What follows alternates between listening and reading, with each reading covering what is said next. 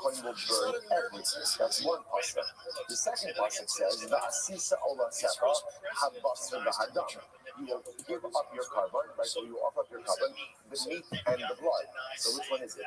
Do you burn everything, or do you just burn the meat and the blood? So the way the Mishnah understood it was, it depends. If halacha l'maisa, these secondary items like the bone, the sinews, the horns, and the hooks are attached to the carbon, then you burn everything. If they're detached, then you don't offer them up on the mizbeach. You only offer up the meat and the blood. So turn out on. Mitzvah kohen esakol mizbeach alavakos. Ha'atzamos hagivim v'acharei v'atapayim. So Pasuk says the kohen will burn everything. This comes to include the bones, the sinews, the horns, and the hooves. You don't call up the parachute. You might have thought this is true even if what? Even if they separate from the sacrificial parts. You shall perform your carbon and the meat and the blood. So Gemara says, okay, which means it's just the meat and the blood, not the rest of it.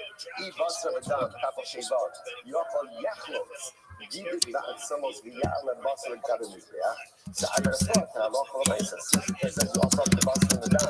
Maybe Allah separates off these other items. I'm not going to keep going through this because other items again is the bones, the sinews, the horns, and the hooves. Which the Gemara says, Pasuk says the Kohen shall burn everything. So it is obviously, how does this work? So in other words, right now when I get started, right? So the bones, the sinews, the hooks, and the horns are attached. So now, so on one hand the Pasuk says burn everything, but on the other hand the Pasuk says burn the meat and the blood. So what should I do? Okay, so how does this work? Number one, if it's attached, offer up everything. Pirshu, if they somehow become detached, if they become detached, even if these items are already on the top of the mizbeach, take it down. That's the halacha. Fine. So the Gemara says, "Man Hanadishami said Pirshu Yaru." By the way, that last statement is a pretty strong one, right? That last statement, that in other words, that if they become detached from the carbon, even if they're on the top of the mizbeach, take it down. That's a pretty strong statement. Who is the opinion that said that? That would be decided on the Pasuk says, Pasuk says the Kohen should burn everything on his mizbeach. Melabos, ha'atzamos, v'ha'givim, v'ha'kanayim, v'ha'tafayim, ha'filu parachute. Listen to this. So on one hand, this opinion says the Pasuk says the Kohen should burn everything. What's everything? Everything means everything. The meat, back to the meat and the blood, and also again the hooves, the horns, the bones, the sinews, even if they separated from the primary meat. So when you get the pasuk that says you shall perform your carbon, the meat and the blood, which makes it sound like you're going to meat and the blood. That's the primary part of the carbon. Lomar Lacha, teach us the following halacha. Ikule Olah, Ikule Olah, Atamaxir, Viatamaxir, Ikule Giving Ba'atzamos. So listen, we're going to talk about this more. It comes to teach us a very important halacha. This is a very important halacha. The halacha l'maisa, even if you have parts of the olah that are partially consumed. We're going to talk about this, we'll say, about sacrificial parts that fall off of the mizbeach. What do you do then? What do you do with it? So we're going to see that even partially consumed parts of the olah get returned to the mizbeach. But yet, interestingly enough, if you have partially consumed bones, sinews, horns, hooks, and they'll fall off the mizbeach, that is not returned to the mizbeach. Okay, that's the first difference. Rabbi on the other hand says, well, the difference is, Rabbi Omer, Kashu Achal Omer, V'Yach Kohen Esachol Mizbecha. First, on one hand, the pasuk says the Kohen shall burn things on the mizbeach, rebuts the Mizbeach. What does that include? That includes everything. The Kashu Achal Omer, V'Asisa Olasecha Basar V'Hadam. And then another pasuk says, you shall go ahead and do your olah, the meat and the blood. So let's say, so miyat, that's obviously miyat. So let's say, so again, this is our tension. One pasuk seems to indicate you burn everything, and everything would include again the bone, the sinews, the hooks, and the horns. Another pasuk says, no, all you burn is the meat and the blood. So how do you reconcile this? Okay, very simple. This is what you will say. If they are attached, or if they are attached, then you offer everything up. Parachute, they become detached. Even if it's on the top of the Mizbeach, take it down. So we'll say our Mishnah reflects this view of that. So again, the primary sacrificial parts that you burn, sacrificial meat, right, sacrificial limbs, and blood. What about the secondary parts of the animal? So essentially, if they're attached, burn it as well. But if they're detached, you do not burn it. What's the condition? Even if they become detached, on the top of the animal's back, what do? Take it down. Incredible. Very cool, yeah. It's a no example for this part. Right, so like he said, that if they detach, right, if the secondary parts detach from the carbon, even on the top of the back, take it down. I'm going to be zero. Lotion, probably not up. So it's Zero says that's only true today if literally again detach and they detach further away from the fires. Right? So when they became detached, remember, even if they become detached on his death, to take it down. That's only true if they became detached in a way that now they're further away from the fire. About Klape Malo, but if they become detached closer to the fire, then Kuve Udaki ultimately again, then our law for the nice of the fact that they became detached closer to the fire, you burn them. So those say it's almost as it's just a fascinating idea. We're really saying that like we look at like they become detached in further proximity, or I should say closer proximity or further away from the fire. And that ultimately again will determine whether or not they're burned. Fascinating. You might say parachute. I'm sorry. So telling you then this means that 1 second, that if these items, again, the horns, the hooks, the bones, the sinews, even if they're totally detached, we look at the proximity to the fire of their detachment, because it sounds like we just got finished saying before that if they got detached, then what? We don't offer it up at all, we take it down. So let's go to on the Rav Hakima, this is what he needs to say. Okay, so you very interesting. That is like this. And Allah so when do we say that if they became detached, that they're taking down? When is that true? Only when they became detached after Zerika. Look at Rashi for just a moment. Rashi, Rosh Hashanah is the second short line. Rosh Hashanah, I'm a person here. When do we say that if these items became detached, that you're taking down from this day? That's when you still with our kutchin, Allah Shekir Shula Achar Zerika, the thing that Shilisa Zerika Mekubarim, Hapsari Mercy, Habu Kabasim Zerika Mizbeah, which we perish, Habu Kutchin Psulim. So listen to this. When do we say they're taken down? When is that? That's when they became detached after Zerika. Why? Because watch this. If they're attached at the time of Zerika, that essentially means they become sanctified as a carbon. When they then become detached, they're essentially invalid carbonos. What happens with invalid carbonos? We burn it off from this back. So that's the reason we say take it down. However, back to the Gemara about Push, called Zerika. But if they became detached, ultimately again before Zerika, and therefore we'll say at the time of Zerika, ultimately again, they were not part of the primary carbon. And interestingly enough, Zerika, since Zerika was done with them in a detached state, they never become part of the carbon, and they're actually fit even for mundane use, which is pretty incredible. About parachute, called in Zerika, if ultimately it detaches prior to Zerika, Asoy Zerika, V'sharsimu afilu l'me'avet minayot and Sakin. So listen, if it was detached, it's fascinating. It was detached from the carbon. So again, the horns, the hooks, the bones, the sinews. If it was detached from the carbon at the time of Zerika, it never became consecrated. If it never became consecrated, it's permitted for mundane use. The one the Gemara saying you could urinate and go out of it. Okay, we're just giving an example of mundane use. Quite fascinating. Sabaloki Aikana. Sabaloki Rabbi Yochanan Mishra Bishmo. Ne'amar lo yihye ba'olam, and ne'amar lo yihye ba'asham. So let's say it says ultimately again lo yihye, it will be here by Allah, and it says lo yihye by asham. Ma asham atzmos of mutarin, atz ola atzamos mutarin. So I'll say, isn't this fascinating? So this is another distinction. When did the bones, and again, everything that group in the day is bones, sinews, horns, bones. When do they become prohibited? When they are attached to the carbon at the time of Zrika. Because again, if you're attached to a carbon at the time of Zrika, that concretizes your identity as a carbon. When they subsequent, if they remain attached, then they're burned. If they become detached, then ultimately they're disqualified carbonic matter and they're burned separately off the Mizbeach.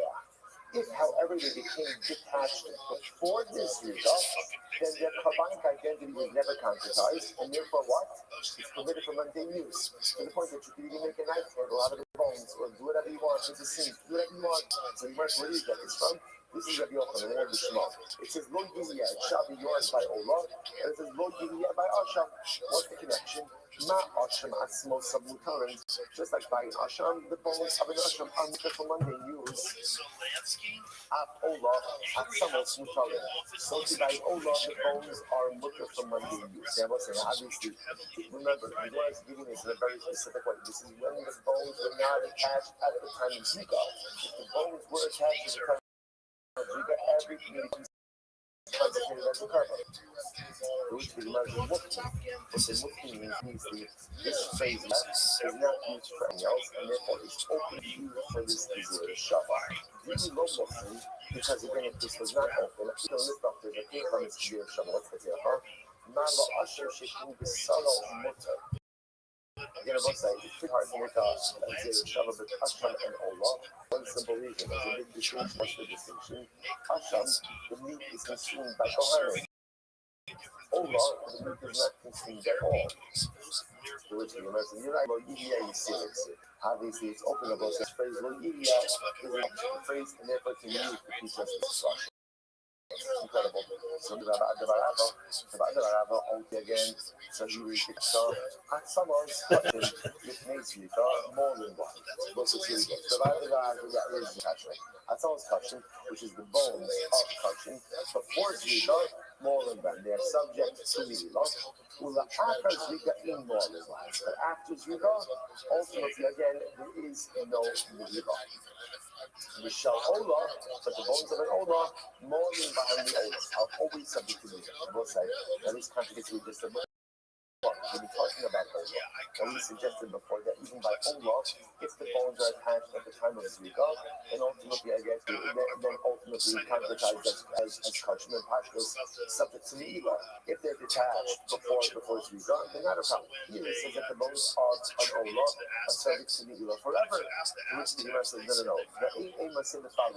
The Shel Olah, when it comes to the bones of Olah, pure shoot with Zrika, ain't more than that. If the bones detached in the sacrificial meat before Zrika, there's no Nila, which I says exactly what we're saying up until now. Because remember again, Zrika concretizes identity. So therefore, if the bones are attached to sacrificial meat at the time of Zrika, then the bones become kachim. If they're kachim, they're subject to Nila. The Achar Zrika, but ultimately again, sometimes future with Zrika, therefore if the bones separate from the sacrificial meat before Zrika, ain't more than that. They're not kachim, and therefore there's no Nila. The Achar Zrika, if however the bones became detached from the meat only after Zrika, then morning behind the old. They are forever subject to Nila. We spent supposing that we were saying before. The figures of Elazar, these argues on Elazar, and Elazar pierced with Nezrika more than one. And Elazar says that ultimately, again, if the bones separated from the meat, before Zrika, then there's Nila. The Achar Zrika, and then below more. But after Zrika, only again, you don't make it Hana, but it's also not subject to Nila. It turns out, it sounds like the way the Gemara is ultimately concluding is the following. First of all, just the kind of size. When it comes to these items, the first one is to introduce us to a new category of items that even if you place down on the desk, you take it down. One category that apply to items that have no shyness to the desk. So you put that on the desk, down.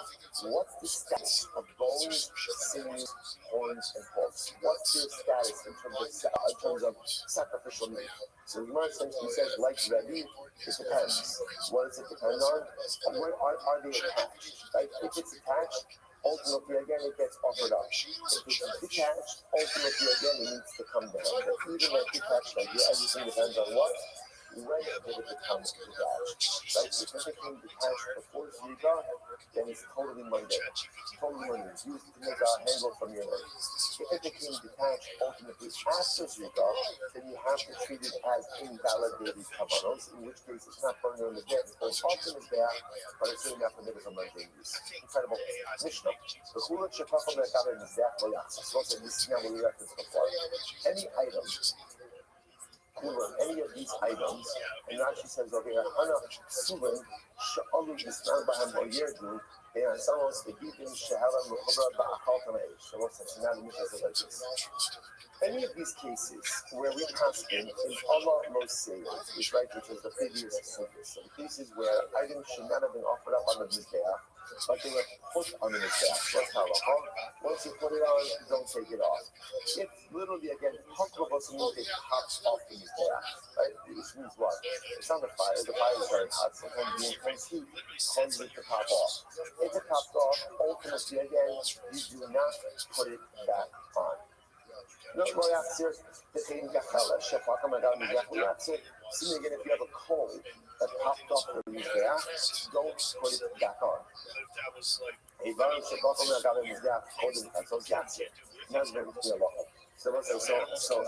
you have, and by the way, what's that first halacha? It's not such an obligation. No, what did the Mishnah say? Any of those cases of the kavanos that you should have never put on Mizbeach to begin with. But once you put it on, what's halacha? What does the Mishnah say? If you took it off, then what? You don't put it back on. So similarly again, if you left it on and it popped off, you don't put it back on. A coal that pops off, you don't put it back on. Now listen to this. Now the Tantra, this is talking about over here. What about sacrificial limbs that are not at night? What kabbalas we offer at night? What kabbalas? None. There are no kabbalas at night. So what do you do at night in the days of Mikdash?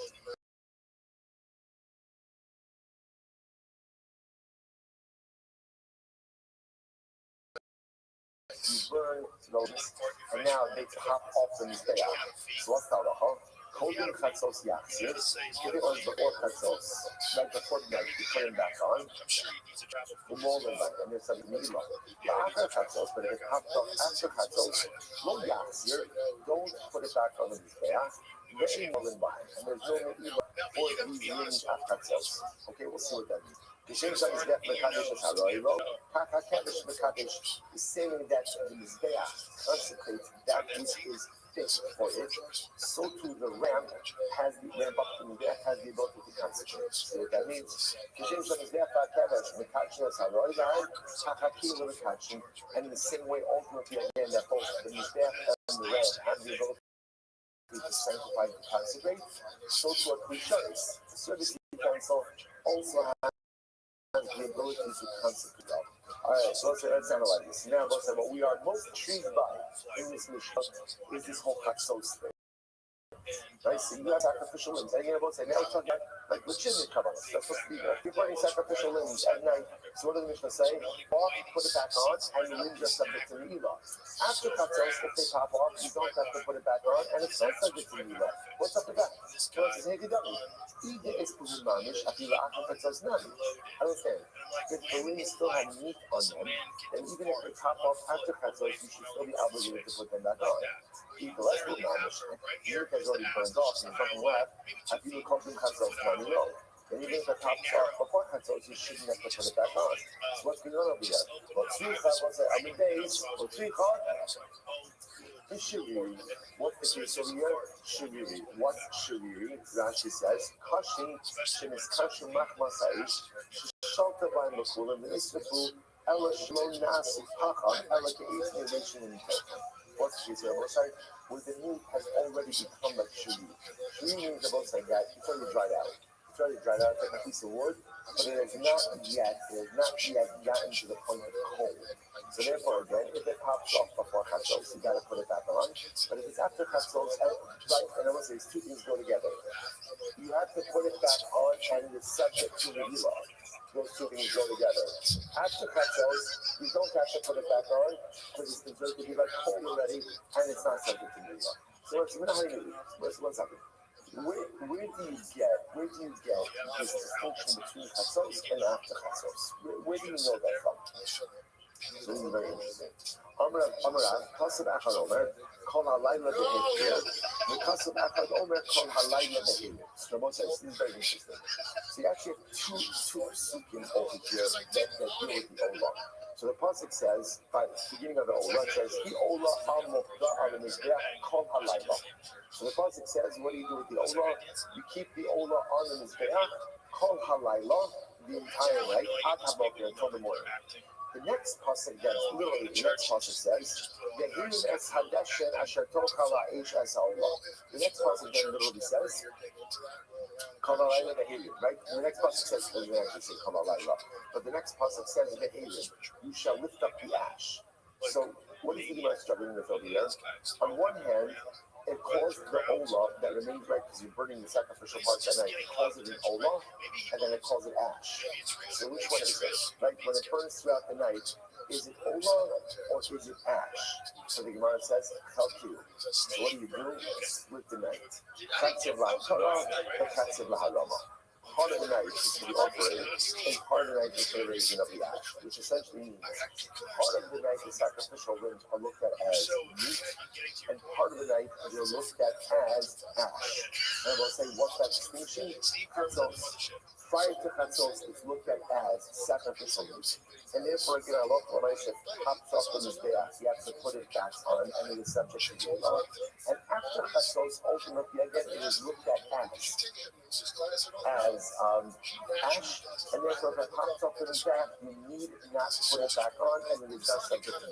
Okay, so Master Khan, if you're kind of the Kasha, this is incredible. It's incredible. The whole yom, Charlie and Samizrak, is close together, also so also in general, remember the first avoda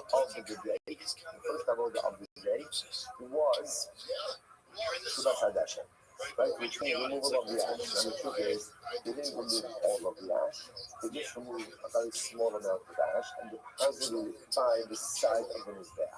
So every day, we cross together. And what's a cross together is also an interesting term. Between dawn, right? So cross together could mean like the crow of God, the crow of the rooster, which means dawn. Cross together could also be literally translated. Close together means the crying out of the individual, which the Pashtos was the Kohen who was in charge of, or the lady who was in charge of getting everyone up in the morning. So the halacha is, when you do Trumas Hadashem, we close together of some of them in the front of our Achayot. So if you look at Rashi says over here, Rashi says, actually before, we're not talking to Rashi. So when you do Trumas Hadashem, ultimately again from close together from dawn, either a little bit before or a little bit afterwards. Okay? And let's now watch this. Yom Kippur and the Chatzos. Yom Kippur, they will do Trumas Hadashem already when? As of midnight. Now again, Rashi points out over here, we're actually looking at it. That's good to know. We'll see why that is. Right? They're going from under the government, Yom Kippur, there's actually Sukkot, Bashmar is how it's shown now. They will already do Trumas Hadashem already when? After the first third of the night. Shemam says, Brachas tonight is divided up into Bas Machol, 3 Ashmaros, 4 Ashmaros. Here we're going to get there is 3 Ashmaros. They would do it in the first third of the night. So just to understand, on a typical day, Trumas Hadashem should be done somewhere around dawn. A little bit before, a little bit afterwards. On Yom Kippur, they would back it up to midnight, Chatzos. And ultimately, again, under the Golem Yom Tovim, they would only do it before Chatzos. Very interesting. Now, what's the Shaila? These are like coming Chatzos Garais. I don't know. What's that? Based on what you said before, by Ola Vosai. So remember again, when do sacrificial lambs become ash? When do they become ash? When? Midnight. Well, Shumas has actually mentioned at night. So first of all, it's a number of kashas. How do you do it earlier? How is it by Yom Tov? You're going and doing it before Chatzos, and in reality, on any given day, how are you waiting after Chatzos? How are you waiting till dawn? What's going on over here? So let's say, watch this. Ella, I'm going to be on. Imashma Shinema Kola Laila, Eli Odesh Adaboker, Ma Kamaloma Ataboker. Let's now watch this. The Gemara says, in general, by this concept of all this, remember again, there's two psukim happening over here. Well, the first pasuk, and the successive pasuk, right? This is Vayikra, Halakvav, pasuk Beis, and pasuk Gimel. The first pasuk is talking about Ola and telling you what do you do with the sacrificial means of the Ola. What do? You let them burn throughout the night. The next pasuk says Ad Aboker. The Kol HaLayla, the entire night, Ad Aboker. The next pasuk then says you shall go ahead and remove the ash. Those are juxtaposed speaking. So let's say, you want to ask, I understand. The pasuk says, let the Ola burn, Kol HaLayla, Ad Haboker, until the morning. That's repetitive, right? That's repetitive. If you're saying Kol HaLayla, so by definition, Kol HaLayla means what? Kol HaLayla means until the morning. Why need to say Ad Haboker? So watch this. It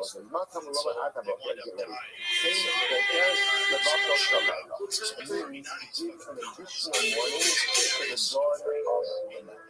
So that's the interesting enough. Ad Haboker teaches us. People in just said Kol HaLayla means until dawn.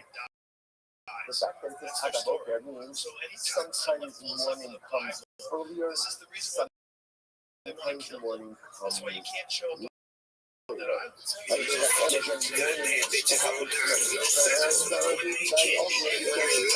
morning comes at, Rashi says over here. Rashi says that. Take both in the bucket of Laila, it's about 7 lines up in the bottom. Take both in the bucket of Laila. Boker Shalayla Alosa Shachar, Boker Achar Timus. Normally again, Boker is joy. But sometimes you give a different morning. So you must Hayu Hashkama. The Timusha is not the Gama, Elishama Shkama, Hakol the Futzora Hashar. So what it's very interesting, it's actually quite fascinating. So Torah tells me, sometimes you have to create another morning. But the Torah doesn't tell you what that morning is. And therefore, you give the power to the rabbis to determine when morning occurs in different circumstances. Therefore,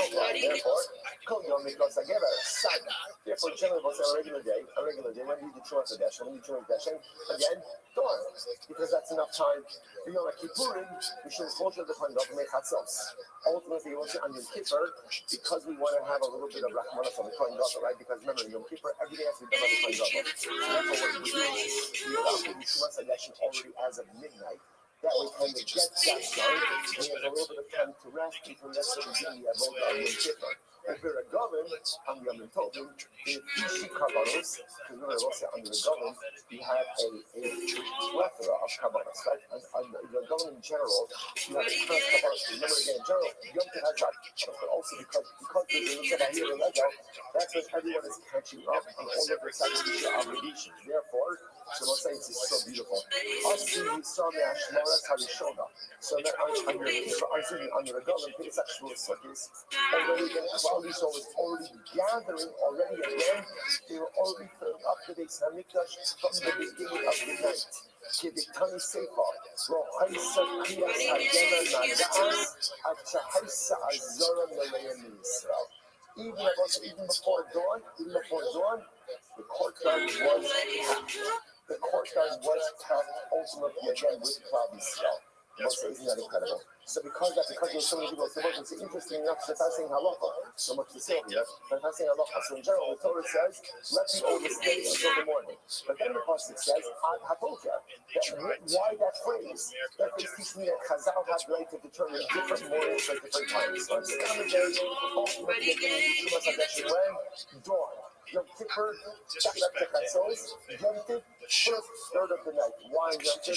Because what's a nun and Tobin, before it was even dawn, the courtyard of the Beis Hamikdash was already packed. It was such an incredible and beautiful result. So I just another was saying, that phrase is if it's not Mr. Haskell in that phrase. Well, I said, yes, I get a magas. Actually, I said, we'll start off with it for today. All right, tomorrow we'll start off with that. 13:45, what a dot.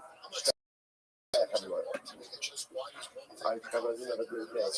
Because there's something, it's all about the names. Who's got the work, whether that work is valued very high. What is that guy in Manhattan? Show a photo of this painting that he had. It's worth like $100 million. It's fucking insane. It looks like nothing.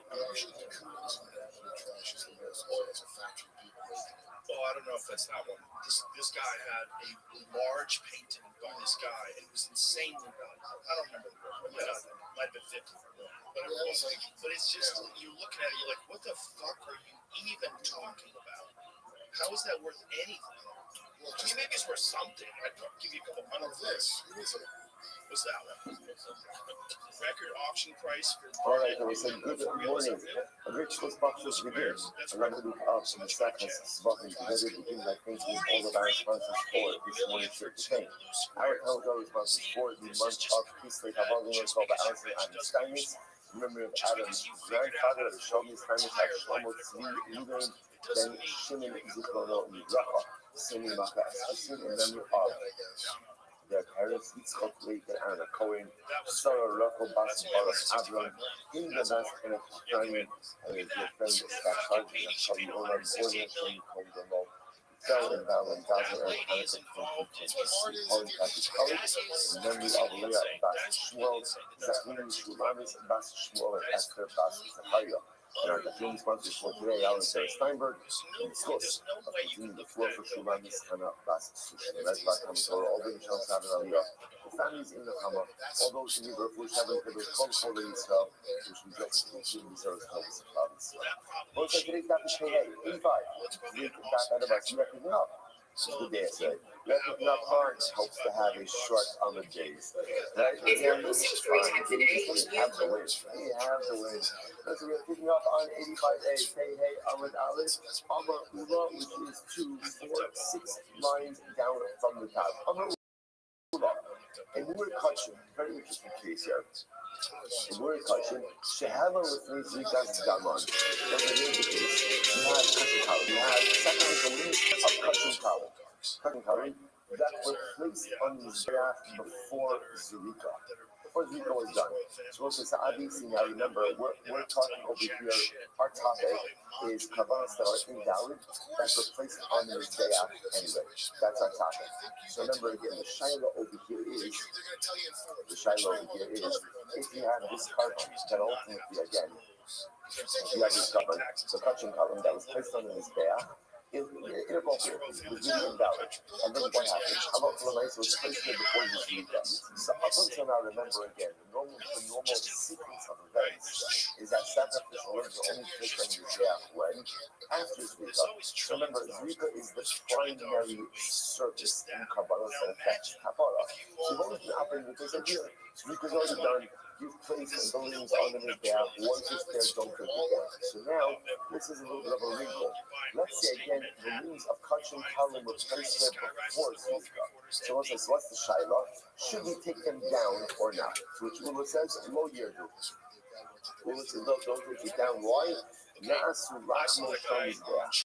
Ultimately, again, literally translated, they become the bread of the mizbeach. Which means essentially, once they're on the mizbeach, that's where they remain. Now, again, what's this? So this is different than any previous case, because in all of our previous cases, the leaves were only being put on the mizbeach after zrika.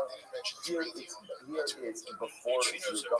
I might have thought the havamina is that should make a difference. Ula says no. Once it's on the mizbeach, it's locked in the mizbeach, we leave it alone. Locked from there, leave it alone. And then another thing here, we already saw this in our Mishnah.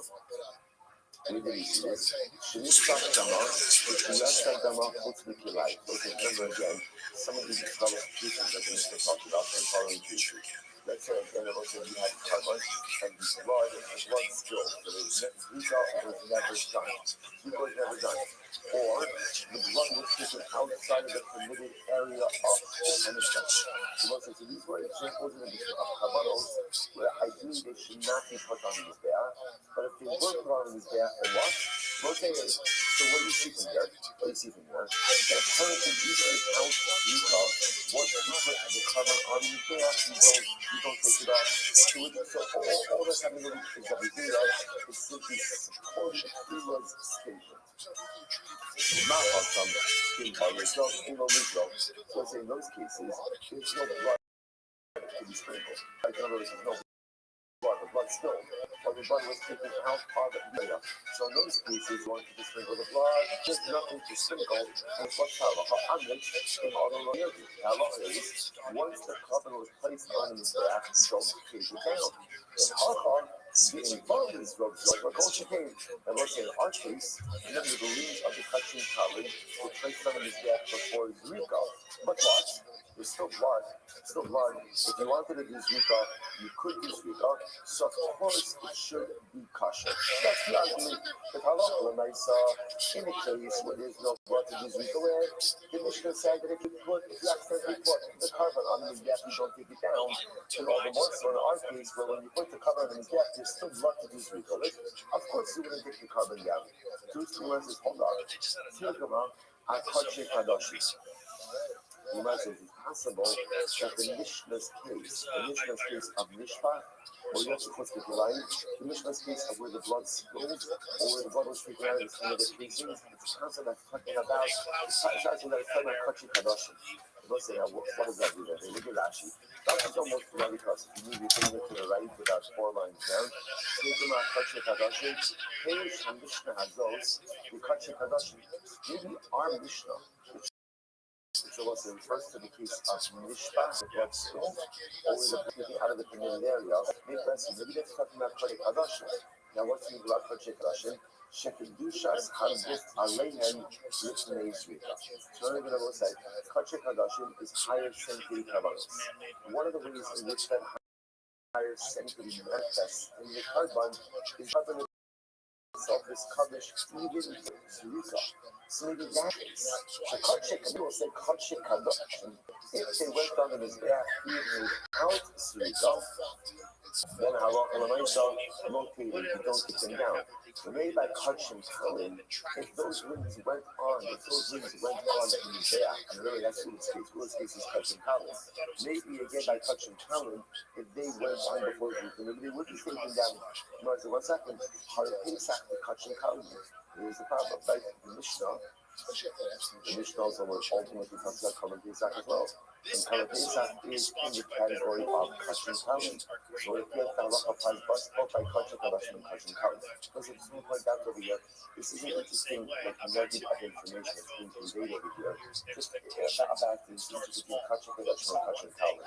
The Gemara seems to be operating under the premise that a carbon is endowed with full carbonic sanctity at post-Zrika. That would be something the Gemara is looking at. Then the Gemara qualifies and says, that's true for Kachim Kalim, lower sanctity carbonates. And Kachim Kadashim are vested with carbonic sanctity even before Zrika. So just hold on a second, piece of information. So the Gemara says, 1 second, the Gemara says, Kachim Kalim. The Mishnah says, Kachim Pesach. The Gemara says, no, take them out to Shalom Lishman. The Korban Pesach case is talking about a case of Shalom Lishman. The shul of Korban Pesach that the Mishnah was referring to was not the case of Mishpah, or you actually put what you like. The case of Korban Pesach was a case ultimately again where the covenant was offered up Shalom Lishman. Actually says that it's very much Shalom Lishman. Pesach was on the area of Sula. Shalom Lishman, with a tiny bunch of shotgun Shalom Lishman. You might say, 1 second, tonight, the Kulan Shal, the Kayin, and the Gadi, the Akiyah, Ashkutin, and all year, the ones that don't forget, the ones that's quite the Mishnah. The Mishnah said, remember, there was a reaction to this case over yesterday. Any carbon, anytime the animal was, the actual living animal, was brought up to the top of his back, what's the halacha? Take it down. Now, what can you infer from that? That ultimately, again, if the animal was in fact picking up and shafted on the top of his back, that you would not take it down. What's the case? My love, Moshna Kachim Kadashim, Moshna Kachim Kalim. And I will say, if you notice, the Mishnah doesn't seem to distinguish between Kachim Kadashim or Kachim Kalim. In which case, it sounds like both of these types of kavanos, if they went up on the Mizbeach before Zrika, the halacha would be rotated, don't take them down. To which the Gemara says, no. Hashchutim mehen yardu, mehen lo yardu. That's not true. The Gemara says, rather, the way the Mishnah is, if you ended up bringing a living animal to the top of the Mizbeach, you should take it down. But if you ended up shafting it on top of the Mizbeach, certain items are brought down and certain items are left there. To which the Gemara said, "Oh, said now, what would be that distinction? Apparently, if it's Kachin Kalim before Zrika, which it is, you would take it down. If it's Kachin Kadashim, you would leave it there. I, the Gemara said, but that's not what the Mishnah says. The Mishnah says Lashon Kula, right? All of them. Which sounds like there is no distinction between Kachin Kadashim and Kachin Kalim. To which the Gemara says, Kulam Achayim. No. The Kulam, all they are referring to the living animals. That by all Kavanas, if you brought up a living animal to the top of the Mizbeach, what should you do? What should you do? Take it down. Take it down. Just the Gemara says, shake up. That's obvious. That's what's like, it is obvious. Remember, you should not be catching Kavanas on the top of the Mizbeach. Therefore, it is an obvious thing to say that if you brought the living animal to the top of the Mizbeach, what should you do with it? What should you do with it? Bring it down. That's obvious. Just the Gemara says, no. Roll up, listen to this. Roll up. Achayim, maybe he's talking about living animals. Okay, and it's talking about the ones over here. It's actually very clear when you get. We're going to get into this a little bit more fully just a little bit. It's talking about a Baal. And it's talking about over here that what we're going to see that the Akiva normally makes a Baal Mum. Right? That the Akiva also, remember again, the Mishnah said that according to the Tanakama, if you ended up offering up a Baal Mum, you take the sacrificial price down. That the Akiva said even a Baal Mum has the ability to stay on his back. Right? That the Akiva matches the Baal Mum. The Baal Mum. So those are the listen to this. Now we're going to see, by the way, what type of Baal Mum does that the Akiva allow? We're going to see Dukin Shada'ayim. We're going to see interestingly enough, the way that Dukin Shada'ayim is often translated is as cataract. So what you got to recognize is cataract, right? So cataract. Now we're going to see why exactly we're talking about that. We'll come back to that. That's the case. So the book says that's the Kiddush over here. But according to the Yekivas, everybody else holds that by Baal Mum is one of the things like a trade off. If you see that, you got to take it down. You got to take it down. Even if one of them you take it down. Now the Yekivas up in the opinion that with certain types of movement, you can leave on his back. Which the Gemara says the Malik. So therefore, how are you establishing the Mishnah? The Psulim. Ultimately, whereas if I look at the Sefer, between Olah, Sha'ol Sakai, and Rosh Hashanah, right? That if an Olah, ultimately again went up, at the end of our Mishnah. If you took a living Olah, right, so before you slowed down, you took a living Olah to the top of the back, so what do? Bring it down. Shach the Rosh Hashanah, if it's just on the front, if you ended up shechting it on his back, Yashit means the Nasach in Koma. So literally flay it and cut it up into pieces on the top of his back. I understand. The Sula, the boss said, it's talking about the establishment because talking about a $10 carbon. The Sula, that's Hashem in Tuafu. The boss said, if the Ola, if you're setting up the Mishnah talking about the $10 carbon, in that case, if you have a $10 Ola, the boss said, there is no flame and there is no cutting up of the sacrificial parts by a valid Ola. After all, how do we know that? Listen, how do you know that statement? The Nita because the Pasuk says, you shall cut it up into sacrificial parts. It refers to invalid carbon and not to invalid carbon. The Gemara says, Seifa Asar Sheva. Not just the Gemara wants to be this, not the same. No, it's not the Mishnah in English. It's talking about the Kasher, not Kamashmalan. So, okay. Understand the only case is talking about the Kasher Allah. Not Kamashmalan teaching you. So again, remember, the last case the Mishnah was, if you brought up a living animal to the top of the Mizbeach, what should you do? Bring it down. If you end up slaughtering it there, so then the selection of the Mishnah was, that's the halacha. If people are living on the top of the yes, bring it down. If it's an older higher the Rosh Hashanah, still again, if you have an older, or that was brought and moving to the top of the Mizbeach, bring it down. If you shechted it on the top of the Mizbeach, then what you should flay it, like take off skin, and cut it into sacrificial parts. So the says, okay, so what's the Kiddush over here? What exactly is the Kiddush? So it's like Mashmalan, the Hefshit is not, but also the Deach. So the Kiddush, that's the Kiddush is. The Kiddush is that there is flaying and cutting up into parts on the top of the Mizbeach, right? That's the Kiddush. That's the Kiddush. Okay, this is what it says, that's fine if you actually subscribe to that. Well, remember, I'm not in Hefshit is not, but also the Deach. Might be for the name, right? So apparently, this is going to be a machlokas. So this concept that the Mishnah kind of espouses as something that everyone agrees with, not everyone agrees with this. So one of the things it says that even if you end up checking the old on the top of the Mizbeach, you can't explain it and cut it up at the parts on top of the Mizbeach. So what does it say?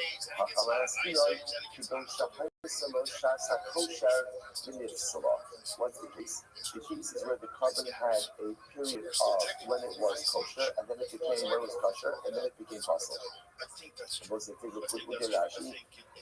About 7 lines up from the bottom. You see it there at the end of the line, keep going down, so Rashi says over here, Rashi says, Lehefshit kodem sulah, that's hefshit to be tuachi. So it says, this is interesting. So let's see if this is the case. The case is where you had a perfectly good carbon olah. You shafted it. The bachelor did is Eureka as well, and then something happened that invalidated the carbon. This is an interesting case where the carbon had a little of permissibility, but then it became invalid prior to the flaying of the animal. So let's finish that out. The hatchet, coded Sumabat, Bas Hatchet in Ituapi, Tafili Ulamata, Basa Pasa, the Nissa, the Rosam Shin Gamma Kaman, the Dark Voyo, even Shinizla Padam, the Horts and Basar, Sha'at has the Hatchet in Itzla, Yafshitena, Volokara. Lest we wonder, why are we getting so caught up in the flaying of the animal? Who cares? It matters a lot, especially if you are a Kohen. Why? Because what we need to remember, why do you flay an animal to get the hide? Who gets the hide of an Olah? A Kohen. So interestingly enough, if halacha l'maisa, the carbon is invalid, what happens to the hide? So now what's clear over here is as follows. There is this opinion of Rabbi Eliezer and Rabbi Eliezer that apparently comes in a little bit. Daf Kuftan 104, looking for this today. So the Gemara says like this. The Gemara says that halacha l'maisa, if you have an olah that had a period of permissibility, even if it subsequently became hustled or flayed, whatever, let's a simple case that the carbon became tameh. Like Shkita was fine, Kabbalah was fine, maybe Zrika was fine, but now the carbon became tameh. Even so, as long as it had a window of permissibility, you could flay it and give the height to the plant. Let's finish up the Rashi. He says, Kevin Shaniza Kadam, for what's a buffer shot afas, Lahakir. So again, as long as you do Zrika, and the carbon had a window of permissibility, even if it subsequently became hustled, flay it and give the height to the Kohanim. The ain't Ola Nisrafina. Now, remember, normally, if an Ola becomes hustle, what do you do with it? You burn it. But now the word is using it to us, as long as the carbon had a window of permissibility, you can salvage the hide. Give it to the Kohanim. Hashtanami, he said, Rosh Hashanah, they get it, and buy the head shipping to us. Therefore, they have to do more. What's the Hamar, students, you know, Shaisel, Shasa Kosher, the Mitzvah, but the laws of the Shemini. So the Christian actually was as follows. You brought an Ola up to the top of the Mizbeach alive, and what should you have done with it? When you brought it up there, like, what should you have done with it? Take it down. But you didn't. What did you do? You shafted it there. Okay, what's the halacha? You shaft an Ola on the top of the Mizbeach. What's the halacha? So normally, slay it, cut it up on top of the Mizbeach, demand. Right, move on. In this case over here, actually, it's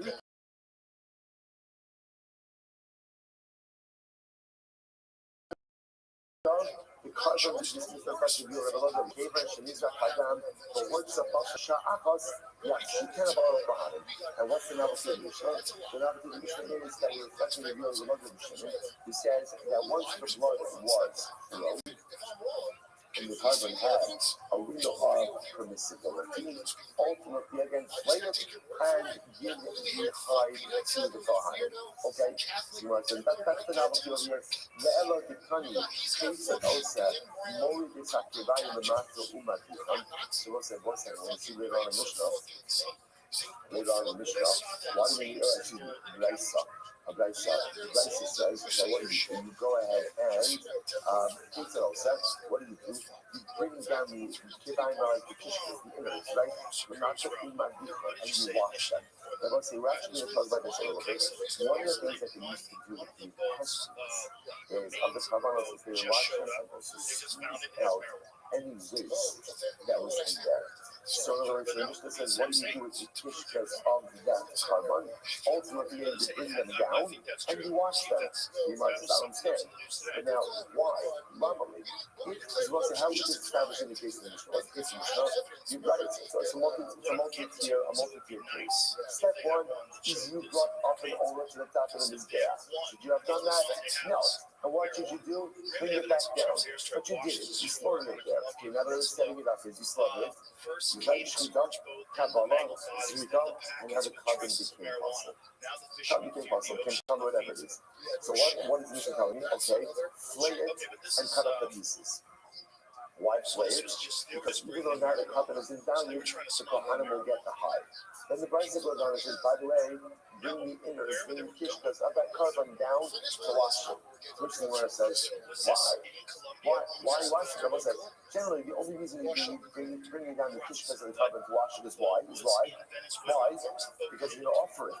But remember, what's the case of the The carbon is possible. So why do you have to bring down the kishkas to wash them? I said, lovely. I don't think, why do I need to do this? And the Gemara says, so again, lovely. Taking that, so okay, what are our options over there? Not for you, we should offer it up as they are. If our Sandri, after doing another practice, so what's it, which the Gemara says, so what should we do? If we should go ahead and just simply burn them as is, so here's the parable say. To burn the innards of the kishkas when the waste is still inside of them, it's not nice. I mean, I was going to quote this pasuk in Malachi, and the really refers to the pasuk goes like this. It says, "Vehi sagishu tiver mizbach eirav, vehi sagishu piseach b'chol me'ura, hakmiveu navakachasecha." So this pasuk is always quoted by Malachi to say, if you're going to bring a carbon, bring an appropriate carbon flash. You wouldn't bring you wouldn't bring a crippled carbon. So ultimately, so the Navi says, when you bring something before the entrance to HaKadosh Baruch Hu, is this the kind of carbon that Hashem would want? Is this the kind of carbon ultimately that Hashem would turn his face to? So the idea over here is that even if you're going to burn sacrificial matter, it should be burned in a way that's appropriate. So to burn it with its waste is not appropriate. To which the Gemara says, Anan Hafi Kani, this is what we need to say. The Gemara says, listen to this. Now, remember, the Gemara says, Madichan Lamali. Why ultimately again do we need to wash it at all? So after all, the Kolamaisa is not going to be up on the Mizbeach, why does it have to be clean? Which we went off there, that's literally quite fascinating. The Islamic coin Akhira for Yada Naskinu. What are we worried about? We're worried about a coin maybe who is not present by this entire process. So what's going to happen? This coin is going to come into work. What is he going to find? Right? What is he going to find when he walks into work? Kishkas, right? Carbon kishkas, right? If you're a coin, right? You're a diligent coin, you see carbon kishkas, what are you going to do? You're going to offer it. But he doesn't know context. And as often happens in life, when you walk into a situation and you don't know context, you just assume certain realities, right? Often, and when you make assumptions, we're often wrong. So I'm say again, point to he sees the carbon kishkas over here. Listen, those kishkas will take let's offer it up. He's going to offer it up. Right? Before you turn it around, tries to be in the sun. The coin, I think, so the coin doesn't know mean love. This is from a carbon fossil. It's supposed to be burnt, but burnt like elsewhere, not under there. Usually, I think it's supposed to be offered offered up on the base. So therefore, look, that's interesting enough. So what do we do? So we go ahead and wash this. Listen to how fascinating this is. So what do? We take the invalid kishkas and we clean them. Why do we clean them? Now listen, we're going to burn them elsewhere. Not only there. But why do we in the event that a coach accidentally puts them in the there, we want clean. ואנו נגד עמדי בית, ואנו נגד לרוב כהן נוסף, לאסי בנו בית הקלה, I understand. It almost seems like we're setting up the Kohen to make a mistake. Like if he walks in and he sees unclean kishkas, everyone knows what he do with unclean kishkas, what he do with them. Well, first of all, you clean them, but at least that buys you a little bit of time, right, to kind of figure out what exactly is going on over here. By having the kishkas cleaned and ready to be offered, it will seem as if we're actually placing a stumbling block before the Kohen, and that halacha l'maisa, he's going to be ready to go ahead. He's going to be ready to go ahead and offer it up just as soon as he walks in. To which the Gemara says, "Afilu hachi," listen to this. Gemara says, "Yeah, to a certain degree, afilu hachi, adifa shelo yu kachi shamayim mutarim k'neira." So this is pretty incredible. That Gemara says essentially we have a choice. Okay, what's the choice? The choice is leave the intestines as is, which is a degrading state in which to leave sacrificial matter. Right, so to leave the intestines dirty and with inside of them is leaving sacrificial matter, albeit invalid sacrificial matter. The sacrificial matter nevertheless in a state of degradation, or setting up a potential stumbling block ultimately to the Kohen. The Gemara says if you have to choose one of those, you're going to choose to make sure that sacrificial matter is not left in the degraded state. And therefore, we watch the intestines, even though again they are not fit to be used, and we know full well that what could happen. If somebody comes and if somebody walks in for a second, and a Kohen just comes in that no context, he may end up offering up. Now, obviously, we'll say we're going to try to get rid of this in a quick fashion, right? So it's not going to end up happening. But yes, the Gemara says, do you understand? We are creating a potential stumbling block situation for an unsuspecting, well-meaning Kohen. But we would rather do that than leave the sacrificial matter in a state of degradation. So it's so fascinating. What's that? One guy there, it's such an incredible metaphor for life also. Sometimes in life, there's not a good choice. There's not a good choice. And sometimes you just have to choose the lesser of two compromise choices, right? We always want the leftover choice. Sometimes we don't have it. Sometimes I don't want to even use the word the lesser of two evils because that sounds already kind of negative. Just sometimes there's not a great choice, so you just have to choose the best choice available to you. Incredible. There's already clear about so to point out, by the way, I just want to bring you back to our original conversation because we're not really finished with it. Remember again, how did this entire journey begin? It began with Ula. Right? What did Ula say? Ula said that if you have limbs of clutching colors that are on the Mizbeach before Zerika, what do you do? Leave them there. Right? Lotate. Don't take them there. Why? Nasu Lachmo Shal Mizbeach. Yeah, literally again, the food is better than his death. Like, you know, what's been obviously there. Everyone seemingly agrees with the statement by Kachik Hadoshim. Because Kachik Hadoshim, when are they sanctified? Already even prior to Zrika. Kachik Kalim maybe get their Kedusha by Zrika. I would have thought that therefore, if invalid sacrificial limbs are placed on his death before Zrika, you should take them down. Ula said no, leave them there. Now that's how this entire conversation started. The reason I'm serious is watch what happens. Says the Gemara, I'm going to hear about Abba. Father the Yochanan, here it is. It's now coming full circle. A new touching comes from the things because Daman, Yerdu, although Yerdu. So what's the thing happening over here? This is so great. We started with a declarative statement of love that if you put sacrificial means of Kachin Kalim on his death before his redoubt, don't take them down. Now that led to our conversation. Now we're coming full circle. But in the circle, the statement is not a statement. The statement is a question. If you put sacrificial limbs of Kachin Kalim on the Mizbeach before Zrika, so it's obviously we're talking about an valid carbon. Do you take them down? I'm going to be army. If you bought from the Eva, why are you just asking about taking it down from his gas? Why don't you just ask? This is subject to Eva. So which is why this is great. I'm like, you will not come by me. You don't need to come by me. You can't buy me with the Eva. Which is why it says, because that's not our question. Right? That's right. Stay on topic. It's funny for the Gemara to say on topic, right? Because you never to stay on topic. It's not a question. I just remember why our question, because you look at number again, we're going to see a little bit to connect. Because because something becomes subject to you. Remember again, legal use constant property, right? Or legal Monday use constant property. When does something become subject to the law? When it is fully the property of the base of HaKadosh Baruch Hu. So if you think about it, these questions are interconnected. At what point in time, if you place the rings on the Mizbeach, do you not down? So the Gemara says, if the rings of Kachikalim on the Mizbeach, before it's Zika, to mean our carbon, do you take them down or not? So the Gemara says, well, also ask is a subject to Lila, because they are interconnected. Which the Gemara says, Lila's not on topic. Lila's not on topic. The Gemara says, keep coming by later, Lila.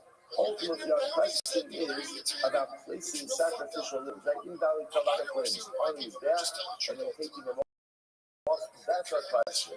Shema says, it low Yerdu, what is the This version where I say, how we resolve the question, what's the resolution? If you put the limbs of an invalid touching column on the back before his Rita, what's the halacha? Don't take it down. Don't take it down, which I will say is what you would say on the beginning of Amadar. We're not going to use that Masnaki. We're not going to have an alternate version of this previous discussion. What do we say? Let's give Abba. Rabbi Yochanan, Rabbi Yochanan. So Rabbi say, Rabbi Yochanan asked Karin question. Touching Karin, Shehammer, Fezri, Kastaman. If you place the limbs of an invalid touching Karin on the Mizbeach before his Yukah, Yesh Bahem Ilah. Oh no, let's see what just happened. In this alternate version, the primary question that was being asked was not Lila. Same case, if placing the rings of touching Karin on his back before his Zerika. So that's the Shaila. Are they subject to Lila or not? So this version, I'm going to be Ami, if you buy the Chayurita, why don't you also ask, if you place them on his back, should you take them down? I'm going to Yerida, look at the Then ask about what's on his back. I'm not talking about Yerida, right? And it's obvious that you wouldn't take down the limbs, because once you place sacrificial limbs on his back, it becomes a little bit with bread up in his back. It's something you want to talk about. Keep coming by me, where's the Shaila? Lila, ultimately by Lila, and I will say, what's the halacha? Kachikalim, lo yerdu le'ein b'hem Lila. See, I will say, they do not come down from the back, and they're not fit to you. It's great, I will say, this is one of the really great sugyas, where literally, again, we started on the Dalit, and now we got to Sukkot, and now there's resolution. So this whole thing started, remember again, about that if you place the limbs. Now, let's go with what everybody seemingly agreed with already entering into this sugya, even though it's not explicitly stated. If you place the limbs of Kachei Kadoshim on his back before his feet, again, remember, I'm not going to keep saying it, I'll say it one last time. That's it. And remember, all of these cases are invalid kavanos. Right? That's all of these cases. We're placing invalid kavanos on the back. And our whole subject is, if you place it, you don't take it out. Or under what circumstances do you leave it? Under what circumstances do you take it out? So everyone is agreeing that if you place the limbs of Kachim Kadoshim on his back prior to Zrika, you don't take it down. The Shaila was, what about Kachim Kalim? Because Kachim Kalim really achieved their full carbonic kedusha with Zrika. So in our case over here now, what ended up happening? You placed the carbonic limbs on his back of the Kachim Kalim before Zrika. Now you realize I placed $7 cover on his back. Do I take it down or not? Ula said no. This obviously sparked an entire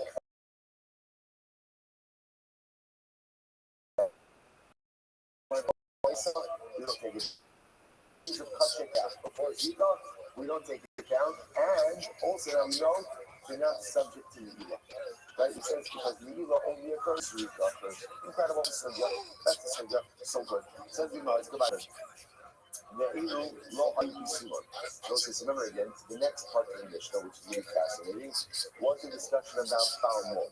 The Tanakama said, Tanakama held, if you have a carbon that's a Balmon, and you end up offering it, you have to take it down. You take it down. The Lord said, now why do you take it down? Because remember, the Lord said, this is based on Rabbi Shimon's rule, all Rabbi Shimon's rule. Any carbon that came into the base on Mikdash sacrificially fits, and then the patient developed inside of the base on Mikdash, that's the type of carbon where if you erroneously put it on, you leave it on. You don't take it down. If, however, the animal had a pre-existing condition, right, the disqualification only preceded its entry into the base of Mikdash, and you accidentally put it on the Mizbeach, you take it down. So Baal Mum is a good example of this. The animal had a mum prior to becoming into the base of Mikdash, therefore it's in that Rabbi Akiva was machshir l'ba'alim. The Akiva said, no, even with the Baal Mum, if you accidentally put it on the Mizbeach, don't take it down. Same thing, let's analyze this. I'm going to be open on it. So make sure you do the element of the Sheba Island, hold the shearing the office. Okay, here it is. Rabbi Akiva says, which mum, I will say, is he allowing? Only that cataract. Now listen, now why? What's so special about the cataract? That the Akiva allows the animal with the cataract to be offered up. What's the reason? Because I want to say, interestingly enough, this is the type of mum that if a bird has it, a bird is still kosher to be offered.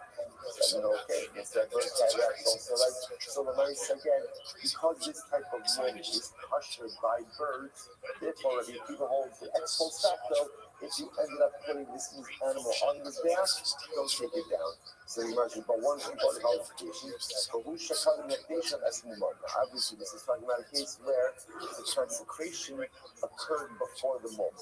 So the consecration occurred first, the animal was consecrated, then it developed this mum. Again, remember, everyone is green, even Rabbi Akiva. Don't offer it. But if you did end up putting it on the back, and what Rabbi Akiva says, don't take it down. Why not? Because this is the type of mum that wouldn't be permitted by birds. So if you ended up putting this animal on the cover of his back, don't take it down. But only if the consecration preceded the mum. But if the mum was there first, then what? The entire consecration would be never vested on the animal. If that's the case, then Rabbi Akiva would agree, if you ended up putting it on his back, take it back down. And most of the Akiva, More than the Kiva, the Olah to the Kiva. The Kiva agrees that if you ended up offering up a female Olah, it is Shekhaja Mumar medication. Normally, an Olah is a male animal. So the Kiva says that if you consecrated a female animal, that is the equivalent to consecrating a Baal Mum, which makes sense, right? Because again, the disqualification is already there prior to the consecration. So it's an interesting case study there. Yeah, the very Yesh Nirva Ba'ofos or a Nirva Ba'ofos. So we know that one of the disqualifications of an animal is if the animal was violated. If a person violated the animal is disqualified. Is there such a thing as a violated bird? Now, what's that? The Gemara is not asking about the Messias of it, right? The Gemara is asking, you see, not like this, like, I'm talking about this. Right? So you'll see why this is a question in just a moment.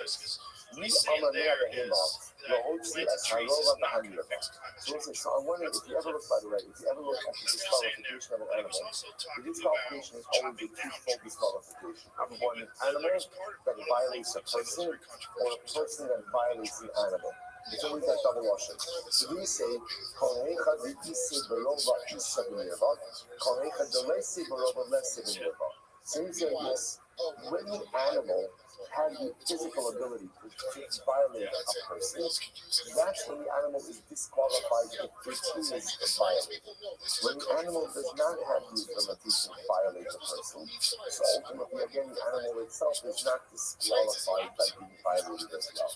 So if I would say, again, the Gemara says, for Pashtos, therefore a bird obviously again doesn't have the ability to disqualify to violate a person. So because a bird doesn't have the ability to violate a person, maybe it's not disqualified if it is violating as well.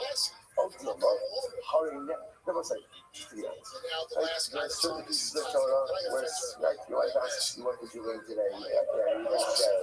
And then there's other stuff that she's just gonna say, I don't remember. Right? So yeah, so else as a child. Oh Dilma. Again, but Torah leave a little on Messiah. Okay, we have to learn. So what the Gemara says was, oh Dilma, how do you have to bother? On the other hand, obviously, if the bird was violated and a Avera was done with the bird. So it's a shayla. That's the fundamental. It's a fundamental shayla about the nature of the glorification of itself. So, Rabbi says it's so. So touch my analyze. So touch my keep a machshir about the moon. Go say first one line. You keep a hold. That Allah calls about the moon. Again, remember that even a balmum, on the mizbeach, halakha myself located if you don't take it down. So the Gemara saying, even Rabbi Akiva, it's not any kind of balmum, it's only certain things, right? Dikah to the island. The Isa, not shinani dinyarva, all of a kasher ba'avos. So I said that. So the Akiva should have also included in this a bird which was violated, or an animal which was violated. Why? Because the Akiva's not listening to it again. Why does Rabbi Akiva say that an animal with a cataract, if we put it under his back, we don't take it down? Why not? Because such a disqualification is kosher by birth. Right? Such a disqualification is not a mum by birth. So since it's not a mum by birth, ex post facto, we have it. If we take it on Zach, well, if we held that a bird that was violated was also not disqualified, then Rabbi Akiva should say even an animal that was violated, if you place it on his back, ultimately don't take it down. Now the fact ultimately again that Rabbi Akiva didn't say that indicates to us what? That Rabbi Akiva holds that the bird was violated, it is tussle, which indicates to us that the disqualification for immoral activity applies even if the animal can't violate someone else. A violated animal, a violated bird, ultimately again is going to be disqualified. Shmamina. So we say the shmamina is that a bird ultimately again will be disqualified from carbonic usage, even though the bird doesn't have the ability to violate a person, but since the bird can be violated, a violated bird will be disqualified. We also learn this. So we also learn this explicitly. A bird that was violated, a bird that is set aside for Avodah, worship for Avodah, into a harvest that's paid for. This is sold for a dog, a tumtum bird, an androgynous bird, all of these birds. These birds have a tough life, I'm just saying, right? Right? You might just Kulan Muhammad the Garden Abbas Sabuya. So in all of these cases, halacha might call you the leader on any of these birds, and then a person who's remember, bird ultimately welcomes love. Ultimately, the Gemara says, what do you see from here? You see explicitly that a bird which was violated ultimately is not fit to be used as a carbon. Even though normally we mention the two things together, right? If an animal violates a person or is violated, even if an animal can't violate, but can only be violated, like in the case of a bird, ultimately, again, the violation of a bird is disqualified ultimately again for use on the mizbeach. So Rabbi Akiva, remember again, Rabbi Akiva allows a balmum, but again, only to the Shabbat, only very specific mum like the cataract. Why? Since ultimately again that is kosher by birds, therefore halacha l'maisa, ex post facto, if you ended up offering up this animal, it will be kosher. However, again, that by the animal was violated by birds, ultimately even this violation is still going to be prohibited, and therefore halacha l'maisa, so even Rabbi Akiva would agree that such a balmum, such a disqualification, if you put it on his death, you have to pick it up. Okay, so stop over for today. We'll pick up the relationship as Rabbi Chanina Scott calling tomorrow. Shkach, everyone. Really, is all I can see because of the sheer amount of unresolved, insane things that for some reason you're not supposed to put them together into a bigger picture. You're supposed to be academic. Okay, so Epstein, Diddy, fucking the Playboy Mansion, the Mark II case in Belgium, where they all grabbed Mr. over that, which I didn't hear about at the time, obviously. But that island in Wisconsin where they're taking boys, the Franklin scandal. You could trace a whole thing where there's clearly a network. And by the way, the smallest part of the network is the child trafficking, even though that's... All right, so we'll say good morning. A great school sponsor to begin. I love the conceptions spoken together begin by thanking all of our sponsors for this morning show. Thank our Tower sponsors for the month of history. Havali knows all the ounces and shyness.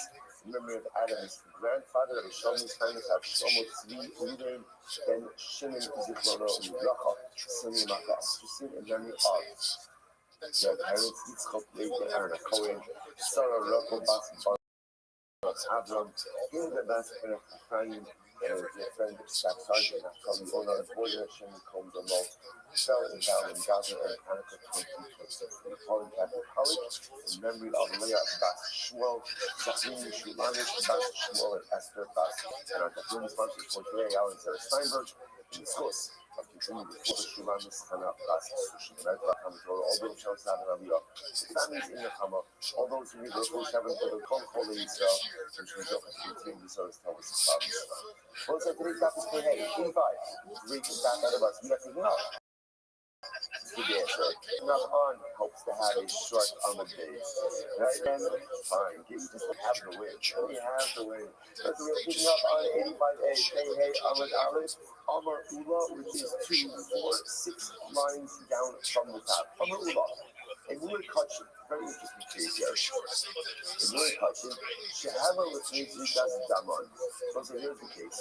You have Kachikari, you have sacrificial means of Kachikari that were placed on the Mizbeach before Zerika. Before Zerika was done. So obviously now remember, we're talking over here, our topic is carbonos that are invalid that were placed on the Mizbeach anyway. That's our topic. So remember again, the shaila over here is, if you have this carbon that ultimately, again, if you have this carbon, so touching carbon that was placed on the Mizbeach, is inappropriate, is really invalid. And then what happens? Halacha l'maisa was placed there before this Zerika. So remember again, the normal sequence of events is that sacrificial limbs are only placed on the Mizbeach when? After Zerika. Remember, Zerika is the primary service in Kabbalah that affects Kabbalah. We've always been operating with this idea. Zerika's already done. You've placed the limbs on the Mizbeach. Once it's there, don't take it down. So now, this is a little bit of a wrinkle. Let's say again, the limbs of Kachim Kalim were placed there before Zerika. So let's say, so what's the shaila? Should we take them down or not? So what Shmuel says, Lo Yehu. Well, don't take it down. Why? Ultimately, again, literally translated, they become the bread of the Mizbeach. Which means essentially, once they're on the Mizbeach, that's where they remain. So the novelty, this is different than any previous case, because in all of our previous cases, the rooms were always being put on the Mizbeach after Zerika. Here is before Zerika. I might have thought that Havamina is that should make a difference. Ula says no. Once it's on his Lachman is there, he leaves it alone. Lachman Shobel is alone. What is it? And then another thing here, the truth is, we already saw this in our Mishnah. Where did you see this? Shemishpach Dama, the Shiyasa Dama puts the Kilai. So remember again, some of these disqualifications that the Mishnah talks about in the following cases. Let's say again, let's say you have carbon and the blood spilled. So Zerika was never done. Zerika was never done. Or the blood was taken outside of the permitted area of the Samikdash. So these were examples of Kavanos where ideally they should not be put on the Mizbeach, but if they were put on the Mizbeach, then what? So what do you see from here? What do you see from here? That apparently even without Zerika, once you put the carbon on the Mizbeach, you don't take it off. So all that's happening is represented of is simply supporting Ula's statement. So in those cases, there's no blood to be sprinkled. Like in other words, there's no blood, the blood spilled, or the blood was taken out of the permitted area. So in those cases, even if you wanted to sprinkle the blood, there's nothing to sprinkle, and yet what's halacha? The halacha is, once the carbon was placed on the Mizbeach, don't take it down. In halacha, the involvement of Zork, but also came, and let's say our case, remember the liens of the Kachin Kalin were placed on the Mizbeach before Zrika. But what? It's still blood. It's still blood. If you wanted to do Zrika, you could do Zrika, so of course it should be kosher. That's the argument with halacha. And I saw in a case where there's no blood to do Zrika with, the Mishnah said that if you accidentally put the carbon on the Mizbeach, you don't take it down, then all the more so in our case, where when you put the carbon on the Mizbeach, there's still blood to do Zrika with. Of course you're going to take the carbon down. Two schemas is hold up. Think about Akache Kadashim. You might say it's possible that the Mishnah's case of Mishpah, or let's close the July, the Mishnah's case of where the blood spilled, or where the blood was taken out of the skin of the precincts, it's possible that it's talking about Akache Kadashim.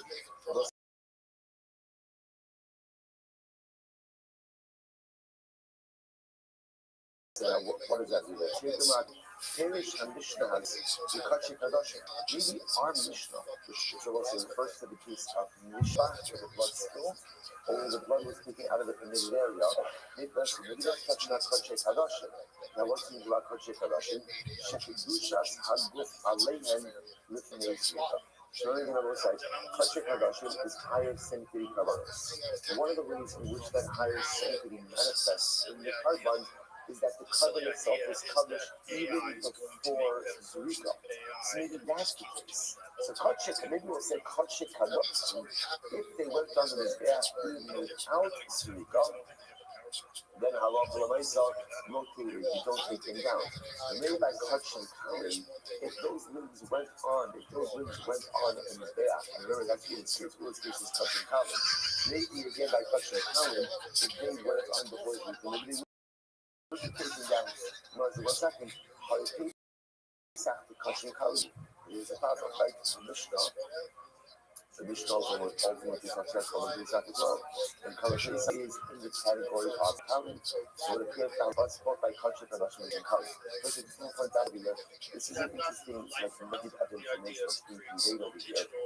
Just about the distinction between Kachin Kadashim and Kachin Kalin. The Gemara seems to be operating under the premise that a carbon is endowed with full carbonic sanctity at post-Zrika.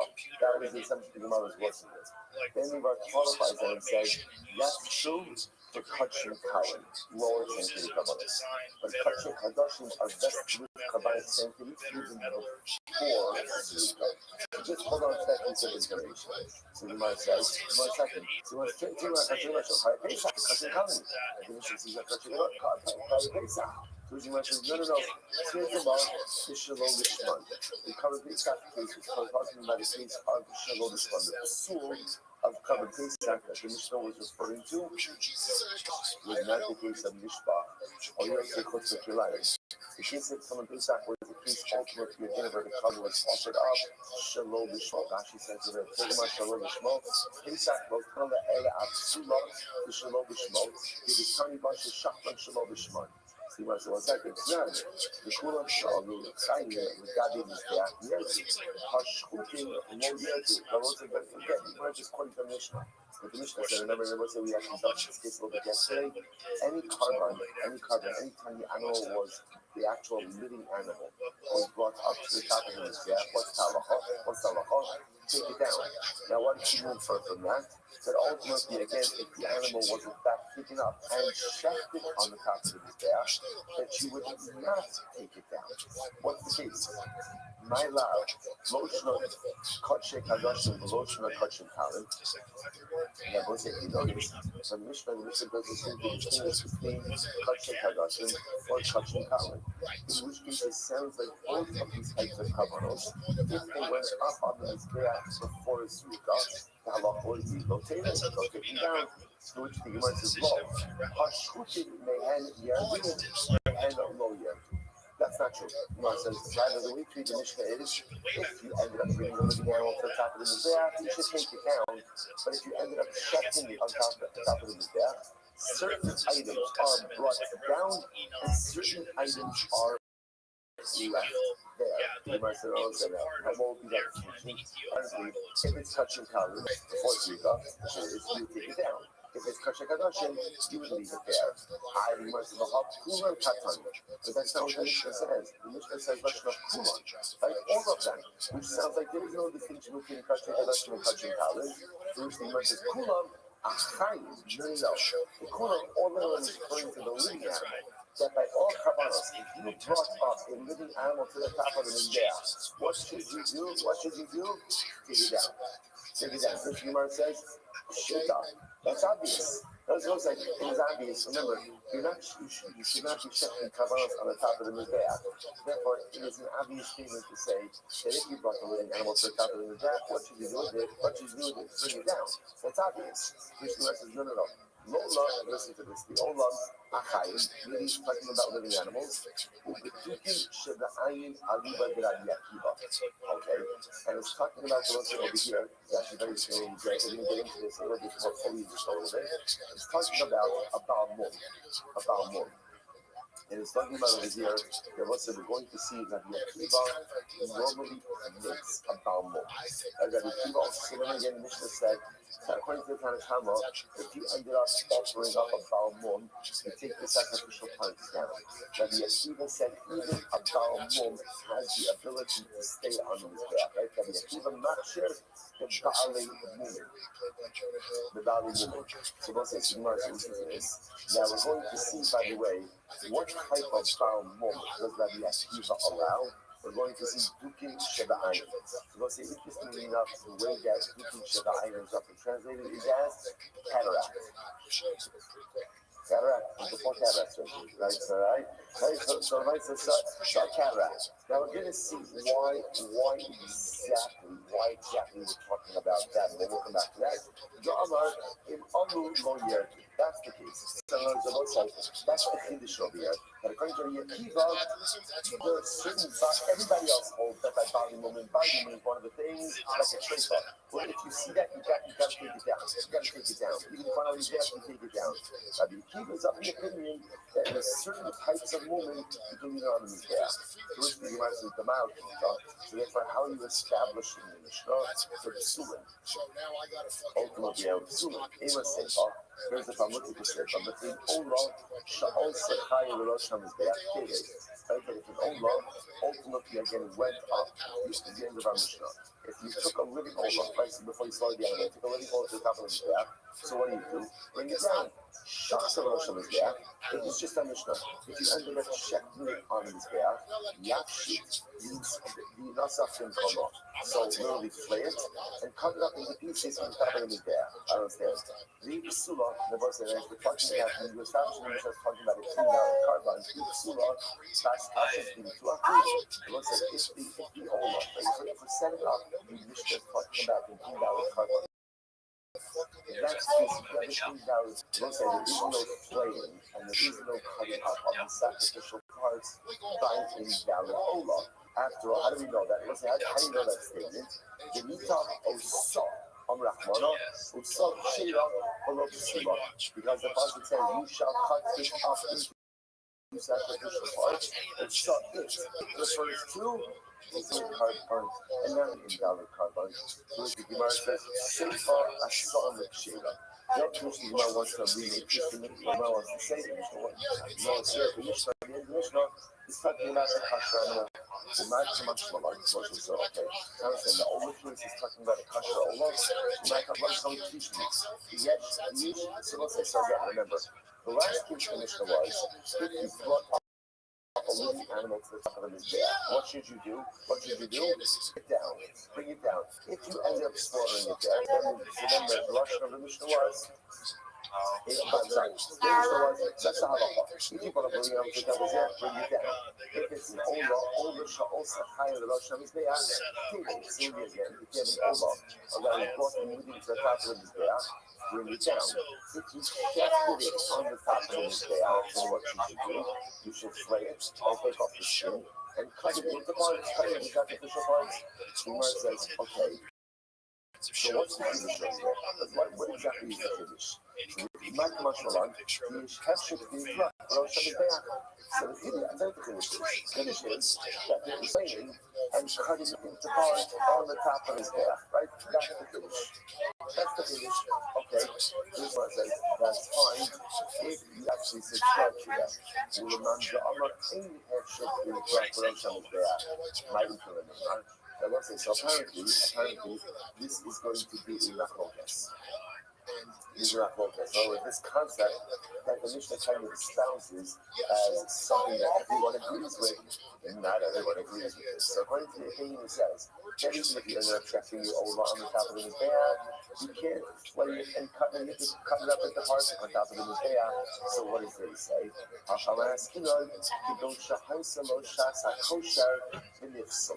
What's the case? The case is where the carbon had a period of when it was kosher, and then it became when it was kosher, and then it became possible. There's a figure Rashi about 7 lines up from Shabbat. You see it at the end of the line, you go the Haisalo Shasa Kosher. So Rashi says over here, Rashi says, Laheshit Kogan Sulah, that's Heshet Kumashi. So it says, so let's see if this is the case. The case is where you had a perfectly good carbon over. You shafted it. You actually did Jerika as well. And then something happened that invalidated the carbon. So this is an interesting case where the carbon had a window of permissibility, but then it became invalid prior to the flaying of the animal. So let's make that actually. The hatchet, hold it, so bash hatchet into Ahi. ואפילו היא למטה והבוסר פסל וניסף ולרוזר משם גם לקמון בפרק בוליו כיוון שמזבח האדם בבוצר בוסר שאחת להכתב אצלו יפשיטנה ועולת מים. And by the way, lest you wonder, why are we getting so caught up in the flaying of the animal? Because it matters a lot, especially if you are a Kohen. Why? Because what do you remember why you slay an animal to get the high? Who gets the high love? Kohen. So interestingly enough, halacha l'maisa carbon is invalid. What happens to the high? So now here's as follows. There is this opinion of Rabbi Evolution. That I don't remember the gospel one or what they just forget. So the Gemara says like this. The Gemara says that halacha l'maisa, if you have an olah that had a period of permissibility, even if it subsequently became possible before flaying, whatever, let's a simple case that the carbon became tamei. Like Shkita was fine, Kabbalah was fine, maybe Zrika was fine. But now the carbon became tamei. Even so, as long as it had a window of permissibility, you could flay it and give the height to the carbon. Finish up with Rashi. He says, Kivon Shemizak Hadam, Behort Sabasar Shah Asas Lahakir. So again, as long as you use Zrika, and the carbon had a window of permissibility, even if it subsequently became possible, flay it and give the height to the Kohanim. The aid already is Restream. But remember, normally, if an ola becomes possible, what do you do with it? You burn it. But now the way you're using the task is as long as the carbon had a window of permissibility, you can salvage the height. Salvage the height, give it to the Kohanim. Hashtanami, he said, Rosh Hashanah, and they get us and buy the Hashtanah into us. Let's go back to the Gemara. What's the Hagmar? You know, Shasa Kosher, you mix a lot, but the larger of the sugar is. So the piece of the actually was as follows. You brought an ola up to the top of his gas alive. Now, what should you have done with it? When you brought it up there, like, what should you have done with it? Take it down. What you did? What did you do? You chefed it good. Okay, what's the halacha if you chef an ola on the top of the mizbeach? What's the halacha? So normally, flay it, cut it up on top of the mizbeach. Right, move on. In this case over here, after you did zero, the carbon became hostile. Simple case didn't come in. And we'll say, what's that? This is reflects the view of Revelation. In the Amar, Kevan Shenizra Kadam, for what's the pastor Sha'achas, she can have all of Kohanim. And what's the narrative Mishnah? The narrative Mishnah is that we're reflecting the view of Revelation. He says that once the blood was thrown, and the carbon had a window of permissibility, ultimately again play it and give the hide to the Kohanim. Okay? Gemara says that's an opportunity. The Elo Tani, Kates of Osa, Moli Bisakirai, the Mount Imadi. So what was saying, when you see it on a Mishnah, we got a Mishnah, what do you see? Brisa. Brisa says that when you go ahead and Kates of Osa, what do? You bring down the Kivai like the Kishkas, the innards, right? The Mata Umadicha, and you wash them. And that's the last we're going to talk about this a little bit. One of the things that they used to do with the intestines is other carbonos is they would wash them and just squeeze out any waste that was in there. So in other words, the Mishnah says, what do you do with the kishkas of that carbon? Ultimately, you bring them down and you wash them. You must understand. But now, why? Normally, because we say, how we just establishing the case of this? What's the case of this? You're right. So it's a multi-tier case. Step one is you brought up and over to the top of the Mizbeach. You have done that? No. And what did you do? Bring it back down. But you did it. You slaughtered it there. You never setting it up as you slaughtered it. You got up, Kabbalah, Zika, and now the carbon became possible. Carbon became possible. Can't tell me whatever it is. So what is Mishnah telling me? Okay, flay it and cut up the pieces. Why flay it? Because now the carbon is in value, the Kohanim will get high. When the Brisa goes on, it says, by the way, bring the innards, bring the kishkas of that carbon down to wash it. Which the Gemara says, why? Why wash it? I was like, generally, the only reason you bring down the kishkas of the carbon to wash it is why? Why? Because you're going to offer it. I remember what's the use of the earth? The carbon is possible. So why do you have to bring down the kishkas to wash them? Why? I don't say why do I need to do this? Zimar says, so again, what are options over here? Nakrivinu, if we should offer it up as they are, because Saigu,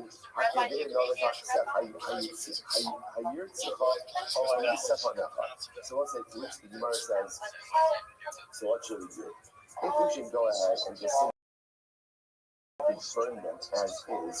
So here, burn the innards of the kishkas when the waste is still inside of them. It's not nice. I mean, Gemara quotes this pasuk in Malachi. And the literally pasuk goes like this: "The he sakishu either mizbah Indra, the he sakishu piseach b'chol Indra hakmidei nozak hakasecha." So this is always quoted by Malachi to say, if you're going to bring an appropriate carbon flash, you wouldn't bring a blind carbon. You wouldn't bring a crippled carbon. So ultimately, so the Nabi says, when you bring something before the entrance rate of HaKadosh Baruch Hu, is this the kind of carbon that Hashem would want? Is this the kind of carbon ultimately again that Hashem would turn his face to? So the idea over here is that if you're going to burn sacrificial matter, should be burned in a way that's appropriate. Burn it with this waste is not appropriate. To which the Gemara says, Anan Haki Kanwa. This is what we need to say. The Gemara says this. Now remember, the Gemara says, Maglamali. Why not again we need to watch it at all?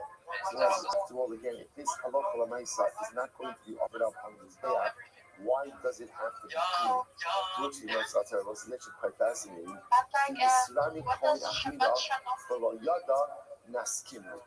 What are we worried about? We're worried about a coin maybe who is not present by this entire process. So what's going to happen? This coin is going to come into work. What is he going to find? What is he going to find? Right? What is he going to find when he walks into work? Kishkas, right? Carbon kishkas. Right? If you're a coin, right? You're a diligent coin, you see carbon kishkas, what are you going to do? You're going to offer it. But he doesn't know context. And as often happens in life, when you walk into a situation and you don't know context, you just assume certain realities, right? And when you make assumptions are often wrong. So I might say, going to the shop, he sees the carbon kishkas over here. Let's say, great kishkas, let's get to work. Let's offer it up. He's going to offer it up. The Gemara says, before he turns out, so the coin doesn't know law that again, this is from a carbon pasta. It's supposed to be burnt by birds like elsewhere, not on his dad. He's going to think it's supposed to be offered up on the days. The Anan Neku, so the Gemara says, therefore, what's interesting enough, so what do we do? So we go ahead and wash this thing. Listen to how fascinating this is. So what do? We take the invalid kishkas, and we clean them. Why do we clean them? Now listen, we're going to burn them else on the Mizbeach. But why do we clean them? In the event that a Kohen accidentally puts them back on the Mizbeach, we want them to be clean. So One second. Va'anu Nate Amadeus, verse 85b. Va'anu Nate Nabe Mehubah Kohanim Mosa, Va'asim Bali Git Akala, Sa'arim Mizbeach, Salach Lamaisa. We're going to, it almost seems like we're setting up the Kohen to make a mistake. Like if he walks in and he sees unclean kishkas, everyone knows what he does unclean kishkas, what he do with them, well, first of all, you clean them, but at least that buys you a little bit of time, right, to kind of figure out what exactly is going on over here. By having the kishkas clean and ready to be offered, it would seem as if we're actually facing a stumbling block before the Kohen, and that halacha l'maisa, he's going to be ready to go ahead. He's going to be ready to go ahead and offer it up just as soon as he walks in. To which the Gemara says, "I keep walking into this." The Gemara says, "Yeah, to a certain degree, if you're lucky, default shalom you touching shemayim and mitzvah kinevera." So I will say this is pretty incredible. That the Gemara says essentially made a choice over here. What's the choice? The choice is leave the intestines as is, which is a degrading state in which to be sacrificial. And so to leave the intestines dirty and with inside of them is invalid sacrificial matter. The sacrificial matter nevertheless in the state of degradation. Or setting up a potential stumbling block ultimately for the Kohen. To which the Gemara says if you have to choose one of those, you're going to choose to make sure that sacrificial matter is not left in a degrading state. So therefore we watch the intestines, even though again they are not fit to be used. And we know full well that what could happen, if somebody comes if somebody walks away for a second and a Kohen just comes in that knowing context, he may end up offering up. Now obviously we'll say, we're going to try to get rid of this in a quick fashion, right? So it's not going to end up happening. But yes, we understand that we are creating a potential stumbling block situation for an unsuspecting, well-meaning Kohen. But we would rather do that than leave the sacrificial matter in a state of degradation. This is so fascinating. Let's point that out there. It's such an incredible metaphor for life also. Sometimes in life, there's not a good choice. It's not a good choice. And sometimes you just have to choose the lesser of two compromise choices, right? You always want the lesser choice. Sometimes you don't have it. Sometimes I don't want to even use the word the lesser of two evils because that sounds already negative. Just sometimes there's not a great choice. So you just have to choose the best choice available to you. Incredible. There's already about so to point that, by the way, I just want to bring you back to our original conversation because we're not really finishing. Remember again, how did this entire journey begin? It began with Ula. And what did Ula say? Ula said that if you have limbs of touching Karen that are on the back before Zurika, what do? Leave them there. Right? Locate don't think in there why? Nasi Lachmo Shamizbeach. The ability to get the food, the better than the animals. I've always been novelty there. Everyone sees it was statement by touching. Because touching, when are they sanctified? Already prior to Zrika. Touching Kalim really get their Kedusha by Zrika. I would have thought that they brought this invalid sacrificial limbs are placed on his head before Zrika. You should take them down. Ula said no. Leave them there. Now that's how this entire conversation started. Saying this is watch what happens. And the other Abba, by the opponent, now coming full circle. The really touching sun shows because them on Yerdu, although Yerdu. Verse 6, see what's happening over here? This is so great. We started with a declarative statement of Allah that if it's a sacrificial means of touching Kalim on his back before Zrika, don't take them down. Now that led to a conversation. Now we're coming to it. But in the circle, this is not a statement, it's a question. If the sacrificial limbs of touching Kalim on his back before Zika. So it's obviously talking about an invalid carbon. So do you take them down or not? I'm going to be Ami. If you buy the Kamila, why is this asking about taking it down from the stand? Why don't you also ask, is it subject to Mila? So if you are the Amalai, Mila lo Kamibayali. Zika is the Kamibayali. Zika is the Kamibayali with the Mila. So if the Gemara says, I'll tell you why, because that's not our question. Right? That's right. Stay on topic. Which is funny for the Gemara to say stay on topic, right? Because you never say, but you want to stay on topic. It's not a question. It's not that Mila. But a question is also a number again. To a certain degree, you're going to see they're a little bit interconnected because when does something become subject to you? Remember again, you raise illegal use of conjugated property, right? Illegal mundane use of conjugated property. When does something become subject to Mila? When it is fully the property of HaKadosh Baruch Hu. So if you think about All right, well, you are in ground zero for nap taking. Was last night fun?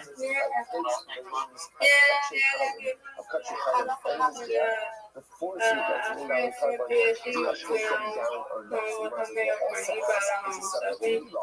We just got out of it. It was one something was trying to get out of it. All right. You might just keep coming right, right? You read that. And figure them out. I'm having the song. Sweet dreams, Mr. Curtis. God bless you. That's our question. So you might says, you push it, low yerdu, ve'in b'hem me'iva. Here's what I was going to say. And we resolve the question. What's the resolution? If you put the limbs of an invalid touching color on his back before his rika, what's the halacha? Don't take it down. Don't take it down. Which I will say is what Ulla said from the beginning of Amud Aleph. The Nachama Yitzchak Masnihachi. The Nachama Yitzchak had an alternate version of this previous discussion. What did he say? I'm going to give it Abba. Rabbi Yochanan. The Rabbi said, Rabbi Yochanan asked the following question. If you place the limbs of an invalid kachim kalim on his death before his vikar, yesh bahem ilat Allah. So let's see what just happened. In this alternate version, the primary question that was being asked was not Mila. Same case. You're placing the limbs of kachim kalim on his death before his vikar. So what's the shaila? Are they subject to Mila or not? So in this version, why don't you also ask, if you place them on his back, should you take them down? I'm not talking about Yerida, right? And it's obvious that you wouldn't take down the limbs, because once you place sacrificial limbs on his back, they become worthy of getting bread of the death. It's something you want to talk about. Where's the shaila? Meila, ultimately by Meila, and I will say, what's the halacha? Pashitaki? Well, you're doing the aim behind Meila. So I will say, they do not come down from the bear, and they're not subject to the So I will say, this is one of these really great sugyas where literally, again, we started on Amud Aleph and we got to 2 sides, and that was the resolution. So this whole thing started, remember again, I will say, if you place the limbs, now let's go with what everybody seemingly agreed with already entering into this sugyah, even though it's not supposed to be stated. Place the limbs of Kachet Kadoshim on his back before his week. Again, remember, I will say, I'm not going to keep saying it, I'll say it one last time. That's it. Right? Remember again, all of these cases are invalid carbonos. Right? That's all of these cases. You're placing invalid carbonos on his back. And our whole subject is, if you place it, you don't take it down. Or under what circumstances do you leave it? Under what circumstances do you take it down? So everyone is agreeing that if you place the limbs of Kachin Kadoshim on his back prior to his Rika, you don't take it down. The shaila was, what about Kachin Kalim? Because Kachin Kalim really the full carbonic kedusha with Zika. So in our case over here now, what ended up happening? You placed the carbonic atoms on his back of the Kachin Kalim before Zika. Now you realize I said $1 cover on his back. Do I take it down or not? Ula said no. This obviously sparked an entire conversation. It was like, bottom line, halacha l'maisa, you don't take it down. So limbs of kachin color that are placed on his back before it's week off, we don't take it down. And also, we know they're not subject to it. Because Meila only occurs once Zrika occurs. Incredible. That's the sugya. That's so good. Says the Maz, goodbye. The Elul lo hayu bisulon. So it says, remember again, the next part of the Mishnah, which is really fascinating, was a discussion about Baal Mum. The Tanakama said, Tanakama held, said, halacha l'maaseh, if you have a carbon that's a Baal Mum, and you end up offering it, you have to take it down. You take it down. And we'll say, now why do you take it down? Because remember again, we'll say, this is based on Rabbi Shimon's rule. What was Rabbi Shimon's rule? Any carbon that came into the base of Mikdash, sacrificially fit, and then the disqualification developed inside of the base of Mikdash, that's the type of carbon where if you erroneously put it on, you leave it on. You don't take it down. However, the animal had a pre-existing condition. Like the disqualification already preceded its entry into the base of Mikdash, and you accidentally put it on the back, you take it down. So Baal is a good example of this. The animal had a mum prior to becoming to the base of Mikdash, therefore it's invalid. Rabbi Akiva was mashir the Ba'ali woman. Even with the Baal mum, if you accidentally put it on his back, you don't take it down. Says the Gemara, let's analyze this. I'm going to be open on it.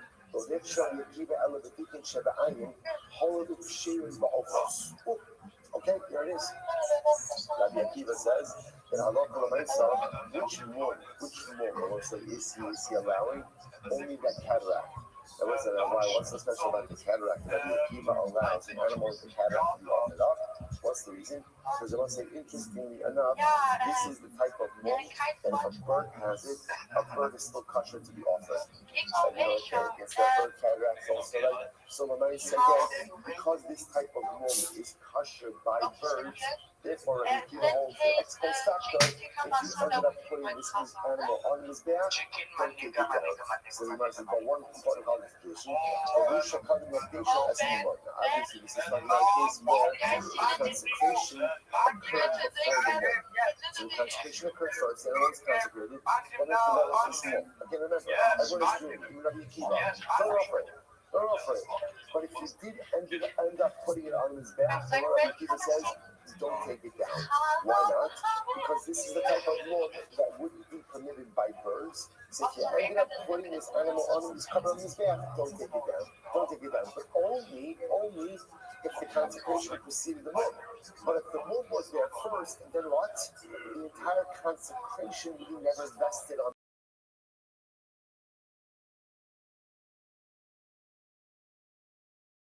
the animal. Exactly.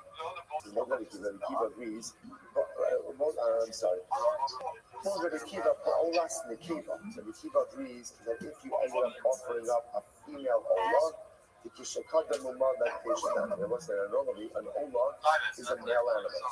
Rabbi Akiva says that if you consecrate a female animal, that is the equivalent to consecrating a Baal mum. Which makes sense, right? Because again, the disqualification is already there prior to the consecration. Those are interesting things over there. Yeah, the very area. Never but offers or a near about offers. So let's say, so we know that one of the disqualifications of an animal is if the animal was violated. A person violated an animal, then they are disqualified. Is there such a thing as a violated bird? Now, the Gemara is not asking about the Messias of it, right? The Gemara is asking, is there seed? Not like this, like, you'll see why this is a question in just a moment. So I'm wondering if you ever look, by the way, if you ever look at the disqualification of an animal, the disqualification is always a twofold disqualification. Number one, an animal that violates a person, or a person that violates an animal. It's always that double washing. So do we say,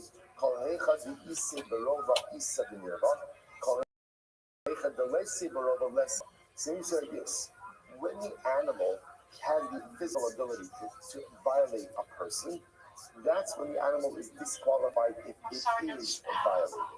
When the animal does not have the ability to violate a person, so ultimately, again, the animal itself is not disqualified by being violated as well.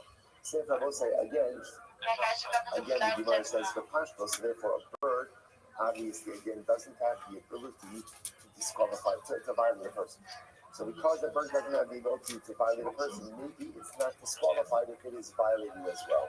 Oh, Dilma, hurry now. I will say, just to be honest, right? There are certain pieces of Torah where, right, your wife asks you, what did you learn today? You can share. And then there's other stuff that you're just going to say, I don't remember, right? So, as follows.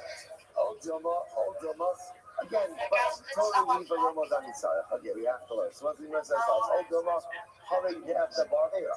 So we'll say, on the other hand, obviously, if the bird was violated and a Avera was done with the bird. So we'll say, that's the Shaila. That's the fundamental, it's a fundamental Shaila about the nature of the disqualification itself. Rabbi says as follows. So Tashma, let's analyze. So Tashma, Rabbi Akiva Machshir about a woman. We'll say first by line. Rabbi Akiva holds that Allah Ta'ala says again by woman. Again, remember that even if our mom, if you place the Balmum on the Mizbeach, Allah Ta'ala located it. You don't take it down.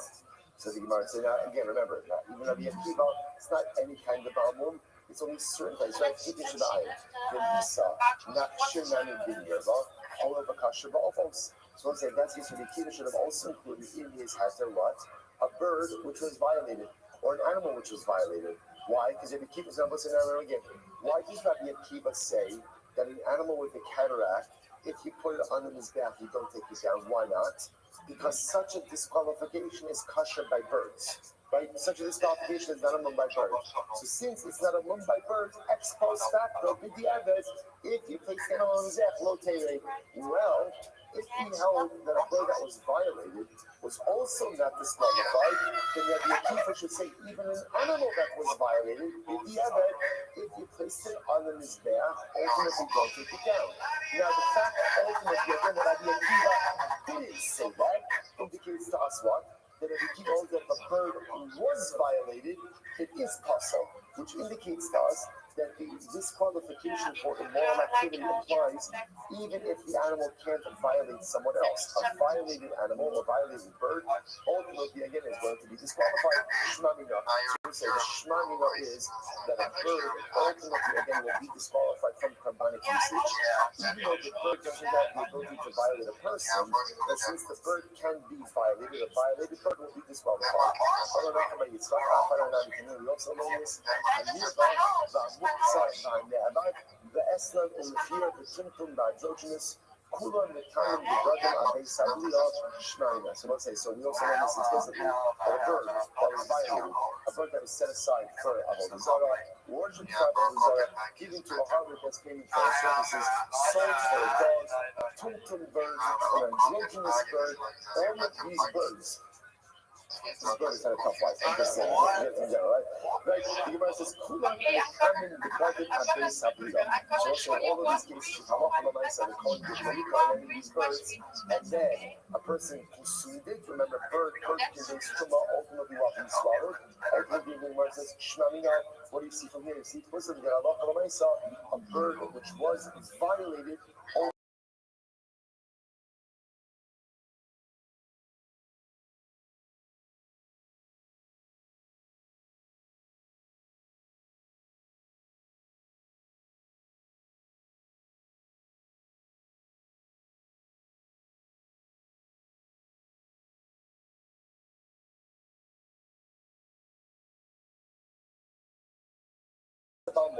But again, only Dukin Shabbat, only a very specific mum like the cataract. Why? Since ultimately, again, that is kosher by birds, therefore, halakha l'maisa, ex post facto, if you ended up offering up this animal, it will be kosher. However, again, if the animal was violated by birds, ultimately, even just violation is still going to be prohibited, and therefore, again, halakha l'maisa, so even Rabbi Akiva would agree that such a balmum, such a disqualification, if you put it on the mizbeach, we'd have to take it out. Okay, so stop over for today.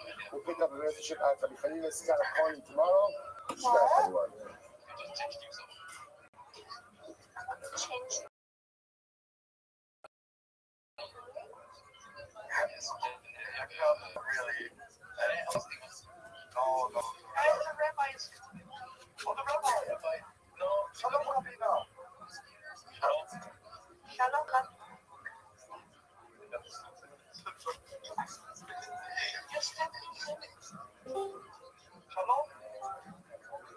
All right. right, I will say good morning, or good Deva. A great chosbach Hashem to be able to begin another week of Mesechus Zvakim together. Yo, what's up, Riser? Yo, did you watch the game or? Yeah, dog. Yeah, dog. It was a terrific win for the good old US of A. What were your thoughts? Man, you guys got completely dominated the whole game, and then you have to rely on some bullshit to win. And you can't win 5-on-5, so they had to subtract 2 people so that you could have like an easy scoring chance. That's fine, I understand. It's not your sport, but we just dominated the entire game. So I mean, 3 out of 3. It's basically just it's a coin flip at that point, to be honest. Baby, I'm just gonna say this to you. It may not be our sport, but we've got a gold medal, and you don't. I mean, yeah, I acknowledge that. I mean, I hope you acknowledge that you guys are completely dominated the whole entire game and still got lucky because you have the best goalie. And we just failed miserably at the fucking end. That's how it goes. All right. I think we're a better team. I think any independent analysis would prove we're a better team. I'm not beating us. Absolutely. I mean, again, I can't hear you over the glistening of the gold medal, so I don't know what you want me to do. I mean, the only difference between those medals is the color, and I'm pretty sure. Oh no! No! There's a big difference. There's a big difference. Have you ever heard of the periodic table of elements, baby? Yeah, the medals aren't actually real gold. Maybe the silver medals are real silver. There is some real gold in it. There is some real gold in it, baby. Yeah, like a tiny little fraction of gold, but honestly, platinum should be the medal that Canada got. They dominated the gold medal team, so really silver's closer to platinum. You know that platinum isn't always more expensive than gold. Like look at it. Look at it historically, yeah. I mean, there's rarer. Well, no shit, dog. Baby, I'm the Palladium Rabbi. Everybody knows that, but we're not getting into that, okay? Frankly, I'm the Unun Pentium Rabbi. I'm a Scovium, bitch. Amazing is right. All right, are you here for the long term or just to come in and talk about your second place team? I mean, how much of the game did you watch? Did you watch the whole thing? Everything from the first drop to the last finish. Every single second. Really? No, I didn't watch a fucking second of it. I didn't even watch a second of it. I just checked on ESPN.com like a few minutes ago because that's how important it is with the United States. Nobody really cares. But, okay, so if you're gonna be here for a little bit, did you like? I mean, the crowd too. Like everyone in the stadium was cheering for Canada too. That's what the sadder. I don't know if that's just with the politics or whatever, but the majority of the crowd was cheering for Canada. Okay. So they basically lost at home as well, which is like. Yeah, exactly. I mean, there you go. Riser, can you just do me a favor? I've got some people who want me to join their Discord just for a second. Can you just be patient for a moment? Yeah. Okay. Excellent, big dog. Please do. And we'll talk all about it. I watch all the highlights, everything. Peace, baby. So what exactly is it that you're giving over? So Pshita, which verse says, no. Mincha ba b'shna asma actually looks like the main place. Shavua told everyone, how are you? Shalom. Shabbat shalom. That was yesterday, though. It's Shavua told.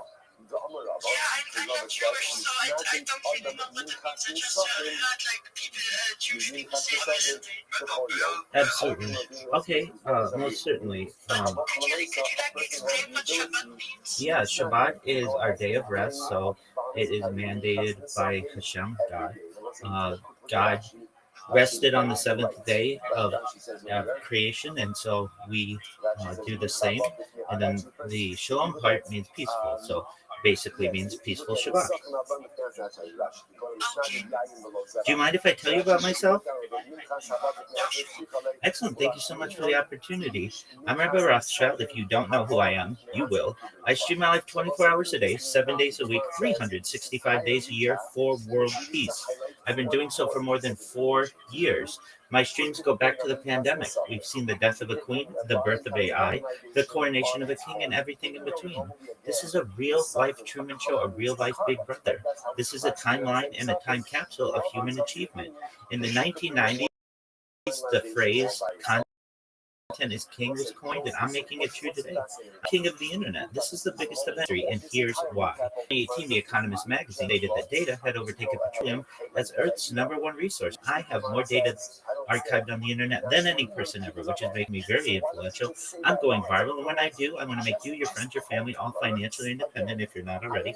I want to ensure that you have generational wealth if you don't already, and I want you to be able to start charities and philanthropic organizations of your own. How does that sound? Excellent. Wonderful. Okay, well, in addition, I talk about things to help the world. So, in addition to promoting world peace, I want to help end world hunger through the use of technology such as agricultural drones, floating greenhouses, saltwater greenhouses, hydroponics, vertical farming, cloud seeding, and world thirst. I'm sponsored cryptocurrency. That's what all my merch is. If you see this, like Sonic the Hedgehog, basically, I am a spokesperson for crypto. It's about $100 million, and one of the things that we do is we build wells and water towers for the benefit of the less fortunate. Additionally, I'm an advocate for the Lifestyle program, and most importantly, desalination technology, where we pump earth-seed water onto land to make it drinkable. So essentially, I want to help end world hunger, world thirst, and promote world peace. How does that sound? Excellent. Excellent. Well, I appreciate that. Additionally, you can follow my life 24/7 on YouTube. I'm not just like a YouTube stream though, or just one platform. I'm live on over 20 simultaneous streams. Unlike anything you'll ever see from anyone. Go ahead. Yeah. Yeah, 100%. I'm at Rabbi Rothschild on Instagram. People get very frustrated about stuff like that. I love my video. I find so many people, but it screams me to do this, and to do this, and to do this, and to do this. Absolutely, just like my name here. Additionally, I'm a futurist, so I like to talk about the future. Things like anti-gravity, antimatter, faster than light travel, faster than light communication.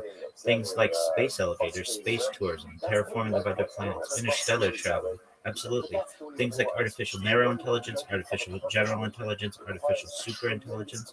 I love to talk about things like Santa Claus machines, replicators, teleportation, de-extinction. People don't know this, but the first successful de-extinction took place in the year 2003 with the Pyrenean ibex, which was a goat, located in northern Spain, southern France. Fast forward to the year 2021, a company out of Dallas, Texas, is founded known as Colossal Bioscientific. They've made it their goal that within the next 2 years, or by the year 2028, to reintroduce the woolly mammoth into the Arctic Circle utilizing Asian elephant surrogates. I just think this is a mind-blowing goal, and I'll be excited to be able to witness it. Following the reintroduction of the woolly mammoth, they want to reintroduce the Tasmanian tiger, followed by the dodo bird, which I think will be really exciting. And I'm surprised more people aren't talking about it. So these are some of the subjects that I enjoyed discussing on my stream.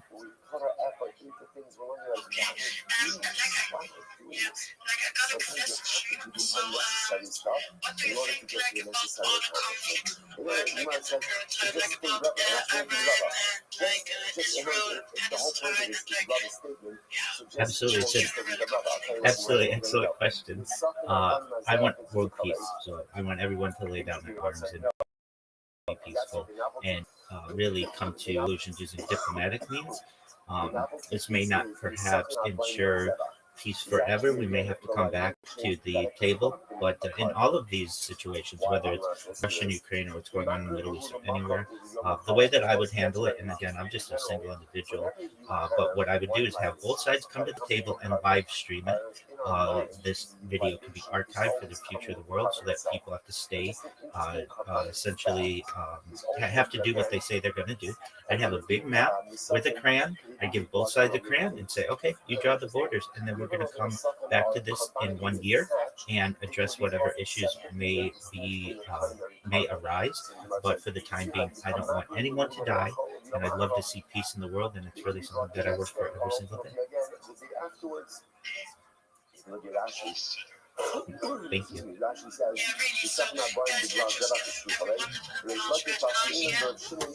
Thank you. Thank you. And I do this not just because I want to see peace in the world. I mean, certainly, absolutely. But I think that you all and I may be able to utilize some of the technology that I discussed to perhaps see this through. So some people might say, and I hear this all the time, we're never going to have peace on earth. We're never going to have that. That's just naive. And I say, okay, that's fine. But if you really study civilizations, particularly during the times of great exploration, they needed to have peace at home before they could start exploring the rest of the world. And in the same way on Earth, we need peace on Earth before we can start exploring the inner solar system, outer solar system, and then eventually perhaps get out of the solar system into interstellar travel. And I recognize that these are problems probably not for the next decade or two, but perhaps for the centuries and millennia ahead. But again, I'm a futurist, and so I research topics like anti-aging medicine, reverse aging medicine, things like life extension technology. When you were all born, the average life expectancy for you or someone like you is probably about age 80 years old. And I want to increase that. I want to give you the resources. Someday I'm going to go viral and I'm going to be very wealthy, and I'll give you all the money that you need for if you want, like oxygen therapy, human growth hormone, stem cells, cryonics, cryogenics, nootropics, peptides, cold shock therapy, ambrosia therapy, things like red light therapy, perhaps, and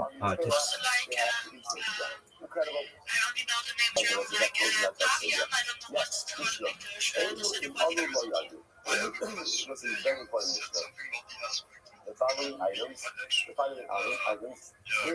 put them on the Mizbeach. Now, obviously, if they were invalidated and you place them on the Mizbeach, you do not take them I don't know if it's insider, but I can tell you, if I were going to make long-term trades, so not necessarily for the next year or two, but the next decade to perhaps the next 800 years,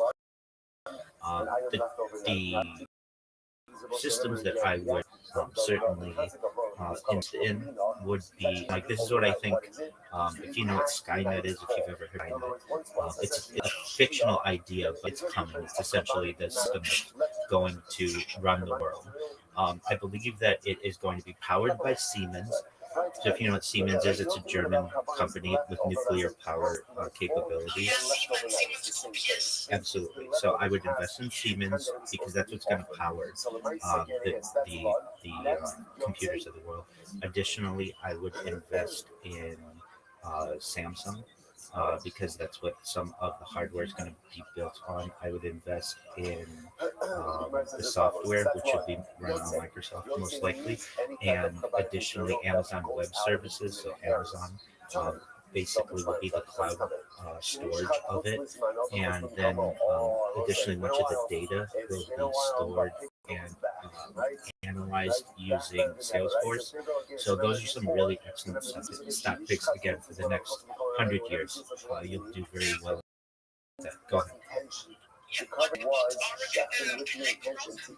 Oh yeah, so essentially these are, for lack of a better term, venture capitalist hedge funds that are essentially taking over the world, and they're excellent investors. investments if you can get involved. They're becoming more powerful than countries, and at a certain point, that is something that we should all fear.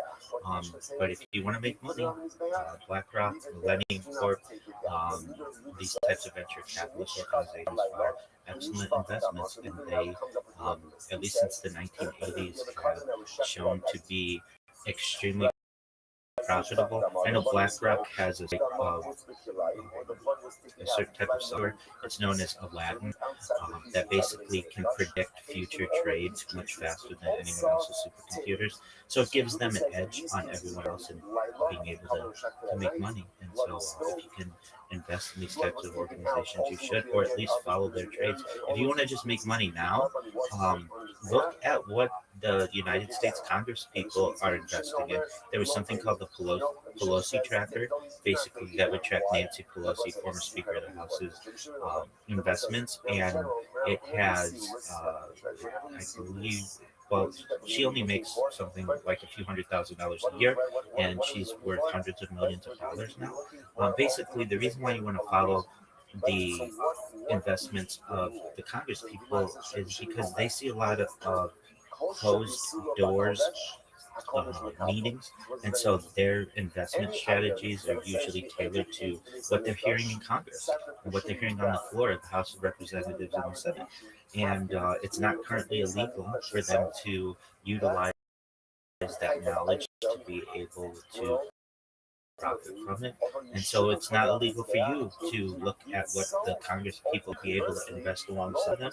I believe you have like a 70x, which is a huge profit if you had followed Nancy Pelosi from her original time in the House of Representatives starting in the 1980s. So basically, if you had invested $1 in the 1980s with Nancy Pelosi's picks, you'd have something like $70. The first category is much more obvious. I've got all of these cases. For example, again, you have an animal ultimately again a lino. You left it overnight. It became permanent. Right? You injected it with an Oh yeah, I mean, to be honest with you, yes, but it's not necessarily Jewish. There are a lot of people in it, so really it comes down to 13 families. So if you want their names, they are the Astor family that made their money through furs. The Bundy family, which was through some real estate, the Carnegie family, which was through steel, the Collins family, which was also real estate and perhaps illicit drug trade, specifically like during the Opium Wars. The DuPont family, which is chemicals, that's 5. We've got the Lee family, which is a very powerful Asian dynasty, specifically in China.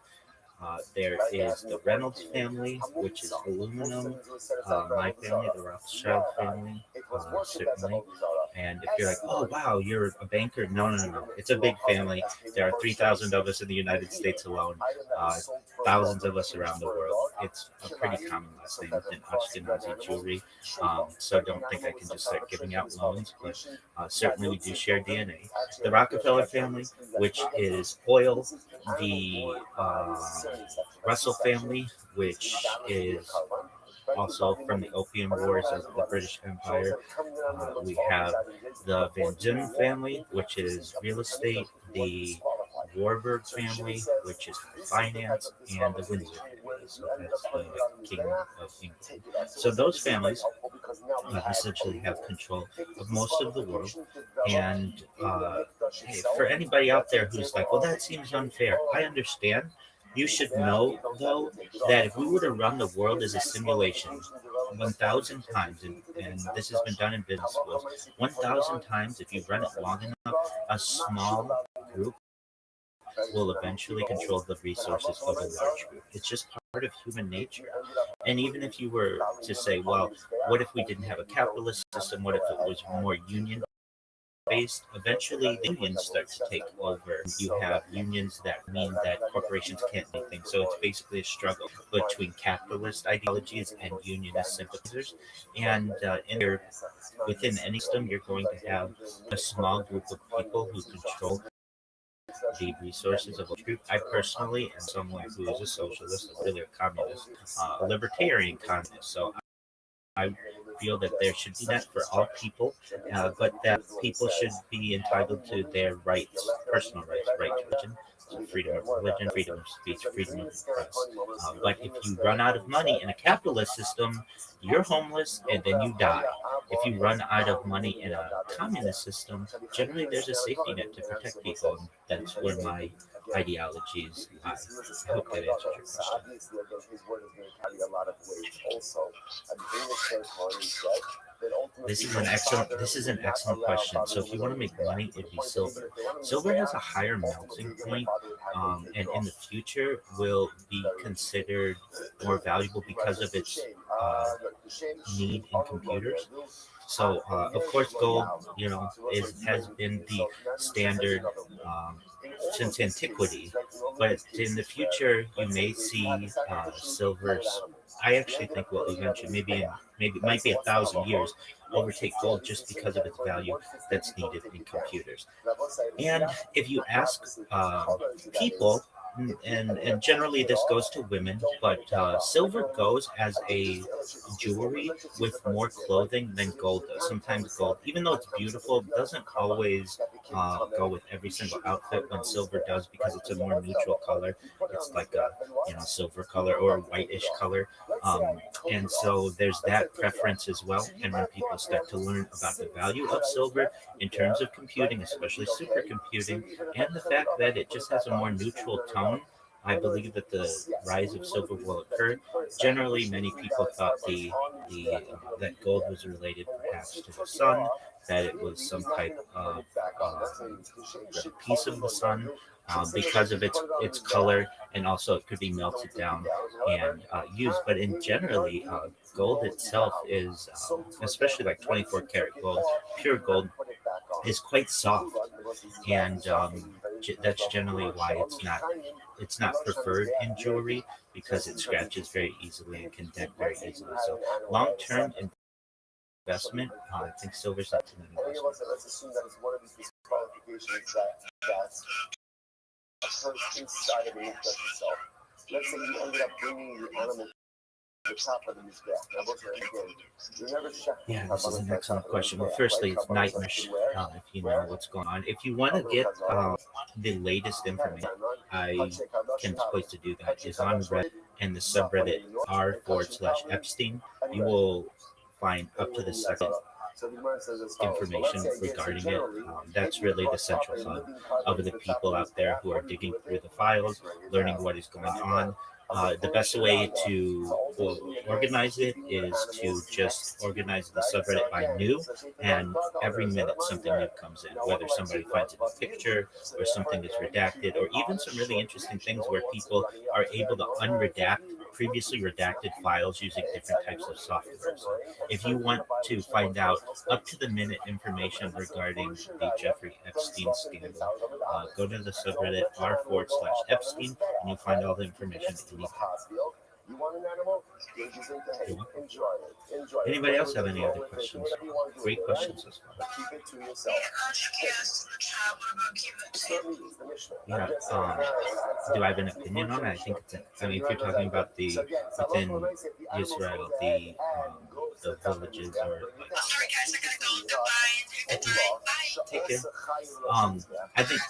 I think it's an excellent way to perhaps run a society where people do what they can to promote those around them. And then I do know that these organizations, these societal organizations, many times can be self-sustaining. Like someone within the kibbutz will have an invention, and then the people of the community there can actually benefit from it. I think it's perhaps an ideal way to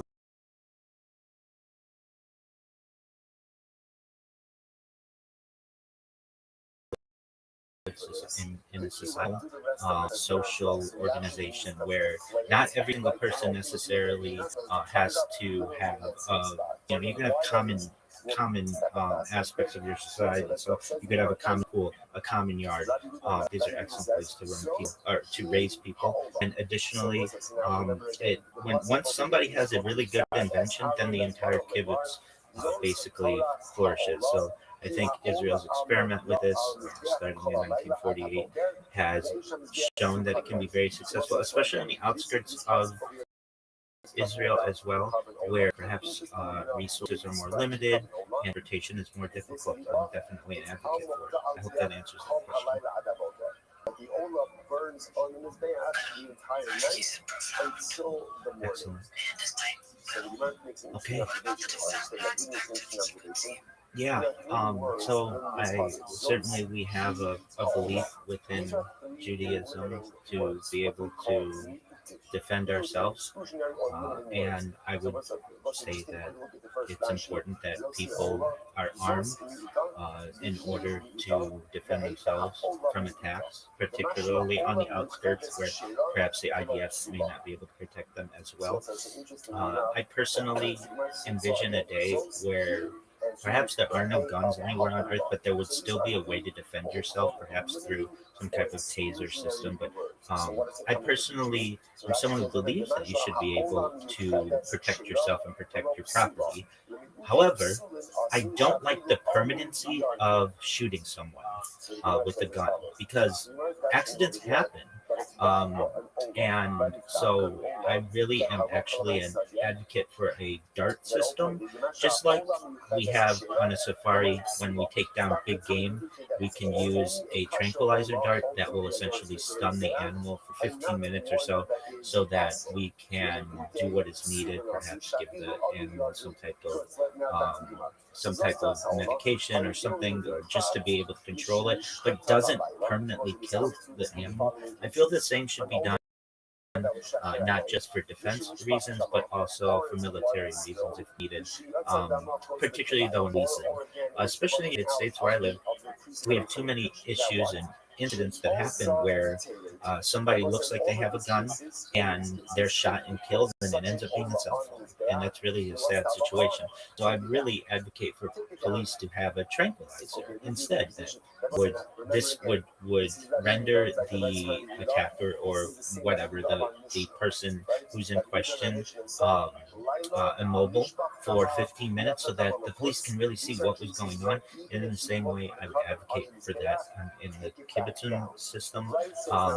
But at the end of the day, I would really like to see all soldiers and any type of policing to be replaced with non-lethal alternatives. Really, I look forward to a day where no one dies. That's especially in Israel. I think that it's something that we can have where just on the news one day it will happen where somebody says today's the day that no one died, and I look forward to that, and I'd like for that to be a reality. So I hope that answers that question as well.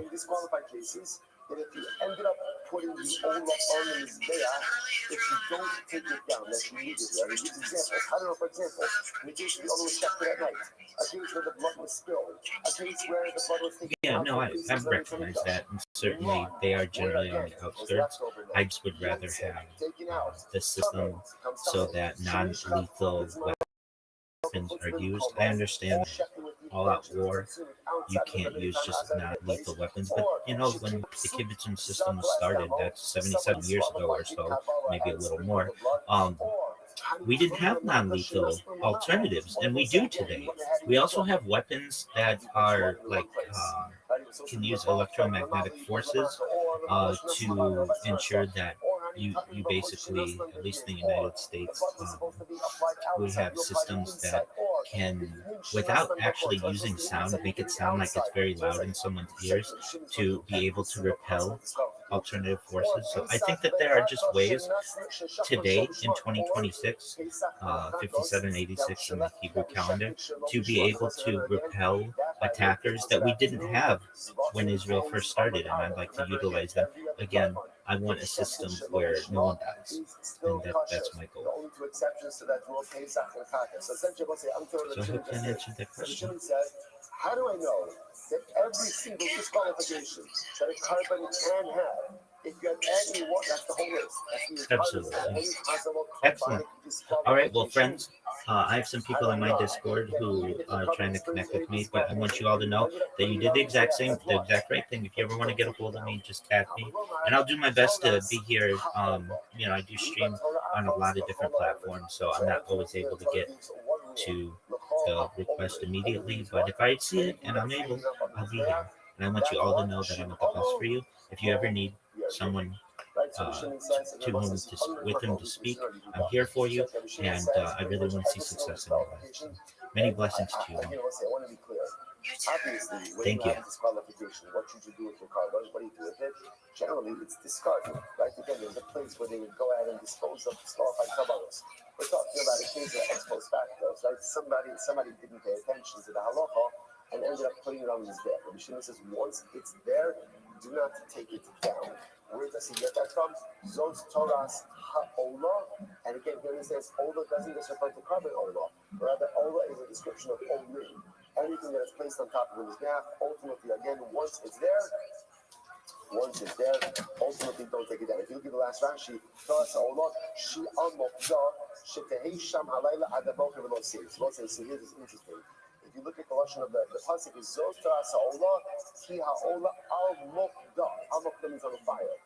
Once you put it on the fire, once you put it on the mizbeach, do not take it down. Incredible. Incredible. So Yimar says, you might have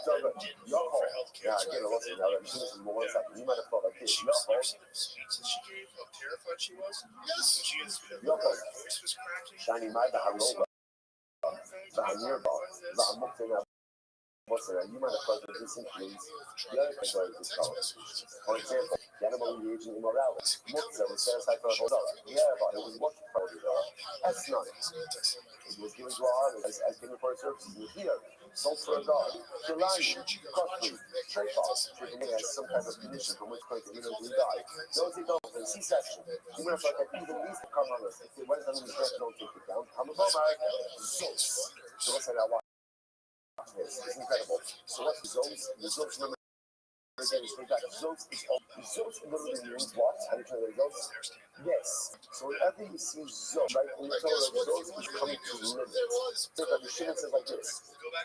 On one hand, we say zones Torah sa'olah, ki ha'olah al mokdah.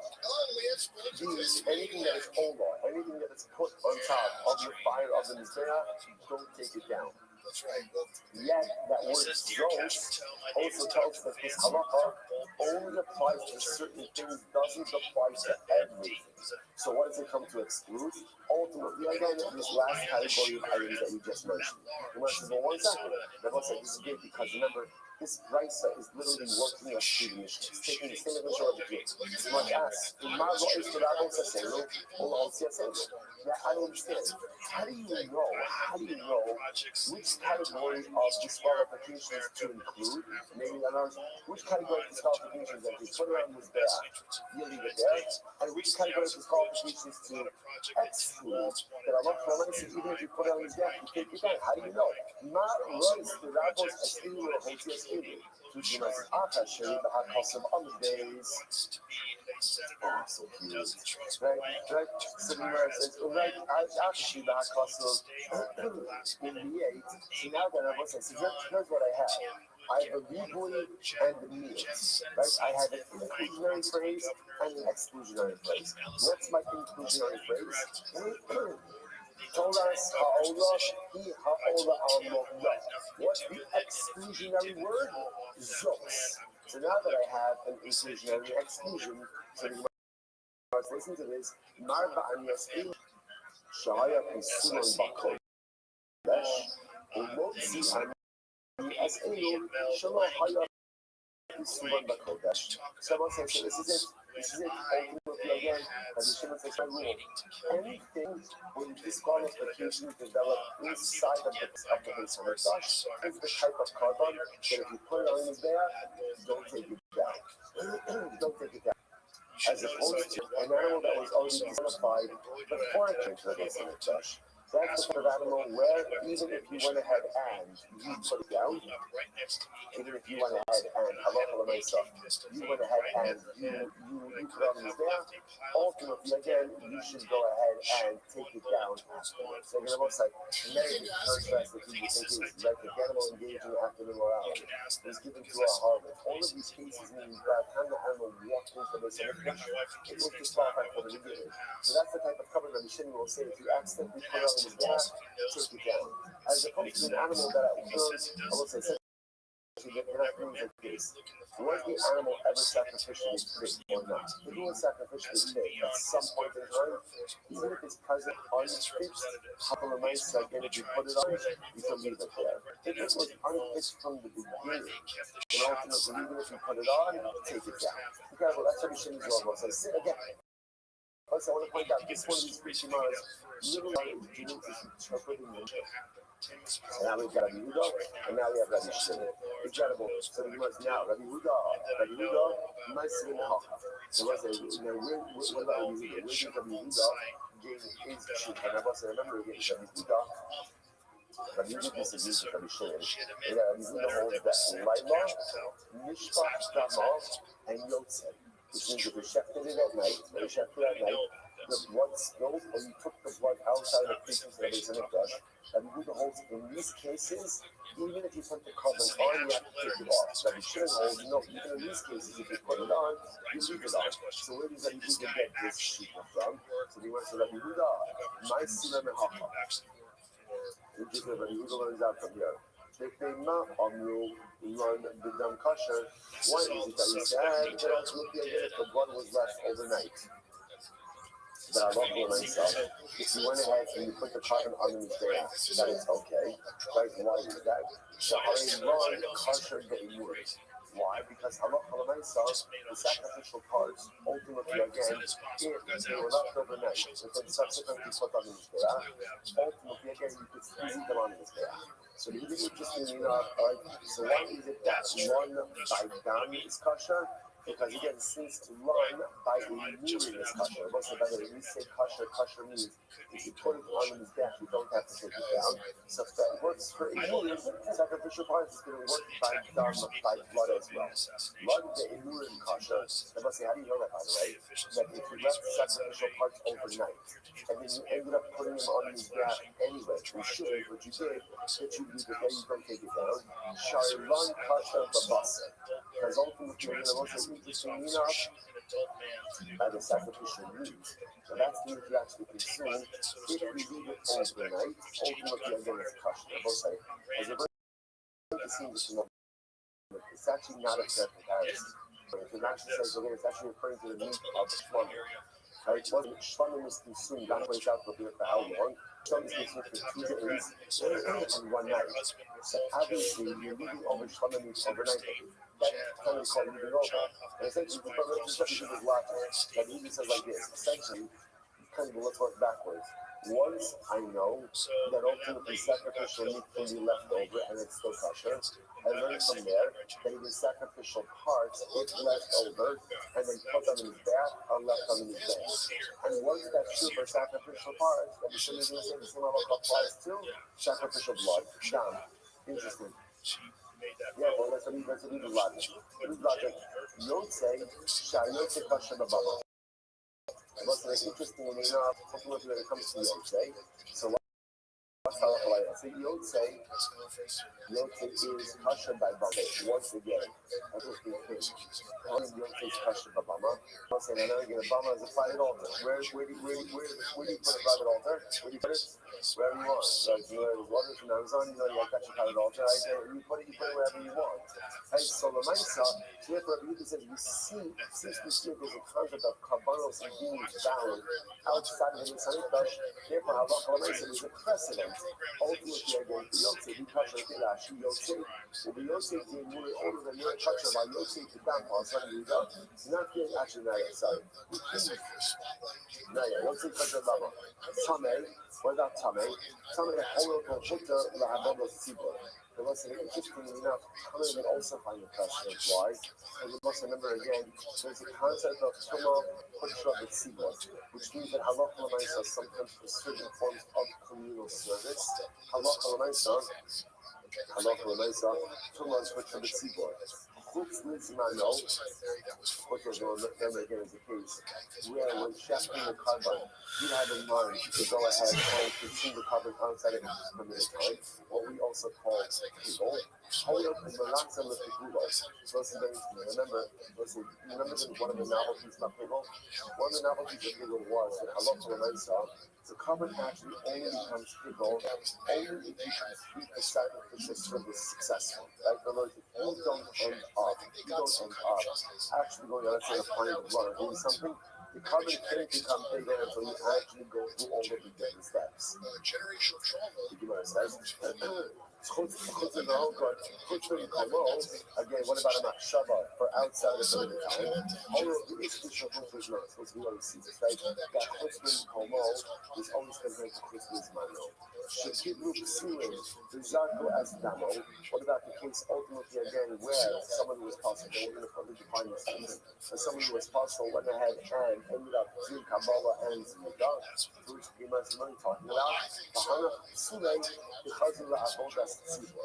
We're talking about again the kind of people who are endowed here, but would be valid for communal service. What's an example of that? That she points out, Kohanim who are Tmeis. Right, so Kohanim today were technically speaking who are invalid for service, but yet would be technically valid ultimately again for avodas tzibur. So let's keep in mind this 1 second. So the Gemara says, this is all that you do does mean. But you want to start it by one simple idea. If you've done davar shalom b'hakshayel, you davar shalom b'hakshayel, the Gemara says, remember again how this whole thing started. Interestingly enough, his primary limud is based on the fact that since meat, sacrificial meat, is kosher even if you leave it over. Therefore, what?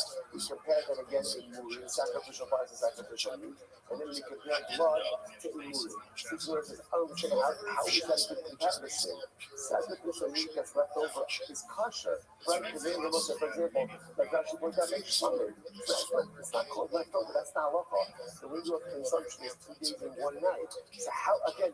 So you're going to tell me that since meat that is leftover is kosher, therefore if you leave over in murim, which are really invalid, but if you put it on the yak, don't take it down. What kind of limud is that? What kind of limud is that? If you've done it, davar shalom b'hakshayel, can you actually learn out something that is actually sacrificially invalid? Or something that is sacrificially valid, to which the Gemara says, Kana, azot Torah sa'ola, ribas. Your idea, in reality, really what the Torah is really basing itself on is the drasha of zot Torah sa'ola. Like that phrase, once again, is a rebreak.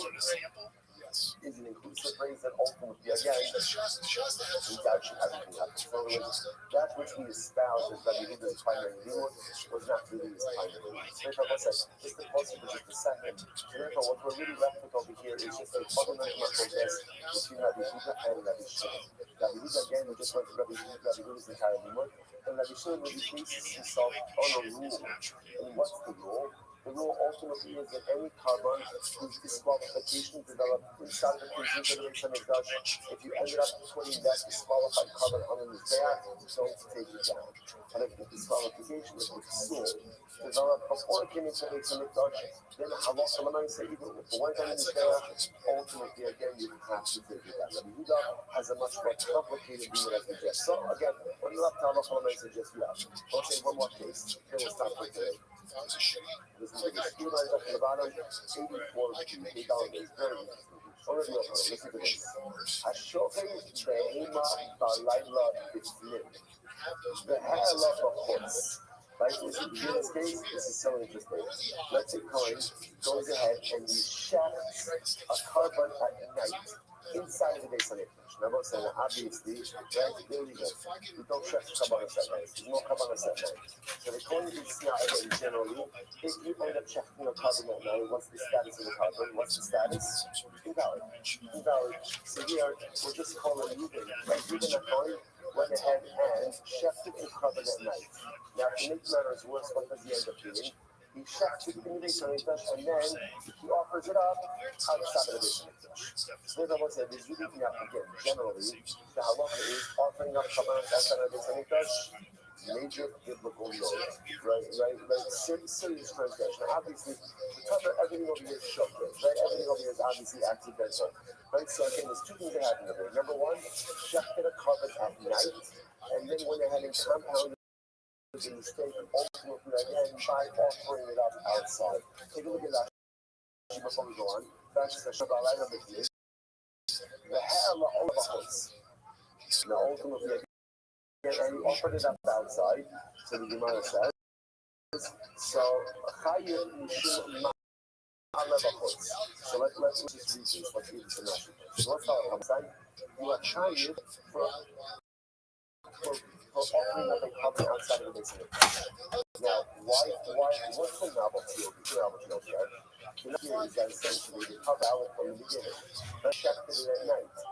Go, you check the street of what's going to be liable for offering up a carbon outside of the Beis Hamikdash. And also between tables. Now, what's unique about this? According to Yehuda, Yehuda is choosing in this case is Laila is one of the machlokes cases, Rabbi Yehuda and Rabbi Shimon, right? Remember again, according to Rabbi Shimon, if you check the carbon at night and you ended up putting it on the day, then what do you do? You leave it, right? Because that's an example of disqualification developing inside of the piece until they send it fresh. So therefore, according to Rabbi Shimon, it makes sense that if you subsequently offered up that carbon outside of the Beis Hamikdash, she would be liable. Why? Because there's an element of that carbon that is, so to speak, valid. In the Haraya, if you didn't or if you intentionally put it on his back, you would leave it there. You're saying over here, even according to Yehuda, who said that Laila is one of the cases where if you put it on his back, what do you have to do? You have to take it down. Even according to Yehuda, in this case, you are liable for offering up a carbon outside of the Beis Hamikdash. Finish that Rashi about Yehuda. Also the third day, but not only by Hanaf, the other one you have to say, the body got parts. That's like therefore, one more time, let's see the case. Right, let's read the name. Madam Rashi, the case makes perfect sense. Just go like this. Good. Excellent. Good. Just saying it. Good. So you need to guide the people about it.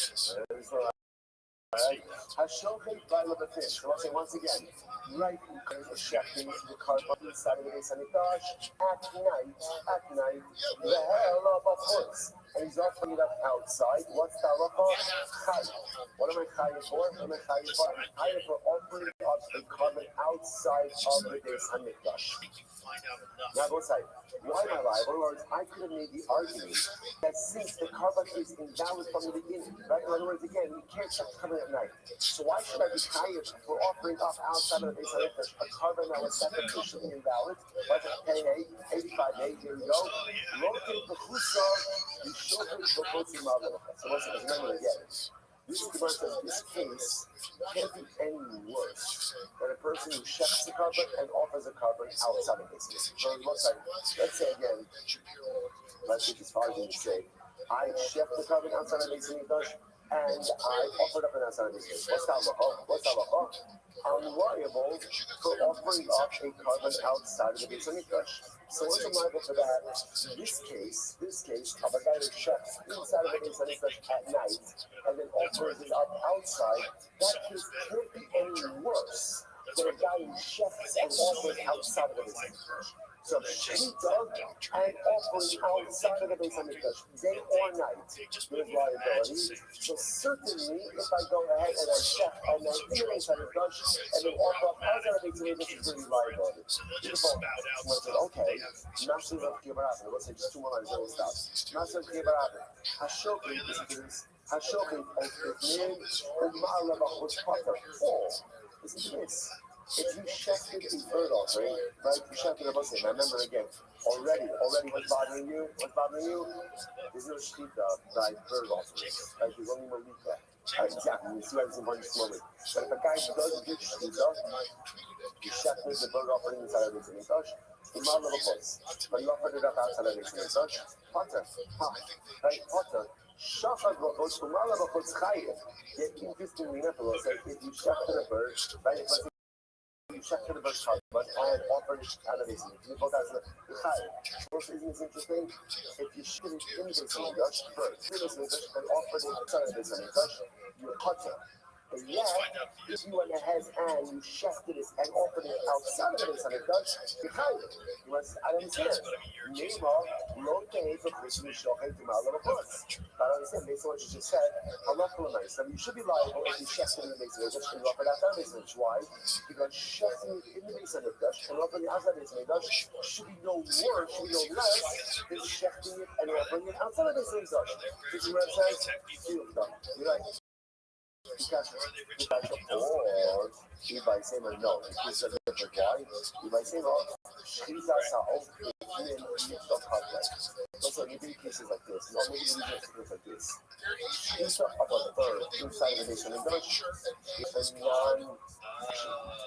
non. It's useless. Why? Why was I why? Because the concept of shita by the birds inside of the Beis Hamikdash does not exist. So listen to this fascinating, really overwhelmingly enigmatic, analogic interpretation. Analogic. Sounds like a disorder, right? Let's listen to this, right? I'm not suggesting a chef would offer up a bird outside of the Beis Hamikdash. We again, the chayes, the shmutei chutz. Interestingly enough, if you chef in the mikdash and offer it out of the mikdash, you're potter. Why the distinction? Because the concept of shchita applies out of the Beis Hamikdash by birds, but the concept of shchita ultimately against the birds does not apply in the mikdash. Therefore, that act itself it's nothing. So because it's ultimately again it cannot be liability outside of the mikdash. Therefore, just being enough, the Gemara says we're not because but essentially this is really different. So therefore, if you chef at night, you chef the car regular an animal at night, and then offer it up at the mikdash, there's liability. Why? I go on saying, but shchit that night is list. It's true, it is. But the act itself is still a halachically, it's a recognized action. So even though what you did is chronically meaningless, there's liability. Why? Because that can't be any less than someone who shechted and offered outside of the Beis Hamikdash. But yet, interestingly enough, if you chef a bird in the Beis Hamikdash and then go out and burn it outside of the Beis Hamikdash, you're potter. You're potter. Even though if you were to chef and burn outside of a bird, outside of the chayiv, nevertheless, if you chef it in the Mikdash and burn outside of the Beis Hamikdash, you're potter. Why? Because the active heat of a bird in the Beis Hamikdash is a meaningless, unrecognized act. And because that's a considered liability. Okay, well, is that right? Guys, I'm going to stop over here for today. We'll pick up here tomorrow. What a day. What a day. It's only Sunday. All right, everyone, Zoom. Thank you. Thank you, everyone. Have a great day. So when they're So that whole conversation, with they that found lady, it so they can display that. And then to push a trad lifestyle, even though they're atheists, Start again. and a fake Catholic is putting on Twitter. That's how you Yeah. saw the clip that appears that he was defending the trad lifestyle, and we just checked that. That's right, because that's how a lot of people saw the clip without context, without knowing just you. But if you were someone like me, I never. All right, everyone say good morning, and good develop. Complete sports ball sessions. Begins another week of the sessions working together. Begin with all of our sponsors for this morning. Sponsors for the month of State of all Lino Torah. Allison Alexander is getting all the students rushers this month. And then we have a comment of the Sheldon Stanitar, almost Steve Rubin, and Shimizu von Lacha. Now there is Sheldon Stanitar Aliyah. He should be a mayor association for his children, his grandchildren, his granddaughters. Now that he's growing his 36 grandchildren. And I'm sending him out the Esther for dedicating the Shira and the Judges this month in memory of their parents. Yitzchak Lee, the Banana Cohen, Sarah Rachel Bas Baruch Havlo. in the best of Efraim, and then we have the year time, you try to stand such a come to the good mission, you come to know you felt. And that way, that's what every time it comes to the Holly Happy Holly, Namia Smoky Shpapa, we have about Shmuel, Jacqueline Shmanis Bash Shmuel, and Espen Bass Natalia. Our Jacqueline sponsors for today, Ayala and Sarah Steinberg. In the space of continued health, both Shmanis Hannah Bass Sosha, and Simon National Rocha Efron. Information of their mother's yard site, Chaba Bas Ablos. Today, we open in America of our Tanikola, all within the Shem Savin Aliyah, families in the summer, all those who need to report Shabbat together, call Holy Yisrael, to 12 Shemot, to continue to share Brachos, and so it's no one on hands. Those are back at us, we're very happy to stay down. Very exciting stuff ahead of us today, really exciting stuff today. We are picking up the Yer Session on the Gimel on the days 83D, 2 lines up from the bottom. So you guys say this all. The Shloki says as follows. Shloki says, so now, what we're going to do over here is a little bit of a summary. A bit of a summary as to the last video, which of course is always helpful. So Shloki Shomer, remember again, the topic that was covered in yesterday's app was, since we are in the was this concept, ultimately again, of carbonos that were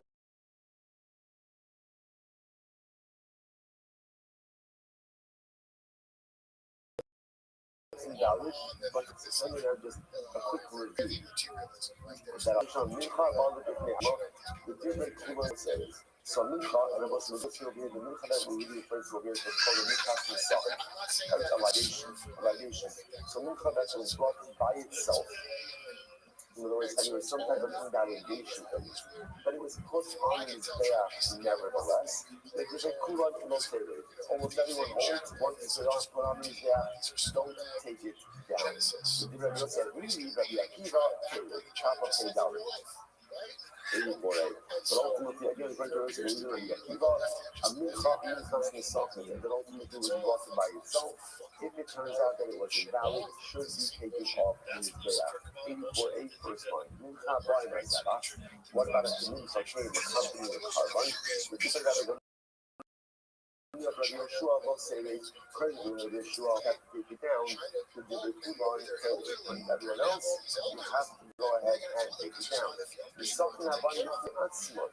What about Nisachim ultimately again that are brought on their own? The different Kuban, yes, according to everyone, you have to take it down to the sometimes you take it down to Nisachim Abani Mazera. What about Nisachim accompanying the carbon? I can both say. And obviously, in all of these cases, there's some type of invalidation in the carbon. And then halacha basically you put it on the desk, okay? So it's not going to be that off, it's starting to come in the desk, but the kulan here, everyone agrees, take it down. But the Romeo of the Kude, longer. Ultimately, but Romeo himself says, you don't have to take it down. So it's anywhere says, okay, thank you for the recap, but Shita, once the challenge, the Gemara doesn't do this. In fact, by the way, it would actually be great if Gemara did this in general, right? Because again, that little summary at the end, especially if a lawyer comes on to be a bracha. But the Gemara doesn't do this. So the Gemara says, what are you doing? And Shita, there's no new information that's been conveyed over here. So what exactly is it that you're giving over? Is it Shita? Which one says, no. Michas Bob, the answer is Shita. The actual will say, the name is that you know what to convey was all covered in the case of a Micha that is brought on its own. So say, why is that case? Let's say to the Rava. The Amar Rava, the Rava said, Misnadin Adam Minchas Nisachim, Minchas Nisachim, Bechoyo.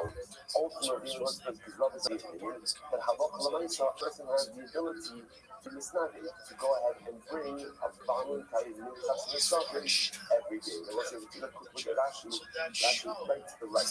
Right, Rashi says over here. Rashi says, actually, first, if you look at, Nisachim Abban, that's actually Rashi. If you go to Nisachim Yayin the Lozera. So actually, if you go down with the Minchas Habbat, Minchas Nisachim Habbat, so what's interesting enough, the Gemara says this entire recap was really to highlight one important piece of information. It means that you could bring a Minchas Nisachim. that you could bring a voluntary wine libation on its own, even though normally, again, Nesachim accompanies a karban. Right? That's how we class it here and say Nesachim. The Rambam is of the opinion that you could bring a wine libation all by yourself. And let's say, you know, what's fascinating about this? Just if you think about this in this moment, and so this entire recap over here, the Gemara says that you just brought to go ahead and highlight that idea, which the Gemara says, I don't understand, the Nashma'inim Kidurabba. So why don't you just say that line? In other words, just quote lyrics again. I understand now why you felt the need to convey all the information, really just for one novelty. So the Gemara says, why not just go ahead and express the novelty? Just quote the reading of Rabba, that you could bring a new person Sahim on his own. To which the Gemara says, this before we go, I was going to point out, this entire is a hospital. Think about it. And what is the Gemara saying? That we will bring down all of this information, right? 98% of it unnecessary, not unimportant. Everything is important. But 98% of it not necessary because we learned it before. Why? Why? For 2%, for one statement that is necessary. Well, let's see. I think it's important. This is an incredible metaphor for life. When meant to accomplish things, accomplishment usually require a tremendous amount of effort in order to get one nugget of accomplishment. But what all of us generally want to do in life is I want to have directed focus. I want to accomplish it. So tell me exactly what I need to do in order to accomplish it. It's not like words. If you want to have meaningful accomplishment in life, you're going to have to be doing a whole bunch of other stuff that may look unrelated to your intended result, but it's need to get there. Like the much I'm not going to go with. Let's say a person might love their job. Right? No matter how much you love your job, what's one thing you're going to have to count on? One thing you have to count on. You're going to have to do parts of the job that you do not like. People get very frustrated about this, right? I love my career, I find it so meaningful, but I need to do this, to do this, to do this, to do this, right? And maybe it's even like a little bit of a waste of your time. But every single job, no matter how beautiful and wonderful and meaningful it is, requires parts that are just annoying, upsetting, frustrating, whatever. That's the way life was. I don't know if that's treated that way, but that's the way that it was. And one nugget of accomplishment requires a tremendous amount of associated effort as well. So the Gemara brings out all of this information only to distill it down to one line. So what it means is if you want to accomplish in life, be ready to work hard, be ready to do a lot of things that maybe you don't even want to be doing, but they're necessary for the complete picture to get you where you need to get to ultimately in order to accomplish. Incredible. It looks like it's only Sunday. It's only Sunday. And look at what you have to understand. This is gold. It's gold because here, this is why we learn Gemara, and this is why we learn Yisrael. It's not because we understand Kabbalah, that's for sure. We learn this ultimately because remember, we get these building blocks to become successful people. Just how frustrating is it when we put our effort into things we're like, why am I doing this? Why am I doing this? Sometimes you have to do the unnecessary stuff in order to get to the necessary accomplishment. Gemara says, so just stay rubber. Just in order, if the whole point of this is Rabba's statement, so just quote the statement of Rabba. I'll tell you why the rest is no. The second I'm going to say is because exactly the novelty case. The novelty case is the second I'm going to is actually again the libation that accompanies a carbon. Why do you want to listen to this? The macro makar or the yomakar.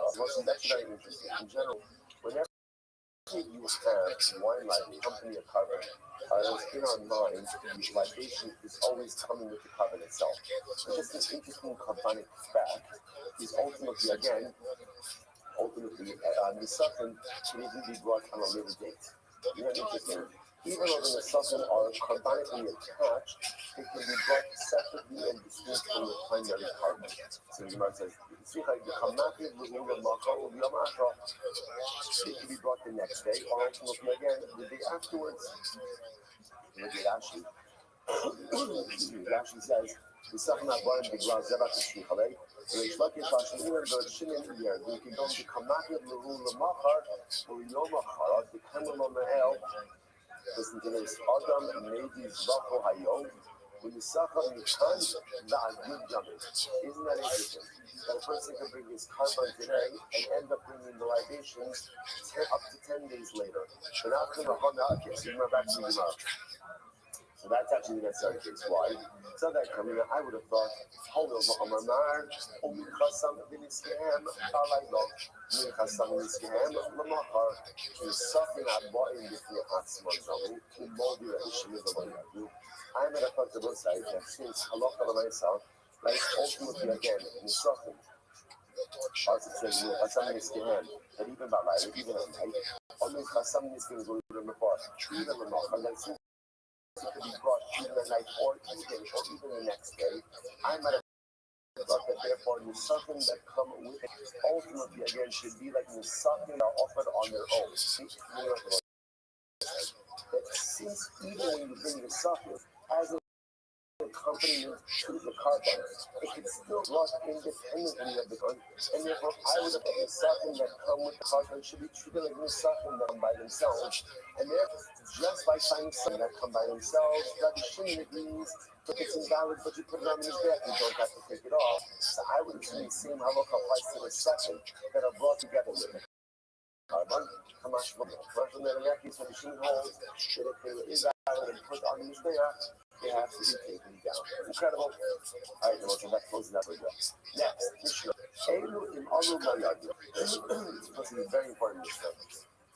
The following items, if you put them on his back, now obviously, if they were invalidated and you place them on his back, you do not take them off. Right? In the following list of items, if you put them on his back, you weren't supposed to. They're invalidated.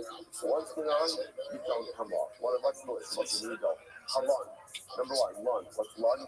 An item left overnight. You have to choose the most enemy again. Actually, the concept of lun, the disqualification of lina, is actually not even overnight. What is it? To be past the nightfall. Right? In other words, once essentially you're past shkia, then there's no difference of kabbanic matter left of that. Kabbanic material. Right. So no different about kabbalah left over, let's say, past nightfall than left over night. It's the same thing. It's been left over past the time that it was supposed to be offered. So the mice say again, that's one. Next, Yetze.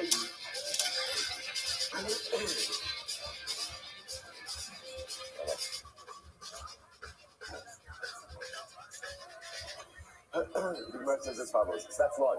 Yotze. Yotze means any type of kabbalic material that goes out of its permitted area. Tameh. Self-explanatory. Becomes tameh.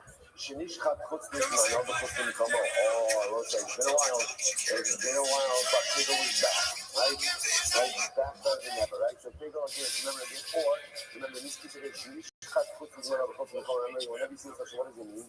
It means that's intention. The carbon itself was definitely with the intention to either out of its committed time or its committed place. Or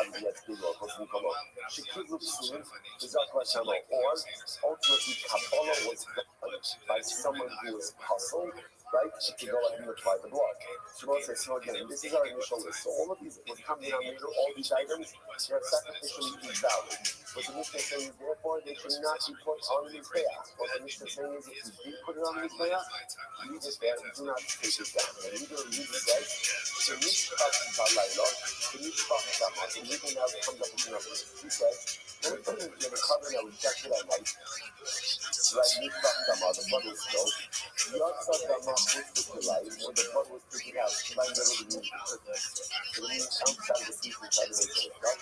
In all of these cases, in also too. So the Buddha says in these cases again, Laila, carbon rejected at night, blood was spilled, blood was taken out ultimately again of the committed area. In all of these cases, if the carbon was put on the bath, take it down. The machine says, no, the machine says, do not take it down. Why? The boss said, this is incredibly important. The machine the boss said, now in general, whenever you see lists like this, whenever you see lists, what is it that we're looking for? Right?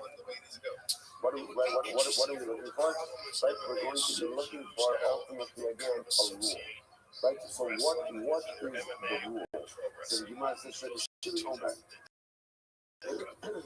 Kol she'isuro b'kodesh mekabla. Was very interesting. Any item that essentially enters into the Beis Hamikdash sacrificially valid, but the invalidation happens in the Beis Hamikdash itself. That's the type of item where ultimately, although you shouldn't put it on the back, if you do so, ultimately you don't take it down. Conversely, lo haya b'isur b'kodesh, in HaKadosh Mekablo, if the invalidation was even before the animal came into the business, the animal came already disqualified. Right? You already keep the type of item where if you put it on his back, ultimately, get off. So now you might examples of this. So it's like the first category is much more obvious. Right? That's all of these cases. For example, again, you have an animal ultimately again, you left it overnight. It became tame, right? You shafted it with an intention for chutzpah mano, chutzpah komo, pigo. Right? So these are all examples of when the animal came into the pieces of the Beis Hamikdash, it was fixed. It was fixed. Then something happened inside of the Beis Hamikdash to disqualify it. The Shimon says that's the kind of item where if you put it on the bear, don't take it down. Don't take it down, leave it there. On the other hand, if the animal came in disqualified, then Allah reminds you, in his virgins, you put it on the neck, take it off. So what's the examples of the second category? The following examples are animals literally again that did not become disqualified in it. Rather again, the disqualification was already before the entrance to this. For example, halova b'hanirva, like an animal that engaged in active immorality. Right, they have in the point period. Hamuksa, muksa means it was set aside for Avodah Zarah. Ne'avad, it was worshipped as Avodah Zarah. As Sinai, it was given to a harlot as payment for his services. Nehira, item that was sold for a dog or exchanged for a dog. Shilayim, some type of crossbred animal. Sheifa, right, an animal with some type of disqualification. No safe dolphin. Actually, I have a touch on this. Who's that full This is an animal born by cesarean section. A C-section is invalid to be a carbon, right? To body woman, or animal has a blemish. So it's like coming down the animal, all these items, before even walking the distance of the distance, it was disqualified.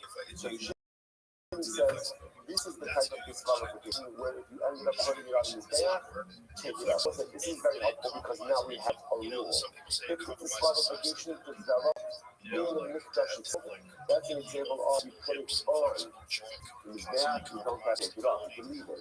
If the disqualification developed before you get into the Beis Hamikdash, then halacha l'maaseh, if you put it on, take it. Rabbi Kiva, not sure about it in the Rabbi Kiva holds that halacha l'maaseh, if you ended up putting Bali woman on your back, ultimately you don't have to go ahead and take it off. So that is the point that we'll discuss that more, but this is so Rabbi Akiva. Right? Rabbi Akiva is always the one who's able to find the beauty even in the most damaged situations. Right? The things not when we set a smackers, Rabbi Akiva goes even in the midst of what everyone's crying when they see such a mikdash. Rabbi Akiva is the most optics. Rabbi Akiva is always able to see hope, always able to see light, always able to see beauty even in the midst of death. Such destruction. So it makes sense that Rabbi Akiva is what he says. Bali woman, if you left it on his day, left it on his there, leave it there. What about that later? So that in this kind of time, in this kind of time said, Doka haya abba as Bali woman yagada in his death. Hadichanina is kind of time, and as it was like, Hadichanina is, again, this is a scan going up. So obviously, again, his word is going to carry a lot of weight. Also, Hadichanina is kind of time, right? That ultimately might father would not allow Bali women on his back. And if they wanted on his back, ultimately again, my father would have them taken off. Very interesting. He writes as Kishem. Kishem Shem Olo Lo Yezu, Kach and Yerdu Lo Yahu. So what says very interesting. So Nani Misha says another rule. In all of these cases, like in all of these cases where, let's say, if you have a sacrificially covered animal, you end up putting it up in his beda. Right? So what's the halacha? Once it's there, at least in some categories, once it's there, you don't take it down.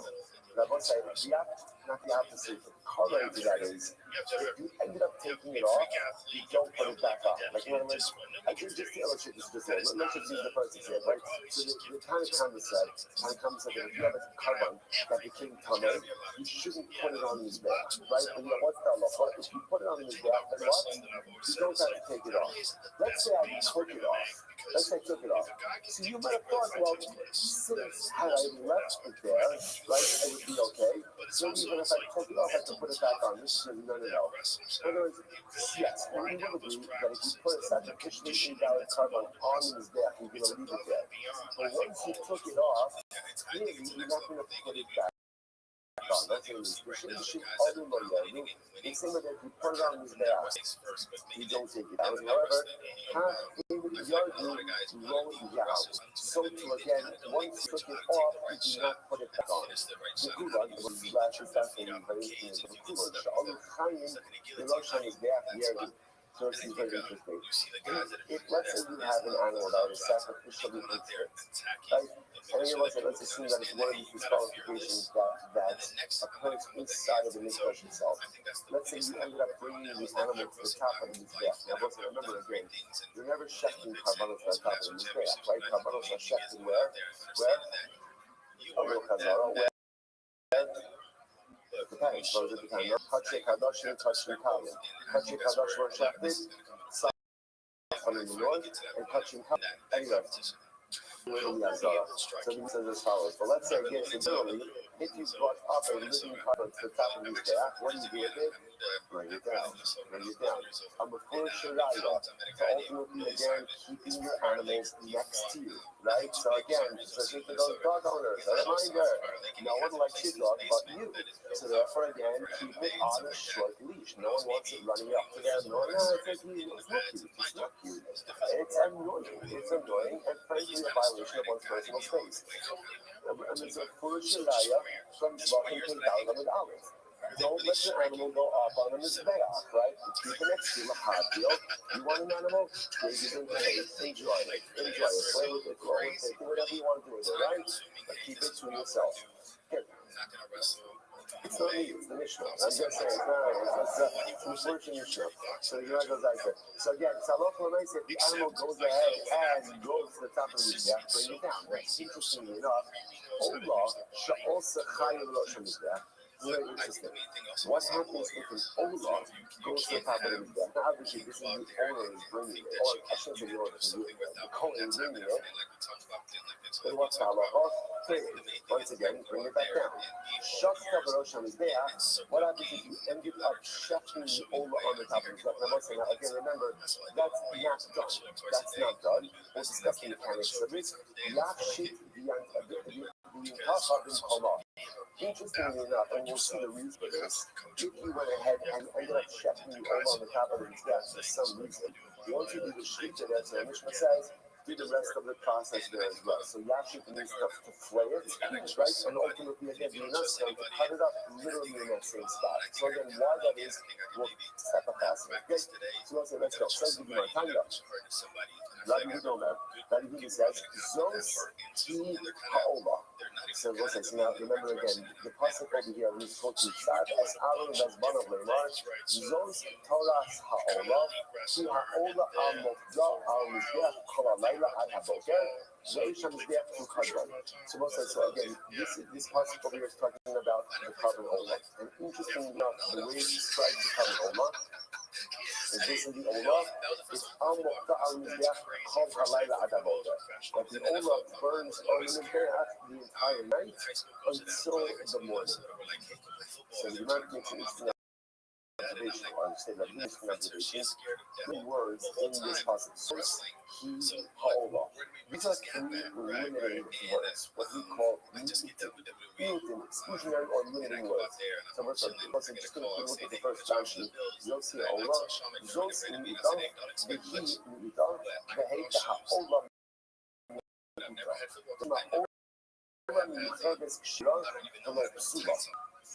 So it's interesting enough that those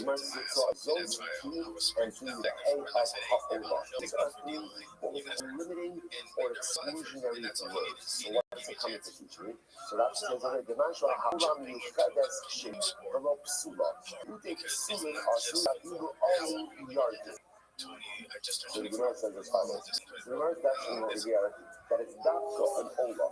But if that can Ola said halacha l'maisa again, that ultimately the Masha Ola Miuchedas Shira below Siva. That's the coming to teach you that it's only a kasha Ola ultimately again especially is there, and not one that is also.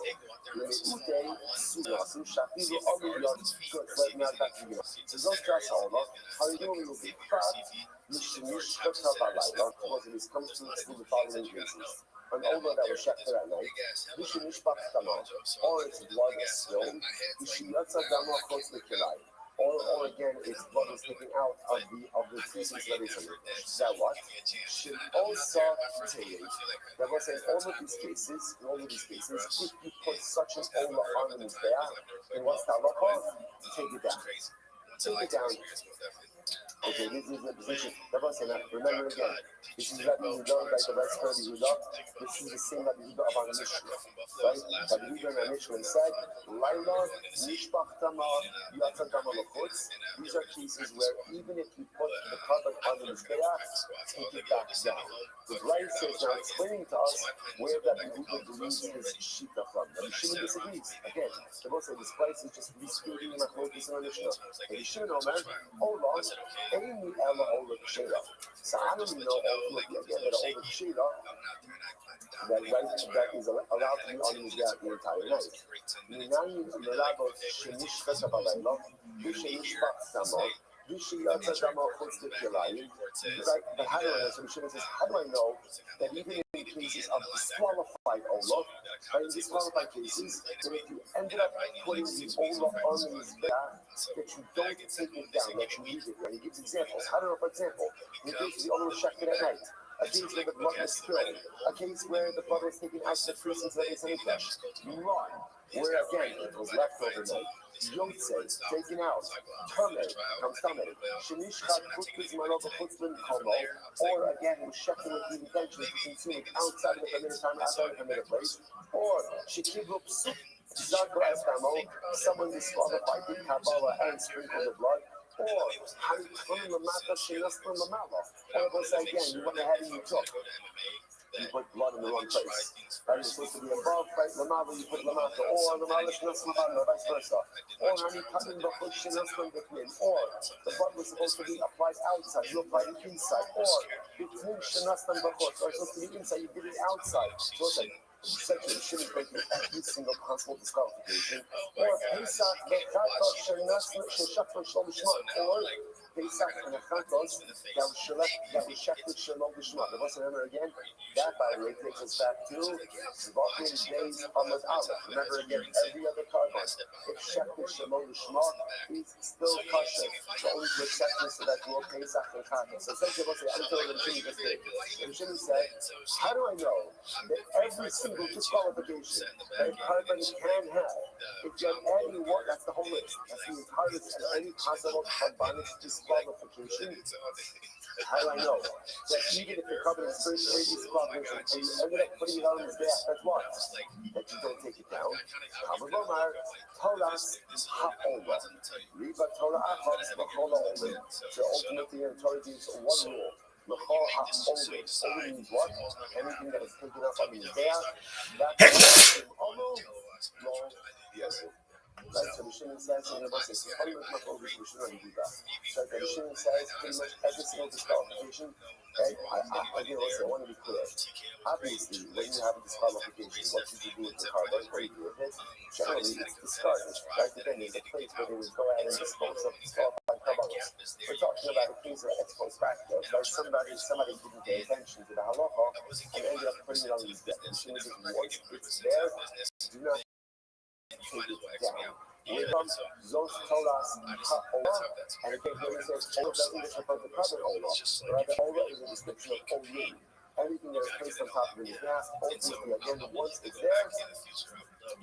there, ultimately don't take it down. Look at the last Rashi. Tell us Ola, she almost dog, Shekehisham Halayla Agabok of the Moshe. It's interesting.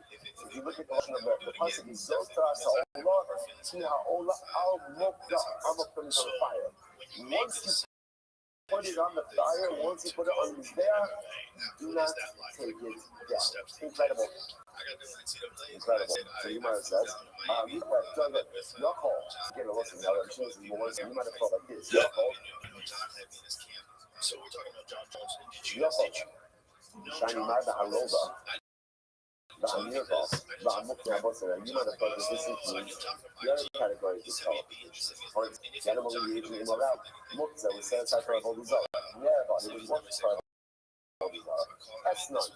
It was given to our army as being for services. You either sold for a dog, Kilani, crossbreed, trade off. Trade means again as type of condition from which you put the million dollars. Those you don't pay, C-section.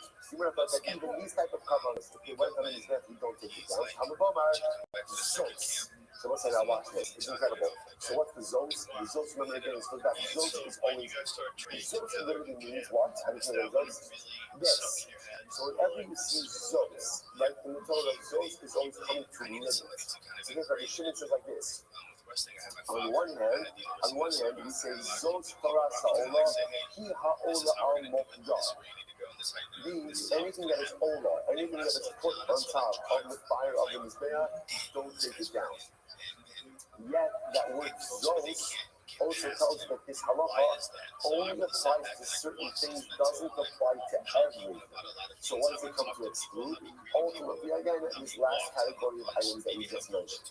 The one says, well, 1 second. The one said, this is good because remember, this Raisa is literally working us through the Mishnah. It's taking the same Mishnah working through. So you must ask, now, I don't understand. How do you know which category of disqualifications to include? Maybe I don't know. Which category of disqualifications, if you put it on this there, you leave it there, and which category of disqualifications to exclude? But Allah promises even if you put it on his deck, you take it down. How do you know? Not runs to Rabos Estilu or Hotias Elu, which we must Ata Shari Bahakosov on the days. Oh, so cute. Right? So the Gemara says, right, Ata Shari Bahakosov. So now then, I says, so here's what I have. I have a ribui and a meat. Right? I have an inclusionary phrase and an exclusionary phrase. What's my inclusionary phrase? Tolas ha'ola, hi ha'ola al-mo'iyah. What's the exclusionary word? Zos. So now that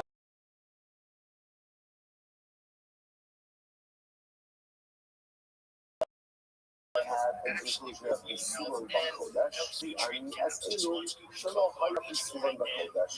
Someone says, so this is it. Ultimately, again, that the Shimon says, here's my rule.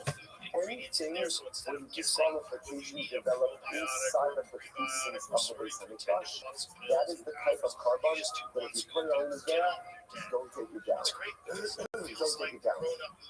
As opposed to an animal that was already disqualified before it came into the base of the Mikdash. That's the type of animal where even if you went ahead and you put it down, even if you went ahead and you went ahead and you put on the there, ultimately again you should go ahead and take it down.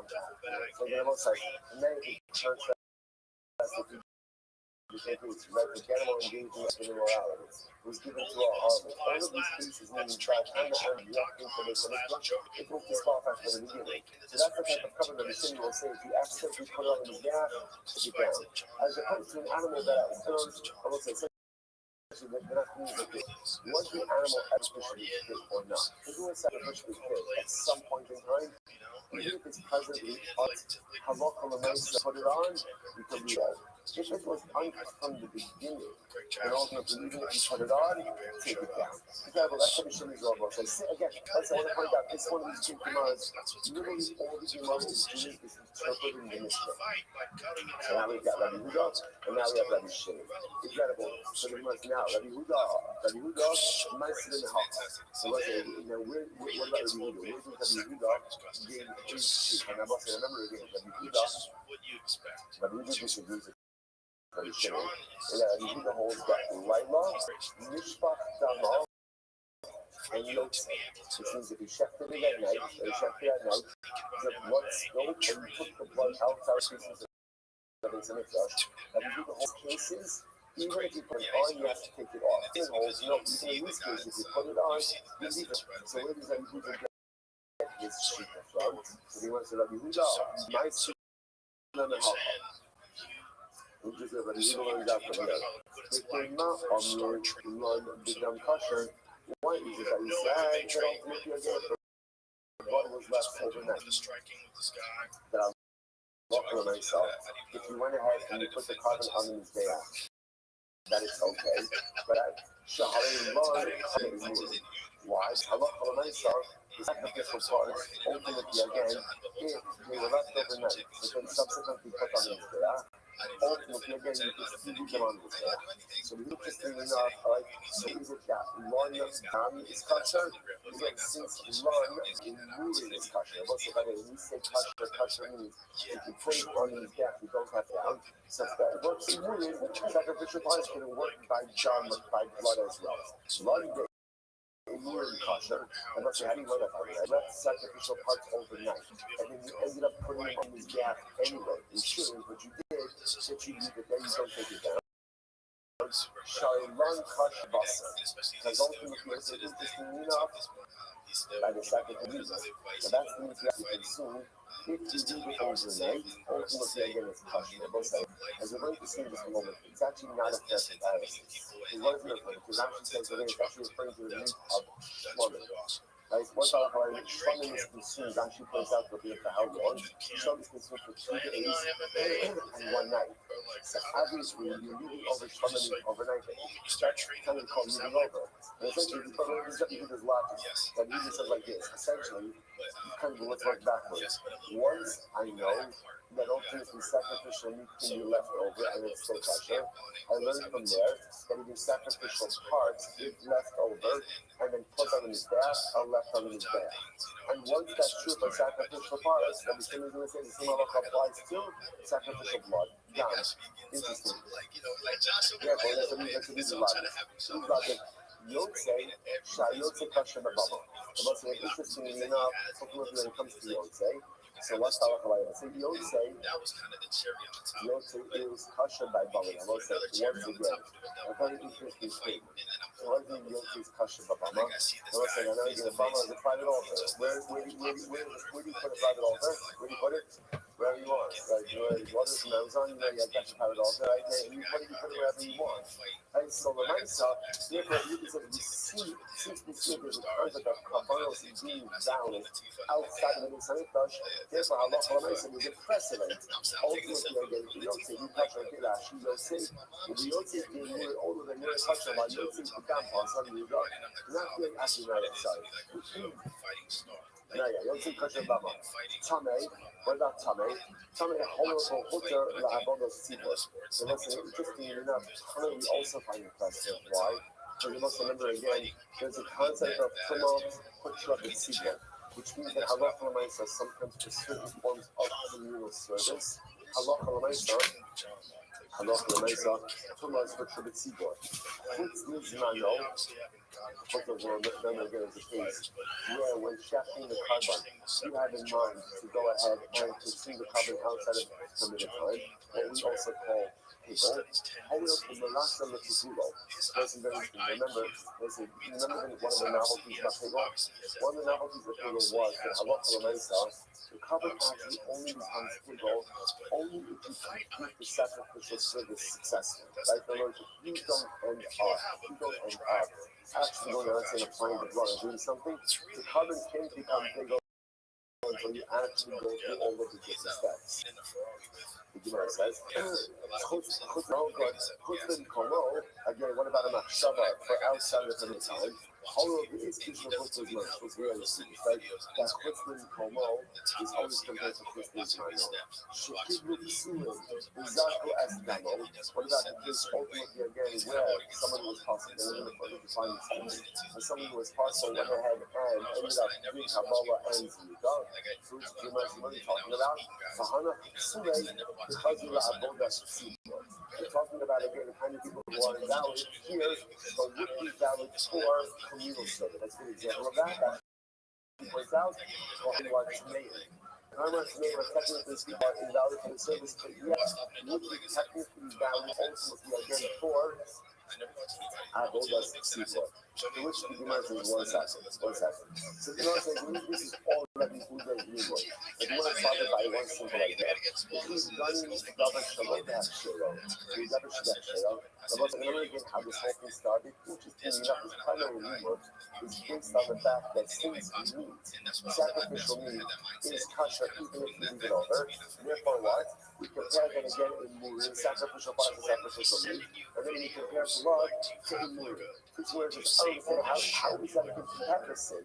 Sacrificial meat that's left over is kosher, right? Because then again, for example, like that's the point out, like shlamim, it's not called leftover, that's not leftover.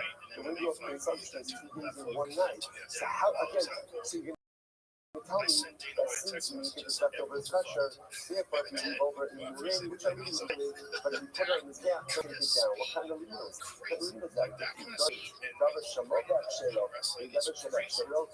you actually learn out something that is actually sacrificially invalid from something that's sacrificially valid? To which the Gemara says, Kana, Azot Torah Sa'olah. You're right. In reality, he was really basing himself on the drug of Zot Torah Sa'olah. Like that phrase, once again, is a root is the piece of phrase that ultimately, again, we got you everything else. So that which we espouse as Rabbi Huda's primary limud was not really his primary limud. Therefore, let's say, just the first which is the second. Therefore, what we're really left with over here is just the fundamental focus between Rabbi Huda and Rabbi Shimon. Rabbi Huda, again, we just went to Rabbi Huda's entire limud, and Rabbi Shimon really bases himself on a rule. And what's the rule? The rule ultimately is in any carbon, disqualification developed inside of the species of the Sunday Dash. If you ended up putting that disqualified carbon on the back, don't take it down. But if the disqualification is sold, develop before it came into the Sunday Dash, then the Parliament say even if the work on the map, ultimately again you have to take it down. Has much more comfort for your dealer as you just saw. Again, when you're up to all comments and just I'll say one more place. Then we'll stop for today. You can just 3 lines up from the bottom, 84 feet down, it's very beautiful. Listen to this. Hashorim behema balayla b'fnei. Behela b'chutz. Right? In this case, this is so interesting. Let's say Cohen goes ahead and you shaft a carbon at night inside of the base of it. I'm not saying that obviously, right? Illegal. We don't shaft carbonates at night. No carbonates at night. So the Cohen is now, again, generally, if you end up shafting a carbon at night, what's the status of the carbon? What's the status? Invalid. Invalid. So here, we'll just call it Ruben. Like Ruben at Cohen went ahead and shafted a carbon at night.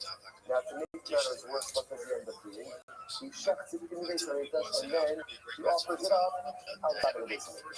So what I said is, you can again, generally, the halacha is offering up carbonates outside of the base of it, major biblical note. Right? Serious transaction. Obviously, the time that everything over here is structured, right? Everything over here is obviously accidental. But so again, there's 2 things that happen with it. Number one, shafted a carbon at night, and then when you're having compounded the mistake, ultimately again by offering it up outside. Take a look at that actually before we go on. That's the shorter game about I love the hell of a horse. Now ultimately again, and he offered it up outside. So the Gemara says. So chayiv mishum ma'alev horse. So let's just read this. Let's read this in Rashi. What's halacha? You are chayiv for offering up a carbon outside of the base of the dash. Now, what's the novelty over here? What's the novelty over here? The novelty over here is that essentially the carbon is invalid from the beginning, right? Because you shafted it at night. Even though the shefting shita was invalid, nevertheless you're going to be liable for offering carbon outside of the same percentage. This is like Yehuda, the Amr in also Muslim Taylor.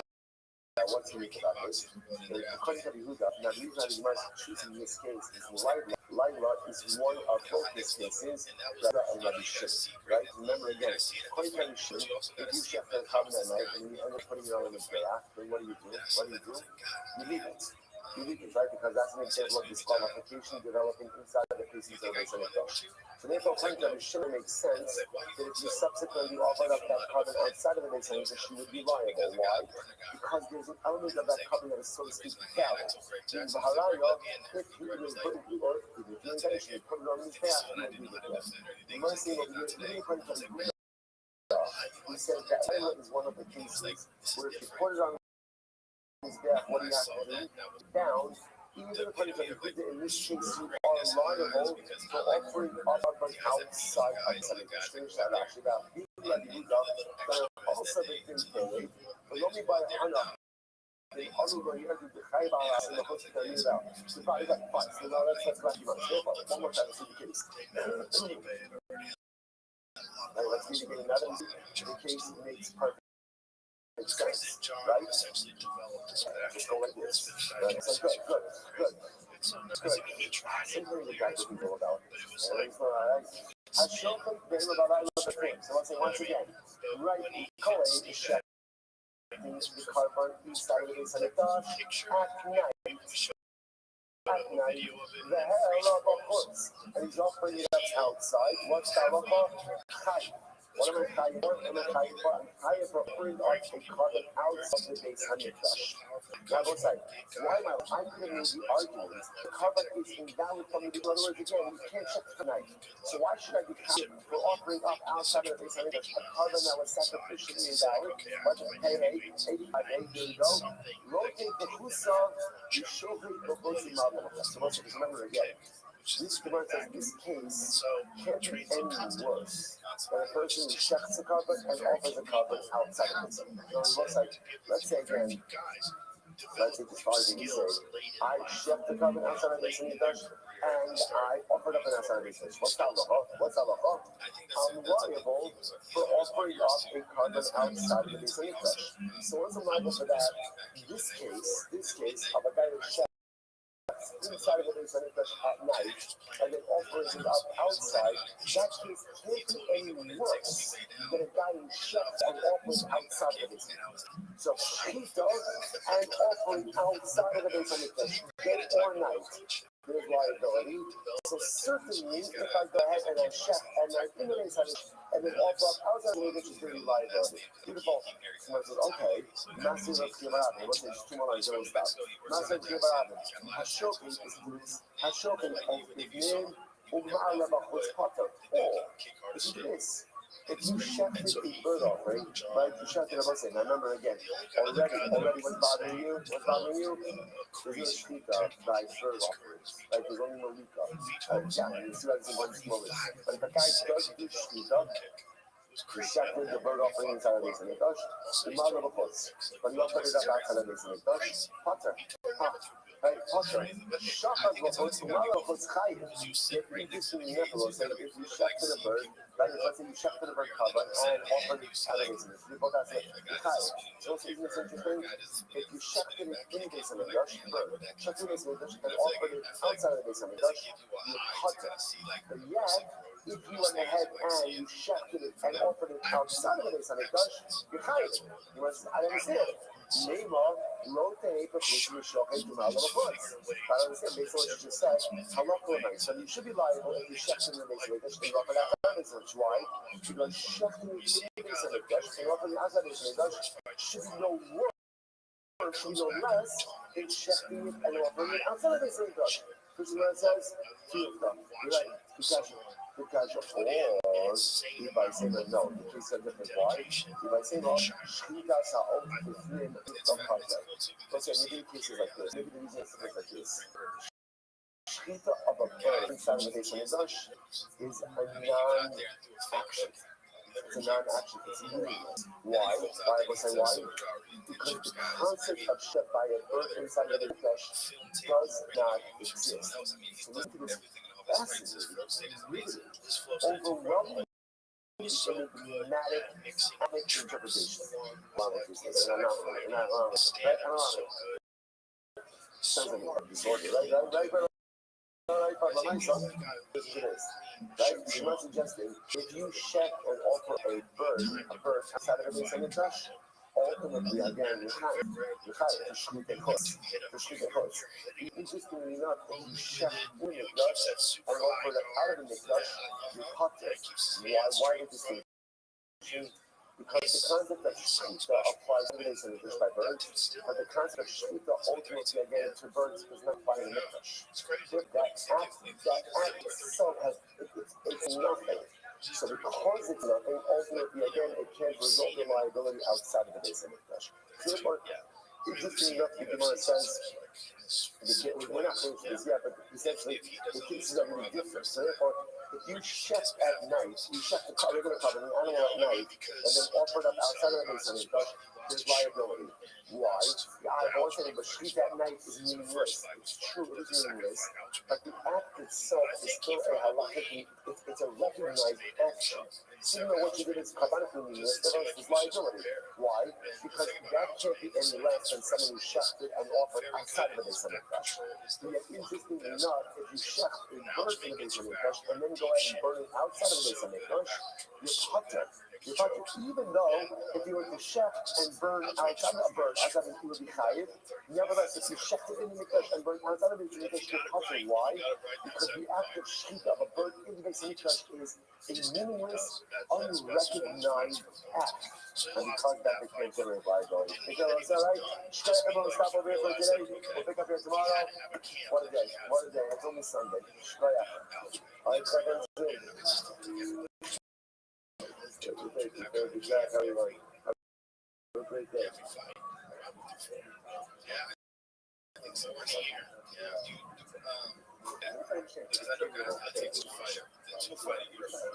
Start again. Alex Warrior did the same thing. Like he's fought a lot of fights and he's fighting you gotta have that mindset of guys like I'm gonna fuck this fight, you know. But Alex has fought with broken toes and everything. He fought with no iris and you know, he had a fucked up hand the first time he fought Ankalaev. But then, you know, the same thing. All right, Joe, good morning. Let us begin. Begin by thanking all of our sponsors for this morning's cheer. I think in our sponsors for the month of Kislev, Ariel Stanis, and then we have grandfather of Shlomo Stanis, Harav Shlomo Tzvi Ruben, then Shimon is a Roman Rav, Arabah is in Shoshad Naviyah, she has many social for his children, his grandchildren, and another update, 36 great grandchildren. Incredible. That's actually Shoshad Naviyah, she has many social, the entire Mishpach. Sending up the Askesim, and many other their parents, Yitzchak Leib, and Aaron Cohen, Sarah Rachel Basbar, Abram, Huda, Bas Henech Hasbayim, and many of their dear family friends, that such as Kaliona, Gordon, and Shimi from the Mo, Selwyn, Dowling, Dowser, and Eric Hanukkah. One of the times we do all of that in college. In memory of Leah Bas Shmuel, Zachary Shuvamis, Bas Shmuel, and Esther Bas Hadia. On the Abraham Sponsor, Miriam Jacobs, in memory of her father, Steve Hirsch, Ben Chanuch, and the Abraham Sponsor. For today, Alice and Schloss of continued help for Shulamis Kanat Bas, she was from America by Kala, all of the Sham Satan of the Chinese in the cover. All those who were 7 with Kotel for the Israel, for the Prophet, near Sashem Shower Blocha, and so it's total support all of this. And those who again, those videos a lot to do today. We got to have us today's gap is payday 82. We're picking up Mishnah. On here update says the Mishnah, and it's turning the thing. She is out of the time, but what's the interesting things over here, you have literally again exterior blood, so again, carbonic blood that is normally applied outside. That is mixed with interior blood. So what's halacha? Everyone, please halacha l'maisa. Go ahead and pour it down the channel. Rashi points this out over here. That fascinating enough, who doesn't disagree in this case? Rabbi Eliezer. Rabbi Eliezer is one who said yesterday's that, or yesterday, last 2 days, what the Rabbi Eliezer's shita, Rowan. But yet, Rabbi Eliezer does not go ahead and mention Rowan in this Mishnah. Again, we'll talk about that. Not some of us. The fact that we are saying, however, what happens in one side, let's say, Cohen did next. And instead, what did he do? He took this combination of blood. And first, he applied it outside of the and then we apply the kosher. Ultimately, again, it's going to be kosher. What happens if you reverse the order? What happens if you apply it inside the knim? Because of it, what happens if you apply it inside the hechal? It's not mizbeach. I mean, the knim mizbeach, the old mizbeach. And then he went ahead and the implications on the outer mizbeach. So this is not holy. The Akiva pulled out that the Akiva says it is possible. The Akiva says it's possible. But mashir, upon the old day, that is kosher. So what's the logic? Why is the Akiva say possible? Should the Akiva over kol damim shenichnishu lechata behechal psulim? That the Akiva says that halacha l'maisa, any time you take exterior blood inside, that blood is possible. Blood is possible. And if halacha l'maisa, you take this combination of blood, once you take it in, So we say, it's going to be possible. What if it comes to the Chum say, no. The Chum say, yes, I agree. That if you take exterior blood and you bring it inside the blood, it's possible that only applies to chatas. Chatas, again, we'll discuss in Gemara exactly why we have this. There's Omer, Asha. The Rosh says, by the way, it's not just chatas, but it's also Asha. That is automatically invalidated if you bring it inside. They're not the chatas kasha. What's in see this every time, right? That there is this strong connection between chatas and Asham. Therefore, whatever applies to chatas will also apply to Asham. And therefore, Allah Ta'ala, just like if you bring in chatas blood into the inside, it is possible. So too, if you bring in Asham blood inside, it is possible as well. Incredible. I expect the Gemara in the Mikvah, maybe less than a half. So I'll say, so the Gemara asks, Rabbi Eliezer, why aren't you arguing over here? In the last Mishnah, you argued in every case of mixture, and you applied the concept of blowing. Like the Muslim again, remember again, we had the case where we call it Lamata blood got mixed together with Lamata blood. And what does everybody have to say? Just do both applications. What about the fact that you're applying Lamata blood Lamala and Lamala blood Lamata? Remember what everybody has to say? You view the blood that's not supposed to be applied as water. As naive. So why doesn't Rabbi Eliezer disagree over here in this case as well? Why not say just do the blood application on the interior, exterior, and when you're inside, do the outside blood as water, and when you're outside, do the inside blood as water. In which the Gemara says, I'll tell you why. If you love it, because here you're a little bit stuck. Now you're a little bit stuck. Why are you stuck? Because what did you do? So let's say you say keeping the problem. If you go ahead and you first apply the exterior blood and then the interior blood, that's not going to work. Why? Because once in the same way that there's a mitzvah ultimately again to do Lamala blood before the Masha blood, there's a mitzvah to go ahead and do the interior blood before exterior blood. So you want to say top of pages, that's the problem. If you go ahead and you do the exterior blood first, you're in violation of that order. So therefore, again, I'll say 3 days in Dalit, the Nasiv with never higher Nasiv level, it's fine. So go ahead and do the interior blood before you do the exterior blood. You can't do that. Why? Because that won't work. Although that can work for some kavanos, since everyone agrees it won't work for chatas, and the Rebbe also says it also won't work for Asham, that's not a valid Isa. It's not a valid Isa because it's not a valid Isa. Essentially, the Rebbe cannot apply rowing. Quite fascinating. I just want that. If you look back just for a moment on that last time I played out of the days, I think that line is such a beautiful yisod. What is the Mishnah? What is the Gemara supposed to say? Last line on 81b. Kishim shemitzu lahaftin al yonu v'tachtono. So I said, this is a general cloud in life. In life, you always have to give precedence to the al yonim above the tachtono. A person should always make sure that they are placing proper emphasis on their ruchnius and not just focusing on their gashmius. We are in this constant tug of war between ultimately our yonim, right? Our spirituality and our physicality. So what does the Gemara say? It is so important to make sure to give priority to your spiritual development. Even about, again, obviously, we have to pay attention to our rationalists.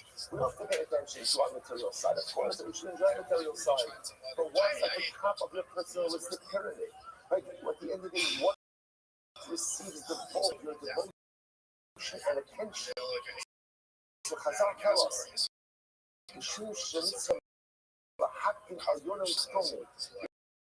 have to put your ruchnius above your gashmius. Mitzvah happens in lachutz. Same idea.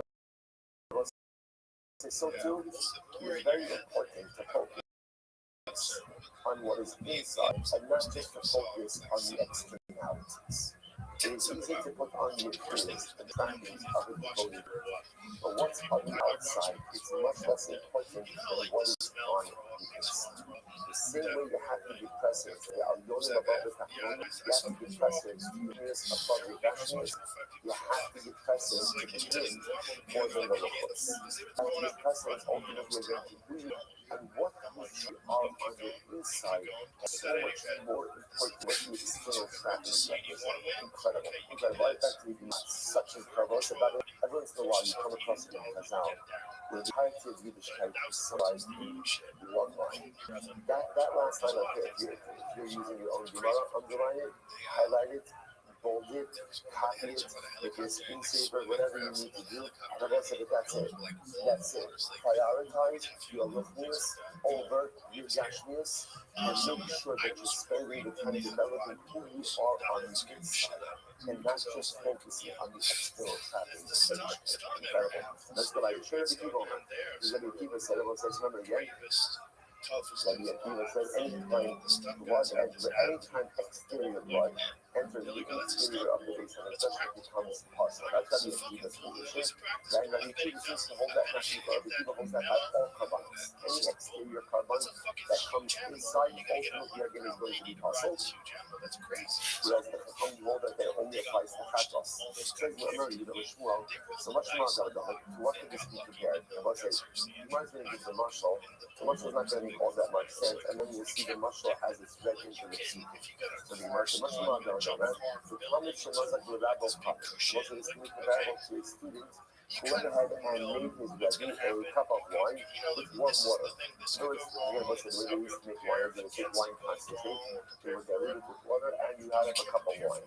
So you could do it with cold water or with warm water. So Tom made his ready a cup of wine with warm water. Well, I'm going to roll and then the Rebbe said, make for me a cup of wine. On the low, so Tom says to me, so Rebbe, what would you like? You want warm water, hot water, cold water, from the low, roll the comment and the last secret. Did you not write, well, you're not doing with warm water, you need the previous cup. You need the previous cup of warm water. Action, in the common being so now, you can make it with warm water or with cold water. Okay, so what exactly? So that's the question here. And on this note over here, with the katas, we must say the pasuk ultimately again is dealing with katas. But asi katas, the katas of Akman. Why do I need another katas? I will say, okay, so we give you a bit of context over there. The pasuk that the Gemara is dealing with is called katas asher riba midama el hora moed. The Torah says explicitly that halakha myself, if you go ahead and bring the chatos blood into the interior of the Beis Hamikdash, that the chatos is invalid. That is an explicit pasuk. Now, what the Gemara is bothered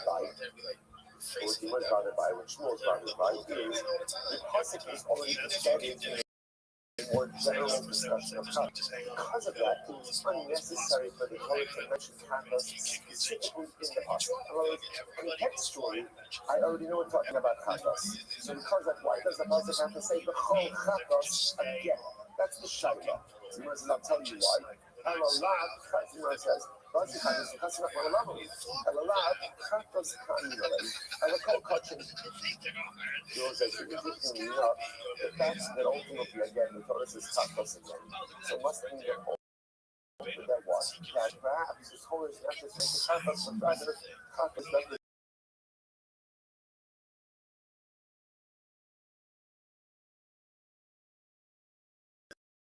Of all countries, ultimately is invalid. The blood is invalid. So the Gemara says, not clear that Torah very good. Sure, what's that? This stuff we call culture in the guy in his bath, where he Mariko is talking. So we'll say, so remember, halakha l'maisa, all kachim are included because of the region shlicha. So we'll say, halakha is the region halakha that's in the flower. Meaning that halakha l'maisa, whenever you have a covering, use a covering in the tree, the tree absorbs. And therefore, if you want to use that tree, you want to use that utensil afterwards for some other use, when they use, you have to kasher. That's called Maritim Shlipa. So all kabbalas are included in Maritim Shlipa. Chatos, because the Rahman Alami, why does he need to go and like Chatos? Shmanina, Chatos in the afternoon about. It must be to tell us that it got to applies to Chatos and not to other items. In other words, so the Rabbis with my suggestion is whenever you see a carbon singled out, perhaps the intention of the Torah is that to apply the halakha to the singled out carbon and not to all other carbon. Therefore, again, really, if you want to compare it to a marshal, you should compare it ultimately again to the following marshal. The Talmud Shemazim the Rabbi, opening the common game with something. The Talmud ultimately made his Rebbe a cup of wine. And apparently the Rebbe was not machmir whether or not the water was warm or the water was cold. However, now the Rebbe says, only make me from water. So in other words, look like, this is what it's been compared to. Rebbe made his Talmud a cup of wine. The Rebbe didn't matter to him. If ultimately again if the water is warm and the water is cold. Now the Rebbe asks for a second cup of wine. But this time the Rebbe says, only make it to me with warm water. So let's say this works a little bit better. Why? Because the Torah is talking about chatas in general. And then the Torah says, by the way, don't bring chatas blood inside the interior of the base of the flesh. So it makes more sense to say, what does the halacha, what does the halacha of interior disqualification apply to? That can only applies to chatas. Why? Because chatas was explicitly mentioned. Just like the Rebbe that said, okay, you need for me beforehand a cup of wine, it didn't matter to me if it was warm water or cold water. Now I want to be warm water. And it turns out the Akiva chatas. The chatas, the Akiva's logic ultimately again is from Russian of chatas for whole chatas. The sign of chatas in chatas. So when the Torah says chatas, I don't know what that applies to chatas. Touching chatas in nine. How do I know that it applies to other kabbalas? Kol chatas. See, just you know the pasuk says kol chatas. Doesn't just say chatas. Asher yivad midamar ela ormoi. But it says the kol chatas. What does the kol chatas teach you? That the halacha of interior disqualification applies to all kabbalas. You know, it says, Tikei Rabbi Akiva. These words are really good. Because once again, remember again, just to keep an eye on the ball over here. We tried to figure out the Mishnah had a macro. What was the case of the Mishnah? The case of the Mishnah was, you have the interior blood that gets mixed with exterior blood. What's the halacha? You shall say la'ama. Go ahead and pour it out. Pour it out. Then the Mishnah says, well, what happens in halacha l'maisa? You didn't pour it out, but you utilized it. So let's say, so then ultimately again it depends. If halacha l'maisa, you apply it outside and then inside, it's kosher. But if you apply it inside first, everything is possible. Now again, Rabbi says, you did it inside first and then outside. Rabbi Akiva says it's possible. The Chachamim ultimately again say that it's kosher. Why does Rabbi Akiva say it's possible? Because Rabbi Akiva holds any exterior sacrificial blood that was brought inside is automatically disqualified. Which the Chachamim say that only applies to chatas, and Rabbi Eliezer adds on asham. We're trying to figure out Rabbi Akiva's logic. Why does Rabbi Akiva hold this? So halacha l'maisa. The Gemara is suggesting over here now. What's the source of Rabbi Akiva? The Torah doesn't just say chatas, but it says the whole chatas. All chatas whose blood is brought inside. What is all chatas comes to include? All kabbalas. Any exterior kabbalas that are brought inside are automatically disqualified. I'm going to be listening to this really says, first five line. I feel at the mad that Kolayam Kulam says good. You listen to this, you could be mad that right, you can include whatever you want all day long. I'm not listening to you. But listening to you now, like I said, you could be mad that all day long. I am not listening to you. And you must say,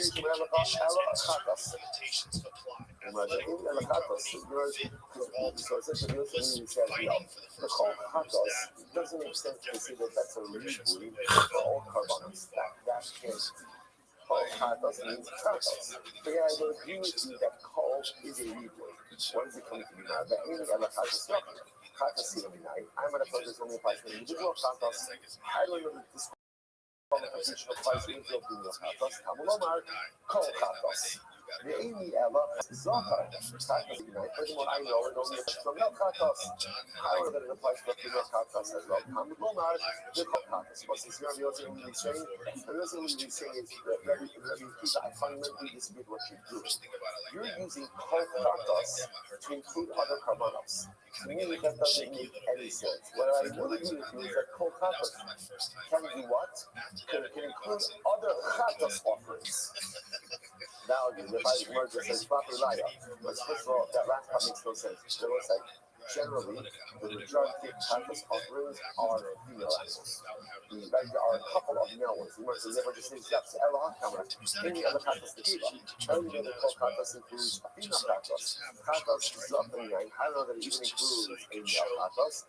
Kamudoma, the Kol Chatos. Good. So if I was like, Rabbi Yosef, we disagree with Rabbi Akiva's understanding of the Kol Chatos. The Sava Rabbi Yosef really a high cover of you also. There's Rabbi Yosef really use this concept of Kol Chatos to include other forms of Chatos offerings.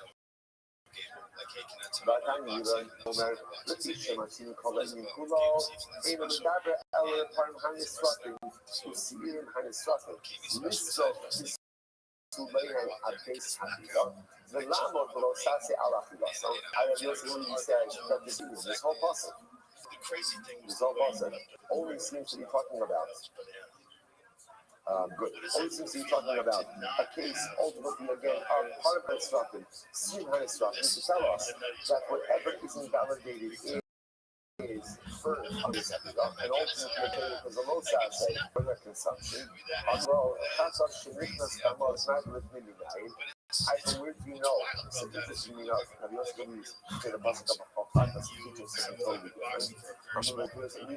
So Chatas Shmuka Samad of Magret Midnight. So where do you know just the basic disqualification of Chatas that was brought inside Amalek?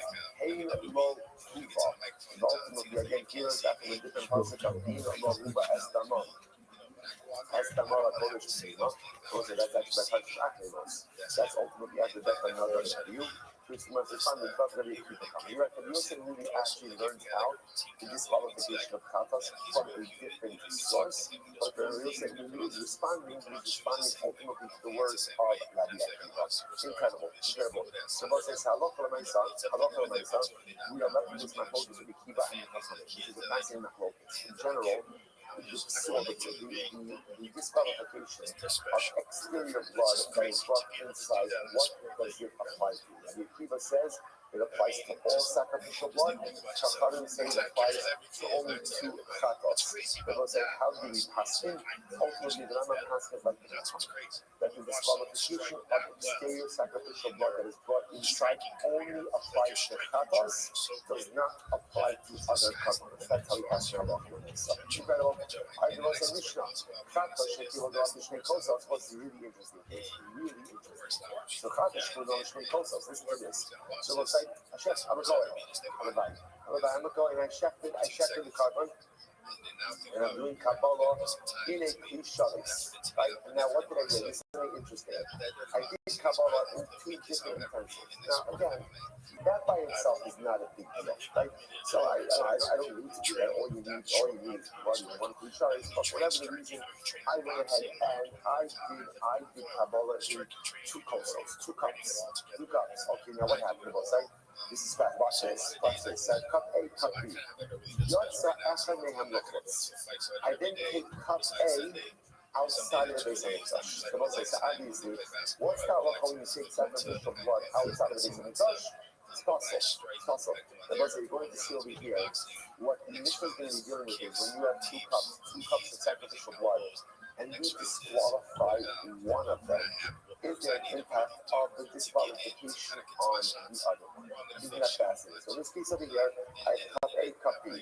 I take cup A outside of the base of the touch. So you might say, Mishnah says, how can you kasha? Cup B, which is still inside the base of the touch, is kasha. still kosher. Nichnas echad mehem lefnim. What happens if instead of taking cup A outside, instead what do? I take cup A into the Beis Hamikdash itself, into the Heichal, into the Heichal. What's that? Rabbi Yosef, we do not share the fish. Rabbi Yosef said, no problem. The cup B, which is still in the proper area, is going to be kosher. The cup will come straight out. Like even cup B, so I remember again, cup B is exactly where it's supposed to be. Even cup B is going to be possible. Absolutely dramatically different. We're going to see exactly what the nature of that is missing the focus is. So what's this like this? Mishnah actually records a conversation over here. If you want to be like an elite soccer player, I'm sure like this. there's He'll say, so this is, I don't see why it should be possible. This is, look, if you take cup A outside, they both say, those things about bachutz. Bachutz, they both say, what's bachutz? When I say bachutz, you think outside. Okay. When I say bachutz, you think pigel, excellent, right? Pigel, like that's a pigel taste. So this means like this. If when you're doing the avoda, you have a machshavas chutz. You have in mind to do some part of this outside. What does that do to the carbon? That invalidates the carbon. Yet, you take cup A outside, everyone agrees that cup B is fine. And all the more so, Makim Shein HaMachshava Poselas B'Tin. Ain't no thing for Nazas and Mashiach. Ain't no thing for Nazas and Mashiach in the first. So what's it sound good? Because when you're doing the carbon, you have in mind to bring the blood inside the Kodesh HaKadosh. What does that do to the carbon? What does it do? Absolutely nothing. It doesn't invalidate it. So listen to this. A machshavas chutz invalidates the carbon.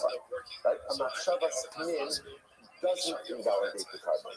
So therefore, we're going to agree that if you take cup A outside, cup B is still good. And all the more so when you take cup A inside, ultimately, again, cup B should be totally fine. That's the argument of Rabbi Yosef, which makes perfect sense. Nichnas l'chaper, as the word says, nichnas l'chaper, fine. So that's how my focus, Rabbi Yosef, Levi, and the Chacham. Ultimately, it's so everyone is reading the first case. Then you have two cups of chatas blood. If you took one cup, you took cup A outside, cup B is still totally good. If you took cup B inside the kodesh, so again, Rabbi Yosef Levi says kosher. Chachamim say kosher. Next, nichnas l'chaper avavu shlotiber. How can the Rabbi Eliezer? This is this. What happens if you brought the blood? We brought the blood. So same case. I took cups of chatas blood. I brought cup A inside because again I got confused, and I didn't go ahead and do the sprinkling, do the hazor on the inside. But I realized my mistake and I never ended up doing it. So once I brought it inside, but didn't do anything with the blood. So ultimately, again, possible Rosa says the blood is going to be possible. You shouldn't know. No, the blood is not actually validated until you actually do something with it. But if you just run in with the intention to do avon with it, but you didn't end up doing it, the blood is going to be fine. But Yudah says, the hechnis shogeg kosher. Yudah says, if you went inside the shogeg, ultimately, again, it is still going to be kosher. Still going to be kosher. Well, here it says, I think most in every transition, different halacha. In general, if you apply invalidated blood, like disqualified blood on this day, so ultimately, again, the tzitz, what's the tzitz? It sits in the head plate that the Kohen Gadol wears. That says Kodesh Hashem. And we're going to discuss that the tzitz has certain curative powers. Like the tzitz can only go ahead and cure something, can only rectify something by tumah. Otherwise, the tzitz doesn't have the ability to rectify any other disqualifications. The tzitz can only take care of tumah, but doesn't take care of anything else. Incredible. What a mission. What a mission. It says the Gemara, so what we're going to be focusing on over here is not only is being mutar. Namely, I have 2 cups of chatas blood. What do? I take cup A into the kodesh, inside. Listen, remember again, this is important because what did we establish in the previous Mishnah? What does everyone agree with? Everyone agrees.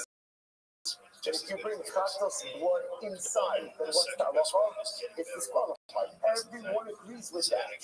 Here, what's unique in this case, I have 2 cups of chatas blood. I brought A in, but B is still outside. What's the shaila? Everyone is going to agree that. What is the code? Everyone agrees with. Everyone agrees that cup A is invalid. The Shaila is does he remain kosher? That the Yosef really says yes, and the Chachamim say no. That's how Machok is how we're dealing with all this. Says the Gemara Tanya, and what's obviously what's that the court Machok?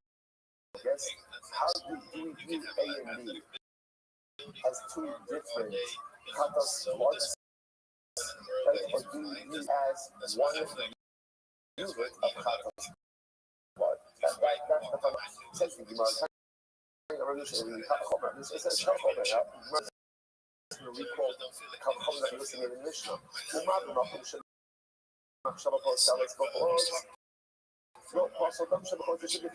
So the consequence where Machshavas Chutz intention when engaging in any sacrificial service to do anything outside Rechot but invalid.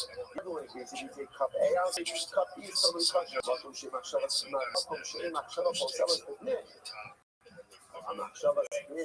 Which everyone does not render the carbon valid, and on this sold down to the finish of a therefore that's what if you bring cup A in some cup B should remain. This is what you're saying. So on the way, how do you own a shaliva midama? I give you testamo. We see that coming for 1 second.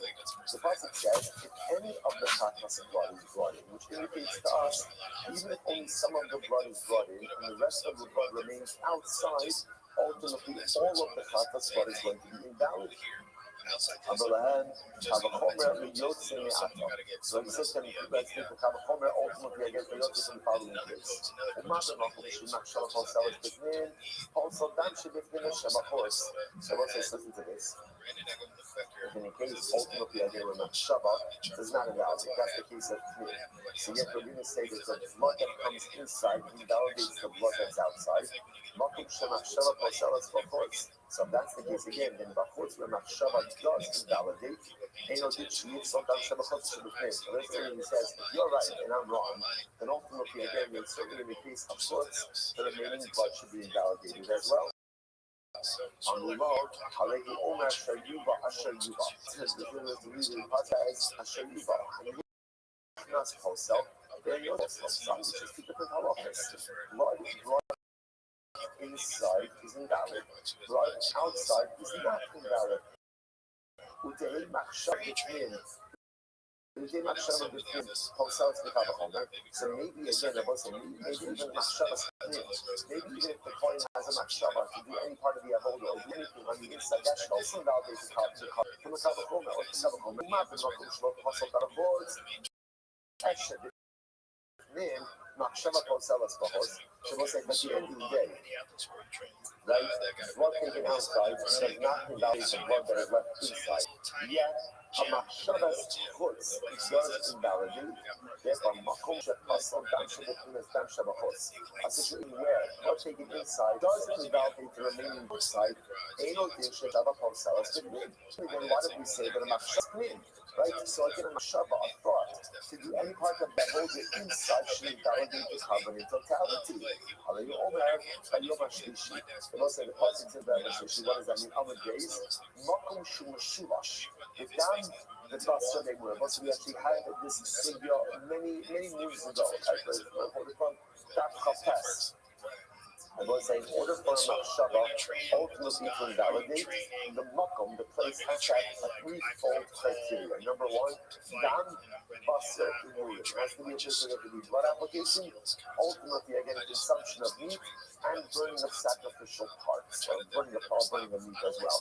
So let's say, so therefore again, if you notice, right, the Fnin doesn't fit that criteria, because the only one of those three things that you do the Fnin is blood application. So therefore, again, by definition, they only apply in a place that satisfies these three criteria. I belong to A, Machshavah Poselas Bahos Mikavachomer. So maybe we should say that Machshavah ultimately again shouldn't invalidate. Machshavah Chutz shouldn't invalidate. It's the Kavachomer is the Kavachomer. We'll say, hey, these are easy to write down.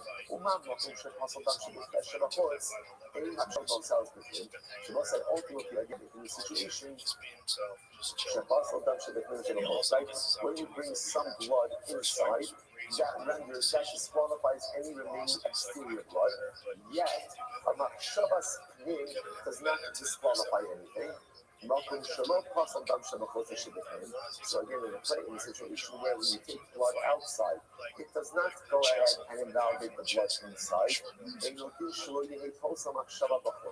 So certainly then, a machshava schutz should not invalidate as well. Chutz lizmano, pigo chutz lizmano. So that also we have another lead. Remember again, this harkens back. We learned a long time ago. The concept ultimately again of chutz lizmano and chutz lizmano is actually not in the Kabbalah. It's not in the Torah and Pasuk. So Shlishi teaches me again chutz lizmano, and people ultimately teaches me chutz lizmano. Incredible. So we'll say basa el to the chutz. So we'll say. So therefore, what we are left with over here is this fundamental machlokes between Rabbi Yosef and the Chachamim. Meaning again about this. So let's go with what everybody agrees with, right? Everyone agrees that if you have a half blood in 2 utensils, and you take cup A out, cup B remains inside, chutz, everyone agrees that cup B remains valid for sacrificial use. What the machlokes case? The machlokes case ultimately is you took cup A inside of the mikdash, inside of the heichal, or the Kodesh HaKadosh, right? So go inside the heichal. What's the status of cup B? Rabbi Yossi agreed ultimately again. Rabbi Yossi when he says cup B is kosher for use, and the Chachamim ultimately again say that cup B is invalid for use. That's our fundamental machlokes case over here. Okay. So let's say so with the resolution of that answer will come to. Let's go back to a little bit. Says the Gemara, Basar, Hanichnas in Kasher. Ultimately, again, what's the actually interesting? You bring sacrificial meats. Ultimately, inside of the Kodesh, it is going to remain kosher. Still remains kosher. So now it says, why? Now, Shehei, the din shapasal. I would have thought that in reality it should puzzle. Why should it be puzzle? When it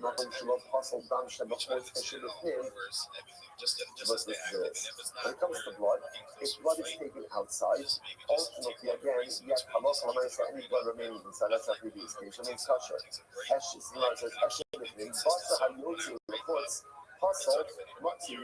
you know when meat, that sacrificial meat is taken outside, ultimately again becomes puzzle. So if I look at again in a situation where ultimately blood that is taken inside, like that's the interior, renders any remaining blood outside possible. I would have thought for sure that therefore sacrificial meat that's taken inside should certainly be possible. So it's interestingly enough, when it comes to the psula of meat, when it comes to the psula of taking something inside, apparently the only thing it applies to is sacrificial blood, not sacrificial meat. It applies ultimately again to meat and not to, it applies to blood and not to meat. So it's just a fascinating detail over here that this psul of min only applies to sacrificial blood, not to sacrificial meat. One second, Kavachomer. Therefore, again, if that's the only to Kavachomer to Kavachomer, if it's, as we said before, there is some blood is taken inside, ultimately again it goes ahead and renders unfit any blood that's left outside. Yet so the sacrificial meat is taken inside, ultimately again it remains kosher. So that's the case again. Halachas of blood. When you take a little blood and you mix a little blood outside, the remaining blood on the inside is kosher. Therefore, again, what up? How are you? No, I don't. There are a lot of people in here. What's up? The German guy. Okay. Oh yeah, it's the one who had the party. Yeah, I was. Okay, I'm ready to hear it, big dog. Let's hear it. All right. First of all, how are you doing? I'm well, thank God. How are you? Good, I'm good. I'm just a little bit stressed about school. Okay. Well, to the party, it went well. I'm here with the guy, What up, baby? You got kissed because of this guy. Which also means that sacrificial meat that's taken outside Police just went by. All right, well, fuck the police. let's get to the party. So do you remember, how you gave us the ideas about you gave us the cup party or something? Yeah. Like the cup, and we went with the lightning party. Like everybody wore a shirt of the color Cool. that they wanted. Yeah. So red was Satan. Green was like I'm single, and then blue was like I want to fuck right now. Okay. So I'm like I think 25. There was like 23. There was like 23 people, and like 16 of them were like chicks. Damn, that's a good ratio. 16, 30, yeah. It was like a good man. Like, it was like 50-50. Okay. So, like it started okay. And again, let's start from the start. So there were like a couple guys that we didn't know, because we have one friend who brought them, and we didn't really want them there like the other people, but I guess we kind of agreed with it because we were kind of drunk already. So they were like a random people, but it was fine. They were all kind of chill. So the party started pretty good. Everything was going fine, but at like 11 or 12, it was like midnight. Yeah, shit started going down, man. I went to the bathroom, and there was like a girl and a guy doing like lines of like first time I've ever seen anybody doing that. Like, in front of my eyes, it's kind of crazy. So I just closed the door and I laughed. Like, it just went to hell after that, because everybody was so drunk, and I feel like not many people were on drugs, and it was like crazy, man. All right. Did anybody fuck? Yeah, in my bed. Oh, there you go, big man. That's not good, bro. I have to change sheets. Okay, tough shit. You throw a party. Somebody fucked in your bed. No big deal. Yeah, it was fine, but like, it was okay. It was fine, but like, it's kind of like disrespectful. Like, my bed. 100%. It's disrespectful. I get that. Yeah, they had a good party. But let's get to the Turkish friends that we had. Oh, yeah. Maybe not. Maybe. Okay. Okay, so we have like, we had a Turkish friend who was like with the Asian girl or something. Wait, hold on. They went as a recruiter and a resume, right? Yeah. We played some pretty good last time. So we went to the party. There was like, I don't know. She was like Puerto Rican, or she was like Latina, some sort of. And he was like, he danced the whole entire. And the next day, it's so great, bro. We found him and the Ecuador or whatever. Then we found a Latina girl. Him and the girl found them in like a storage room or something, like a food room. They were just laying there. He was in his undies and she had like only a bra. They were just laying there. Fucking dead, bro. Like after the alcohol. So you threw a bash. Yeah, I guess. Excellent, my man. The next day, Go ahead. we had to keep like 12 hours. Well, that happens, but you guys are popular guys now, right? Yes, but like, I don't know if it's worth like cleaning though. It might be because it was in my house. I liked it a lot. I mean, we didn't really get like kids. I just one girl. I went crazy, so I don't remember anything, bro. So yeah, I mean, it was fine, but the cleaning was kind of tough, but it was fun. I mean, this like the TV, it was like cracked, and the stereo, what is it called, like the reproductors, the music stuff, speakers, they were like fucked up. Okay, I mean that kind of shit happens.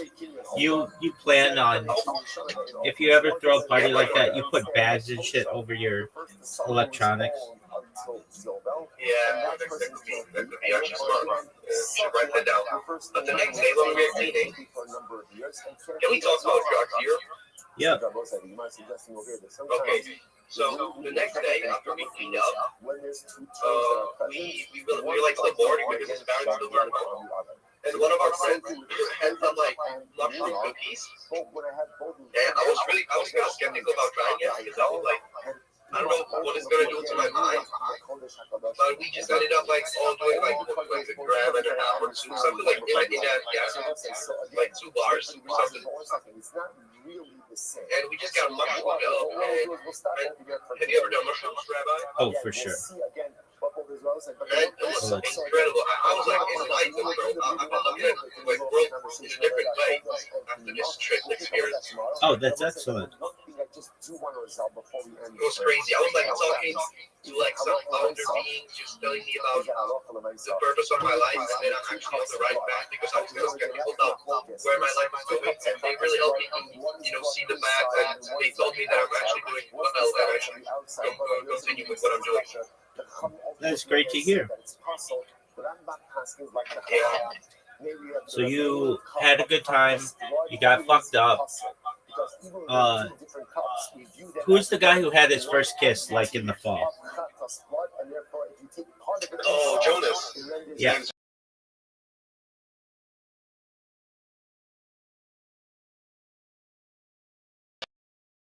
Yeah. How's Jonas?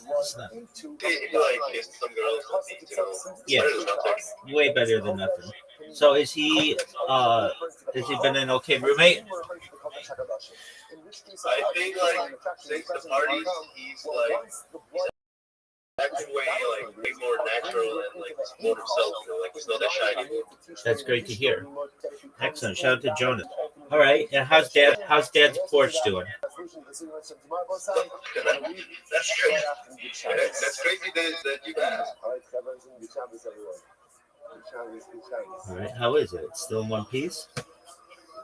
Well, that's the thing. I mean, it's in one piece right now, but the winter season here in Germany Sure. isn't that good. So Right. the snow, I mean, we have snow, but it really, what is it called? It becomes water super fast. Ice? Like the snow becomes frozen like really quick. Ice? Yeah, and we were just, doing boy stuff, just driving some stupid stuff, and we were driving, and we slipped to a ditch, I think it's called, and like the back, the right wheel slipped to the stuff, and it kind of like turned in a weird way, so we had to, we were fucked up because we had to repair that, and Porsche repair car, and one of the mechanics that we go to normally, he told us that he just doesn't do these stuff, and that it was a lot of money. So we were fucking scared as hell because, like, I mean, I don't have a lot of money either, but I mean, either. So yeah, we had to go to like a specified Porsche dealership. Well, no, so I was like, €2,500. All right. That's not that bad. It could have been a lot worse. Yeah, but like I still had to pay for myself, which my dad would have killed me. Right. So you get to drive around a Porsche all day? Not anymore. I got suspected. Oh, so he found out about it? He found out, yeah, because it had to be there for like 2 weeks, so I had to tell him. Oh, okay. What does he normally drive? His big driver is a Skoda. I don't know if you know the brand Skoda. Okay.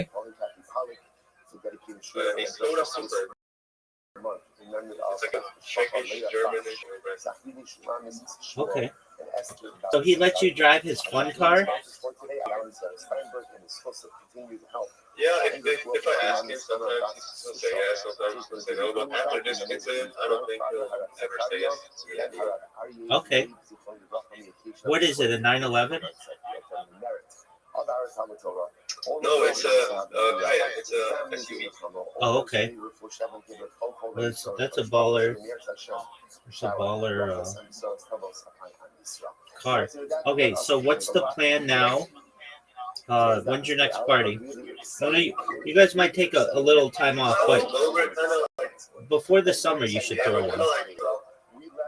Yeah, for the summer for sure, but like, as in right now, I think we're just gonna like focus on school because it's like, how do you call it? Graduation. Yeah, we're like graduating in like 2 months. Oh, okay. So you have to at least throw one before your graduation. I think we will throw one after. Like, yeah, for sure. We're gonna invite all the graduates. Okay, Probably not good at home, probably. We were thinking because there's like a bar in our city where we can rent it for like €1,000 per night. Asking people to like play €5 for entry. I think that could be like the best party in the fucking city, bro.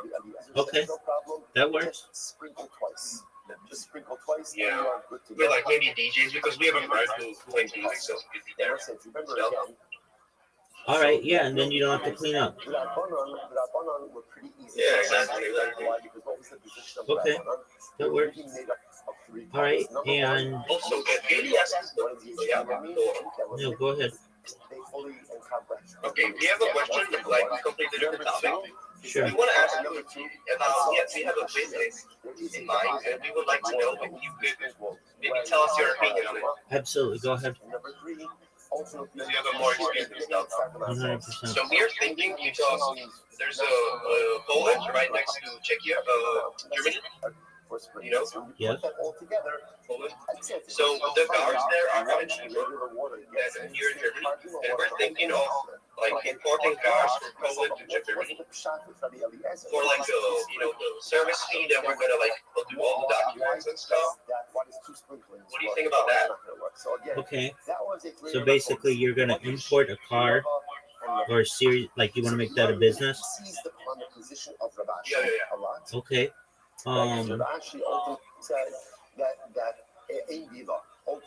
How much? I mean, have you looked into how expensive it is to, like, you have to pay taxes on it? Yeah, so we actually had a friend who did, well, not a friend, I guess just the guy that I didn't know him, but he knew him. So and he sadly he passed away, but he was doing this exact thing. And it's pretty profitable. Like you have to, pay the road tax and like the licenses and then the kind of, I don't know what's called in English, but like the transfer to the different country and stuff. But even if we like mark it up, it's still gonna be like pretty profitable. All right, that works. I'm going to tell you a more profitable thing that you could do, and it's similar, but okay. Do you have auto auctions there? Pardon? Do you have auto auctions there? Oh yeah, we do. Excellent. So what you're going to do is, and you guys have a lot of like Porsches and BMWs, right? Yeah. Exactly. So what you're going to do is you're going to, okay, so I don't know exactly how the law in Germany or whatever, but let's say somebody's driving a Porsche and their car gets totaled. What's called getting totaled there. Basically, the value of it exceeds what insurance will pay. So it is basically, they give you the money and then basically it will be put to auto auction. It's considered like no longer available to be driven on the road. Okay, so in the United States, this is known as answer back to Rabbi Eliezer. Yes, Mishnah, how before applications, after all, halacha l'meisa, it's valtosif. It's a, just a moment, I think of it. One application, valtosif is there. It's called salvage. Oh yeah. All right. So what you do is you go to an auto auction. I know a guy who became a multimillionaire doing this. Okay. So what he do is he would go to the auto auction, buy high-end cars, not like Volkswagen, but like BMW and Porsches. And let's say normally the Porsche is worth $100,000 brand new, but it gets into an accident and the insurance basically gives the person who's in the accident money, and the vehicle's known as salvaged, and it's not allowed to be driven in Germany anymore. What you do, but they'll put it to auction. You buy that car for like $10,000. And then what you do is you have your friend, your dad's friend or whatever, who does body work or whatever, put a little money into the body so that it looks good again. And then you sell that to people in like United Arab Emirates. And you can sell it to them for like $75,000. That sounds good. Yeah, so basically, it's no longer legal to drive in Germany anymore, but it's legal to drive in the United Arab Emirates because nobody gives a shit. And they're always looking for deals. So they basically get a... So let's talk about what happens. Somebody's driving their Porsche, and they get into an accident, and the body's all beat up on it, but the engine's still good. It's still a Porsche engine. It's still a good vehicle. It goes to auto auction. You guys buy it, and you go to your friend or whatever who does body work. Doesn't always do body work or whatever, but you find someone like that, and you say, look, I want you to put a new body on this. Maybe not the whole thing, but whatever area is damaged, so it looks good again. And they'll respray it and make it look like a brand new Porsche. It looks like a brand new Porsche. The only issue is that it can't be driven on German roads. But what it can be done is you can export it overseas to places like Dubai or Brunei or like Indonesia, like places where you get someone who wants to buy a Porsche but doesn't want to pay $100,000 for it. They'll pay $75,000 for it. And so let's talk in terms of money. A new Porsche, let's say, is $100,000. I don't know, but whatever. That'd be like a low one. Okay, $100,000. It gets into an accident, and the insurance company gives the person who got into an accident, gives them $50,000, and the car is now worth, let's say the car's worth. It goes to auction, and you can buy it at auction for $20,000, let's say. But it needs $10,000 in work. Okay, that's fine. So you buy it for $20,000. You put $10,000 into it. I mean, you put $30,000 into this car. But you can sell it to someone in Saudi Arabia or to Abu Dhabi or United Arab Emirates, someplace like that, and they'll buy it for $75,000.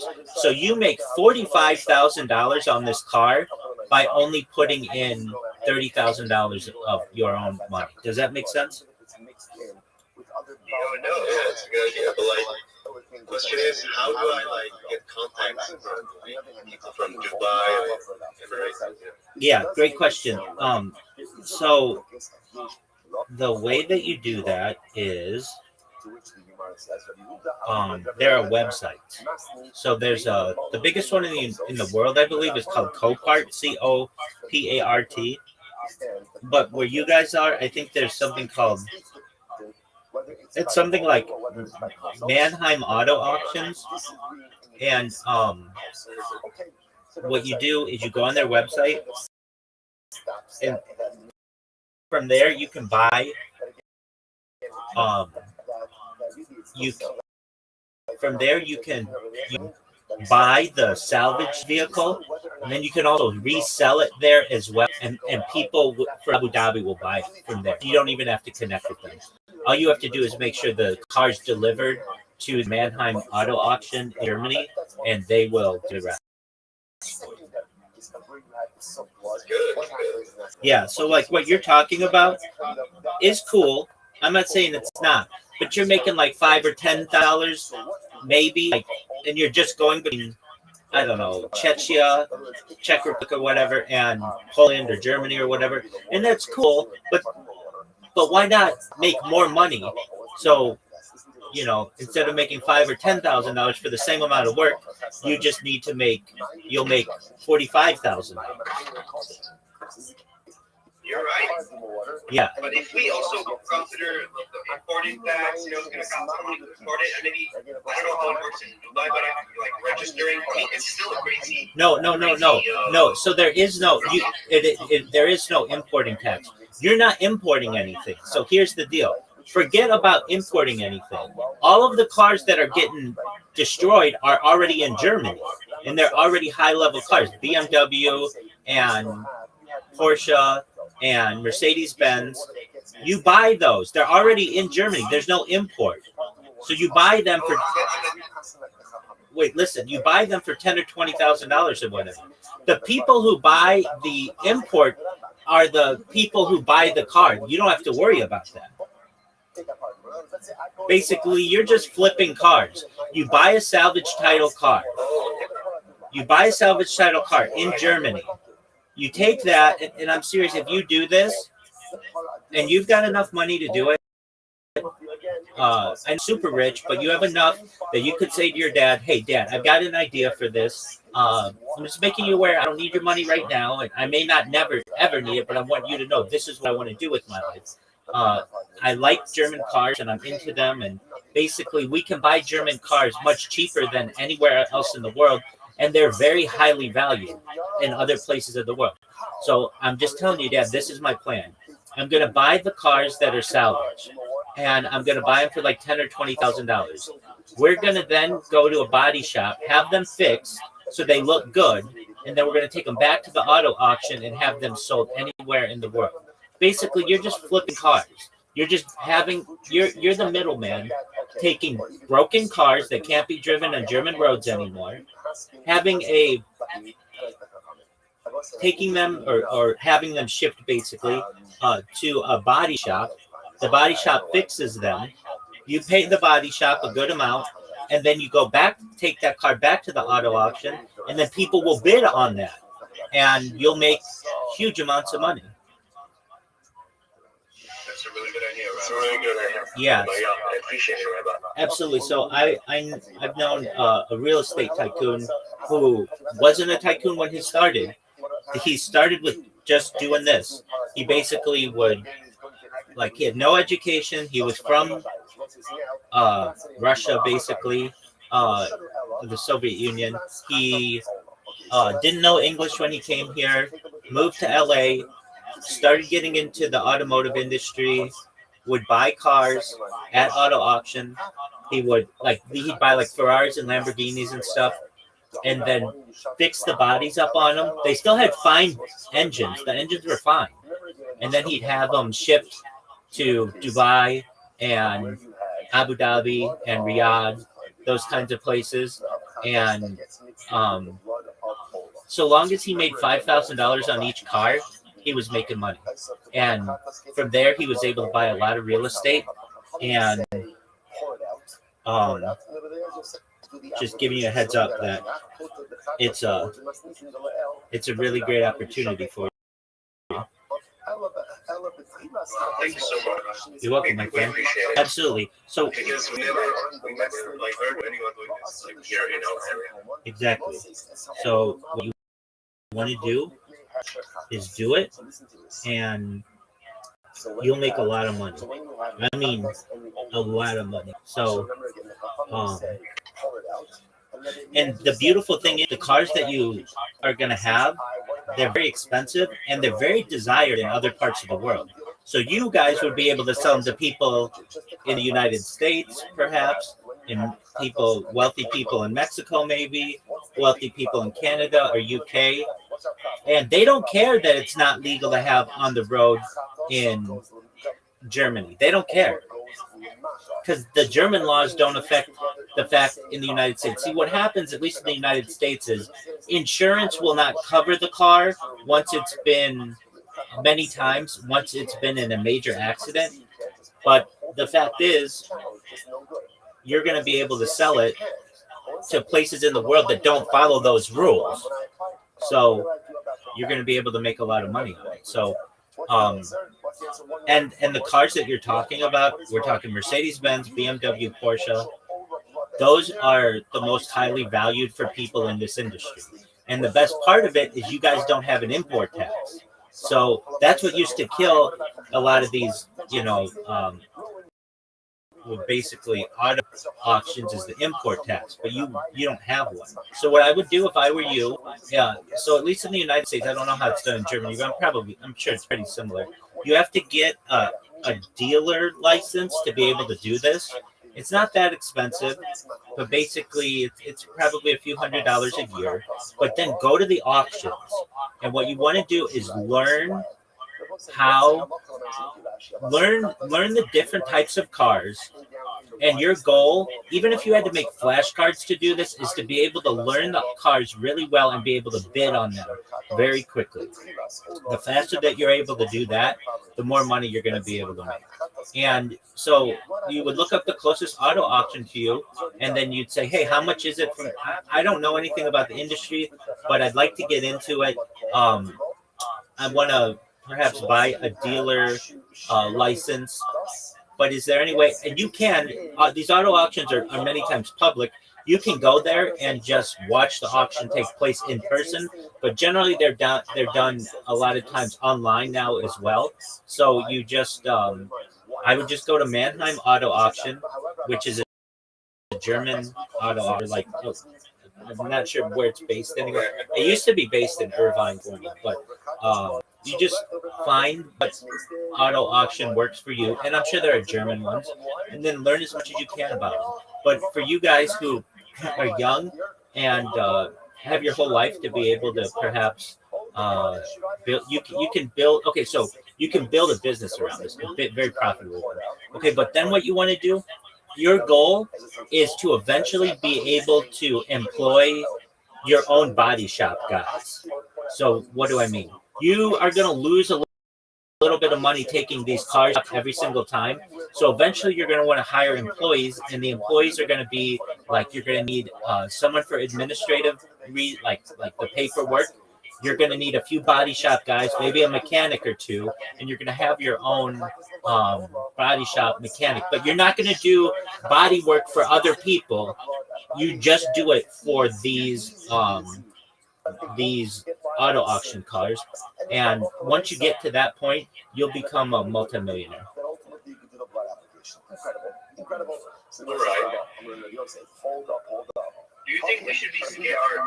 Should we be scared to go in debt in the start? Yeah, don't go into debt. Absolutely don't. Yeah, avoid it at all costs. If that means you have to work at McDonald's to pay the bills, avoid debt at all costs. I thought you would support man. No. Okay, but I get it. No, absolutely not. No. So that means if you have to start small, you start small. It means, like, look, you're going to graduate from school and you're not going to have a job. Go get a small job, whatever it takes for you to be. I absolutely don't endorse going into debt. 100%. Debt is slavery. You're asking me right now, Rabbi, should I go into slavery? No. You're right, I guess. And what do you think about debt in real estate? Yeah, so generally I prefer that you would buy cash for anything, but if you had to take on any debt, it would be for real estate. But that's it. Not for student loans, not for cars, not for anything small. We will definitely think about it and get back to work. We'll update you when we have more info. Please do, big dog. We were thinking small, it was like a bigger idea. Yeah, I mean, just this way you don't have to worry about importing fees. Look, the cars that you're talking about, nobody knows about those cars. No, but those aren't desired anywhere but in like Central Europe. Why not go big? And you're in the heart of the most desired car society or car community, car environment in the world. You're in the heart of Germany. That's high-priced luxury vehicles, which are in demand in just about every country in the world. And people who buy them have deep pockets, so you won't have to barter with people. You'll say, look, this car's $90,000, take it or leave it. If you don't want it, we'll go find somebody else. All right, Rabbi, we're going to look more into this because I think it's a great idea. Maybe like doing import, like doing importing laws, doing this. Yeah. Good combination. Yeah, I wouldn't do the importing of cars. It's not worth your time. Your time, why spend only like maybe a month of work to make $3,000 or $5,000? You can spend a month worth of work $150,000. Yeah, I get it. Look, there's a phrase. If you want to go, if you want to hunt for elephants, go where the elephants are. You are where the elephants are the BMW, Mercedes-Benz, and Porsche auto auctions. Go there. You're not hunting for elephants in Czechia or in Poland. Those people don't have the same money as the people in the Middle East and in Asia and in the United States. I know it. Look, and here's the thing: if they change the import tax on you, you can very easily be out of business. You're right. More like the long term. All right, man. Look about this, and we'll let you know. You gave us a really good idea. Both agree this is good. Absolutely. I'm really thinking about this, like on the surface, but now that you're talking about this, I'm really hungry, man. I'm really hungry. You should, and you should tell your dad about it. And you should, but before you do that, go to ChatGPT, run it through ChatGPT, get the words down correctly, and then say to your dad, "Hey, I'm not asking you for money. I'm just telling you what my plan is. Just I've talked to other people, and they've given me this idea, and I want you to know what I want to do. But again, I don't want your money. I just want you to know what I want to do with my life. I want your endorsement of this idea without your money." Yeah, I think you like this because he's into cars also. Exactly. I know he'll like it. What's the case? All right, man. We're gonna talk something to lab, and we'll let you know soon enough. All right, sounds good, my man. Hey, best wishes on graduation and everything. Oh, thank you so much. Absolutely. Peace, guys. All right. Peace. Where you've done the primary applications of Allah. So what do you have? You have ultimately shirayim of Allah and blood of a bakar. And the halacha is that you could offer up both of those bloods. Why? Because the Pashtas, they go in the same place. Because the shrine of Allah can be placed in the lower part of Lamata. And the blood of bakar can be placed in Lamata. Ushmamina, makam Allah, shirayim. And what do you see from here? The shirayim and Allah can be placed in the same area, which is Lamata. So what do you see from here? Shirayim does not need to be placed on the Itztava. All you have to do is pour it anywhere on the lower part of the Lamata, below the red line. You can go. So Shemar says, no. Look, that's Allah Ubachar. Not necessarily. It can be talking about what we call Khilas Allah. Khilas Allah just means no blood applications have been done for the Allah. So really, there's an initial lot of Allah and Bachar might come on. So what is the ain olin yadak zeh?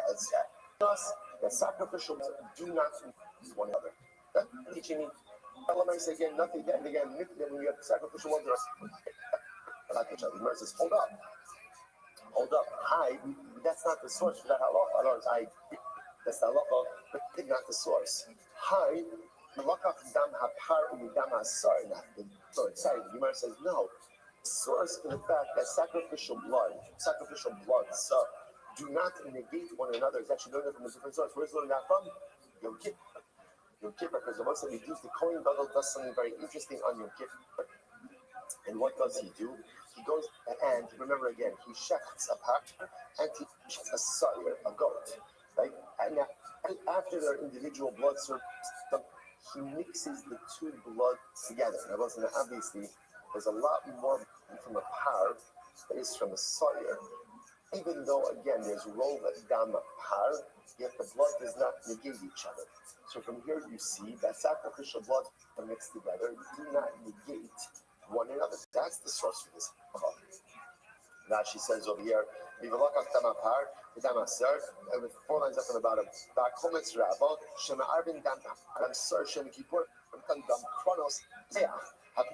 So once I remember, interestingly enough, you mix them together in order to apply them on the corners of the interior Mizbeach.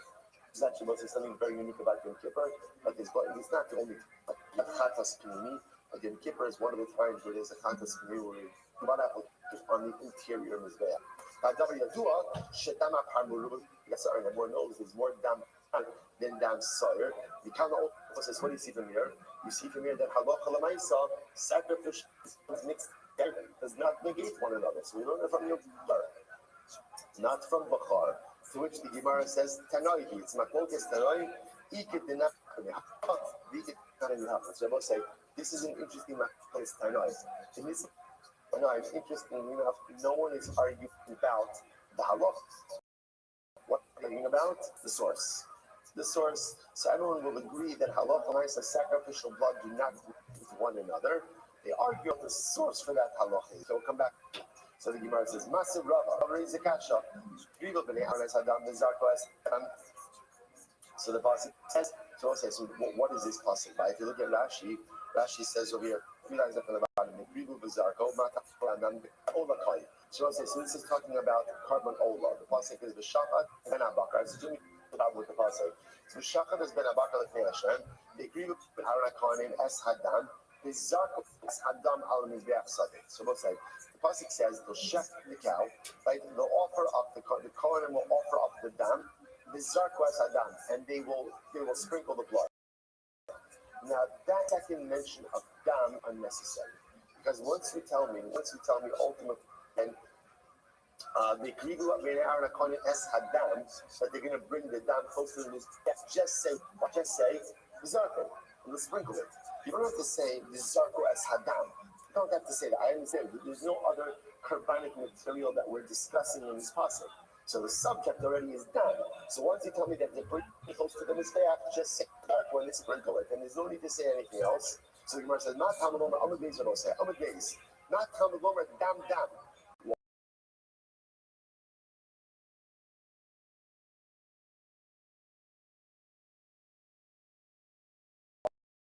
Why do you have to repeat dam? Halacha all that when a carbon gets mixed in with something else, it doesn't lose its identity. He's only talking about an ola, because by an ola, ultimately, even shus ever the tmurasa. If let's say you made a tmura means remember again, say you want to swap out your original carbon for another carbon. That is illegal. You're not allowed to do that. And if you do it, there's a time once by both animals ultimately become transferred to the Similar thought like this. Yachol, Amy, Ella, Avery, she is out of the Timuras. I would have thought that this halacha that retains its identity applies to an Ola. From an Ola case, so you didn't accept it as a Timura. Sha'at Mechayim, sure, if the animal was alive, you're still allowed to offer up all of these kavanos. Take a quick look at Rashi before we go on. Rashi says, Ella, she is Havidah. Kamabinon exercise, the last of the wide lines of God. The Kamabinon Yikibu, Shekin Karibasa, the Khalid, even his Arba, the Ola is unique because it's off the myself, even if they overdone it, some of the other while the owner was alive. So I'm to receive the chef to offer them up. Ola, Acheres, and Matis, and touching the country, Zedika, the Shani, Take the Shani, the thing is, I will go to the smell the L, and Maku says that before, you must do a good Turkey also. The other having touching in the middle, I think it's hard to get partial liquid, but I thought we should, so I would have known this out of Pastola. Because all we've already seen, even if living animals get mixed in with one another, ultimately they get halacha l'maisi, offer it up. So when Yair Lavos told those something, one of us said, I'm counting this 81B. How do I know to also include ultimately against all this study? Marba Ani so I would include ultimately total stomach in the category of all. Why? Because just as in so to a total stomach is also going to ask Asham, Havana to include Asham, so Marba and Asham, Marba and yes Asham, Shetal Matan Dalakinos, and include Asham as well. Why? Because Asham is similar to Allah, but yet it requires 4 blood applications. The car in Maisa Pesach Minai, how do I know to include the car, Maisa and Covenant? I'm a Dam Dam. As the most I read from Dam Dam. So again, the holy word was another again was holy word. So why don't we Dam Dam? Right? Why don't we Dam? So Dam Dam comes to expand the Kabbalah that are included in this principle as about my lab. That was it. Now again, remember. So once again, you must talking about a case where sacrificial blood is mixed with each other, and again, the sacrificial blood between each other, and can be offered together. So you must say, what's the case? My love, are we not talking about a case of Ebola? Now, what's so Ola, when they brought up occasions, they've already been see a shilayim of Ola left over with Bachar, and you must telling me that what? Those can be offered up together on the outside. They can be offered up to Hashnanina, Makabon, some shilayim. Why? Because again, from here, shilayim is placed on the same place as the Ola. Where's the Ola placed? Lamata. So to shrine is placed Lamata. What's going on here? That shilayim does not recover. Rather, again, where does Shirayim go? Anywhere below the red line is good for Shirayim. Shirayim says, no. Tchilas Ola Ubachar. It's actually talking about this Tchilas Ola. No Barak Ola had been done, so there's Tchilas Ola Ubachar. I says, okay, now I will say, but Tchilas Ola Ubachar, what's the division? And I can much more on, teaching us, here it is, the aim only in the back means the exit. Once and another source that seems to point to the same principle, that's what? Mixed together sacrificial blood do not negate one another. You must say, 1 second. You look at it, you must understand. You look up Damapar and Damasarana. 1 second, we already have a source for that. Where's the source for that? In the Kippur. The Kippur was said before. And what happens by the Kippur? The Kohen takes the leftover blood of the pie and mixes it together and then does an inferior blood application. That teaches us that when sacrificial blood are mixed, they do not nullify each other. So I don't need this person. So which means says, you're right. Tanoi, in Machlokes Tanoi, Ika Denach Benehaha, Ika Denach Benehaha. Some learn that from here, and some of us. It turns out fascinatingly enough, everyone is the same principle. Sacrificial blood will not negate one another. Not negate one another. What's the Machlokes? What's the Machlokes? What's the source? And it turns out I will say that there are really 3 sources for this. But one source ultimately again is going to be hard. One source is going to be Ola, and a third source is going to be Yom Kippur. So 3 different sources, the same rule. Gemara says, whenever you have something like this simple follow-up question of the Gemara is so high, that's what we use other sources very well. So the Gemara says, someone said, this is one of these Gemaras where, again, everyone is agreed. Now, what I want to point out is, let's say something. The Hani Tanoi, the Gemara says, good. The Hani Tanoi is a lock-up from Midama Par, Midama Sarah. It's one side. So the other 2, they don't like coming out on the Kippur. But why not? Hasabri, so the one side, this is actually fascinating. And this is different discussion. A whole other progress. Now, we've been working in this studio, presupposing that when the point finishes his individual blood alcohol goes for the Sar and the Par, and mixes the leftover bloods together, and then does a collective blood application on the interior of his Be'ah. That's my focus. Yeah, that's my focus. Everyone agrees that the blood applications on the interior, but there's not. The only people of the part of the blood of the sire, or is it mix them together and then do a collective application? That's my focus. So therefore, again, on one side, the Kippur is only approved if you hold up the bloods are combined, but the other things hold the bloods are not combined. So because of that, they don't. Why do the other things reject the limud ultimately from Allah? Yalit,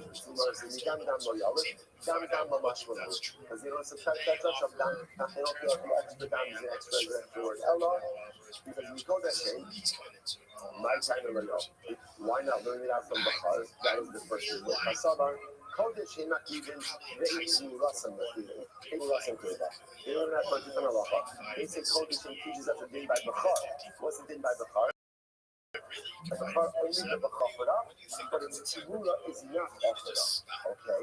We must do that. So where does the other that uses Kodesh as the source for the official blood do not negate each other? Where does that opinion learn out that the tzibura of a Bachar is not just is not offered up? These Amakulei may short in Hashem. You know that from the faith, right? If it's a short or if it's a satisfy Hashem. Who comes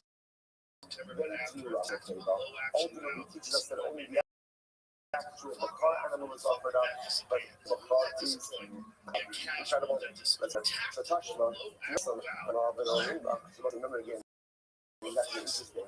This is a Mishnah as well. During the initial 40 halachas about the budget, what happens if the court receives without asking? Right? So what's the halacha? Some Gemara says, touch my nostril all over the rock. Let's say you the blood application of the combined blood. Without asking, everyone agrees that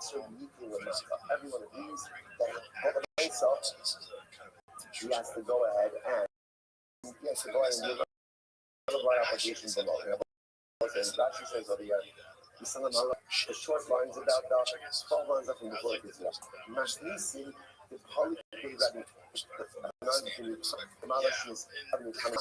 so this is the case again where Lamala blood and Lamata blood. Cohen does the blood out with Lamala without asking. So in that case, everyone agrees that Allah should do another blood application with Lamata. So the Gemara says, and these would be able to overload, and both work, discussing, so expose that, so even though I thought it was really, I'm going to do this.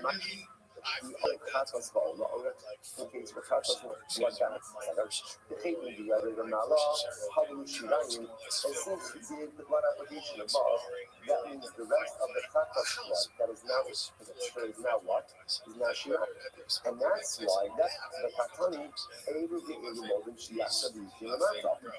That's why everyone of that mixture of fire Lamata. What do you see from here? Shmanina, Makom Ola, Makom Shirayim. Then where does Shirayim go? Shirayim go in the same place as the Ola. Where does the Ola? Lamata. Shirayim is placed in the same area. And what does that show us? That Halacha Lamaisa, Shirayim need not go on the list. Rather, again, Halacha Lamaisa, Shirayim could go below the Fotasim. So the Yitzchak Bayo says, you know what's the case? You go the Ori Katas Sona is Shirayim. Actually, the case over here is where Halacha Lamaisa, the Butler Katas, which is, we haven't seen on the link on this whole thing. But the other Katas is fascinating, gets mixed in with Shirayim of the blood of the inner Katas. How does it mean? Yeah, making this a bit more complicated. However, I buy the name of Mar, you go in the eye of the Shirayim, but why? I don't know why do you have to set it up like that? Why not just set it up as a case where ultimately again we left the Katas, why not set it up in the case of what gets mixed in with the Shirayim of a Katas, so you and I have Katas, why does that be in a Katas? From a hot Kamash Malon, here's going to find a lot of that's what. A human and understanding. Ultimately, you look at the thing that Shirayim, what is that? Remember, there's a little bit of Chazak in the past.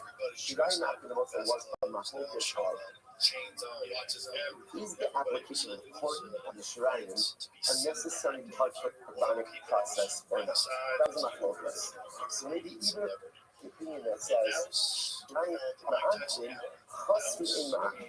if you're missing some of the Shirayim blood, that's not enough.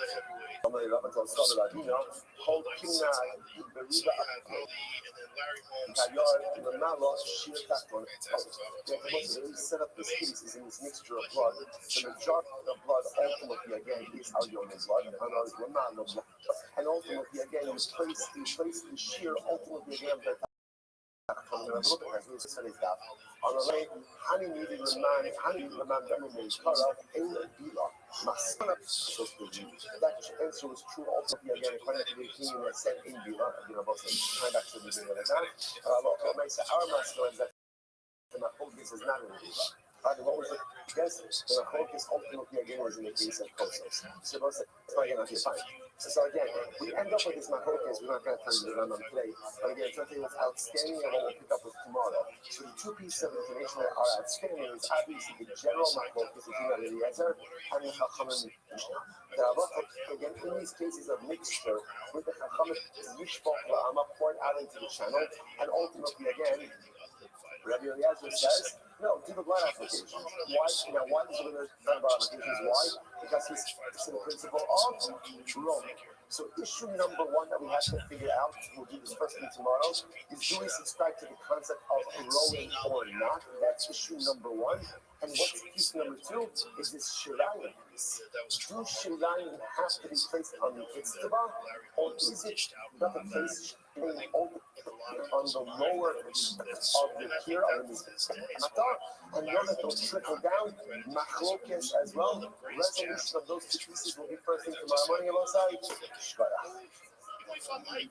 He was way past his prime. He had been out for a long time, but there was a round in that fight where Larry Holmes was popping that jab, where it made you think like, what would this fight have been like if Larry was in his prime? It would have been very interesting. I think it was another level though.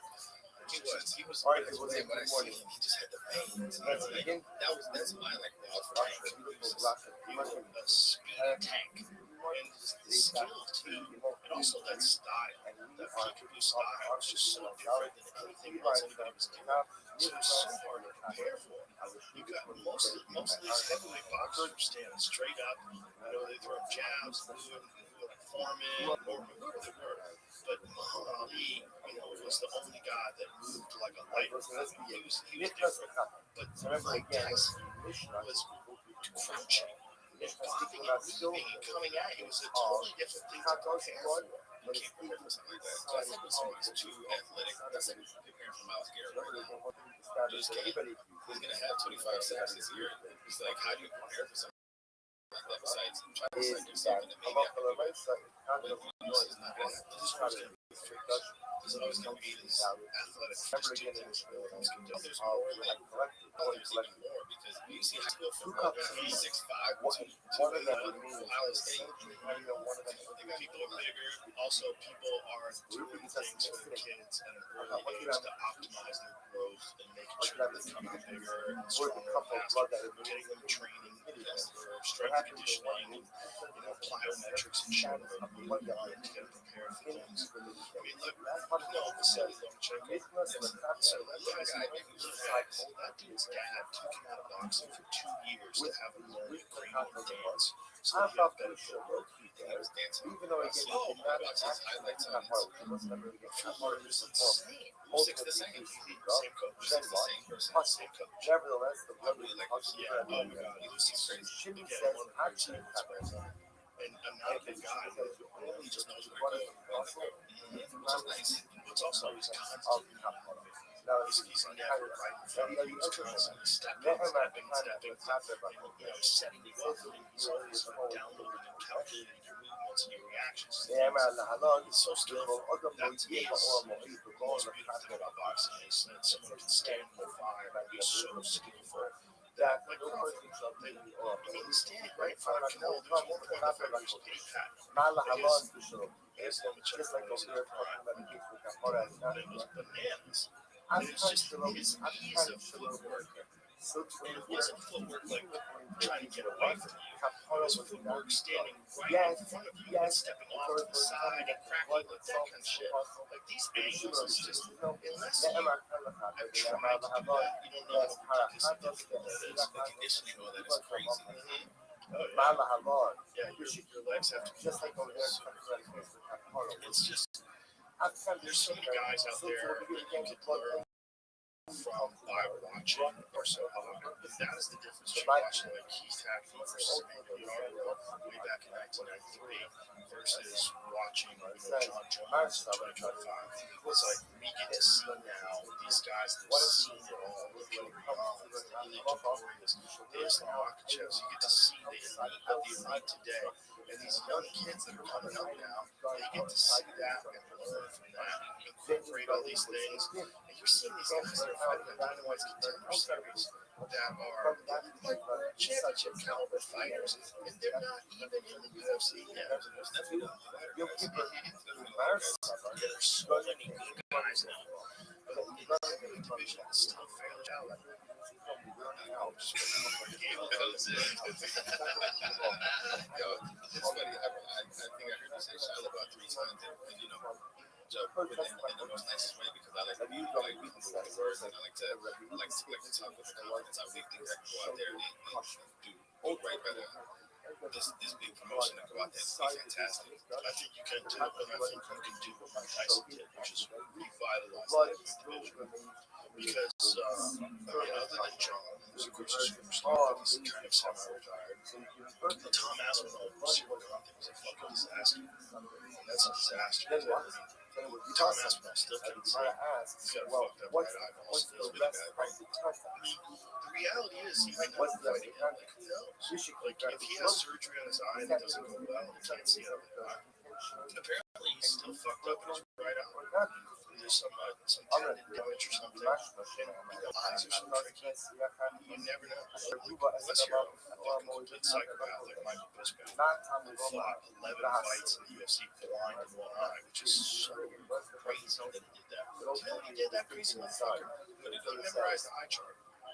Both CFL. He memorized it. So they could cover his left eye and he could just whatever went to do an exam, he would the letters. They would say, all right, read the third chart. And he would say, A, B, C, D. He'd do it to a letter. He's crazy, bro. He couldn't fucking see out of one of his eyes and still fought world-class fighters. I think 11 fights he had. Being able to see out of one eye. Yeah, I'm not really sure how to engage with the eye time aspect. But I think he's a fantastic fighter. What do you mean by I feel like he's looking at sucks, and I just don't know how he feels that he got, you know what I'm saying? So I'm not gonna know what he was experiencing. Yeah, but nobody knows if it is gonna go on and say X, Y, and Z. I'm just gonna stand in the middle and say Tom's a fantastic fighter. Zero also, and I think a lot of them also race. You're gonna always say it's shallow, and I believe it's shallow too. And I'm gonna go out there and do the best I can and really dominate when I need to. Just when I see Tom Aspinall, Tom Aspinall reminds me of the guy from Turkey that was in the Olympics. He was the 2016 Olympic champion. Tom, he was 6'4", same size as Tom, same build, same everything. I went out there and I beat him 8-0, and I was in his face for that 6. And I feel like in that instance, that's when the tides change. And I feel like with a guy like Tom, I think I look at him as like a guy like Taha. He's on top. He's the leader. He's still fresh. But I think there's another hungry guy that's gonna come, and it's me that's gonna come and go out there and what I need to do. Well, listen, I got 2 months back here. And for all the critics, you know this the right eye. That's the problem. But if you look at when he fought, his left eye, the thing got deeper in his left eye than his right eye. So if you think he's faking, he was not deep in that fucking left eye. He was a little bit in that. Yeah, I mean, it's hard to undergo multiple eye surgeries. That's hard. By the time this taping goes out, I'll probably have surgery on one eye already. Next surgery's coming in January. Next surgery, so he's having surgery on both eyes. You know, it's really messed up. But I think the way the post-value because I like to look at how people approach the world. And he was just upset how people reacted. You know, saying, "What the fuck are you? Why are you doing this?" I mean, there could have been a great approach to that. You know, saying, "Man, you know, now but I'm going to come back stronger for this." But the problem is people are always going to tell you get booked in the eye. You know, there's always going to be a bunch of people like, "Oh, you're fine," because people have gotten booked in the eye and they have continued fighting. But it's not support. It's a foul. First of all, every time a guy gets poked in the eye, 1 point deduction. I mean, instant, maybe even 2 points. You should never do that to a person. Never. One thing you notice about Furion's fight with Rob, he fights like this. His hand is this. So when he's got his hand up like this and the front hand's extended, he's not doing that. He's not a guy. Yeah, and there was no blood. well, he's letting you know this motherfucker's coming, and he's also like in a shell, very well protected. By having that one hand up like that, and have that shoulder, he's got the chin locked, and he's doing this with his hand. It's a very good defensive position, also very skillful because he's so good defensively in terms of his movement, the way he's able to roll the punches and get out of the way in time. But he never looks at he's not doing that. Cyril Gane is a habit. What do you think that is? You can speculate. You can speculate all day long. You can say he wants to do it. I mean, ask John John's book. Yeah, I mean, even if he wins it, that's what makes it a win. Yeah, I know. It's just, it's one of those things. It's like, here's the problem. Why are the fingers out in the first place? And what? Like, why don't they cover that shit up? Why don't they have it like one of those Everlast back gloves? Okay, where it's like a mitt. Yeah, I mean, have the thumb out because you don't grapple with these anyway. You don't do this. You never do this. So why do the fingers have to be loose? If you grapple, you're grappling like this or like this. Like if you're clenching your hands together, you're never clenching your hands together like this. You never interlace your fingers together. So why the fuck are they open in the first place when it only causes problems? If they developed an MMA glove that covered the tips of the fingers like a mitt, we would have way less problems with the shit. You'd occasionally probably have a thumb in the eye every now and then, but you would have at least 8 less possibilities for each fight of things going on with your eye. So it just makes sense. And it wasn't a grapple. You just have a thin piece of leather that, the padding goes over the knuckles, the piece of leather goes over the tip of the fingers, and have it come down like this in a mitt. But it's not hard. It's not. If it was a mitt, and I'm on top, and I grab this control, you think the leather of the mitt sticks harder? Yeah, probably aid grappling. Probably make fights better. Probably do stuff like you probably be able to get more takedowns. Maybe. I don't know, man. Maybe when the leather gets so wet, maybe it's slippery like a finger. We'd have to find out. But at least it would have less eyeballs.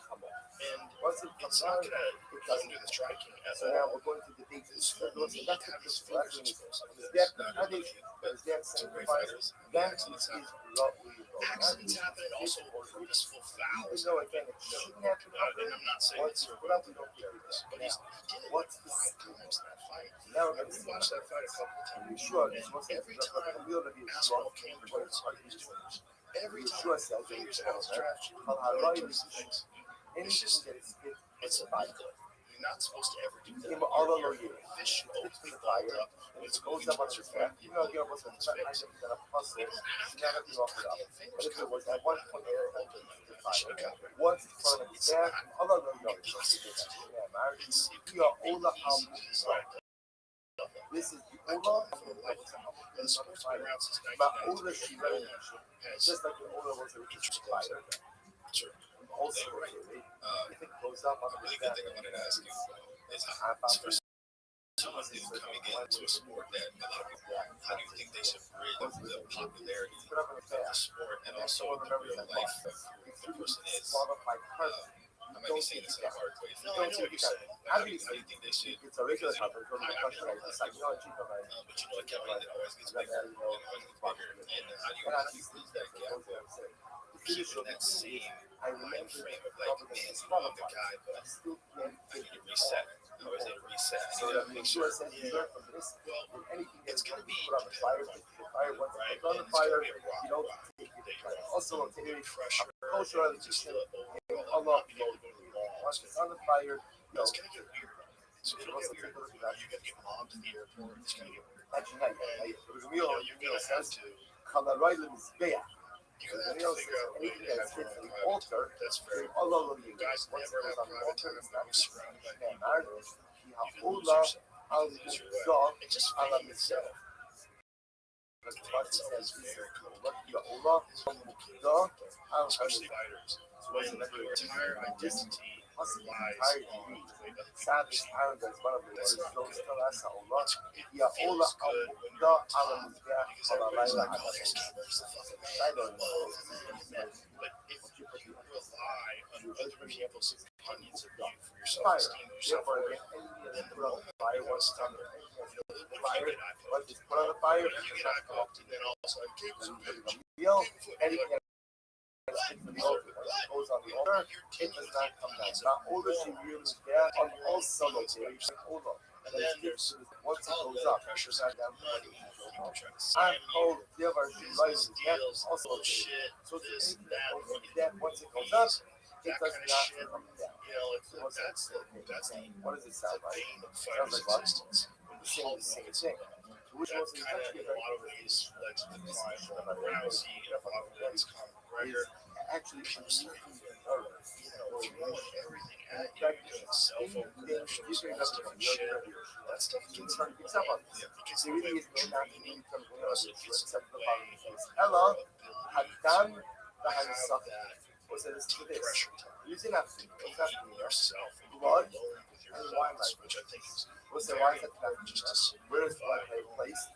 your own On these understanding back, of but who not you where. are as a human being. Not in the fire. You know, The self and wine you libations don't want are to be placed on defined these by other back, people's not on opinions the and fire. perceptions. Sure, the Gamilo, And there's it's no also year. like It's a great does a typical meal who fantastic says job that of Kamaroy with the chef and showing other loyers. Whatever is fit to be also once things goes like up the and Countdown down series, applies to blood UFC and to embedded wine series. So libations. when they're doing Once stuff they like are that, put you on get the to see death, this you don't person think about it, it turns out that interact they're with the family. family, However, training camp, you the, go through the weight cut. although You Rabbi get to see Yeshua who Omer, they are, Rabbi joking Yeshua Omer, around with here people, to give hanging out you with Yeshua their will say friends, that blood. laughing. If you apply blood, That's or important wine too, because libation, it people turns really out want that to blood. relate to you. But ultimately, again, They don't want you will this guy who just Why? appears, You wipe it off. every Wipe it 5 off. Wipe months. it down. You don't Take know it off. shit about So him, and also ultimately, there again, he is in the why? radio, Because and ultimately, that's you're not putting all these things on them and imagine sorry. That's right, correct. That's the more they can that's get to not see the bias, which better is what this for says. you, especially if you're a good person, you're an interesting person, they get to see. It's also inspiring for people.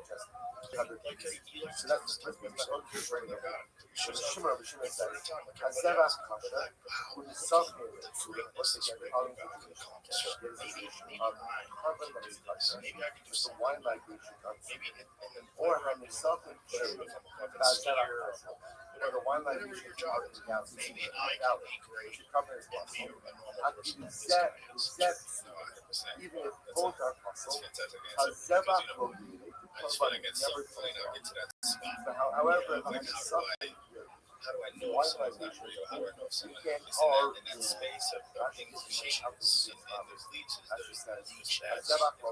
So, it's always a nice thing to have someone that has surpassed that level that you can finally see. But man, like, how did you John's a great guy to talk to. Obviously, John's had his stumbles, which is, when people talk about John, the things that John's got in trouble with, you are a wild motherfucker or not, okay? If you want a guy to be the greatest of all time, fucking cage fight, he's gonna be wild. That's one of the reasons why he's great. When John was 22 years old, he's fighting Mauricio Shogun, who's an all-time great Pride legend. He opens the fight with flying. Who does that? You gotta be wild. You gotta be a wild fella. That's John. Obviously stuff he shouldn't have done. There's a lot of extracurricular activities, a lot of partying. It's not healthy, it's not good. Whatever is That is what comes with even if it was being invalid, that once it goes on, it does not come off. John The can real probably sense tell of the you. advice to our co-writers is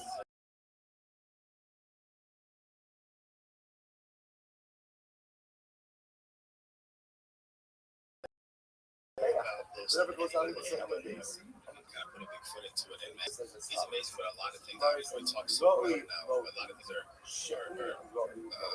in a sense of he's trying to look out for me in business opportunities and places that I need to go.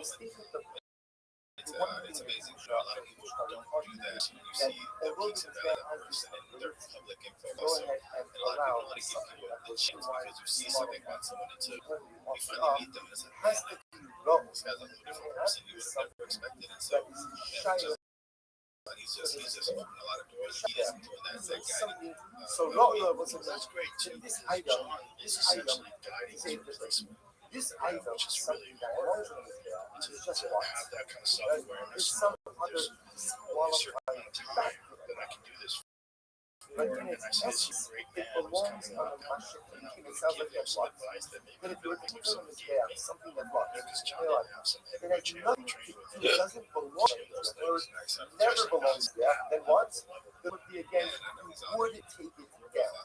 That's the luxury of wrongly located if it's fixing is there. But what? There's some other disqualifying factor that prevents it from being offered up. That's when we say, if you bring it on the deck, you don't take it down. She'ain roy, but if the item never belongs to the deck to begin with, then low. Then you don't see that the deck affects. Acceptance of the fact that the item is there. Which the question we asked, we will see back. Some people don't, which is sad. Give me an example of how these It's just some people live a life, and I want to live a life yeah, where you it's happy. put your car on there. Okay, you think down. That's not what we're talking about. We're saying we're almost sacrifices. So ultimately, again, what is it that one could say doesn't belong on the direct point that if you put it there, you take it back down. Too much of the okay, like, I'm not going to take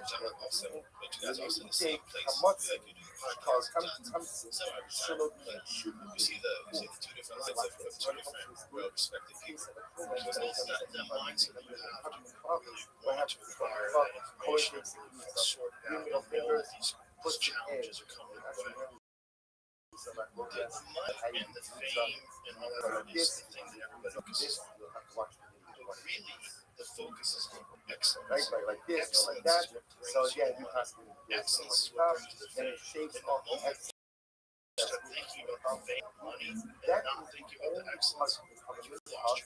that is offered on this day. A lot of us, that money and that fame, that starts coming. Listen, All of a sudden, you're just thinking about what does numbers, this thinking point about have the house to you're going to buy, so where you're going to drive, so all that stupid shit, and you lose your way. And, the service. you know, one of the things that I always try to tell people, I try to tell young comedians especially, is that think of the attention that you have. So what's an example of It has a something number value. that has Like no the attention, like sight let's imagine, that like, even if you had $100, you know, you can only spend $100.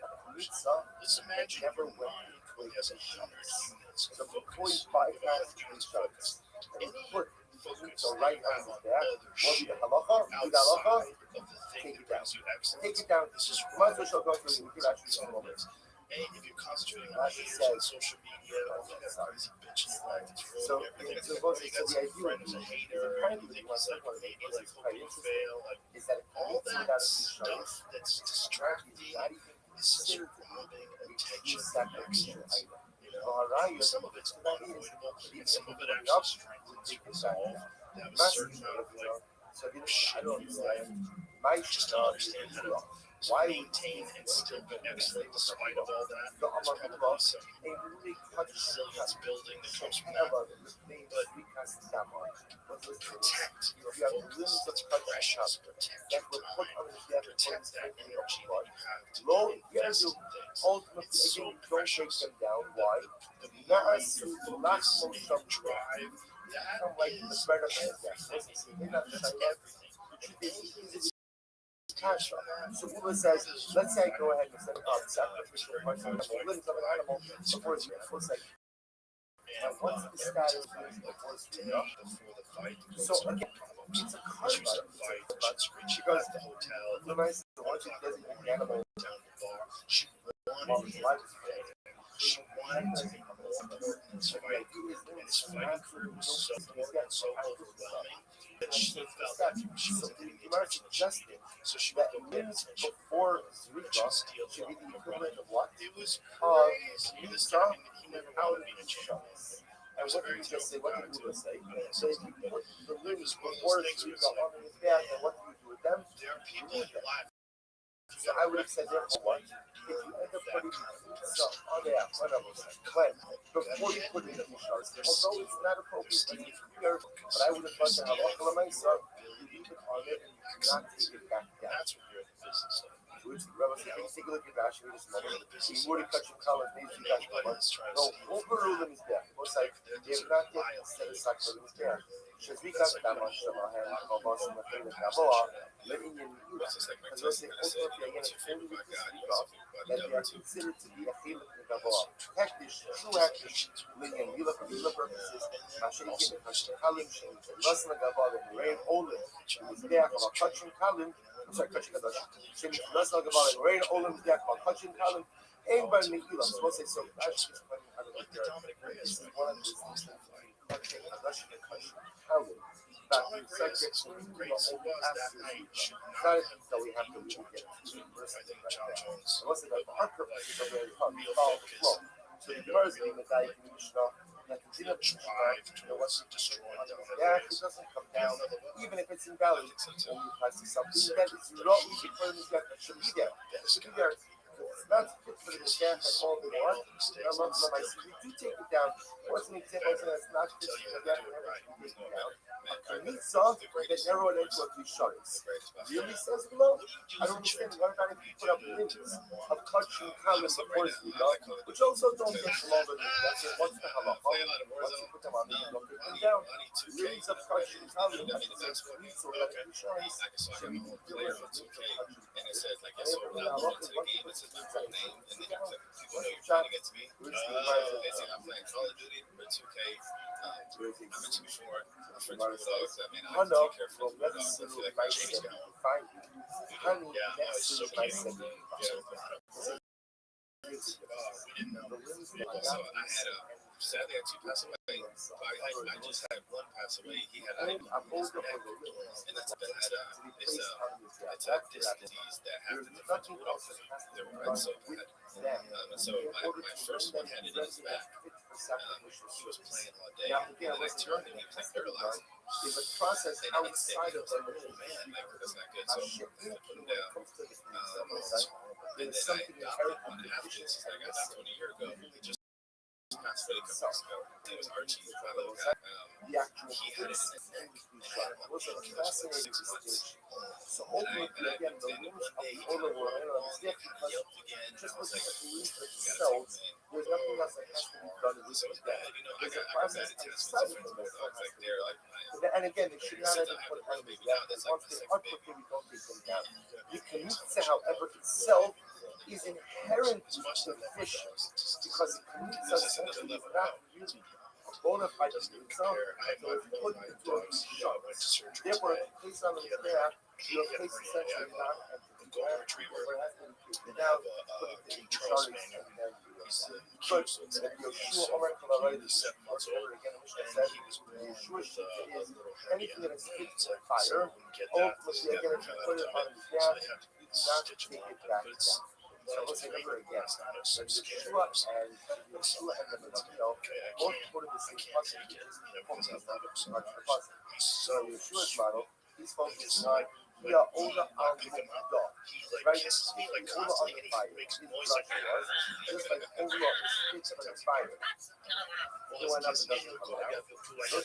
his tail's wide, he wags his tail, his whole Up body. because Like now his whole body's wagging. the Gamil says, Yeah, Via Ola, he Via does it Ola, like he'll put a hole in one ear and the Via other. Ola Al Mukdah Ala Mizbeah. Just like all of those other jabs, so I'm his whole now world. he wants And I feel like sometimes we forget that. is trying to understand how each party interprets They just the want Russian love. They never have a verses as follows. they're never So sure. Yeshua Omer Never Koran, bad news. Yeshua said, They're always Amukdah, cool. everything that's Every day is a fire, Oh, ultimately, again, once it was up on the fire, people didn't These are crazy. Rabbi Gamliel, now we have to say, Ola Amukdah. It's like, what if we don't love you with that? I love dogs. That the Pasuk It was up says, to me. Ola Amukdah. I was That's what looking it up means, that phrase. Which the Like, Gemara that says, would be crazy. Ahu, Like La cats are like 20 Ahadire years. Like a dog is 20 years. That's They are working on those that he says, Ola Amukdah, there's actual about startups hope. right now. What's that? What I'm Animal longevity. everything Rashi is It's very cool. Ahu La Dure Kohen. Rashi says, the love of Surah Kai, Allah Shem Shekoki, let me have you. What's that? So apparently, what would happen? Tom Brady just did that. I don't know how he did it. I mean, Why was that? hey, have a good time. That's pet Such center shit. That stuff is. pops You off. got hereditary. Yeah, okay, pop off. Result of the heat. Stuff pops off. What I happens? feel like every dog has their own Yeah, unique what do you do? personality. And as much as I love the dogs So that I the have now, where do we like, learn I that have a from? dog, Marshall. Ola Al He's Mukdah almost has to be on the fire. or The just point that even if it pops off the fire, as I've a had result him of since he was a puppy. I you love put him it to back death. on. But then I got Snoop Dogg Charlie, and I love him to death too. He's a totally different personality. That's dropping up. I don't mind the whole dogs and personalities. I don't need the same dog. I wear the Yeshua now. You know what I mean? I think that's weird. He's trying to find I think I told you. Yeah, and you put it back up, right? Like, I share so called. What's it? I share so called.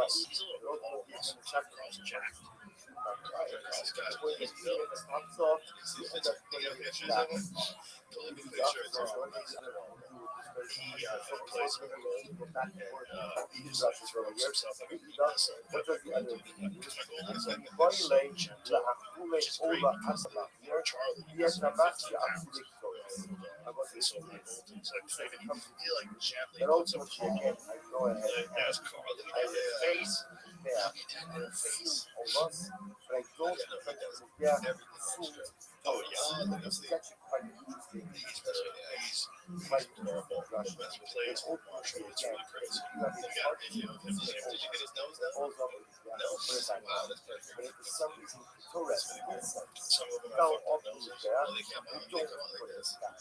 And then they can't read, and so they have to. Sometimes they gotta get. They make like a bigger hole. But some of them have it where like you have to go in and kind of help the esophagus because their face is flat, so you gotta hold it back and kind of cut it to where they can go down the right. So what's essentially making Crazy. I wish we so thought it was go ahead those dogs have many different characters. partially over. Well, You I have to love match it up with I love working dogs. I love German Shepherds, Belgian Malinois. So again, why? Serious custom. Serious That's what custom. I'm hearing. They So do that like it didn't supposed to give it I'm not mistaken. this is fascinating. There are a number of local central controls that are pushed our way. So number one, I'm gonna have the game. And if a piece of section up something is there, you know what you do with it? You put it back on. Yeah, we're going to get it for some reason, tourists. That's how often it's there. And a lot of money Sometimes those dogs, not all of them, but some of them, they'll test you. I know, you just can't have it all. Dobra, iść na udawa mi się. Mówię o tym akcję, wyjazd na akcję, raz na mailość manno, da akcję ola mahad. It's just like those, and it's not all of them. Like I've had pit bulls and I've never had a pit bull that even wanted to fight first. They were always like the sweetest people. But then you hear some, it's just crazy. Because I go online and see a pit bull just not letting go of somebody, but all of a sudden, the next video I see a pit bull wearing a Christmas sweater. Yeah, but of course, ultimately, again, So it's weird. I know, it doesn't make any sense. some people are going crazy. Yeah. Are you big So it's in like, anything? so what we just done over What here, do you think conspiracy wise? Like, what's your opinion? we just showed the put the real issue out, both actually from the word remember again, you are saying, whatever is fit for the fire, once it goes on the fire, it's like we're just from the word go. Now we just go with the Yeshua, the real again, that's what the word that's fine. But the real the real says, whatever is fit for the mistake, once it goes on the mistake, does not says We'll talk about that. yeah, Yeshua, now you have to see the mistake. But I believe there's a lot of things we don't know. And I believe there's a lot of See how that's Allah not a conspiracy. all That's on the the mistake. problem. The problem with conspiracy theories is some of them are crazy It and doesn't kill do us. that. What does The that reason why people entertain with the crazy word ridiculous mistake? ones is because some of them are real and Only they're so violate nuts. my time of But camera. they did what? Halaroy the Just when you Mukda. find out about you guys' history, you find out that the reason why we got into Vietnam is okay, it's called the Gulf of Tonkin incident. The Gulf of Tonkin incident was supposedly the North Vietnamese Vietcong attacked Yeshua, ships. that It was is fake. based They on faked it. Mukda. It's not real. Now So we're trying called to a figure out false when flag, that and they Yeshua, did it what just does to have a story so with that we would have an praise excuse to there? Vietnam. This is So my it's out of anybody Vietnam, that a lot of people died from he needs to it. follow People it. died from He it. must make camera kono, Halaroy the Mukda. Because that's there. heroin out of Vietnam. What is it called? What it says that anything that is fit for the fire is There's definitely also why when reasons why we were in Afghanistan. While we were in Afghanistan, Komi Baile, so my camera Hana, on the right Lamukta, Nikadish Mizbeach. So say we got Yeshua the Muslims telling you is that whatever is fit for the fire, that what the Mizbeach is like that Yeshua disagrees with the Gamil's fundamental understanding of the process. The Gamil understands Allah Mizbeach qualified term. Interesting enough that Yeshua is not a qualified term, but rather it's a modified term. Qualifying term is amokda. Whatever is fit for the fire, mizbeach. That's ultimately again what the mizbeach will accept. If it belongs on the fire, the mizbeach will accept it and it doesn't go down. But the mizbeach itself is not the qualifier, it's the modifier, the ego. And what do somebody else say? Mizbeach hachmina. He also said it says mizbeach twice. He's referring to the Shiva Shekha ala mizbeach. So again, once it's another there, ultimately again, that leads to the answer us and open or sometimes with Russia, which are the real uses it. The guy who's interviewing was very reluctant to talk about it. He had to talk about it because everybody was the Haisala Shasa concept, and it becomes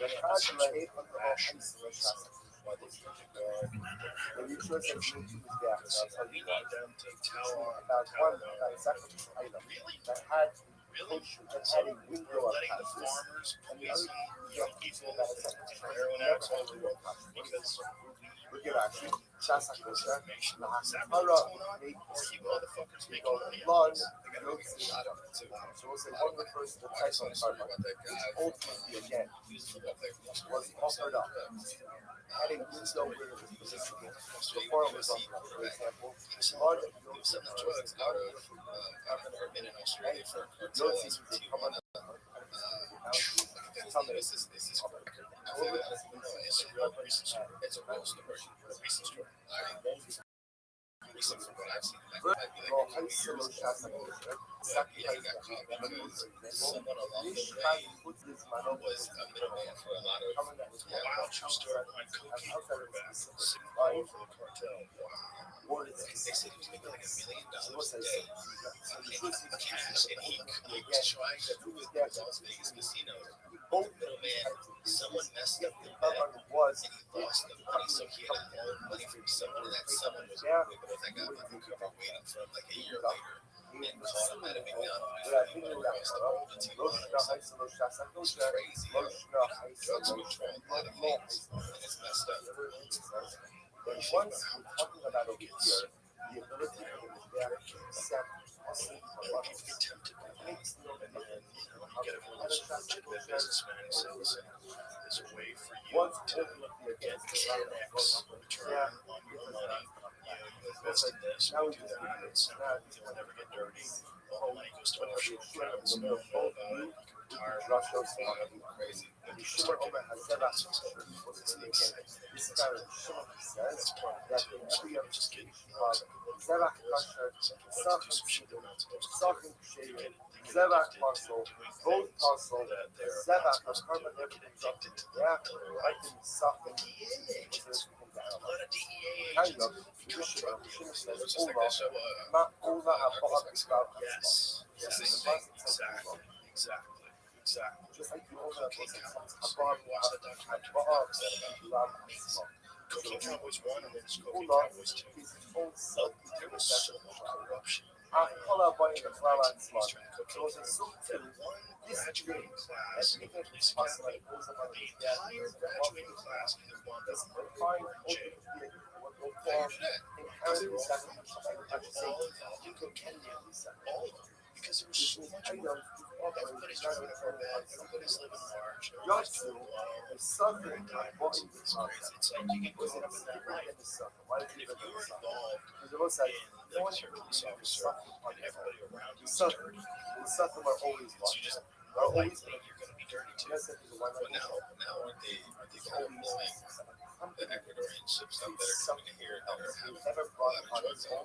Yeah, that's Venezuelan ships, They just blowing them up. I'm not educated on stuff like that, but I wonder if it's more to keep the trade here. Yeah, I doubt it. I think more likely what it is because Trump genuinely hates that they're bringing drugs into this country. Is there other things involved too? I don't know. I mean, I'm sure some of it has to do perhaps with politics. I think that's a reasonable assumption. But Jamie, I'm just saying something. Here's what's interesting. One of the things that Trump was saying is that poisoning our kids. They have 100,000 people dying every year from drug overdoses. We have to put a stop to this. But from the time Trump's been in office, deaths by overdose have dropped off a cliff. Look at that. Look at 2024. Leading into 2025. Look at that. These are all deaths from overdoses. I mean, it's kind of crazy. Look at that. From all drugs, just the top. Look at that. I mean, that's crazy. So you see the peak in was in 2022, or it looks like actually 2023 and 2024. That's the peak when people are dying. And then from the time Trump's in office, it's taking a fucking sharp down. And why is that? Well, part of it's because they're blowing up these fucking boats that are bringing in all the drugs. And not just drugs, but drugs that contain fentanyl. Fentanyl's terrible, terrible. Is that it's killing you exactly. It's slowing the pen when you're down. People are slowing the lines of it. They don't even know what's going on. And the cartel, they're buying or taking shitty drugs and mixing up with fentanyl, so that's an effect. And people are getting it from what they think is Xanax. It's not Xanax, it's fake. It's got fentanyl in it. They're dying from that. They're dying from coke. They think it's coke. Fentanyl's in that. Yeah, it's horrible. It's access to things. That's what we're right now. And I feel like there's so many attainable things that we don't even think about that. A lot of shit happens in this world that we just have no clue. And it's kind of weird. And I just don't know like kind of the variety that I'm bringing to the people. But I'm just saying it like I don't just to say it, but it's different. There's like social media, you can meet so many people and just random places meeting people and you can get roped up in the wrong things. And it's just like, yo, but down there start. Yep, you take a bad turn, and next thing you know, you're on a bad road, you keep going, you might eventually get out of this game. And then you're in jail, or you're dead. Ed Calderon, this guy's been on the podcast many times. He used to work for the Mexican military, now he's an American citizen, but he's a cartel expert. The stories that he's told us about the fucking cartel deal. Essentially, they have giant military operations. It's all cartel. And the cartel go to war with each other. That's crazy. That's where they had the money in the walls of his house. Or down in all the places. I'm sure asking people that. I think that was one of the things that Cooking Cowboys was this pilot. They had millions of dollars buried in his backyard. He just had garbage bags filled with millions of dollars of cash. Because he couldn't bring it to him. To give it up. Why? Because they're going to they want more money. They just don't know what to do. You can't just have them laying around their house and someone break into their house and kill them and take the money. It's like it is a crazy game. But I can't recommend that documentary. Cocaine Cowboys. So you watch it, you go, what the where's Cocaine Cowboys? Gotta get it. I'm sure it's on everything. It's incredible because you realize like cocaine. Miami had more banks per capita. I don't know what's going on, more banks per capita than any other city in the country. That's because those banks were laundering, paying, they were laundering cocaine. It's all coming in. And Miami never sleeps either. So it's all night affair. Yeah, that is a crazy fucking Is it any item that comes out of the fighter, only items that are placed on fire? Again, starting left here, blood, why not use it? Right? Again, we're You're not at the beach at 12. Can't be right. as well. Can't be right. That's a rule that a lot of people should not be in. But how do you get out though? Ask John. I mean, he seems to have navigated those waters better than anybody. Yeah, because usually you're ruins everything in your life. He's obviously had some missteps, but still comes out the greatest. You know, which is not everybody's All right, then we'll say good morning. Good morning. Let us begin by thanking all of our sponsors for this morning's share to thank our Talmud Torah sponsors for the month of Restream, Abba Ali Tova, Allison Alexander, for dedicating all the children this month in memory of Adam's grandfather, Rabbi Sheldon Simon, Rav Shlomo Tzvi Ruben Ben Shimon, Zichron Bracha, in honor that is the Shem Shad and Aliyah, and he should be a Mary Yosef for his children, his grandchildren. These are beautiful. Adam WhatsApp me yesterday to update the sponsorship. It was 34, and now 35 great grandchildren.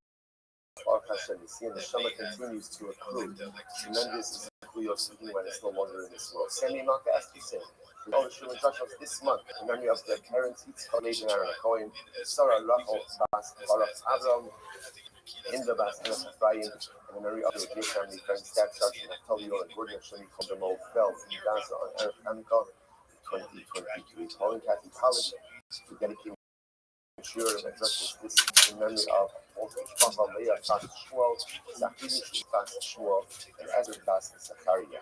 And the Jewish sponsors for today, Ayala and Sarah Steinberg, in discuss of continued health and referral for Shulman Stana Bas Susha, and Jacob and Julie Blumenfeld, in memory of Julie's grandfather, Harav Zachariah, and Harav Aryeh Reib Zichron Bracham in the future of his 25th year of merit. All our Talmud Torah, all of the Neshama Sahav Naviyah, his families in the Chama, all those who need it for Shabbat, the whole that you sign up, Baruch Shem Hashem, shower, brachas and Sarah Tavos upon Israel. So with that, let us begin with the last today. Today's Dalit, I'm really excited about just everything is exciting this morning. Very, very exciting Dalit ahead of us today as well. We left off yesterday on Hey Amud Beis at Tashma, the last Tashma, which is 2, 4, 6, 7 lines up from the bottom. So remember again, we are in the midst of nothing less than a dramatic machlokas about Torah Aduma waters. Remember again, what was the case that we had yesterday? Now, you have a flask of Torah Aduma water. People carry around all different kinds of flasks, right? This is a flask of Torah Aduma water. What ends up happening over here? Some regular water gets mixed into the Torah Aduma water. What is the impact on that? Remember, again, the law says, Ezra says, no problem, just sprinkle twice. Just sprinkle twice and you are good to go. Chachamim say it's totally possible. So I must say, remember again, so the idea over here is the Rabbanon were pretty easy to understand, right? Why? Because what was the position of the Rabbanon? It was really made up of 3 parts. Number 1, Yesh Bila. What does Yesh Bila mean? That when liquids mix, they fully and comprehensively mix together. That's number 1. Number 2 is, and therefore, number 2, Hazas Yishashir. There is a requisite amount of water that needs to be sprinkled when it's for the Paraduma. And number 3, ultimately, again, Shia is getting the type of Hazas. And independent sprinklings do not combine to form the composite or the collective amount necessary for sprinkling. So when you put that all together, that makes sense. According to the Quran, once regular water gets mixed in with Paraduma water, the whole thing is invalid. Okay, but now, what's the shot with Rabbi Eliezer? What is this 2 sprinklings? I don't understand why does that? Why does 2 sprinklings work if one is not going to work? So again, that was a clear enough between the Shlokish, Rava, and Rav Ashi. So the Gemara really sees on the position of Rav Ashi a lot, right? Because Rav Ashi ultimately said that in Bila, ultimately again, there's no Bila, which means that liquids do not comprehensively mix. Therefore, due to Hazal, cease to sprinklings and the good to go. The Gemara then really kind of tore into Rashi and kept challenging. That's where we left off yesterday. We've got 2 more challenges for Rashi before we finish this up. Tashma, Hanitanim Matana Achash is obviously Matana Achash is your Mishnah. Right? We can about say this is a mixture of sacrificial blood. So let's say if you have 1 application of blood that gets mixed with other 1 application of blood, what's the halacha? You're not doing Matana Achash. Okay, so you're a blood application. You're good to go. Beyond the in but if you say in Bila, like what Rashi says, if you say in Bila, with the water that the liquids don't mix together, then what does 1 application do for you? Dilma mehai kayad and mehai lo kayad. maybe because you're only doing one application, you end up applying one of the blood and not the other. So the Gemara says, remember again, the Gemara said, the Gemara kept giving, that here you have a 1-to-1 ratio mixture. And therefore, if you end up doing one application of the blood, which is the blood, right? But ultimately, again, you end up hitting both the okay. Not so again, these are all just questions that are lots of actions.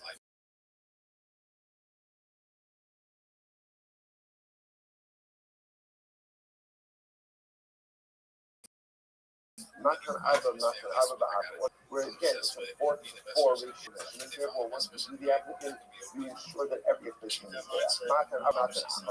What about a 4 application blood? Mixed in with 1 application blood. Half of the outlet. The team, 81, the team, talking on the base, so if you say again, that over here only got mixed in with 1 measure of 1 application blood. You're here first, folks. That motherfucker's gonna be huge. Already over about Tosif. Yeshua said the problem is, if you remember, this is what Yeshua's answer back to Rabbi Eliezer said. Yes, Mishnah, how can you do 4 applications? After all, halacha is Tosif. But if there's only 1 measure of the 1 application blood, then what Tosif is there? The Gemara says, Tosif, Rabbi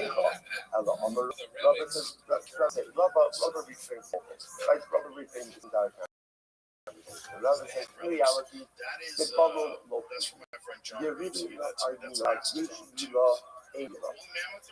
Now what to argue about? The Gemara says, the kosos. In other words, the argument will say, remember, yesh bila or ein bila really only applies when the blood itself is mixed together. We've actually wanted to suggest what they're not focused. They're not focused is with cups, get individual cups that get mixed together. Rabbi Eliezer is rowing, but I don't know less than. Again, we had this in Mishnah. That's the concept of rowing. I will say, what's rowing? Remember when it came up? This came up in a case where, let's say, you have sacrificial blood, what we call lamala and lamata blood that got mixed together, right? So, like, I will say, which covenant is offered up? Lamala, which covenant? Lamala, fatos, right? Everything else pretty much is lamata. Right? So, let's say you have lamala and lamata blood mixed together. So, what Rabbi say? No problem. Do the application of lamala. And then do the application or not. What about the fact that you're putting the wrong blood in the wrong place? Rabbi Eliezer said low. What's lowing? We view, let's say we're doing the blood application of lamala.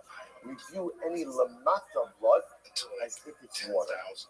As if it's water, and vice versa, when you go ahead and you do the application of lamata, you view the lamala blood as if it's water. So Rabbi wants to suggest that the point of contention over here between Rabbi Eliezer and Rabbanan is whether or not you subscribe to this concept of law. Rabbi Eliezer clearly subscribes to it, but Rabbanan don't subscribe to it. Or Rabbanan will leave us and hold up. You're telling me that there's no machlokas by Bila, that Shuvah, and you're going to use the low neck, which will be like Dam Katos, since Ari the Dam all the Shita. The other also we learned that what? Rabbi Eliezer doesn't disagree with the Chachamim, or the no machlokas in the case of Dam Katos that gets mixed in with Dam Ola. That in both of these cases, ultimately, what? Halacha l'maisa, you offer it up. Similarly, for Rova B'niyavah, if you have regular carbonic blood, proper carbonic blood that gets mixed in with an animal that participated in immorality, shalom yisrael, that it's not offered up. I select machlokas, aman machlokus, avdam tmima shenis arid b'dam balas mil. Interesting. The case over here is that what's machlokas is on when you have the blood of a perfectly fine sacrificial animal that gets mixed together with an animal that's a baal mul. What do you do in this case? Rabbi Eliezer Omer, Yikrav, Vein B'Baal, Vein B'Kotzim. Rabbi Eliezer holds, Rabbi Eliezer holds that you offer it up whether bloods are mixed together, they have to be mixed together in one utensil, or if we're ever talking about a case of where there are cups of blood that gets mixed together. The Chum say do not offer up. Now, take a look at that for just a moment. This is actually in the intermediate white lines, second line. Rabbi Eliezer Omer Yachrid, Rashi says over here, ואפילו קל אחריהם, תדרש מום בם, לא ירצו בכלל, והנה משמע, על ידי תערובת, we're going to get to that in just a little bit. Rabbi Eliezer Paskin said, halacha l'maisa, blood, sacrificial blood, retains its identity even in the mixture. Even if it retains its identity. Therefore, again, Rabbi Eliezer says, that halacha l'maisa, that when you go ahead and you have that sacrificial blood, even if it's mixed in with other Baal Mum blood, the sacrificial blood still retains its identity, and therefore you're good to go. On the other hand, the Chachamim hold you can't offer it up. So most like this does make it sound like this is an animal, this is or easy loss. To which you might like the Yehuda Aliva Javiyaja, Nasty, being the bottle, being the photo, but I put on the culture. But the Yehuda question doesn't understand that my focus or seeks the position, whether it's by follow or whether it's by photo. But the Rabbanon, this is used in the case of culture. Okay, so the like what comes out that kind of stuff that makes it over here. But again, it turns out that really still sounds like an approach that we seen over there and that we started with the first beforehand. It's still whether or not it needs to be law or India. It seems to go ahead and practice in these, but there's these two parts of the macrotas. Like these two are in like only macrotas ultimately in terms of when the blood itself together. That's one thing. So the secondary case where you have the individual cups of blood, what happens in that scenario? Okay, so most like that's kind of that stops over here. Just before we go on, I'm just trying to see that it's Paradula case. So what is the halacha ultimately again? When it comes to paraduma, in other words, if you have we'll call it mundane or regular water that gets mixed in with paraduma water, so what's the halacha? What's the impact of that? So listen to this. So the Rambam in Hilchos Paraduma, Parak Tes Halacha says as follows: Mayim Mikdashim Shenis Arvu and Mayim Achirim Kolshim. This is the case. You have paraduma water and regular water gets mixed in. Afilu mayim shenismalu b'kibush. Again, I say, remember, how do you make paraduma? How do you make paraduma mixed? So remember again, you take the ash and the paraduma, and what do you mix it with? Mayim, right, which is water of a source, well water, spring water, right? So now I have my paraduma water. Rambam says, let's say you have mayim. Any additional water that gets mixed in, the paraduma water is awesome. So let's say we pass like the Chachamim, that any foreign water gets mixed into the paraduma, even if it was water that was originally drawn. Let's say I go to the well, I take my entire, I take a bucket of Italian of spring water for the paraduma. I mix up paraduma, that's some water left over in my bucket.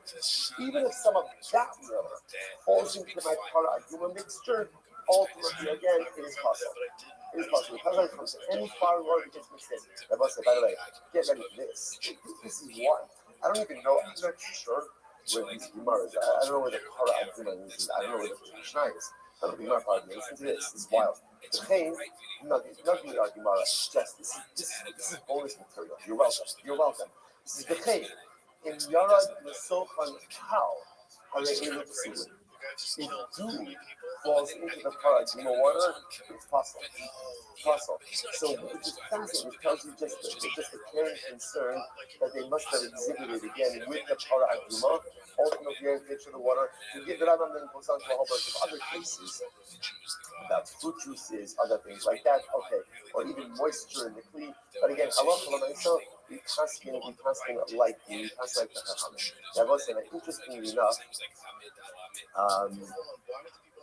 Okay, fine. There's a lot. I don't know why I just got caught up with paraduma yesterday. Okay, fine. We'll leave to rest. A lot of interesting stuff about the Shira Parzah.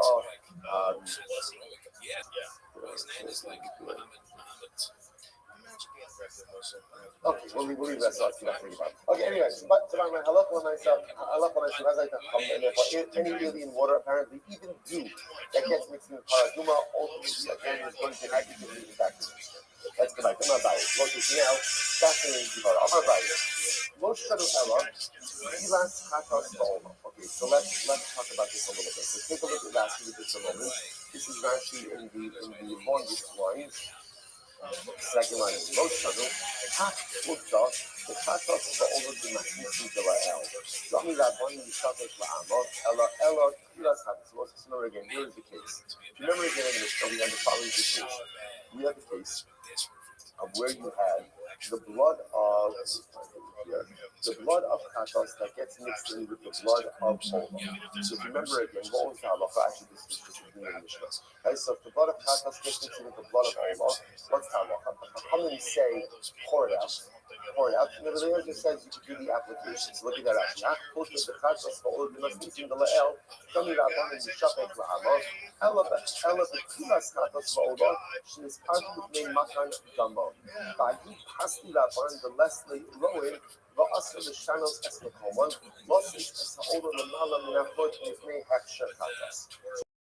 listen to this. So when you have the katas and the olam mixed together. So remember again, the Chachamim say pour it out. And then the answer says, no, just do the blood applications in different places. What about the blood applications that are done in the wrong location? What's the problem? Or how do you deal with that? Roll it. So remember again, just to clarify this. When you have a chatos and an olam mixed together, what's the big problem here? Let's analyze. What's our problem? What happens? Chatos goes lamala and ola goes lamata. So now everything is mixed together in the same cup. Or for that matter, again, even different cups. Let's keep it simple. The mystery is, how do I do the blood application?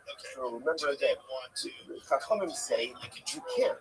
So because they say you can't, just pour the whole thing out into the channel. It's just no good. And the rest says, yes, you can.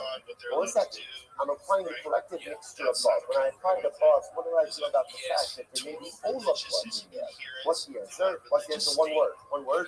Rolling. What does rolling mean? Review any potential all of blood that's in there like it's water. Conversely, when you go ahead and do the blood applications below, so what about the chocolate blood? And it's mixed in there, blow it, but it's water. Rabbi Eliezer holds the blower, come on. Now, by qualifies this nachlok is very interesting. It's emotional. And where is this nachlok? Yes. It's only what he calls the beginning of that, meaning no blood applications have been done. That's where this nachlok is. Listen to this. So this is wild. Let's say halakha when I say that so chatas is in the wide lines, fourth line down in the widest line in the middle of the line. So chatas is arif las ola. Is arif chatas. Fikilas ola in katakol. What about the following? Let's say you have chatas blood, and the blood application to the chatas is already done. So now, what do you say? After you do the blood application with the chatas blood, what is the rest of the blood called? What is it called? Shiran. So let's say you have shiyore chatas that gets mixed in with ola blood. Okay, shiyore chatas, it's very exciting. Shiyore chatas that gets mixed in with ola blood. Abaye says, listen to this. There's no machlokas. Why? This is going to blow your mind. Why not? Listen to this. He says, however, about sochatas, he calls it sochatas. Sochatas means the primary blood applications have already been done. All I have is leftover chatas blood. So leftover chatas blood gets mixed in with ola blood. Everyone says, no problem. Why? Because makom ola, makom shirayim. Because what do I have here? Ola blood and shirayim blood. And guess what? All the blood and Shirayim blood go same place. Now let's say, where is Shirayim poured out? Okay, now here's the thing. Right, so Abaye is saying, pretty much, so Shirayim blood is poured out. Has to be poured out on the sole, on the base. But Abaye says it's also okay to apply it anywhere below the red line. Anywhere the mountain is going to take. Why? Because whatever you put on the bottom of the deck is going to what? It's going to trickle down onto the base. So therefore, again, it's fascinating. So therefore, the only macro is when there's been no blood application yet. You have shiyaratos that gets mixed in with blood. Abaye says easy, because they both get applied on the same place, and therefore, local Mesa, even the Chachamim would agree that ultimately no blood application. Incredible. Someone says, hold up. I'm going to say, hold up. It's not true. not true. Abaye, you are presupposing that Shirei Chatos could just be applied anywhere on the lower part of the Mizbeach, and they will drip down, ultimately again to the soul. But that's not true.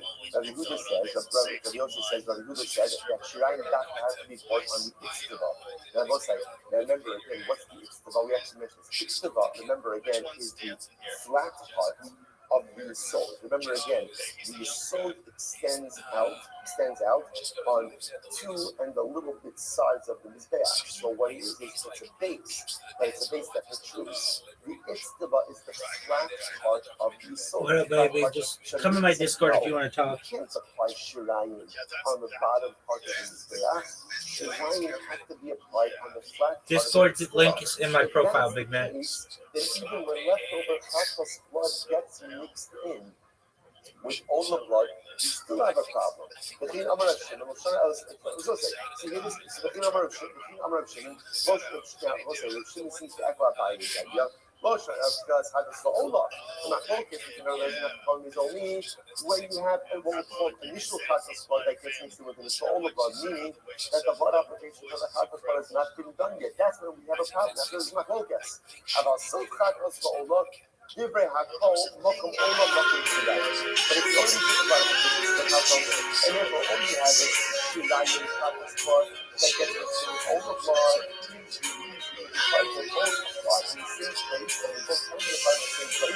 Come on my Discord, baby. That's where the overflood belongs. Chatos blood doesn't belong. Where does it belong? Where does it belong? No problem. Just apply it from the lower part of the wall. That's no I'm like, no, Bernard, you see what Bernard? No, I can't do nothing. Not true. That's true, still not true. So what's that? I mean, so it turns out, that now, what's that? Dramatic focus about the proper thinking of the life. Where's the Shirayim from now? Again, remember, we're always back to this tomorrow, and like everything makes sense. The 4 5 this morning, right? So I knew somebody would have stopped me on the way in. Where did Shirayim go? I would have said, where did Shirayim go? So, and if somebody would have asked me, does everyone agree with that? You would have said, of course. And now it comes along to the mind and says, no, not everybody. I think it's my focus. So look what's my focus. Everyone agrees Shirayim belongs. Come to my Discord. The Shaila is, what is the exact placement? So really, again, a binding thing, and sounds like right, and then the Shimon is also, or the Yid is also saying, that I'm sorry, the Shimon is saying, that Allah you can put Shirayim anywhere on the lower part of the Mizbeach, and it'll trickle down to where it needs to go and you get to go. The Hebrews of the opinion, Shirayim must be placed on the Itztava. It must be placed on the flat part, flat leg, ultimately again of the Yisrael. So dramatic machlokas. So we'll say obviously that machlokas is the machlokas where there's going to come to Mishnah. So Master Rabbi Yehuda, incredible. Master Rabbi Yehuda, Kodesh. So we'll say, so now what's going to happen over here? And actually, this is a very important thing. Well, it's coming up now. Master Rabbi Yehuda, Master Rabbi Yehuda, Kodesh. The pasuk says they shall be sanctified. Kodesh. So the Gemara says, if you look at Rashi says over here, but just the pasuk in its entirety, after the car start, on the car, that's like this is talking about the car animals. Lo sifte, you bring them there, Kodesh, as Daman Pisrok on this beach, throw the rice, sprinkle their blood on this beach, as Kalbam, touch it, Shalek. Now look at this moment. This is in a wide line, about 8 up on the bottom. Kodesh, get the car sits, so this pasuk is by the car, first one animal. ומשהו לעיתים בהריוסם יראו שמסערבו פתאום מנחים לא עבדו את שמם. So once again, we're going to say three besides the first to give you intro. This has to be one of the sources that sacrificial blood gets mixed with other sacrificial blood or other blood, or the sacrificial blood between the second and doesn't become a bottle. So again, and you might know actually from the notion of Kodesh, they are Kodesh, they remain Kodesh. When the Rabbanim took about the goat, Shnesaris, the Kachori, the most of Lobakatos. Okay, so again, fine. So let's go back to it. So Master, when I put it in the kasha, Kodesh. So again, what does it teach me? That by the blood of a bakar, Shemishari, the dam kachim achirin, yikravu. Then halacha, what does it teach me? That if the blood of a bakar gets mixed in with other sacrificial blood, ultimately again you can still offer it up. So you must say, what's the case? What's the case of where you can still offer up sacrificial blood even though it gets mixed in with other forms of sacrificial blood? So here it is, get ready for it. So the Gemara says, "My last sof olah ubachar." It must be talking about. Where you've done the primary applications of olah. So what do you have? You have ultimately shirayim of olah and blood of the bachar. And the halacha is that you can offer up both of those bloods. Why? Why? Because the pashtas, they go in the same place. Because the shrine of the olah to be placed on the lower of right lamata, and blood of bachar to be placed lamata. And what do you see from here? That shirayim and olah to be placed in the same area, which is lamata. So what do you see from here? Shirayim does not need to be placed on the iskala. All you have to shine is or anywhere on the lower part of lamata. Below the red line, you're good to go. No. Kilas olah ubachar. Not necessarily. You're talking about, okay, well, what's what we call kilas olah? Kilas olah just means no blood applications have been done to the olah. So really, so the initial blood of olah, or my kamash malan, what is the Gemara teaching us? The ain olin nebakin zed. Teaching us that sacrificial blood do not negate one another. That's what it's teaching me. That Allah says again, nothing better than when you have sacrificial ones that are mixed together, they're not without each other. You must just hold up. Hold up. That's not the source for that halacha. Otherwise, I agree that that's the halacha, but this is not the source. The so exciting. The Gemara says no. The source for the fact that sacrificial bloods do not negate one another. It's actually learned from a different source. Where's learned that from? Yom Kippur. Yom Kippur, because the Muslim used the coin gadol does something very interesting on Yom Kippur. And what does he do? He goes ahead and, remember again, he shechts a par and he shechts a sayur, a goat. Right? And now after their individual blood service is done, he mixes the two bloods together. Now listen, obviously, there's a lot more blood from a par than there is from a sayur. But even though, again, there's low dam par, yet the blood does not negate each other. So from here you see that sacrificial bloods, when they are mixed together, do not negate one another. That's the source for this halacha. Rashi says over here, "Vivalakav shama par, dam asar." And the 4 lines up in the bottom. "Va'kometz rabba, shema arben dam par dam sar, shem kipur mematan dam kronos mizbeach." So once again, remember the interesting meaning of you mix the blood together in order to apply them on the corners of the interior mizbeach, which is actually something very unique about the Kippur. Okay, but it's not the only time, because we have Chatas K'mini, but the Kippur is one of the times where there's a Chatas K'mini where you do blood applications on the interior mizbeach. And everyone knows there's more dam par than dam sayur. You tell the owners, what do you see from here? You see from here that halacha l'maisa, sacrificial blood that is mixed together does not negate one another. So we learn from Yom Kippur, not from Bachar, to which the Gemara says, Tanoi, it's Machlokas Tanoi, Ikit enough for the Halcha, Ikit enough for the Halcha. So we'll say, this is an interesting Machlokas Tanoi. In this Machlokas Tanoi, interestingly enough, no one is arguing about the halacha. What are they arguing about? The source. The source. So everyone will agree that halacha and sacrificial blood do not negate one another. They argue on what the source for that halacha is. So we'll come back to that. So the Gemara says, "Massive Rava, Rava is a kasha. The kriva b'nei Aaron as Hadam mizarko as Hadam." So the pasuk says, what is this pasuk by? If you look at Rashi, Rashi says over here, 3 lines up from the bottom, "Mizarko mizarko ma'kamol Hadam gabe." So this is carbon ola. The pasuk is the shachar as nabaka. That's going to say the problem with the pasuk. The shachar is the nabaka of Hashem. The kriva b'nei Aaron as Hadam. The zarku as Hadam al mizbeach sabin. So both sides. The pasuk says the shech the cow. Right, they'll offer up the Kohanim will offer up the dam, the zarku as Hadam, and they will sprinkle the blood. Now that second mention of dam is really unnecessary, because once you tell me ultimately again, the Gribu they are according as Hadam, but they're going to bring the dam close to the mizbeach. Just say what? Just say the zarku. The sprinkle it. You don't have to say the zarku as Hadam. You don't have to say that. I understand it. There's no other carbonic material that we're discussing in this passage. So the subject already is done. So once you tell me that they're bringing it close to the mizbeach, just say the zarku and sprinkle it. And there's no need to say anything else. So the Gemara says, "Not Talmud Omer Amad Beis Not Talmud Omer Dam Dam." Why do you have to dam twice in the pasuk? Listen to this. Shiyachol, because you would have thought, Aim the Allah, Aim She's Arab Murasa. And I'm going to thought like this. Maybe the halacha ultimately again that when a carbon gets mixed in with something else, it doesn't lose its identity. He's only talking about an olah, because by an olah, ultimately again, even She's Arab Murasa. If let's say you made a tumura means you're not going to say you want to swap out your original carbon for another carbon. That is illegal. You're not allowed to do that. And if you do in fact do that, there's a penalty. What's the penalty?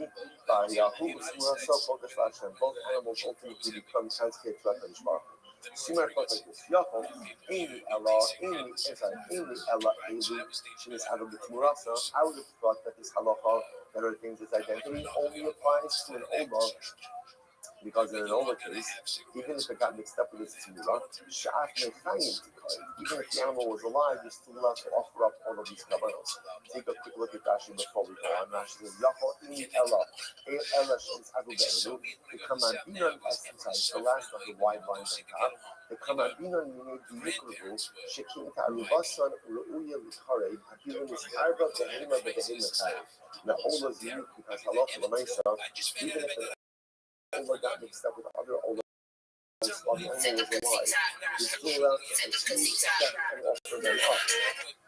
The Ola B'Tura, Ola Ares is not Nafis and Kachin Yikach, you know, Zayikar B'Shem Yishu, Zayikar B'Shem Yishu, the same as you must say that report. You must do a good turkey also. The Hadra Habu Kachin Mingamino, feeling is Arik Bidam Hashem Ritu, but again, I was saying, I would have known this halacha because all you've already seen, even the animals get mixed with one another, ultimately, the halacha of the you can still offer it up. So the most Minayin the rabbis told them something. The third line of what's that happening is 81b. How do I know to also include ultimately again told them something? Marbani told them something should bind the negative of the Kamosa. So I would include ultimately told them something in the category of Ola. Why? Because just as an Ola ultimately could come as a nether or a Nidava, so to again told them something could also come as a nether or a Nidava. Minayin the rabbis says how do I know to include Asham? So Marbani Asham, Marbani Asham, Shetal Matan Galakimoso. I include Asham in the category as well. Why? Because Asham is similar to Ola, and then it requires 4 blood applications. The car, nice to Pesach Minayin. How do I know to include the car, nice and covered Pesach? And the Gomar, Dam. As the most I remember, Dam. So again, that holy word, let's remember again, was only to show why do I need Dam. Right? Why need repetition of Dam? So Dam comes to really expand the carbonates that are included in this principle as established by this concept. My lab, that was it. Now again, remember. So once again, we were talking about a case where sacrificial blood is mixed with each other, and yet again, the sacrificial blood retains its identity, right? And can be offered up together. So the Gemara says, what's the case? My lab. Sof Ola Ubakar. Are we not talking about a case of Sof Ola? Now, what's Sof Ola? Sof Ola means the primary blood applications have already been done. So you have Shilayim of Ola left over with Bakar. And now the Gemara is telling you that what? Those can be offered up together. And I will say, why can they be offered up together? Shmanina, Bakam Ola, Bakam Shilayim. Why? Because again, what am I seeing from here? That Shilayim is placed in the same place as the Ola. Where's the Ola place? Lamaka. So Shilayim is placed Lamaka. What is in here is that Shilayim is not inside the Shira. Rather than where the Shilayim go, only where the below the line is the Shilayim. No. Give us Ola Bakar. Not so. He's actually talking about a case of Tilas Ola. No blood application of the Ola has been done. So therefore, again, it's Tilas Ola Bakar. Okay. Now again, I will say, now remember, Tilas Ola Bakar was the big condition. That in my Kamash Malon, what is it teaching us? Here it is. The aim only in the bottom is once again, another source that seems to point to the same principle that what? Mixed together sacrificial blood do not negate one another. Imagine 1 second. I understand. But 1 second, we already have a source for that. Where's the source for that? Yom Kippur. Yom Kippur, we just said before. But what happens by Yom Kippur? The Kohen takes the leftover blood of the sire, the leftover blood of the par, and mixes it together and then does an exterior blood application. That teaches us that when sacrificial are mixed together, they do not nullify themselves. I don't need this passage. First thing says, you're right. Tonight, the same Locus tonight. Some learn it out from here, some of it. It turns out, fascinatingly enough, everyone agrees with the same principle, which is sacrificial blood will not negate one another. Not negate one another. What's the machlokas? What's the source? And it turns out Abu said that these sources for this. Right? One source ultimately again is going to be one source is going to be Allah, and the third source is going to be different. So three different sources for the same rule. The Gemara says, now the Gemara just goes, and whenever you have something like this simple follow-up question of the Gemara is, so why doesn't everyone agree with the other sources? Here we go. So the Gemara says, Shabbos, this is one of these beautiful Gemaras where, again, everyone is agreed. Now, what I want to point out is, let's say, the Hanikanoi, the Gemara says, good. The Hanikanoi, the Lakach Midama Paridama Saloya. Okay, so the other two opinions, they don't like learning out from the right? Why not? Hasabri in the Arba Mikonis. Because the most this is actually fascinating, and this is a different discussion. A whole other focus. Now, we've been working in this studio presupposing that when the coin finishes his individual blood apples for the star and the par, he then mixes the leftover bloods together and then does a collective blood application on the interior of the prayer. That's my focus. Okay? That's my focus. Everyone agrees that there are blood applications on the interior of the prayer, but there's my focus.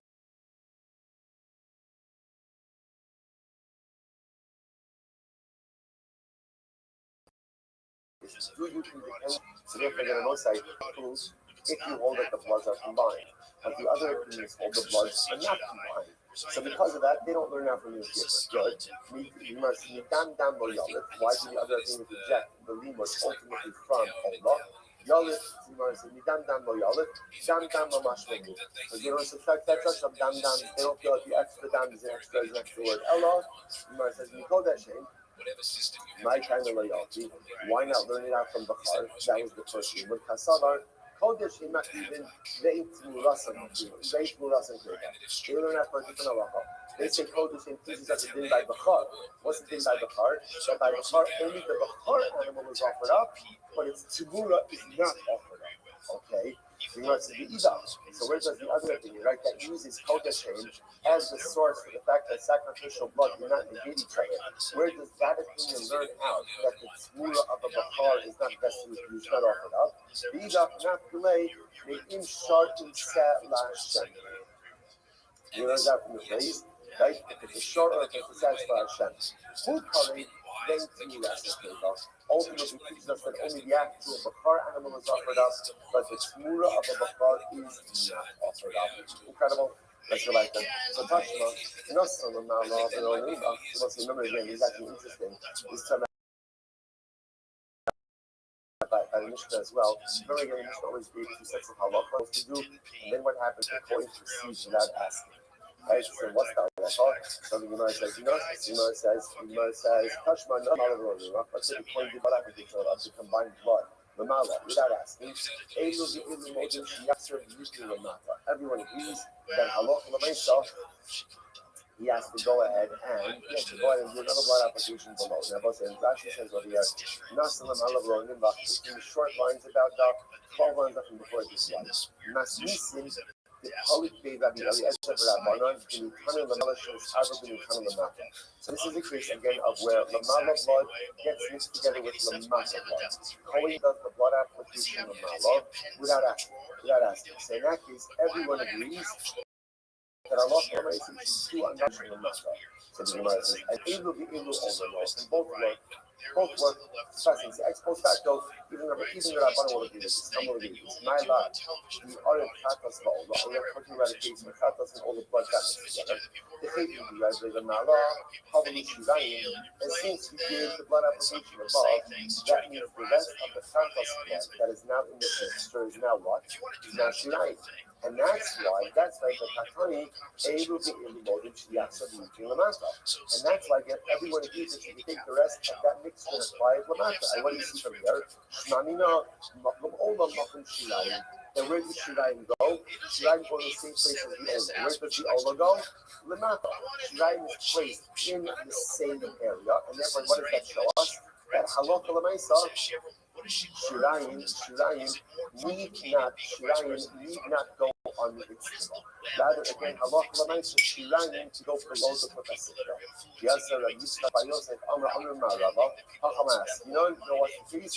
They don't be Ori Kata Sakitsona is Shirayim. So actually, the case over here is where Halakha Lamaisa, the blood of a Chatas is to this. You have this another wrinkle in this whole thing. Like the blood of the outer Chatas is fascinating, gets mixed in with the Shirayim of the blood of the inner Chatas community. So again, making this a bit more complicated. I'm going to advise the name of Mar. You don't the eye of the Shirayim, but why? I don't say why do you have to set it up like that? Why not just set it up as a case where ultimately again the leftover sorry the Chatas, why not set it up in the case of what gets mixed in with the Shirayim of a Chatas, so here in other Chatas, why does that be in the Chatas? That's what. Ultimately, even according to the opinion that says that Shirayim Ma'akin, what does that mean? Another thing is a little bit of Chazak in the past. Shirayim Ma'akin was a machlokes of is the application of pouring out of the Shirayim a necessary part for the carbonic process or not? That was a machlokes. So maybe even according to the opinion that says Shirayim are Ma'akin, Chasru in Ma'akin. If you're missing some of the Shirayim blood, that's not Ma'akin. Amar Rabba Tosfar Lavina, Kol Kimna Ahiv Beruba Al Yonim. The Kayar Lamala Shirtak on the Baal. Yet the boss they set up this case is in this mixture of blood. The majority of blood ultimately is Al Yonim blood, and Lamala blood. And ultimately, again, you place the shear ultimately again of the Tachton and a little bit. As we saw yesterday's class. Amalei, Hani Nidi Raman, Kara, Ain't Bila. Maskana of the concept to you. That answer is true ultimately again according to the opinion that said in Bila. It's time back to the is not in focus ultimately again was in the case of Kosos. So therefore again we fine. So again, we end up with this not focus, we're not going to finish the Rambam today, but again something was outstanding and what we'll pick up with tomorrow. So the two pieces of information that are outstanding is obviously the general machlokas, the Tina of the Yezer, and the Chachamim in the Mishnah. So Allah makes again in these cases of mixture, where the Chachamim says Yishbot La'ama point out into the channel, and ultimately again, Rabbi Eliezer says, no, do the blood application. Why should Rabbi Eliezer have the blood application? Why? Because he subscribes to the principle of roll. So issue number one that we have to figure out, we'll do this first thing tomorrow, is do we subscribe to the concept of rowing or not? That's issue number one. And what's piece number two is this Shirayim. Do Shirayim have to be placed on the Itztaba?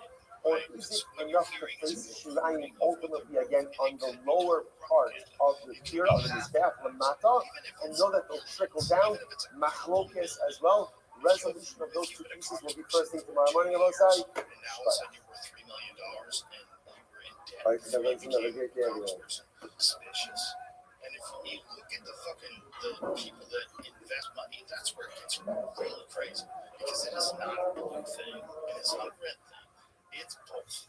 Everybody is making money on the stock market. There's a shitload of these people that are buying a bunch of stock and then conveniently a short time later a bill gets passed that they were working on. That makes it very profitable for that country. All right, now say good morning. Let us begin by thanking all of our sponsors for this morning's share to thank our Talmud Torah sponsors for the month of Kislev, Allison out of Steinmetz. We're dedicating all the Shir and Drushos this month in memory of Adam's grandfather, Rabbi Sheldon Steinmetz, Rav Shlomo Tzvi Ruben Ben Shimon. Zichron Bracha, in honor of his Neshama Shtav and Aliyah, and we should be a neighbor stewardship for his children, his grandchildren. He's doing beautiful. Adam WhatsApped me yesterday to update the sponsorship. It was 34, now 35 great grandchildren. Baruch Hashem, the Neshama continues to accrue tremendous zechuyos even when it's no longer in this world. Sami Malka Esther said, we're dedicating all the Sherman Drushos this month in memory of their parents, Yitzchak, Leib, and Aaron Cohen, Sarah, Rachel, Bas, Baruch, Abraham, Hinda, Bas, Brian, and in memory of their dear family friends, Staff Sergeant Naftali, and Gordon, Hashem, Komdomo, Fell, Danza, and Aaron Hanukkah, 2023. Paul and Kathy Pollock for dedicating Shira and Drushos this month in memory of Mishpacha Leah Bas Shmuel, Safini Shumanis Bas Shmuel, and Esther Bas Zachariah. Our Dafyomi sponsors for today are Alan Sarah Steinberg and his source of continued health, and the floor for Shumanis Hannah Bas Susha, and Jacob and Julie Blumenfeld in memory of Julie's grandfather, Harab Zachariah, and Harab Aryeh Leib, on the occasion of his 25th yard cycle of Feminine Merit. All the Talmud Torah, all those in the Shamas Navia, the families in the Kama, all those in New York, whichever give it, all the Israel, Baruch Hashem, shower, Rachas, and Tzor, Tovos, and Yisrael. With that, let's begin with a lot today. Today's Daf is really exciting, really exciting. Just everything is exciting this morning. Very, very exciting Daf ahead of us today as well. We left off yesterday on Hey Amud Beis at Tashma, the last Tashma. So there's 2, 4, 6, 7 lines up. Remember again, it's nothing less than a dramatic machlokas. About Hara Aduma waters. So remember again, what was the case that we had yesterday's Daf? You have a flask of Hara Aduma water. People carry around all different kinds of flasks, right? This is a flask of Hara Aduma water. What ends up happening over here? Some regular water gets mixed into the Hara Aduma water. What is the impact on that?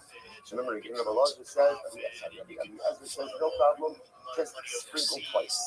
Just sprinkle twice and you are good to go. Chachamim say it's totally possible. Rabbi says, remember again, so the idea over here is the Rabbanon were pretty easy to understand, right? Why? Because what was the position of the Rabbanon? It was really made up of 3 parts. Number 1, Yesh Bila. What does Yesh Bila mean? That when liquids mix, they fully and comprehensively mix together. That's number 1. Number 2 is, and therefore, number 2, Hazat Yishashir. There is a requisite amount of water that needs to be sprinkled when for the paraduma. And number 3, ultimately again, sheer and daily azos. And independent sprinklings do not combine to form the composite or the collective amount necessary for sprinkling. So when you put that all together, that makes sense. According to the Chachamim, once regular water gets mixed in paraduma water, the whole thing is invalid. Okay, but now what's the shot of Rabbi Eliezer? What is this? Sprinkles. I don't understand why does that? Why does two sprinkles work if one is not going to work? So again, that was a clear enough focus on Shlokish, Rava, and Rav Ashi. So the Gemara really seized upon the position of Rav Ashi a lot, right? Because Rav Ashi ultimately said that in Bila, ultimately again, there's no Bila, which means which do not comprehensive. Therefore, the 2 hazos, 2 sprinklings, and you're good to go. The Gemara then really kind of tore into Rashi and kept challenging. That's where we left off yesterday. Got 2 more challenges to Rashi before we finish this up. Tashma, Hanitanan Matana Achash, it's Abdul Matana Achash is our Mishnah. Right? We can about say this is a mixture of sacrificial blood. So let's say if you have 1 application blood that gets mixed in with other 1 application blood. That's the halacha. Okay, so do a blood application. Good to go. In Bila, but if you say in Bila, like the Rashi says, right? If you say in Bila, that the water that the liquids don't mix together, then what does 1 application do for you? Maybe because you're only doing 1 application, you end up applying 1 of the bloods and not the other. So the Gemara says, so remember again, the Gemara said, this is the answer the Gemara kept giving, that really you have a 1-to-1 ratio mixture. And therefore, if you end up doing 1 application for each of the bloods, right, then ultimately, again, you end up hitting both down in the domination. Okay, so again, these are all just questions that are lobbed in the Rashi. Matan Arba Matan Arba. Next case, remember. Again, you have a 4 application blood that is mixed with another 4 application blood. So again, combination is what's the case? Where it's a 4-4 ratio measurement. Therefore, once you do the application, you ensure that everything gets placed in this day. What about a 4 application blood mixed together with blood, half of pay aleph, Bechitema, 81A, Bechitema, Hachana, see if you say again that this was a country that only got mixed in with one measure of one patient blood, you might say,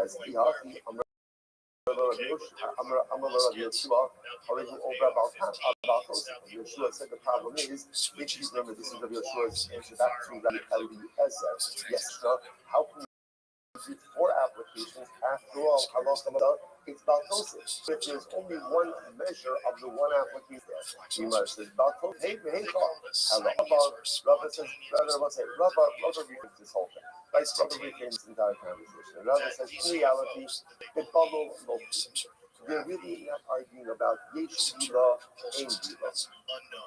That's not what they're arguing about. Gemara says, Yesh the Kosos. In other words, the argument will say, remember, Yesh Bila or Ein Bila really only applies when the blood itself is mixed together. If Rashi wants to suggest what's the machlokas, the machlokas is the cups, or the individual cups that get mixed together. Rabbi Eliezer Islay rowing, the Rabbanon less than rowing. So remember again, we had this in Mishnah. Rabbi Eliezer subtracts the concept of rowing. Then we'll say, what's rowing? Remember where this came up? This came up in a case where, let's say, you have sacrificial blood, what we call lamala and lamata blood that got mixed together. Right? So let's say, again, we'll say, which carbon is offered up lamala? Which carbon is lamala? Right? Everything else pretty much is lamata. Right? So let's say we have lamala and lamata blood mixed together. So what did Rabbi say? No problem. Do the application of mala and then do the application of lamata. What about the fact that you're putting the wrong blood in the wrong place? Rabbi Eliezer said it's rowing. What's rowing? We view, let's say we're doing the blood application of mala. We view any lamata blood as if it's water. As if it's water, and vice versa. When you go ahead and you do the application of lamata, we view the lamala blood as if it's water. So Rabbi wants to suggest that the point of contention over here between Rabbi Eliezer and Rabbanon is whether or not you subscribe to the concept of rowing. Rabbi Eliezer clearly subscribes to it. The Rabbanon don't subscribe to it. Or well, hold on. You're telling me that there's no machlokas by Bila? That Tshuva HaTanya, I'm going to use the low next word, but Rabbanon Adam Chatos, she's Ari B'dam Ola Shiyikra. Yeah, no, so we learned. That's why Rabbi Eliezer doesn't disagree with the Chachamim, or there's no machlokas in the case of Dam Chatos that gets mixed in with Dam Ola. That in both of these cases, ultimately, what? Halacha l'maisa, you offer it up. Similarly, Merova B'Nirva, if you have regular carbonic blood, proper carbonic blood that gets mixed in with an animal that participated in immorality, Shalom Yifla, that it's not offered up. I select machlokas, Aman Yachotu, Abdam Nima, Shinis Ari B'Dam Dalas. Interesting. The case over here is that Allah, what's machlokas case? When you have the blood of a perfectly fine sacrificial animal that gets mixed together with an animal that's a bowel. What do you do in this case? Rabbi Eliezer over Yiklav, Bein B'Balo, Bein B'Kosos. Rabbi Eliezer holds, Rabbi Eliezer holds that you offer it up whether bloods are mixed together, like actively mixed together in one utensil, or even if we're talking about a case of where there are cups of blood that gets mixed together. The Chum say do not offer them. I'm take a look at Rashi with this moment. This is Rashi in the intermediate wide lines, second line. Rabbi Eliezer Omer Yakrid, Rashi says over here, Va'afilu lo karab echad mehem. Va'afilu lo karab echad mehem. V'dar es mum bam lo yirtzu lachem she'enehu mashma ayidei ta'aroves. Yes, so I was saying we're going to get to this actually in just a little bit. Rabbi Eliezer is asking for halacha l'maisa. Blood, sacrificial blood, retains its identity even in an exchange. Even in exchange, retains its identity. Therefore, again, Rabbi Eliezer says the halacha l'maisa, that when you go ahead and you have that sacrificial blood, even if it's mixed in with other bowel blood, the sacrificial blood still retains its identity. Therefore, you need to go. On the other hand, the Chacham hold you can't offer it up. So this does make it sound like there's a machlokas of Yesh Bila or Bila. To which the Gemara says, Yehuda Aliva Rabbi Eliezer Masni Bein B'Balo Bein B'Kosos V'Rabbanon B'Kosos. So Yehuda according to Rabbi Eliezer understands that the machlokas states the position whether it's by bolo or whether it's by kosos. But Rabbanon disagreeing in the case of kosher. Okay, so Rabba's like, what comes out, that kind of stops that main here. But again, it turns out that really still sounds like the machlokes between Rabbi Eliezer and the Chachamim that we started with the question beforehand. It's still whether or not Yesh Bila or In Bila. It still seems to go ahead and factor into this. But there's really two parts to the machlokes. Like Yesh Bila, In Bila is only machlokes ultimately again in terms of when the blood itself is mixed together. That's one case. Then there's a secondary case of where you have individual cups of blood. What happens in that scenario? Okay, so once that's kind of that stops over here. Just before we go on, I'm just very intrigued that this paraduma is. So what is the halacha ultimately again when it comes to paraduma? In other words, if you have we'll call it mundane or regular water that gets mixed in with paraduma water, so what's the halacha? What's the impact of that? Listen to this. So the Rambam in Hilchos Paraduma, Parak Tet Halacha says as follows: Nine is the case. You have part of water and regular water gets mixed in. Again, remember, how do you make paraduma? How do you make paraduma mix? Remember again, you take the ash of the paraduma and what do you mix it with? Mayim chaim, right? Which is water from a source, well water, spring water, right? So now I have my paraduma water. Rambam says, let's say for argument's sake, you have mayim chaim still. Any additional water that gets mixed in, hurry, they will see. The paraduma water is possible. So let's say, we pass like the chachamim. That any foreign water gets mixed into the paraduma, even if it was water that was originally drawn for the sake of paraduma. In other words, let's say I go to the well, I take mayim chaim, I take a bucket of mayim chaim, of spring water for the paraduma. I mix up the paraduma. That's a water left over in my bucket. Even if some of that water falls into my paraduma mixture, ultimately again it is possible. It is possible. It sounds like it comes to any foreign water that gets mixed in. I must say, by the way, get ready for this. This is one. I don't even know. I'm not sure where these Gemaras. I don't know where the Paraduma is. I don't know where the Mishnah is. I don't think my Paraduma. Listen to this. It's wild. The thing, not with our Gemara. It's just this is bonus material. You're welcome. You're welcome. This is the thing. In Yara Yisochan how Hareelu Psul. If dew falls into the Paraduma water, it's possible. Puzzle. So, which is fascinating, which tells you just the clear concern that they must have exhibited again with the paraduma, ultimately to the water. Give the Rambam then goes on to a whole bunch of other cases about fruit juices, other things like that, okay, or even moisture in the clean. But again, we pass like the Chachamim. That was interestingly enough. Okay, fine. I don't know why I just got caught up in Padua yesterday. I should be talking to it soon. Fine. We'll leave rest. We'll leave rest. A lot of interesting things about Shir of Hazah. I don't want to share it with you here. Okay, we'll leave rest. So let's get back to the Gemara. Okay, anyways, but and therefore any alien water apparently even dew that gets mixed in the paraduma ultimately again is going to negatively impact the mixture. Let's go back to Rabbi. Moses now fascinating Gemara. Rabbi, Lo Shanu Ela Tchilas Chatas Va'ola. Okay, so let's talk about this a little bit. So take a look at Rashi for just a moment. This is Rashi in the longest lines. Second line, Lo Shanu Hach Chudda the Chatas Va'ola the Masnisin de La'el. Dami Rabban Yishavek La'ama Ela Tchilas Chatas. So let's remember again. Here is the case. If you remember again in the Mishnah, we had the following situation. We had the case of where you had the blood of chatos that gets mixed in with the blood of ola. So if you remember again, what was the halacha? Actually, this is just the beginning of the Mishnah. Right? So if the blood of chatos gets mixed in with the blood of ola, what's the halacha? The Chachamim say, pour it out. And the Eliezer says you can do the application. So look at that actually. The chatos va'ola b'masnisin dela'el, Tami Rabbanan Yishavech la'ama, Ela b'tchilas chatos va'ola, shenisparti b'fnei matan damam. Ba'hi pasli Rabbanan v'lesle loin, v'asr l'shanos es mekoman, losses es ha'ola l'mala minachot mipnei hechsher chatos. So listen to this. So when you have the chatos and the ola mixed together. So remember again, the Chachamim say pour it out. And Rabbi Eliezer says, no, just do the blood applications in different places. What about the blood applications that are done in the wrong location? What's the problem? Or how do you deal with that? Roll. So remember again, just to clarify this, when you have a chatos and an olam mixed together, what's the big problem over here?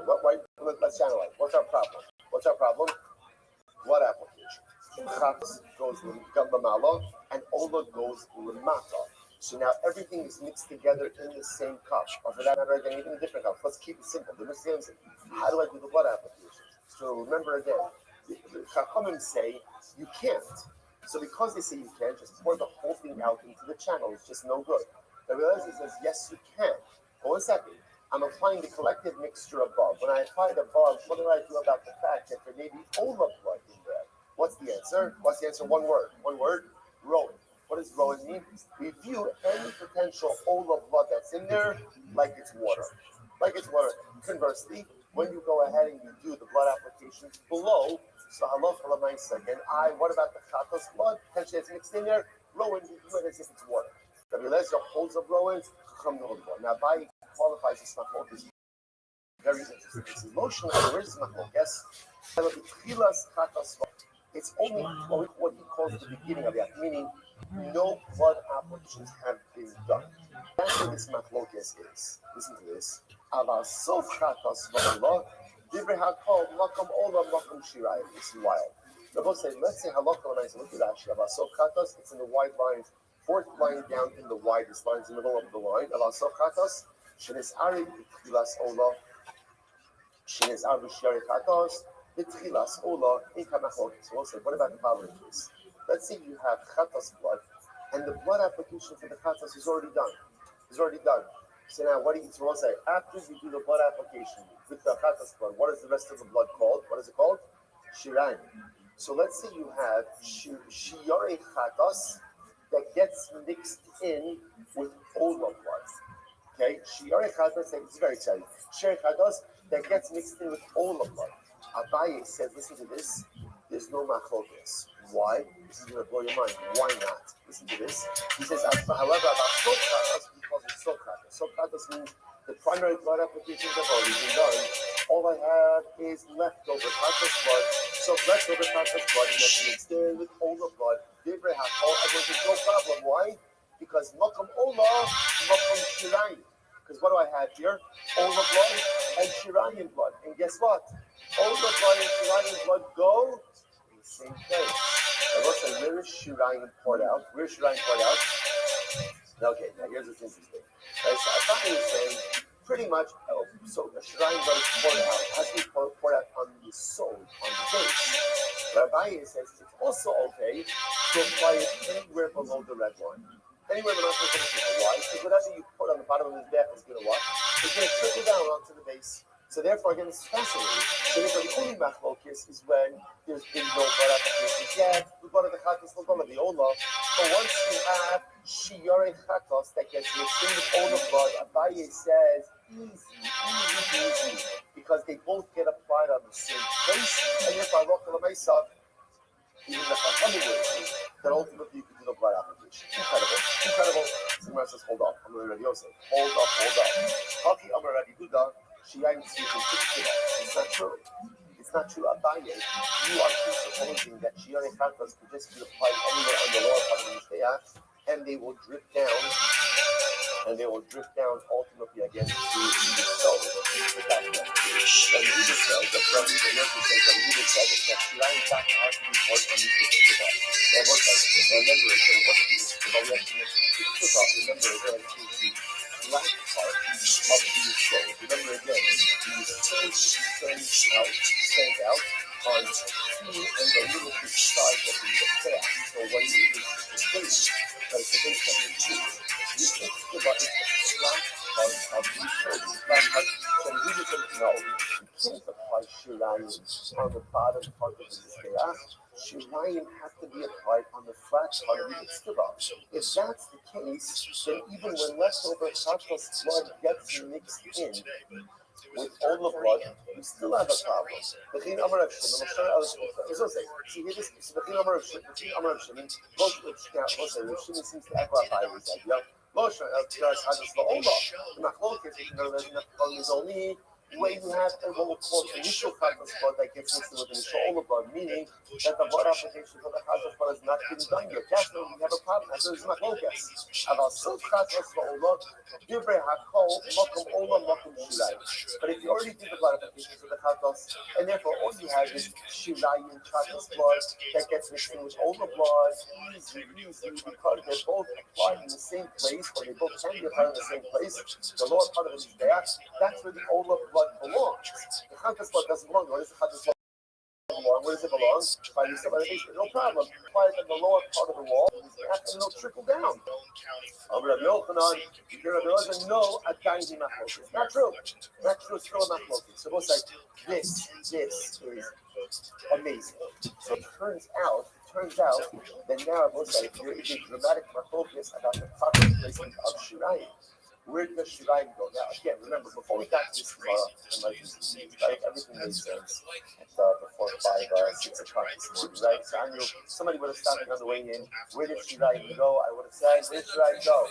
So, and somebody would have asked me, does everyone agree with that? You would have said, of course. And now comes along the Gemara and says, no, not everybody. Actually, it's Machokas. So what's Machokas? Everyone agrees shirayim belongs under the soul. The shaila is, what is the exact placement? So clearly, again, Abai is suggesting, and sounds like right, and Shimon is also saying that, I'm sorry, Shimon is saying that halacha l'maisa, you can put shirayim anywhere on the lower part of the mizbeach, and it'll trickle down to where it needs to go, and you're good to go. But the Yehuda is of the opinion that no, shirayim must be placed on the mitzvah, must be placed on the flat part, the flat ledge, ultimately again of the soul. So dramatic machlokas. And I will say, obviously, that machlokas is going to impact the machlokas of the Ezra comes in the Mishnah. So Master from Rabbi Yehuda, incredible. Master from Rabbi Yehuda, Kodesh.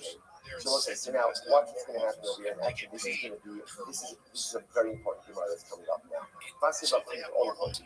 Master from Rabbi Yehuda, Kodesh. The pasuk says they shall be sanctified. Kodesh. So the Gemara says here, Rashi so here, just the pasuk in its entirety. Ach b'char shar, or b'char keset, or b'char eris. This is talking about char animals. So sifra, you can't redeem them. Kodesh. You cannot redeem them. They are kodesh. As daman izrak al mizbeach, throw their right, sprinkle their blood on mizbeach. As tell them taktir yishalech michar hashem. Now look at Rashi just a moment. This is in the widest lines, about 8 lines up and about. Kodesh. The b'char sits. So this passage is written by the b'char, firstborn animal. Umashmalei in b'havyasam miru shenis arbu becoming a kingdom law abdu as shemam. So we're going to see here this actually first to give you just the intro. This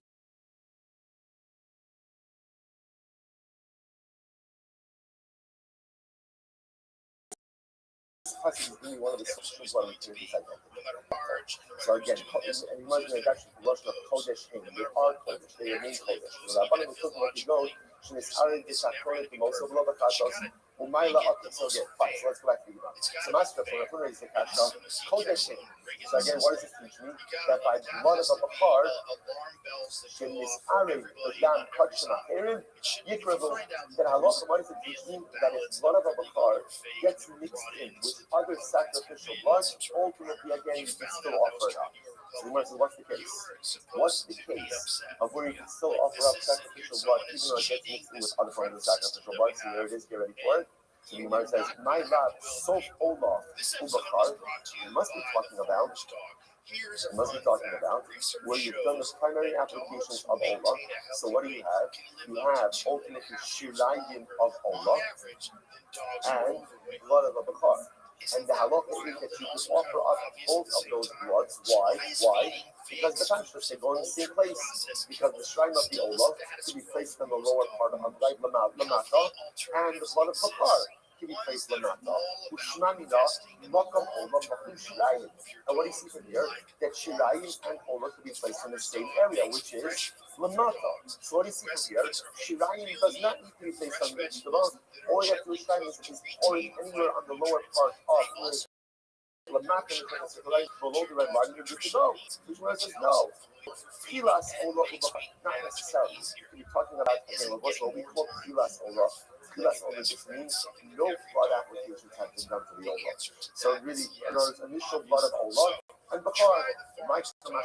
So what is Gemara teaching us? The ain ol mebakim zeh. Teaching us the sacrificial blood do not. That's what it's teaching me. But Allah again, nothing better again. When you have sacrificial ones together, they're not miraculous. Hold up. Hold up. That's the source for that halacha.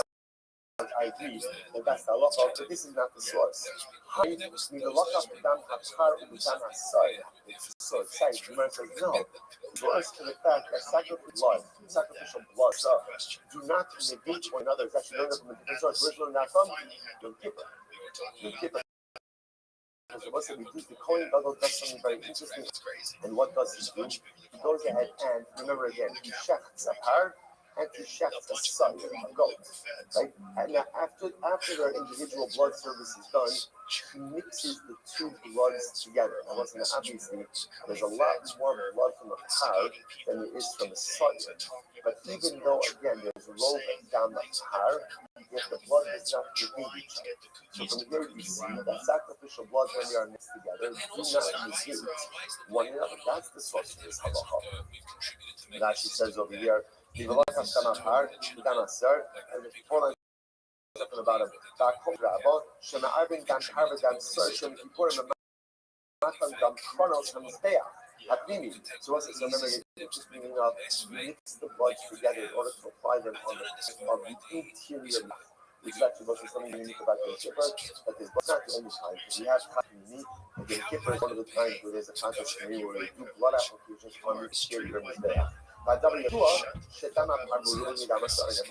more dam par than dam sawyer. You can't only suppose it's 20 here. You see here that halacha l'maisa, sacrificial blood that is mixed together does not negate one another. So we learn from Yom Kippur.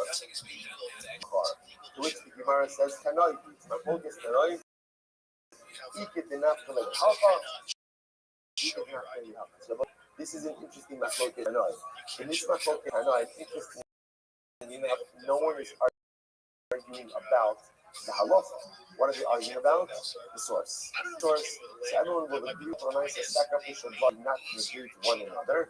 They argue about the source for that halacha. So we'll come back to that. So there's massive Rava. Rava is a shop. So the pasuk says, what is this pasuk? If you look at Rashi says over here, about so this is talking about carbon ola. Pasuk is the shafat and ben abakar. So don't need to say the problem with the pasuk. The shafat is ben abakar of creation. The people b'nei Aaron kohanim es hadam. The zarku es hadam al mizbeach shabbat. So what's like? The pasuk says, "So shecht the cow, right? They'll offer up the kohanim will offer up the dam. The zarku es hadam, and they will sprinkle the blood." Now that second mention of dam is really unnecessary. Because once you tell me ultimately again, the people of the Aaron Kohanim es hadam, that they're going to bring the dam close to the mizbeach, just say what? Just say zarku. You sprinkle it. You don't have to say zarku es hadam. You don't have to say that. I understand. There's no other carbonic material that we're discussing in this passage. So the subject already is done. So once you tell me that they're bringing it close to the mizbeach, just say zarku when you sprinkle it, and there's no need to say anything else. So the Gemara says, "Not Talmud Omer, Amar days, not Talmud Omer, dam." Why do you have to repeat dam twice in the pasuk? Listen to this. Shiyachol, because you would have thought, Eini Elo Edu Shus Arba B'Shmurasa. And I'm going to thought like this. Maybe the halacha ultimately again that when a carbon gets mixed in with something else, it doesn't lose its identity. He's only talking about an ola, because by an ola, ultimately again, even since ever the tumurasa, if let's say you made a tumura means you want to swap out the original carbon for another carbon, that is illegal, you're not allowed to do that. And if you do in fact do that, there's a penalty. What's the penalty? By Yahoo, tumurasa, both animals ultimately become transferred to a Hishbach. Similar thought like this. Yahoo, Amy Ella, she was having this murasa. I would have thought that this halacha that retains its identity only applies to an ola, because in an ola case, even if it got mixed up with its timura, sha'at meitayim, Even if the animal was alive, we still have to offer up all of these kavanas. Take a quick look at Rashi before we go on. Rashi says, "Yako in Ella, Ella is Aguberu." The Kamabinon is the last of the wide lines we have. The Kamabinon the Yikudu, Shekin Karubasan, Ruya Vikare, Akivan is Arba Behema Behemachayas. The Ola is unique because Halacha Lamaisa, even if an Ola got mixed up with other Olas while the animal was alive, you're still allowed to proceed, check, and offer them up. The Ola Bitura, Ola Acheres, Tinam Matis, and Kachin, has Kachin, you know, legendary the Shin Mishim, the Zerka the Shin Mishim, the thing is, I will be moving to Tinam Lael, Makru Social Report. The Makru Akudin Church also means the Hadra Habu Kachin, you know, I feel in his eyes with them, Asham Yikudu. So I have a few shit, you know, so again, I would have known this halacha applies to Ola. Because all we've already seen, even if living animals get mixed in with one another, ultimately, again, halacha l'maisa, you can still offer it up. So you must menayin the rabbos. Told them, at third line of Osai on Kafim base 81b. How do I know to also include? Ultimately, again, Polish Shlomin. Marda ani Polish Shlomin should buy the Nazir and Dabak Mesa. So I would include ultimately Polish Shlomin in the category of Ola. Why? Because just as an Ola ultimately could come as a nether or a Daba, so too again, Polish Shlomin could also come as a nether or a Daba. Menayin the rabbos as Asham. How do I know to include Asham? So Marba'ani Asham, Marba'ani Yasa Asham, Shataun Matan Dalit Kimosa. I include Asham in the category as well. Why? Because Asham is similar to Ola, in that it requires 4 blood applications. Lochar, Maisa, Pesach Minay. How do I know to include Lochar, Maisa, and cover Pesach? And Omar, Dam. As the most I learned from Dam. So again, that whole word, once remember again, was only to show why do I need Dam. Right? Why I need repetition of Dam? So Dam comes to really expand the carbonates that are included in this principle as well by this concept. My love, now again, remember. So once again, you are talking about a case where sacrificial blood is mixed with each other, and yet again the sacrificial blood retains its identity, right? And to be offered up together. So the Gemara says, what's the case? My love, Sof Ola Ubakar. Are we not talking about a case of Sof Ola? Now, what's Sof Ola? Sof Ola means the primary blood applications have already been done. So you have Shilayim of Ola left over with Bakar, and now the Gemara is telling you that what? Those can be offered up together, and I will say, why can they be offered up together? It's not enough. Why? Because again, what am I seeing from this? That Shilayim is placed on the same place as the Ola. Where's the Ola placed? Lamata. So to Shilayim is placed Lamata. And what do you see from here? That Shilayim does not require Itztiva. Rather, again, where does Shilayim go? Anywhere below the Kotasita, anywhere below the red line is just Shilayim. The Mishnah says, no. Tchilas Ola Ubachar. Not true. It's actually talking about a case of Tchilas Ola. No blood applications on the Ola have been done. So therefore, again, it's Tchilas Ola Bachar. The Gemara says, okay. Now, again, I will say, now remember, Tchilas Ola Bachar, what's the case? What is it? Here it is.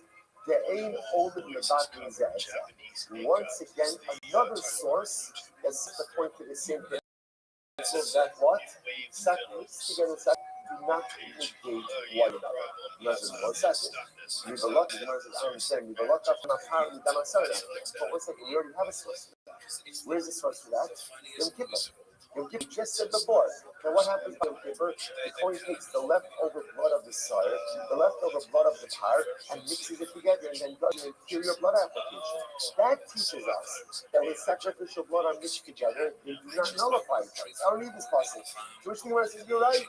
Tanoi, say Machlokes Tanoi, Ika Dinakilani Haha, Ika Dinakilani Haha. Some learn it out from here, and some of it. So it turns out fascinatingly enough, everyone agrees with the same principle, which is sacrificial blood will not negate one another.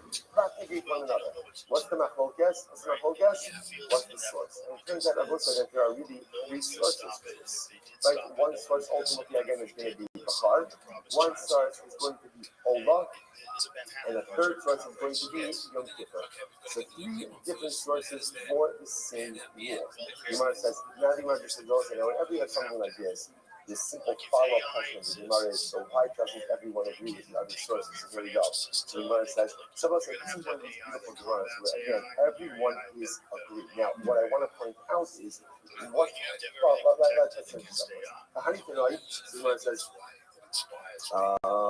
good. The honey tonight, you the lot of me down at the down cellar. So I'll say, so the other two opinions, they don't like learn that from your kid, right? Why not? Has subject in the eye of the Christ. So Zimmer say, this is actually fascinating, and this is a different discussion. A whole other focus. Now, we've been working in the studio, presupposing that when the coin finishes his individual blood avodos for the sar and the par, he then mixes the leftover bloods together and then does a collective blood application on the interior of the veil. That's my focus. That's my focus. Everyone agrees that the blood application is on the interior of the veil, but there's my focus. Do you independently apply the blood of the par, the blood of the sire, or do you mix them together and then do a collective application? That's my focus. So therefore, again, on both sides, your kipper is only approved if you hold that the bloods are combined. But the other opinions hold the bloods are not combined. So because of that, they don't learn out from the kipper. Good. Why did the other opinions reject the limud ultimately from Allah? Yalit, dam because they don't subtract that touch of dam, they don't feel like the extra dam is an extra word. Allah, says, my kind of loyalty. Why not learn it out from Bukhari? That was the first thing. But Kasava, Kodesh Imakibin, they learn that for a different halacha. They say Kodesh teaches us a din by Bukhar. What's the din by Bukhar? That by Bukhar, only the Bukhar animal was offered up, but its tzibura is not offered up. Okay? You must be Ida. So where does the other thing, right, that uses Kodesh as the source of the fact that sacrificial blood do not negate each other? Where does that opinion learn out that the tzmura of a bakar is not vested, is not offered out? B'idach not delay, making shart set la Hashem. You know that from the phrase, right? If it's a short or if it's a set la Hashem. Who calling then tzmura? Ultimately teaches us that only the actual bakar animal is offered up, but the tzmura of Bakar is offered up. Incredible. Let's go back there. So Tashma, Nasr must remember again, this is actually this time about Mishnah. Well, remember again, the Mishnah always gives you sets of halachas about like the blood getting mixed together, what you're supposed to do, and then what happens if the coin receives without asking. Right? So what's the halacha? So the Gemara says, Tashma, Nasr let's say the coin did the blood application of the combined blood. Without asking, everyone agrees that halacha he has to go ahead and do another blood application below. Now, both Rashi says over here, Nasalam Halav in short lines about 12 lines up from before it gets right. Masnisin, the Holy Rabbi Eliezer Rabbanan, and the Malash and the Sadhu in the So this is a case again of where Lamala blood gets mixed together with Lamata blood. Cohen does the blood application of Lamala without asking. So in that case, everyone agrees that Allah is should do another blood application of Lamata. So the Gemara says, and Elu be Elu also both works specific. So ex post facto, even the Rabbanan will agree with this. Some will agree with this. My last, the Arab Chatos law, we're not talking about a case where Chatos and all the blood got mixed together. The Chatos do that. There's the Nala. And since we did the blood application above, that means the rest of the trust blood that is now in the center is now what? Is now shine. And that's why the honey able to in the market. And that's why if you want to use this, you think the rest of the mixture applied to the market. And what do you see from here? Where does Shirayim go? Shirayim go to the same place as the old one. Where does go? Lamata, Shirayim placed in the same area, and therefore, what does that show us? That halacha l'maisa, Shirayim need not go on the Yitzchak. Rather, again, halacha l'maisa, Shirayim need to go below the protections. The other Rabbi Yitzchak Fayos says, Amr Ma'arava, Chacham asks, you know what? Case it goes the so actually, the case over here is with the blood of a katas. Listen to this. You have this another wrinkle in this whole thing.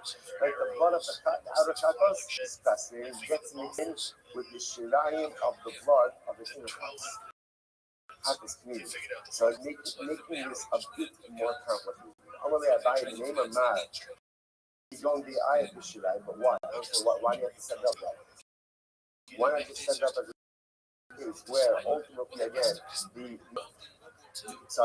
why not set it up in the case of like gets mixed in right with a chatas so we and out of chatas that you in chatas what a few man na acting ultimately opinion that says that what is that American Khazar to the past Shirai was a mahlokas of is the issue of pouring out of the Shirai unnecessary for the Kabbanic process or that was a mahlokas. Maybe even according to the opinion says Shirayim acting Chasim acting. If you're missing some of the Shirayim blood, that's not ma'ak. Amar Rabba Kosov Radino, Hol Kimna Ahiv Beruba Alyonim. Vekayod Lamalo Shir Ashon Levaol. That the bunch of really set up these cases in this mixture of blood. The majority of blood ultimately again is Alyonim blood, and ours Lamalo blood. And ultimately again you place the shear ultimately again of the Tachtonim a little bit as we saw yesterday. Amalei Hani Midi Laman Dama Meikara. In Vila, Maskara Bakosa. That answer was true ultimately again according to the opinion that said in Vila, if you know about this at the beginning of the daf. But our Maskara is that the Machokas is not in Vila. Rather, what was the Machokas? The Machokas ultimately again was in the case of Kosos. So therefore again, okay, fine. So again, we end up with this Machokas, we're not going to have time to go down that today. But again, something was outstanding and what we'll pick up with tomorrow. So the two pieces of information that are outstanding is obviously the general Machokas between Rabbi Eliezer and the Chachamim in the Mishnah. That Allah again, in these cases of mixture, where the Chachamim says Yishbot La'ama, point out into the channel, and ultimately again, Rabbi Eliezer says, no, do the blood application. Why? Now, why does Rabbi Eliezer have the blood application? Why? Because he subscribes to the principle of rolling. So issue number one that we have to figure out, we'll do this first thing tomorrow, is do we subscribe to the concept of rolling or not? That's issue number one. And what's piece number two is this Shirayim piece. Do Shirayim have to be placed on the Itztaba, or is it enough to place Shirayim ultimately again on the lower part of the shear of the Mizbeach? And know that they'll trickle down, machlokes as well. Resolution of those two pieces will be further. My money on my side. Right, because I'm another great day. Like cars, you can use cars in a way that makes society right. Like you have you can also have cars like a whole neighborhood and a whole city. You can't walk in it, and it's a big problem. Like just having a freeway that cuts through it for no reason, or like not being able to walk around the downtown. Right. Like you can specific. I read the New Polity magazine as well. They're like Catholic guys and students. Like how can we, to what extent, can we choose to use technology? Good morning, my thing. One of our sponsors for this point should be taken. Our comical sponsors for the month of Kislev. I bought our email with total about to think Adam and Alice's standards against the urgent instruction this month. Remember that Adam's grandfather, Shogun standards, Harab, Shogun, then Shimon is from the block, cinema classes, and many of their parents. It's hopefully the Aaron going. Sarah, Rachel, basketball, Abraham, Hinda Basket, Stein, and many of the dear family friends that started to have told you you're not gorgeous and comfortable. All in Catholic College, remember your Paul's and Struggle. Leah Bas Shmuel, Zachary Shulams, Bas Shmuel, and Esther Bas Zachariah. Our day of learning. That's the only sponsor today.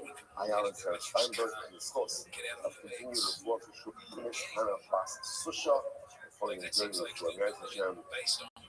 American all those who need to push everything themselves.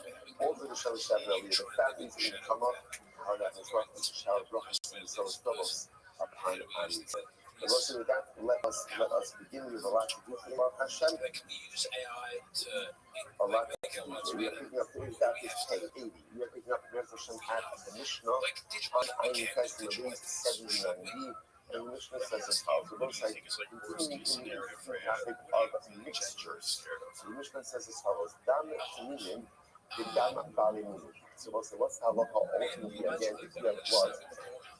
of a regular sacrificial animal. It says dam tamimim, that is mixed ultimately again with dam balimum. So again, I have proper sacrificial blood mixed together with the sacrificial blood of balimum. What's the halacha? Yishbok la'ama. Pour out the mixture into the channel which runs through the base of the flesh. So it's a particular Rashi. Now, what's interesting about this, I don't understand. We just finished yesterday, so yeah. Again, what is this case of? What is this case of? Mino. What's the halacha in Mino? But the below. So what's the pshat, right? So what's the pshat that we're pouring this down the channel? What's the pshat of that? So if you look at that's actually very interesting. Rashi says, so interesting enough, Rashi says this happens. This happens. I don't know how to say it, but this is not that totally infrequent occurrence. Yishbok la'ama, pour out the mixture. Why? So this is actually fascinating. Rashi says it's Xera. This is the end of yesterday's Sunday. It's Xera. It's a concern. What's the concern? The concern is that it's right. It's Mino. And then Mino is buckle below. That's what are we concerned about? We're concerned that what people say, well, I'm concerned is for what people see, often. The great challenge of life is that we often jump to conclusions based on what we see, even though we don't have all the information. So the problem that this is if you have sacrificially valid blood, mixed with sacrificially invalid blood, and you're matched to it, people don't necessarily know that that's because it's majority of kosher blood. They may just think that blood. I mean, when you know it's bottle, so in order to avoid this, essentially the halacha says whenever you have sacrificially unfit blood, mixed with sacrificially fit blood, pour it out. We don't want people jumping to any erroneous conclusion. The show, by the way, is an interesting Musar hospital in general. When we go to people sometimes say, look, I don't care what other people think. I'm going to do what other people think. The halacha mandates that we should care what other people think. Not in order to impress them, but because each of us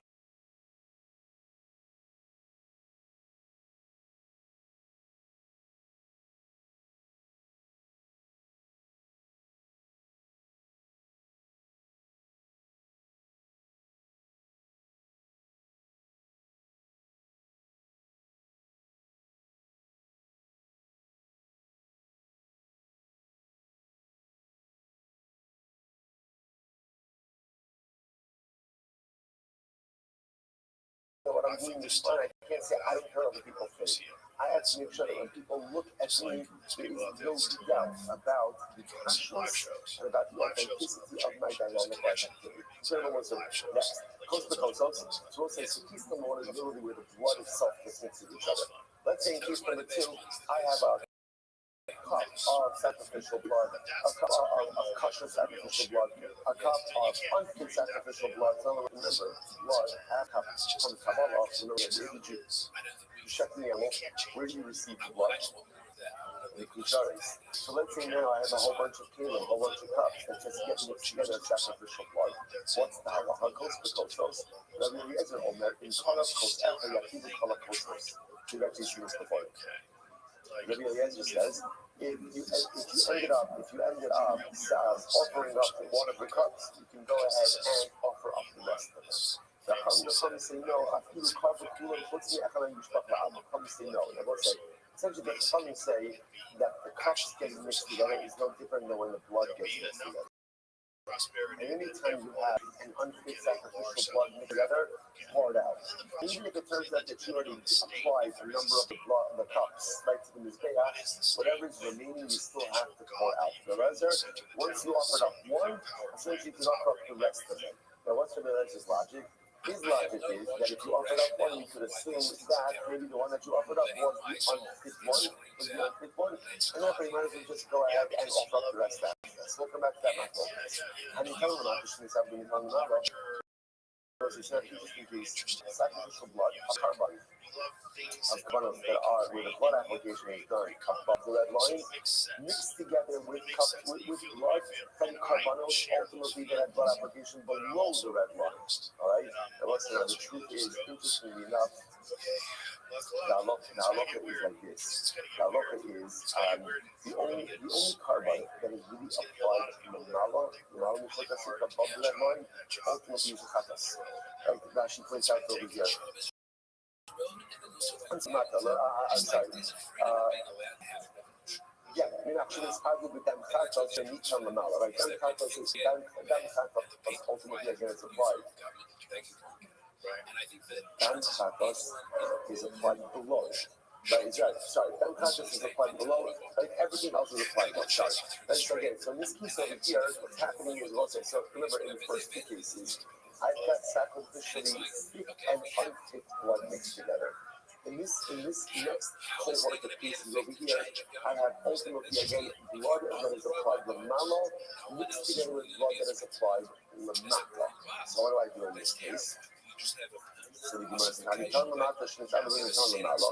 The Rebbe Omer, "Yiti lamala, v'lo ani etzatachton lamala kiyu hinayim v'yachshu lamala." So Rosa does something very interesting. He says, "No problem. Just one set of blood applications above, one set of blood applications below. But what about the fact that when you apply the blood, you are potentially going ahead and putting blood that is supposed to be applied below now above? No problem. Just use that blood as if it's water."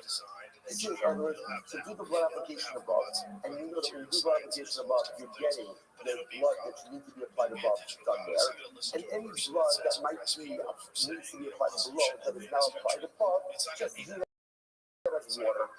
This is water. And the same thing when you apply the blood below. Do a blood application below. That way you know that you're getting the blood that has to be applied below,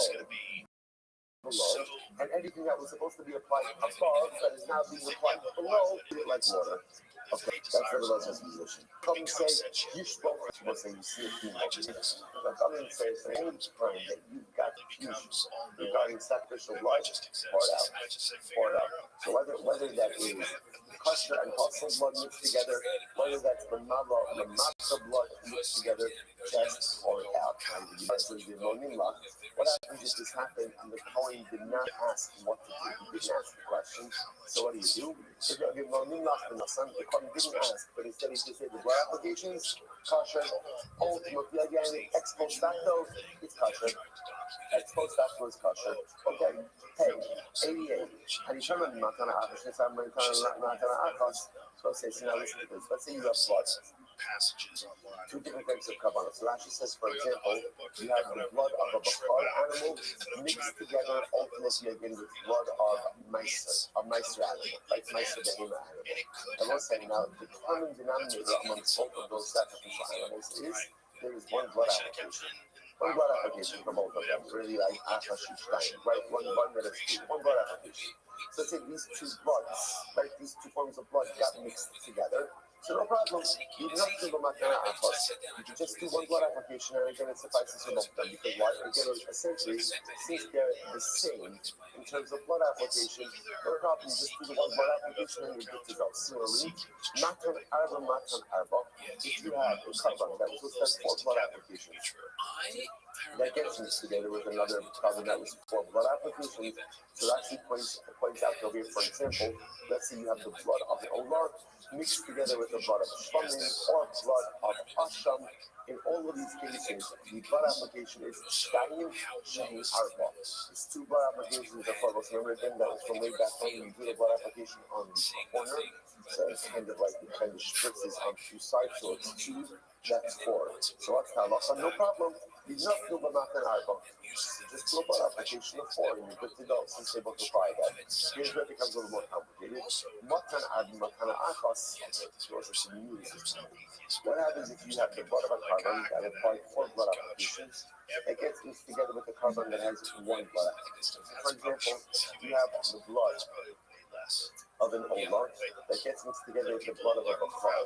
So what do I do in this case? So watch this. For the letter omer, you not do the matan arba. So says no problem. Just do four blood applications. Right? Just do four blood applications. I must say, what about the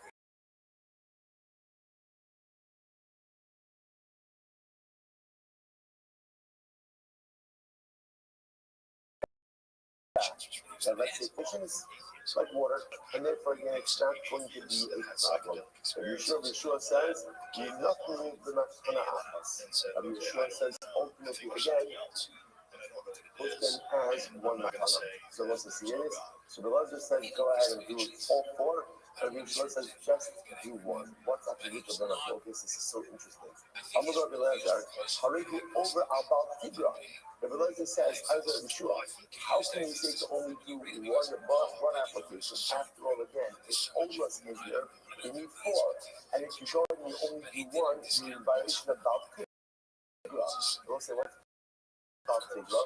Tigra is the prohibition that says you cannot diminish from the dose of the Torah. Torah says that a normally needs four applications. So how can you go ahead and do one? I'm already sure the children was acting. Right? So the Lord says, you also have a problem. What's your problem? If you go ahead and you do four, that means you're adding on three to the blood applications of Bachar. Hurry over about Tosif. You should what's about Tosif? Baltosin is the ultimate again, not that quantities. So don't get which was our Lord. Now Baltosis is LSU, who's the Aximo.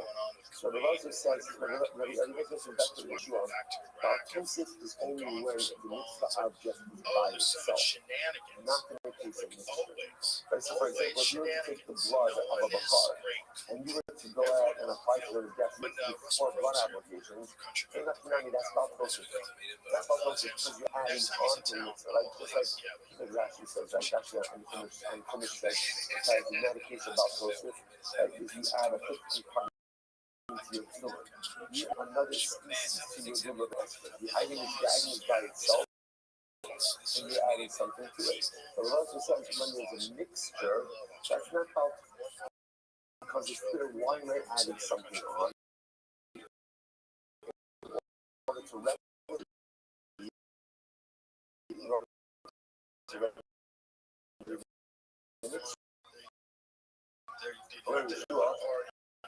Yeshua says back to Elijah, remember about okay.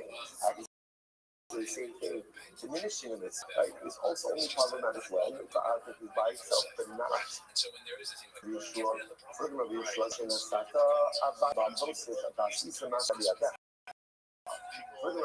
says, listen, you are actively creating additional space, right? You are actively because Shimon Sata, you're going to do the nice figure out, Yeshua says, argue with you, that you're actually diminishing. But how are you doing it? No, I see to be like that. Also, you are not performing any action. So, whatever Yeshua says at the end is like this. In general, in halacha, when you have a son, like when you have a doubtful situation, and you're not sure actually how to resolve it, there is a conventional wisdom that says, shape the outcast. That sometimes, again, non-action may be a preferable mechanism to what we'll call, I guess, like this contribution. And there was like, life in general, it's not so much that that's true. Like that doing nothing is the preferred course. But sometimes in halacha, again, this is interesting. Because Yeshua almost said like this, Yeshua said, look, I've got this blood of an mixed together with the blood of a bakar. Blood of an only requires 4 applications. Blood of a bakar requires 1 blood application. Yeshua has to be done is 1 blood application. Okay? The problem is, in my choice, I can do another 3, but then I'm actively adding on, or I can do nothing. You see, I agree that by doing nothing, what am I doing? Diminishing for a mitzvah. But how am I violating that? Passively. So if given a choice between, it sounds like every choice says, I'm going to be violating, so I'm going to be violating something regardless, I'd rather violate something passively than violate it. Very interesting. Okay. Let's say that's the mission. That was a good mission. Says the Gemara. I'm going to the Lord says like this. No Hiksha really has the Irish 9 times. Let's go back to the first case of the Mishnah, or second case. Remember again, you have multiple cups of blood mixed with each other. In those cups is valid blood and invalid blood. That's very possible. So remember again, The Chachamim say, the Chachamim say pour it out. The Rebbe says once one of them has been offered, you can offer up the rest. Let's remember you've seen this before. What's the Rebbe's logic? He said, look, I would agree with you, don't offer it. But once one of them has been offered, you can make the assumption that the possible one was offered, and therefore it gives you the license to offer up the rest. I'm going to Rabbi Lazar, and he qualifies the Eliezer statement. That's only a way to offer up the rest. If you offer them up two at a time, once again, what's the logic there? Because two at a time, the statistical probability is that one of them for sure is not the possible one. But you can't offer it up one at a time. Here's what the master of the Rabbi is the passion of Hamilton say, Atilu carbon kulan chutzmi echad mehen yishboch la'ama.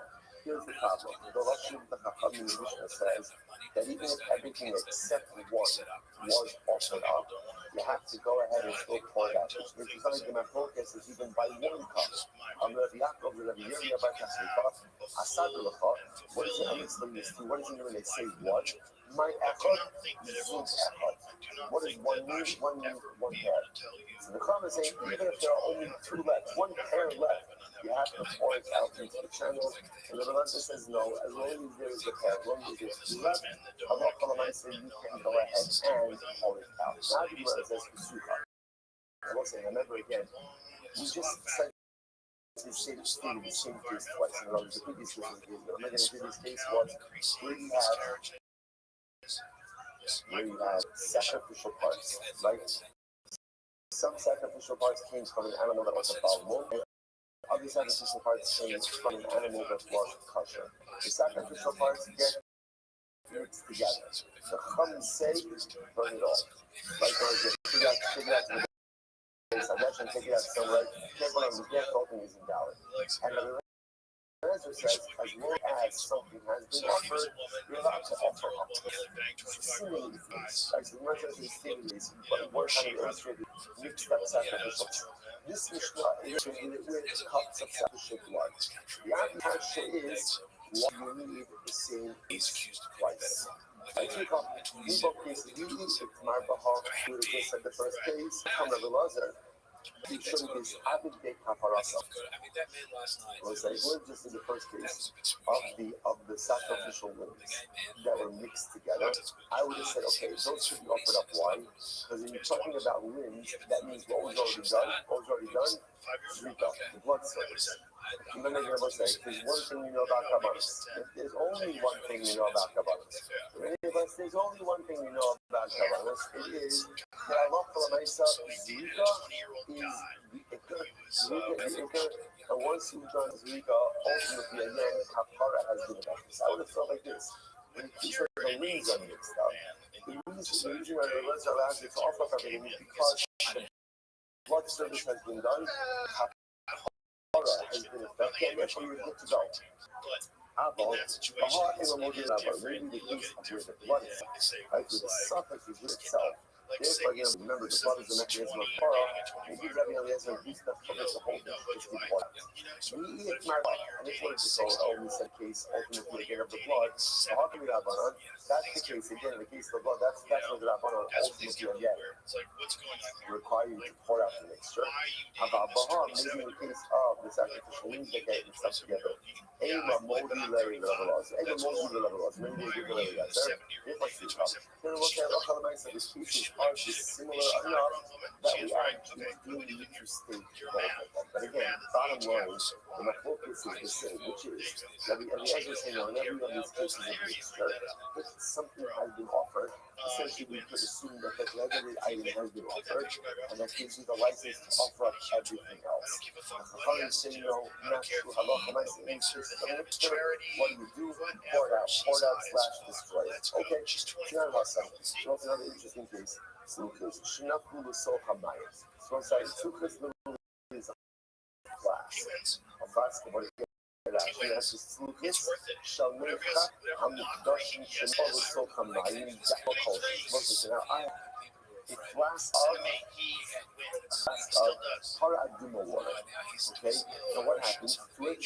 Water, regular water fell into it, and any amount. So we'll say, what's the halacha? What do you do now? What does one do now with this paraduma water? But Eliezer Omer, Yazish Tehazos. And Eliezer says, halacha l'maisa. Now you want to use it obviously to purify someone who is tamei. What do you need to do? Two sprinklers. And let's say, now why two sprinklers? Again, what's the logic over here? So the conscious, what it sounds like is the Eliezer is concerned about the fact that there is Indian water, right? Mundane water that's mixed in over here. Therefore, if you do two sprinklings, you can concentrate that what? If you've gotten one with the water of Paraduma. This is the garage. Come posting. Amazing. The comment is saying, no, the mixture is possible. The mixture is possible. Says Gemara, let's analyze this. Which someone up on a Saturday, Yish Bila. They will say, it's very interesting. The obviously hold that when we will call it the mundane water, gets mixed in with the Paraduma water, Yish Bila. What does Yish Bila mean? That the waters combine. They mix together. And because they mix together, ultimately, again, you can't really know when you sprinkle what you sprinkle. Are you sprinkling paraduma water? Are you sprinkling regular water? Rashi, showing up on a Sabbath Yishri, like it is not Nazism, in a Yimach bin Nassan, like Kasha, almost something Abila. But so remember again, so this is Gemara is actually referencing the Mishnah. Right? The Mishnah said that halacha makes you have blood, ultimately again, that like the mala of blood and the mass of blood that gets mixed together. So remember, the Talmud said that if the Kohen didn't ask, if he applied it, it's kasha. Why should we assume everything gets mixed together? Rashi says, Alma, Sampina Nabila. ועל המסערת בלה, מסערת בכולו, ואילו חשיפה מזה שלא יהיה במחבר הקצס. והכנמי מביא בישבילה ויש בכל הזמן למען הקשיר. So it says, interestingly enough, Halacha l'maisa, the Chachamim must hold. So this one Rabbanan said, Yishbilah. So the Chachamim hold that number one, there is mixture. Therefore, again, we assume that the mundane water got fully mixed with the paraduma water. Furthermore, then what else we hold? The Azad Tzricha Shir, ultimately, again, the sprinkling of the paraduma water requires a shear. Well, again, I'll say what exactly that shear is. The Gemara doesn't say that it requires a shear. And individual sprinklings cannot go ahead and combine to form the shear. So let's say, so watch this. So remember again, let's go back to the case. I have a flask of paraduma water. Mundane water gets mixed in. So now, what's the status of the mixture? The Chachamim say pasuk. Can't use it. It's not going to work. Why? That is based on three pieces of information. Number one, yesh bila. Water combines. Like water combines is a mixture. Therefore, again, we view the mundane water as being thoroughly mixed, ultimately the paraduma water. That's number one. Number two, hazot tzricha.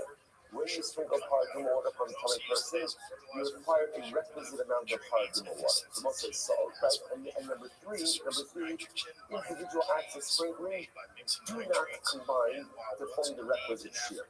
When you put all of those three things together, and it says that the Chachamim say that this mixture is going to be possible. Why? Because every single time the Kohen sprinkles the paraduma water upon a person, what's the issue? The issue is there's mundane water mixed in there. Because of that, we don't know if we have the shear, and because of that, no matter how many times I sprinkle, the individual sprinklings do not combine to form the requisite shear.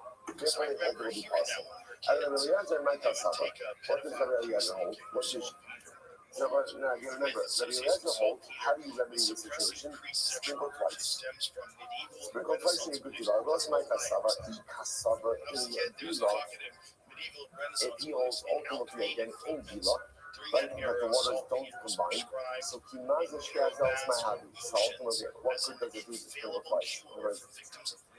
If you hold in Bila, the water doesn't combine.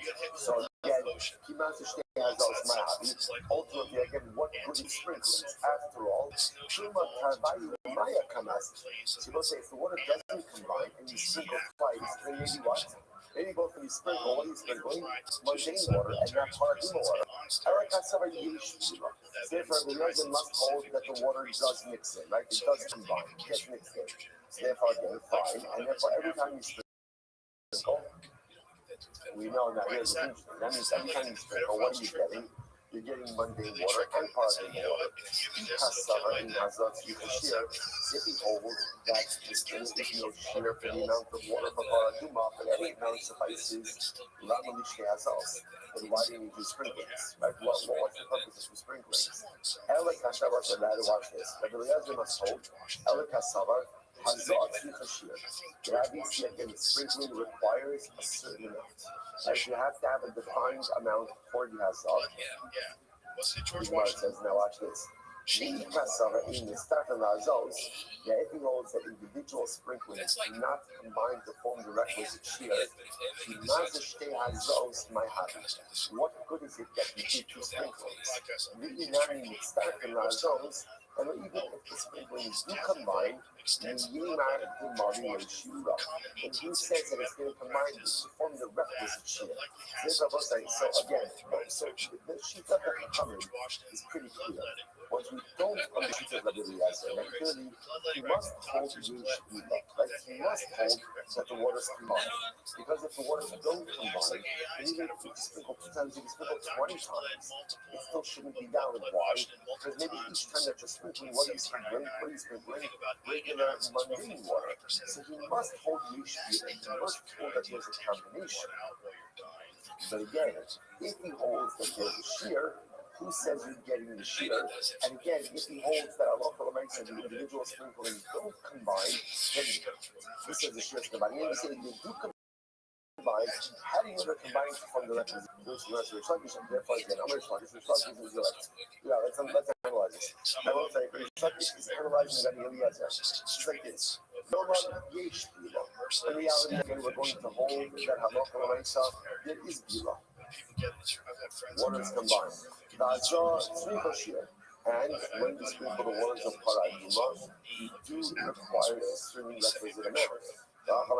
What's the case? The notion is Arbu Achos Ba'achos. What's the case of saying? Where the waters got mixed in a 1-to-1 ratio. So therefore, again, because there's such a ratio, we are confident that in every sprinkling, you are getting the requisite shear. So look at that. Such is the first of the intermediate wide lines. Shear Hazah Mizu, the shear Hazah Mizu. Then it's Arba.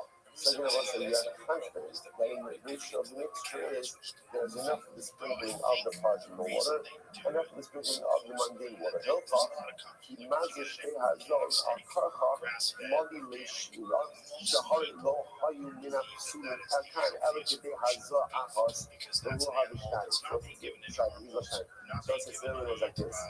The amount of water mixed in was only enough mundane water for one sprinkling, and for the paraduma water also enough water for one sprinkling.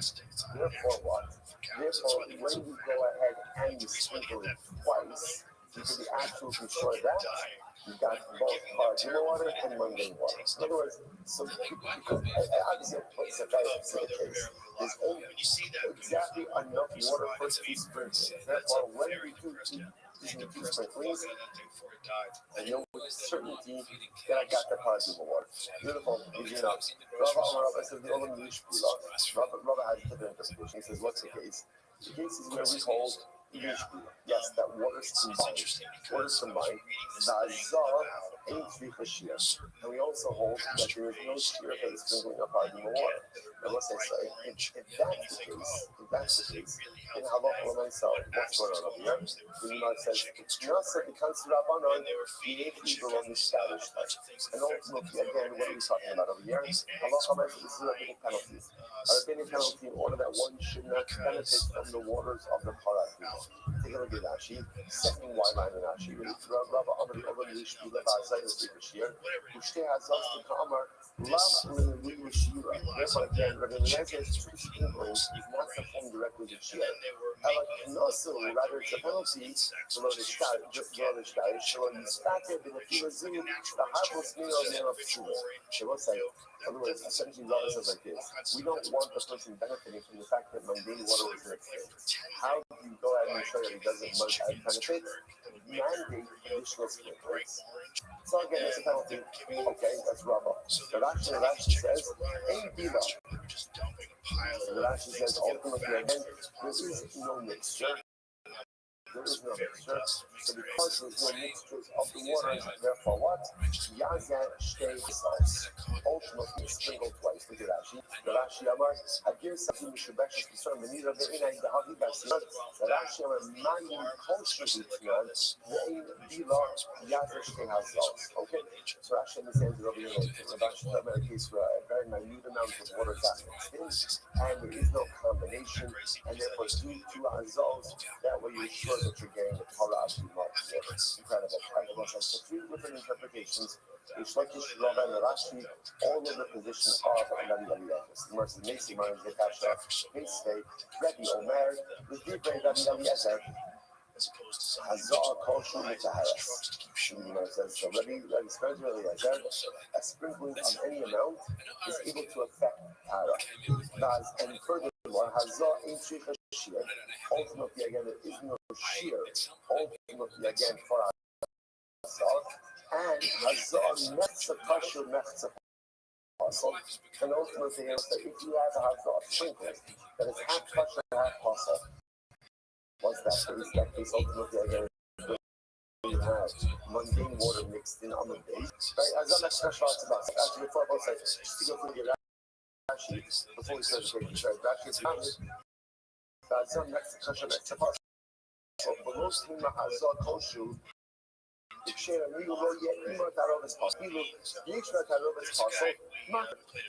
ultimately, it's reversed. So again, the Rebbe is inverted.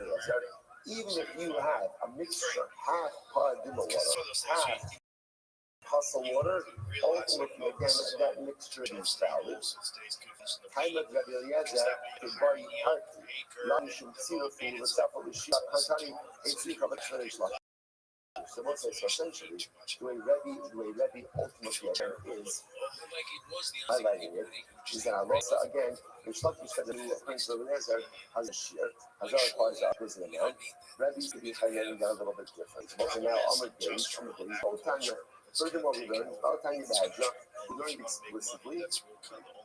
Hanitanin Lamalo, Shenis Arbu Benitanin Lamalo. That's what this is our Mishnah. Right? Ultimately, again, if you have blood, right? Lamala blood that is mixed together with Lamata blood. That is the only Yitin Lamala, Bakatonin Olimo, or Bakatonin Olimo. Remember again, what's the position?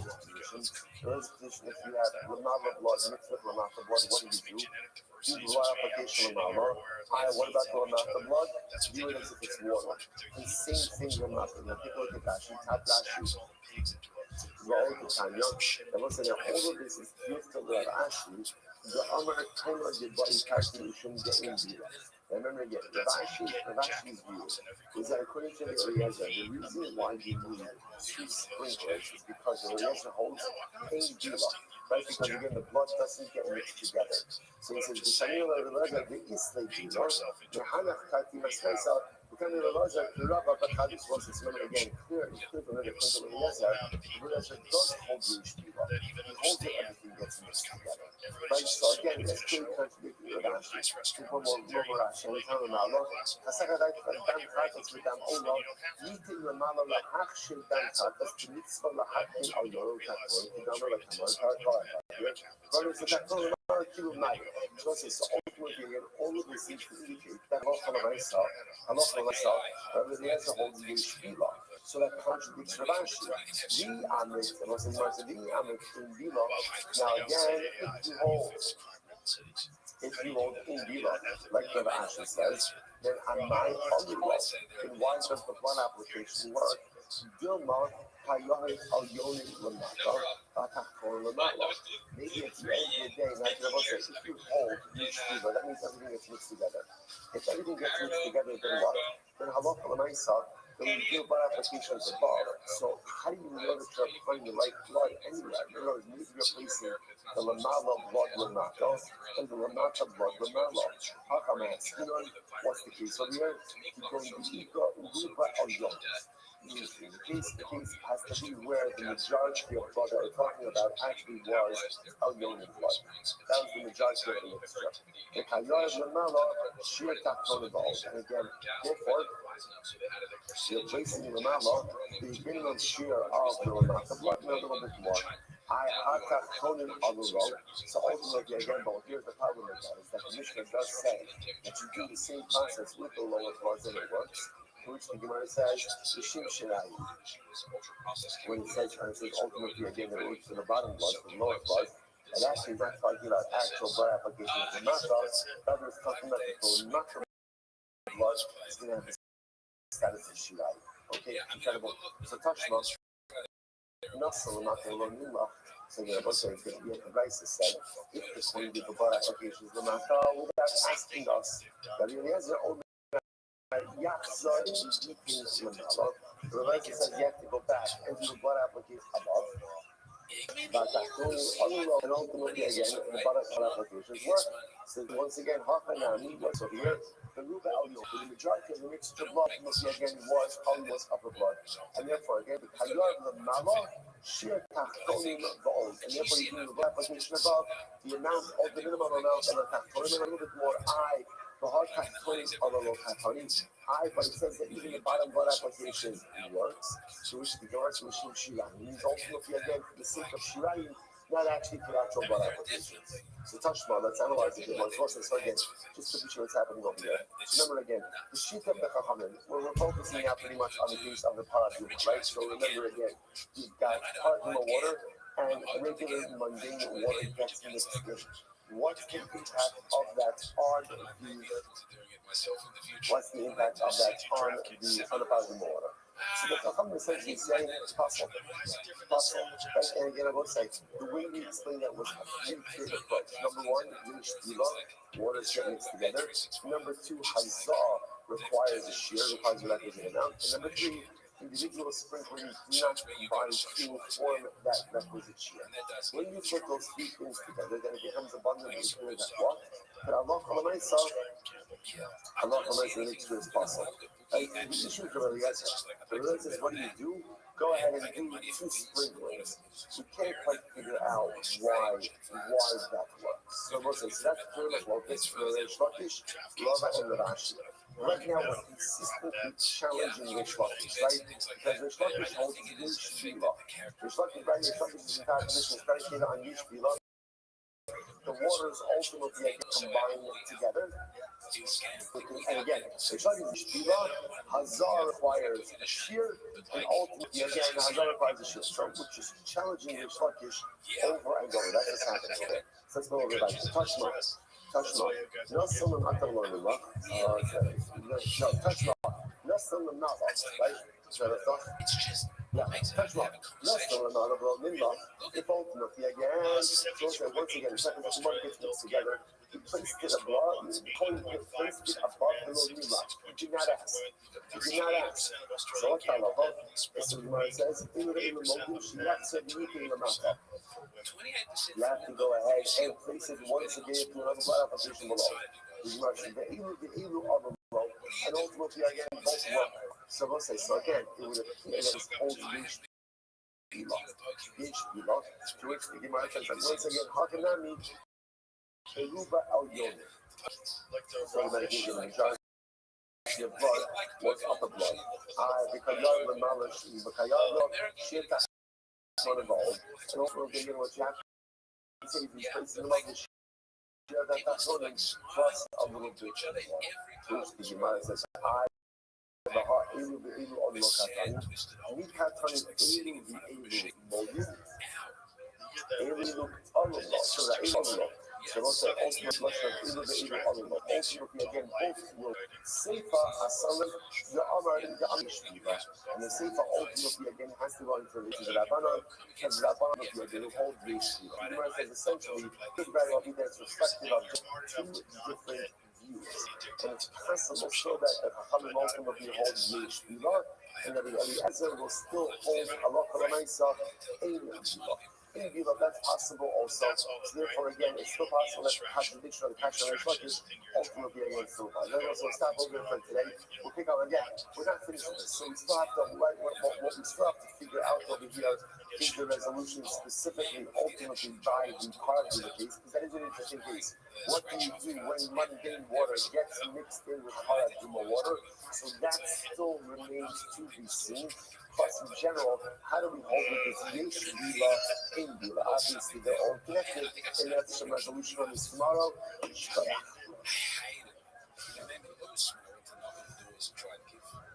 Shit, they would take us out to like the worst remote communities because they'd go, these people, they're like the nastier the neighborhood, the more people are likely to pay for massage, the less they have in their life. You try and go to a middle class neighborhood, no one talks to you. You go out to weird remote poverty, and boy, I saw a lot of capital. Really? Yeah.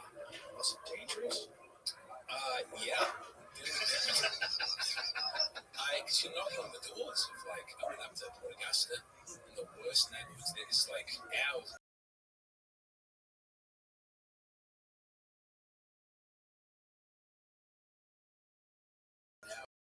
Away from just the most possible places because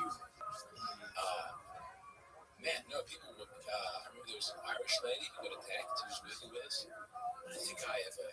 All right, we'll say good morning. Let us begin by thanking all of our sponsors for this morning's share. To thank.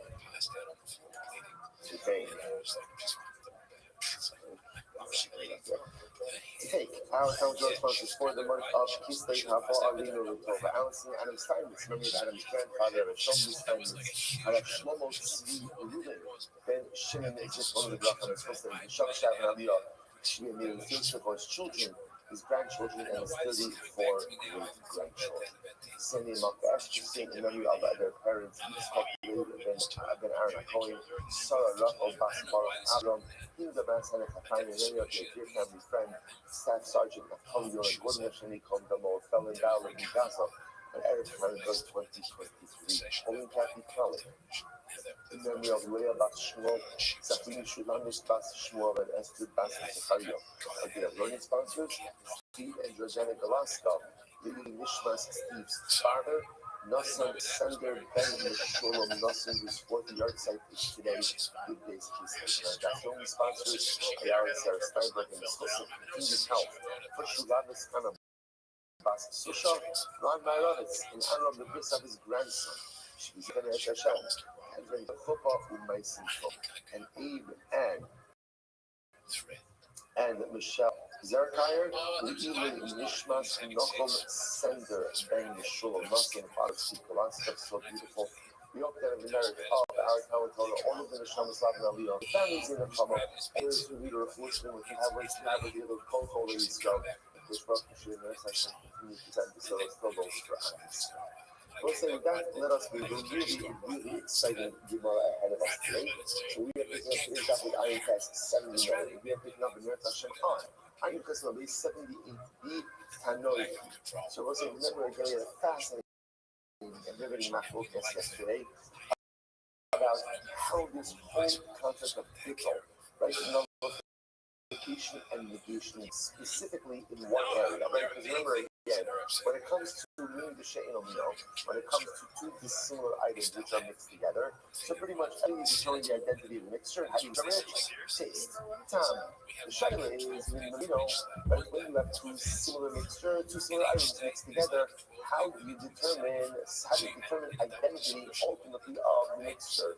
So first opinion says, rho, good old rho, right? Just grab the simple majority, whatever the majority of the mixture is, that's what is becoming the identity. Second opinion says something very interesting, which is no, you view the secondary item as if it's a dissimilar item, and try to figure out if it was a dissimilar item in this ratio, how would it impact the mixture?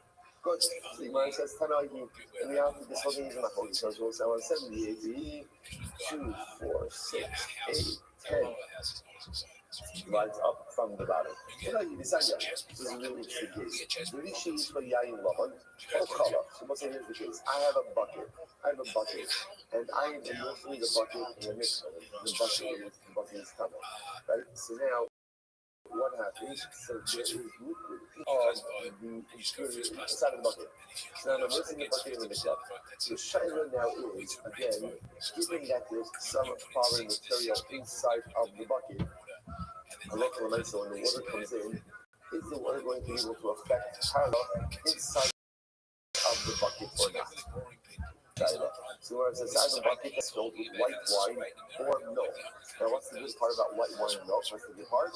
They look like water. Right? They're water like. The milk part is a little bit scary, especially depending on which mikvah you go to, right? But the man said, but apparently again, at least milk is similar enough. It is color and its consistency to look like water. So the Gemara says, and what happens? You immerse the bucket. Rashi says over here, and what happens? And you didn't spill out the contents of the bucket. So now says, what's halacha? Ultimately, we go after the rope. Okay, now what is this? Now this. What is this a case of? This is a case of Benina, right? Because remember, what we're doing over here is we're assuming that the water and the wine are similar enough to the milk and the wine similar enough to the water, that this makes it a min benina case. So therefore, again, what does the Gemara say? Tanakama holds, min benino, ultimately again we go after the road. Now, Yehuda says, so kibu yain adam. But Yehuda says, we view the wine, let's just go with the white wine, we view the white wine as if it's red wine, and therefore what do we do? In Dihama Elukasha, the not possible. And you see, if it was red wine in there, would there be enough mikvah water that got into the interior of the bucket? Ultimately, again, to lighten the wine, and when we say lighten, it means turn the appearance of the wine from red to white, or not? So what do you see from this? What do you see ultimately again from the bucket? That there's enough focus, fundamental focus about how to deal with the menino. So again, Tanakama holds menino, but the world, but Yehuda holds menino, we view the substance as if it's chicken amino, a dissimilar substance, and we view what would happen to it in this ratio. Incredible. So much as a new one, he's a kasha, the issue, mother looking, you have a bucket that is filled with spit. But so it's been any immerse in the mikvah, right? It's as if it has not been immersed. Okay, and we'll discuss this. Rashi says over here,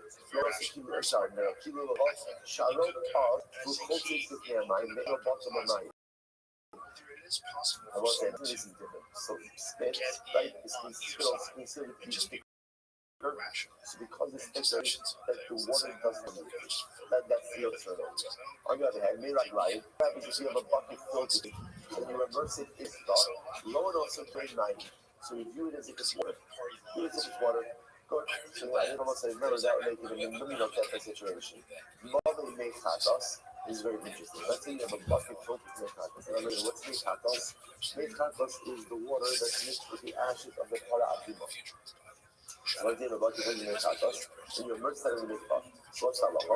Actually, you have nine on mechatos. So ultimately, again, halacha itself, we look at Rome, that as long as the water in the mikvah will be the majority over the water of the mechatos, ultimately again, the bucket will consider to be immersed. Okay, actually says over here, Mali mechatos, Howil that means abatuma, the Hashidi Mishim Kilusha Sayu, no Bashinan Ella Beruba. So remember, both say, the interesting part, you'll say to yourself, I understand, the water of mechatos, why the water of mechatos also come for a mikvah? Water and it's water.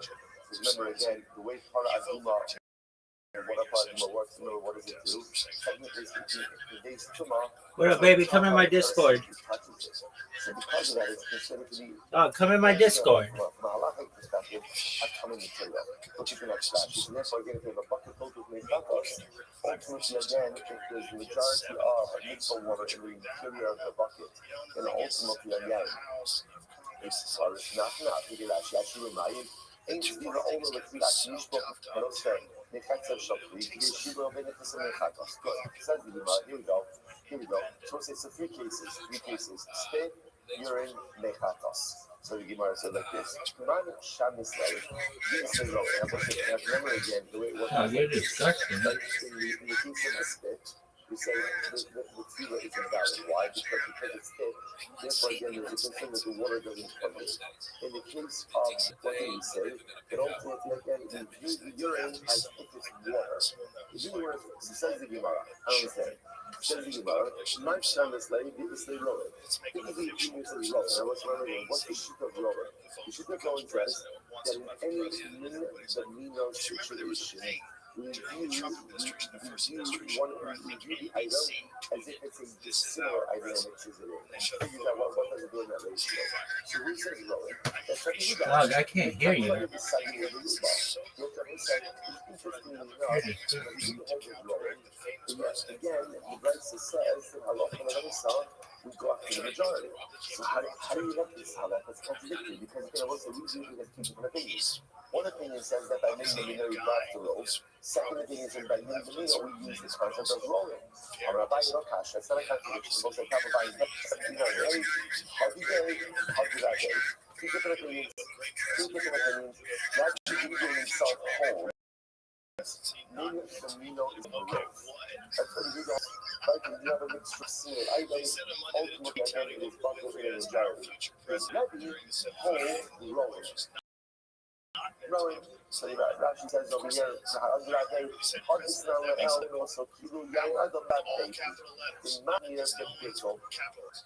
let's look at Rashi. Sorry, let's look at the Mishnah. Here it is. And these are the Mishnah Rabbi Gamliel. What's that? Yeshua says in the name of his Rebbe, Rabbi Gamliel. Ein dan levato dan. One blood ultimately again can't negate another blood. Rabbi Gamliel. Rabbi Gamliel is in a bottle. Ein rope and a bottle rope. One saliva, like I say again. Tahar saliva that is tahar. Cannot be mevakol saliva that is tahar. Meiraglayim mevaklim meiraglayim. And ultimately, again, urine can't be mevakol urine. I will say all these cases where a tahar item gets mixed in with a tahar item. So once I see that, this is very interesting. And so now what we're highlighting over here is in fact, this is in a focus. Even Rabbi Yehuda himself actually holds that min b'mino is part of a road. Which is exactly Rabbi Yehuda who holds that when you have a case of min b'mino, what do? We go ahead and we see rowing. Now again, so what does rowing mean? Rowing means we view the item as if it's a similar item, and then we figure out in this type of ratio what would be the impact of the secondary item on the primary item. That's what the rowing means. And again, I just want to point out, remember, that's a lot how our Mishnah operates, right? Because again, when you have blood mixed in with blood or blood mixed in with wine, right? So ultimately, again, we figure out what would happen if the similar item that was mixed in was a dissimilar item. How would it impact the primary item in this ratio? I just want to point out that one of the points to remember, let's finish up on one of the Gemara goes back to the Gemara says, so Rava says, no, and the Rava wants to reinvent the case of the bucket in the mikvah. Rava Amar, to believe Shekel Kotar, the Gabot Hameaskin. See that in this. Rather, maybe the case of the bucket is a different kind of case. It's the case of a bucket, ultimately, again, where the interior is tarred and the outside is tarred. So a different kind of case. Rashi says over here, Rava Amar, it's almost right across the Rashi. We all know the kind of Tanahu, the Kiradis. In reality, so Rava wants to read it. Rava wants to say there's actually only one Tana in this Mishnah, and the Yehuda agrees with his Rabbi Gamliel, about rowing. So the Gemara says, so what's the case over here? The Gemara says, the cellular holding. And what's that? Interestingly enough, if you look at Rashi, the delete Shekel Kotar the Gabot Tamei, not Gabot but Tumas Nash, the Barn, the Kamlan Total, and Nobel Yad of Torah. Oh, this is an interesting case. So let's say there's a concept that is in rabbinic form of Tumah, the exterior of the Kli to become Tamei, but not the interior. Now that only works with rabbinic Tumah. In any case of people of Tumah, when the outside of the Kli becomes Tamei, the entire Kli becomes Tamei. But let's say, for example, in a case, well, let's say you have mashkin Tamei, liquids that are impure. So the halacha is the impure liquid touches the exterior of a utensil, the exterior becomes tummy, the interior is totally tar. Now, therefore, we'll say, in that kind of case, how do you purify that food? How do you purify it? How do you purify it? Mikvah. Now, remember, we're talking about the exterior of the food. What's included in the exterior? What's included in that? The top lip, which means that in order for the food to become a tar, what do you need? You need at least a little bit of water to come into the interior. Right? Because otherwise, if water doesn't come into the interior of the nuts, you have to be concerned that maybe it didn't go all the way around the lip. So therefore, just play this out for just a second. This is a detail for the details. So remember again, I have a cleat. The back of my cleat came in contact with liquids which are coming. Therefore, the grab on the outside of my cleat is coming, the interior of my cleat is tied. I'm taking my cleat to the mikvah. Technically speaking, all that I started over here is in the border to touch the exterior of my cleat and the top exterior lip. In order to ensure that it touches the entire exterior lip, I need the mikvah waters to come in a little bit. Do I need on the interior of the mikvah? How much? It's Very little. Not just a little bit, just to ensure that the mikvah water touches the entire top exterior of the cleat. The Gemara says something very interesting, so watch this. So the Gemara says, whoever wants to suggest, we believe that those who are without becoming a student. In reality, all you need is a little bit of the mikvah water to come into the interior of the cleat. But what happened? The Rabbanan who did the rabbi stepped in, and they were going to, and they said, no, you have to fill the entire interior of the cleat with mikvah waters in that case as well, or at least the majority. Right? You need ultimately again why? Dilma Chayis arrival below the Dakole. The case of the Martin, the so it's very interesting. The Rabbanon were the ones who said that even in a case where the exterior of the tree is coming, and therefore all you need ultimately again is for the water, so really just a little bit on the interior. A lot of the ways of the Rabbanon said you have to fill up at least the logo of the tree with mikvah water. Why? Because we're concerned that if you're not doing that, you're not going to properly immerse the exterior of the kli as well. It's interesting.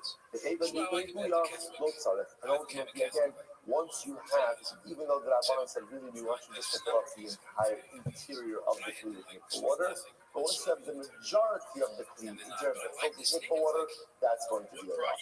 Incredible, incredible. There was just a different way of putting ultimately again that previous place. Interesting cases. I'm a rabbi. So therefore I will say rabbi comes on before they sell off as well. I'm a rabbi the time up, but I'm a rabbi the riba, but I'm a rabbi the chazusa. Sometimes I will say cases of mixture. The rabbi said that the identity of the mixture is dependent on taste. Sometimes it is dependent on majority, and sometimes it is dependent on appearance. So it's so three ways of determining the halakhic identity of a mixture: majority, taste, appearance. Which is which? Here we go. Listen, this is very important. Underline these lines. If you have two dissimilar items mixed together, it is determined by taste. Taste, ultimate taste. You know, it says, two similar items, there was again, you can't taste, right? It is very important. In general, you can't use taste because, again, they're similar items. So therefore, how do we determine the identity of the mixture? Rove, and also again, but in the case of Benino, of an item that you're not going to eat, so how do we determine ultimately identity? Chazusa, by appearance. Also, what's the case of Benino, ultimately again, where you're not going to eat? Look at Rashi. First, second one, Rashi.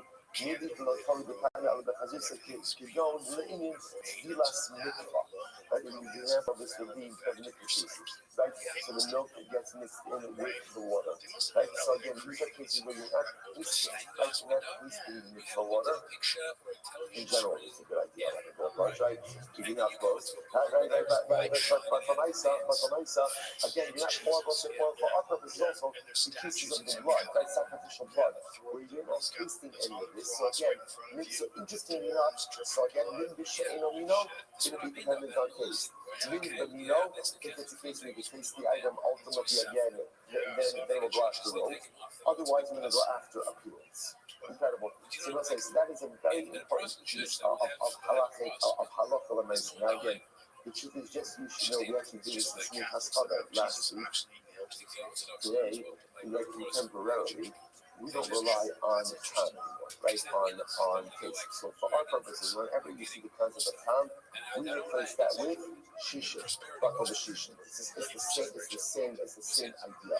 We assume ultimately again that any time, any flavor ultimately again is negated in a ratio of 60 to 1. But again, in the pure form of halacha, these lines of Rabba are halacha l'maisa.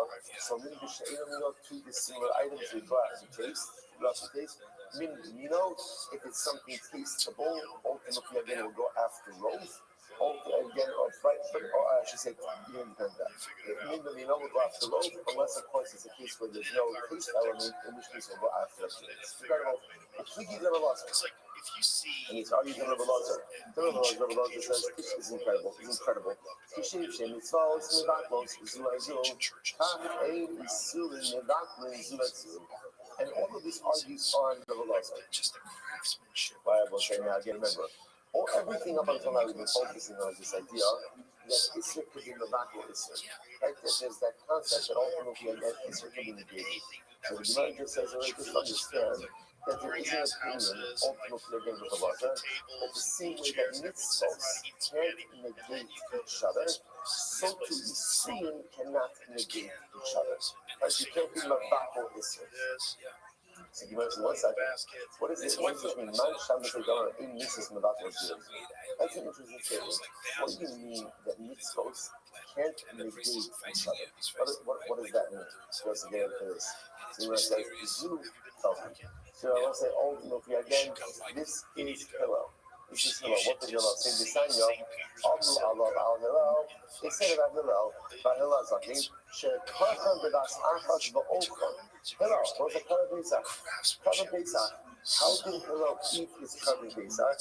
He would eat it all together. He would take the Pesach, the Karban Pesach, the lamb, matzah, and maror. And he would go ahead and eat it all together. Because the pasuk says you shall eat it on matzah and maror together. So quite literally, Hillel went ahead and ate this all together. And I will say, I'll just point out some interesting, a number of very interesting pieces about this. So this is Koreh. So remember again, Hillel, first of all, the commentaries point out that you see from here that historically matzah was soft. Right? I want to say, just think about this for just a moment. Right? You know this, but you do this at our state, like you take the matzah, I mean, you don't have Pesach yet. You take the matzah, a little bit of process, and you eat it together. And what happens when you take a bite out of it?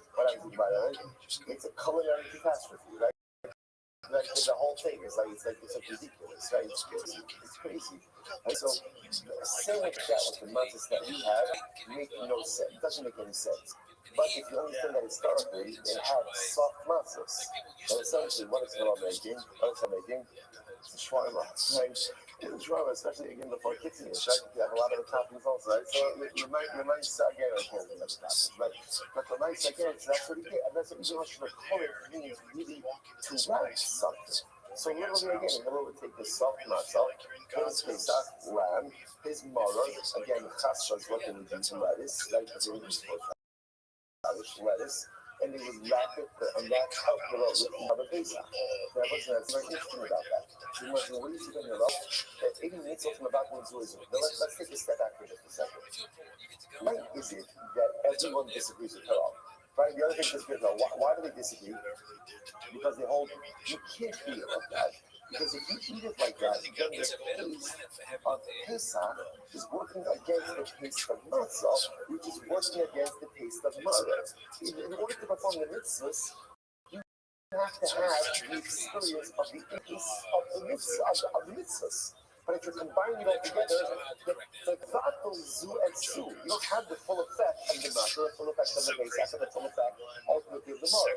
So the Hillel disputants say mitzvot, they're not supposed to do. They negate each other. Hillel says no, they don't. Mitzvahs can't be mevakol each other. So because of that, Hillel allows you to wrap everything up together. But everyone else would say mitzvahs mevakol Zuz, whenever you have to eat them separately. That's not okay. So that the Gemara says over here, the same way ultimately again. But eating mitzvahs mevakol Zuz, who is that? That's Hillel. That's ultimately again Hillel. In mitzvahs mevakol Zuz. nowadays. So it's not Rabbanon. So the part again, I want to say, so again, continue with this fundamental machlokes. It's not Rabbanon. It exists all over the place. The problem is it What's the exists difference in others? There's also this beautiful idea, just like hashkafically, prosecution. what's Places where they the core of like the machlokes and pillow ended up on the So will say, maybe it's like machlokes. That in life, there are periods. There's different period life. There's matzah periods and there's mother periods. The matzah periods represented in the times of Uber, the times of French, the times of Shachar. And there are mother periods, right? And ultimately, again, there are different periods, there are peaks and valleys. Hillel says that's not dynamic of the two. In Hillel's worldview, Hayakar from the ultra and the rest of the Jew in matzah mother all wrapped each other. Meaning, how do we exist in our moments of simcha? We recognize we still feel the mother. So this is not a depressing way. But again, also, think about this. Hey, what do we do at Chasana? Right? What do we do at Chasana? Right? The pinnacle of joy, right? Everything is so beautiful. What happens in that moment? Chasana is about to conclude. You break the glass. You think to yourself, come on, right? Come on. Why can't we just have this? Right? Why must we always bring in something depressing, right? And even like the kind of so strange, right? And then cafe, and again, especially like bike, right? So every single minute of the next cafe is invented by coffee, right? And then right after smash the glass, and then mazel tov. And it's interesting, right? People are so funny how people try to find ways to make it more normal. So what will they do? They'll break the glass in the middle of the next cafe, and then the next cafe finishes. No one knows quite what. Mazel tov, yes, mazel tov, no mazel tov. And things like you just have to lean into it. Meaning that Hillel says that's the life of the year. The life of the year is that even in the midst of incredible simcha, I always carry the pain of other people. How can I not carry the pain of people? How can I not carry the pain of the fact that I don't get cannabis and I don't have to pretend like it's not there. There's always a pain that's there. There's always a void that's there. There's always something that hurts inside of you. That's why, it's like there's so many of us, we're never more than like 4 seconds away from crying. Why? Because there's a palpable pain of 2,000 years of collective pain that is built up inside of you. And the motor is there, even in the midst of the matzah. The motor is always there, even in the midst of the matzah. But the opposite is true also. That even in times of incredible motor, the matzah of redemption is there as well. Because no matter how acute the pain is, I know that Geula is so close. That redemption is so close. Personal Geula, national Geula. Hillel says, wrap it all up. That's what it is. The Jewish lives with this matzah and this meal together at all times. There is pain, there is joy. There is rejoicing and there is profound sadness. It's not a contradiction. It's just called being a Jew. And I experience both of those dynamics. So sometimes it's more matzah, much smaller. Sometimes it's more mara, it's more matzah. But in times of mara, the matzah gives me such hope and optimism that things are going to be great. And in times of matzah, I must always be ever cognizant of still the collective, historical, and present being of my people. When you wrap that all together, you know what it says? That's what it means. Let's go back there. Carson shows up at the Zava. Okay, let's get into that dance. All right, so Mike says it's awesome. Carson is essentially a house, right? But it's an earthen utensil that is now containing the urine of a Zava or a Zava. Now, understand that the urine of a Zava or a Zava is in the time. So watch this case. Carson shows up as Zava. Suppose now, Rashi says over here, Carson shows up as Zava. Obviously, Shalei Ragline. There's a bedtime. You feel it. The Nishbar, the Chasam below Mimi Ragline. As a maintain the master, Ahabish the root name is so the idea here is there is urging my bedhand. There is shard of that bedhand. Okay, so now the Gemara says this. So what? Okay. I don't know, whatever it is. Much sentimental value to different things, right? So the US is a style. So now, about China is there a way to retire that? Like, obviously, it absorbs the urine of the salt, and therefore it's going to be tummy. So, upon reaching the shame tummy, so what's interesting enough, if you soak it with water, you soak it for the first time and the second time, it still retains its former status. Shlishi tar. So, interesting enough, if you soak it the third time, ultimately, again, it becomes tar. So also the idea is that now again, what I want to point out over here is the same yourself, one second, this is earthenware. Right? Earthenware 101 is that whatever earthenware gets absorbed, you can't get it. That's only when there's heat. Remember again, the difference over here is obviously it's not a cooking device. So like this is a Dutch egg. So Lamaisa it absorbs liquid without a heat medium. So because of that, what the Gemara tells us is essentially, if you wash it out, if you soak it 3 times, ultimately whatever is absorbed within the utensil comes out. Okay? Thank God. When is that so? Shinas no so from mine. That's true only if you went ahead and you put water into it. But ultimately, I will say now, that's only if you put water in there. But what if you put something else? I will say now, what else would you be putting in there? Let's say you put urine in there. But in this case over here, you put the urine of a tahar person. Alright, so now let's say yes. So now this was a bedtime used by itself or a tahar. So the absorbed impure urine. Let's say now again you throw the urine of a tahar person. So I would have thought maybe it has the same cleansing effect. Kamash Mamon, it does not. It does not. I will say now, why doesn't it? What is it saying? Minganino, Lobato. And I will say urine is urine, right? And even though the urine of the Zav is coming, and the urine of a regular person is tahar, but it's Minganino, and therefore Minganino, two similar items, sorry, Lobato. And those are Yaakov Omer, Shlishi, Ababish, and Russell, and Sofa Mayimtar. And everyone says, no, if you soak it 3 times, even in urine, ultimately, again, but the tummy urine is going to come out, and therefore, again, the key is going to be tar. So one says, what do you see here? Well, the holds, Minganino, Bato. And as the Mancham says, Minganino, lo Bato. Who is the opinion that says Minganino is not Bato? That's the Rabbi Yehuda. So the Gemara says, what do you do? Why is the kasha? Pishtan shetabasa nida, masitotas. What's the interesting case? If you have flax that was spun into thread, and it was a nida, only it was a nida who did it time. It was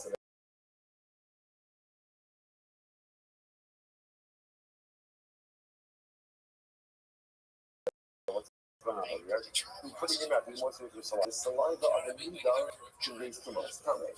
So, what's the interesting enough, I've done a case over here where even if the woman was a nida spun thread, and therefore the pashtos, her saliva was used to moisten the fabric.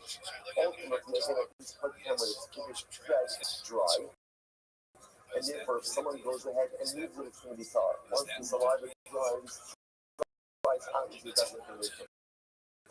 In Hayara, but again, if it's moist, then Masih coming Mishum Mashkatila. One who goes ahead and then is ultimately has to become tummy as a result of saliva. So you realize, Halot for Bamayin, coming Mishum Mashkatila.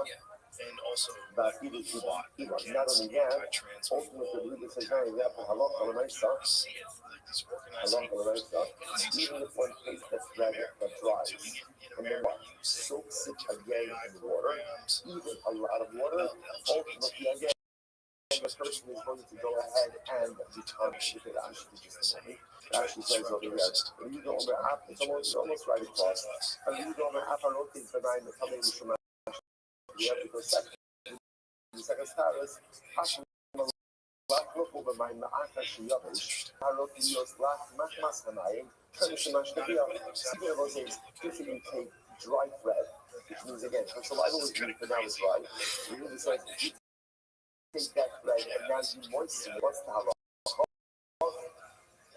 Ultimately, again, halach al-Maisa, it almost like awakens the saliva, and therefore you become tummy.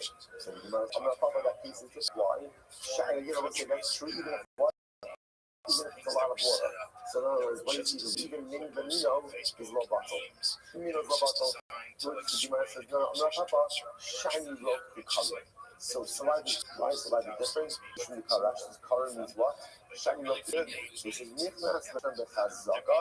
The difference could. So apparently, so saliva becomes a bit more embedded in the thread. So therefore, again, when it's there, it's present.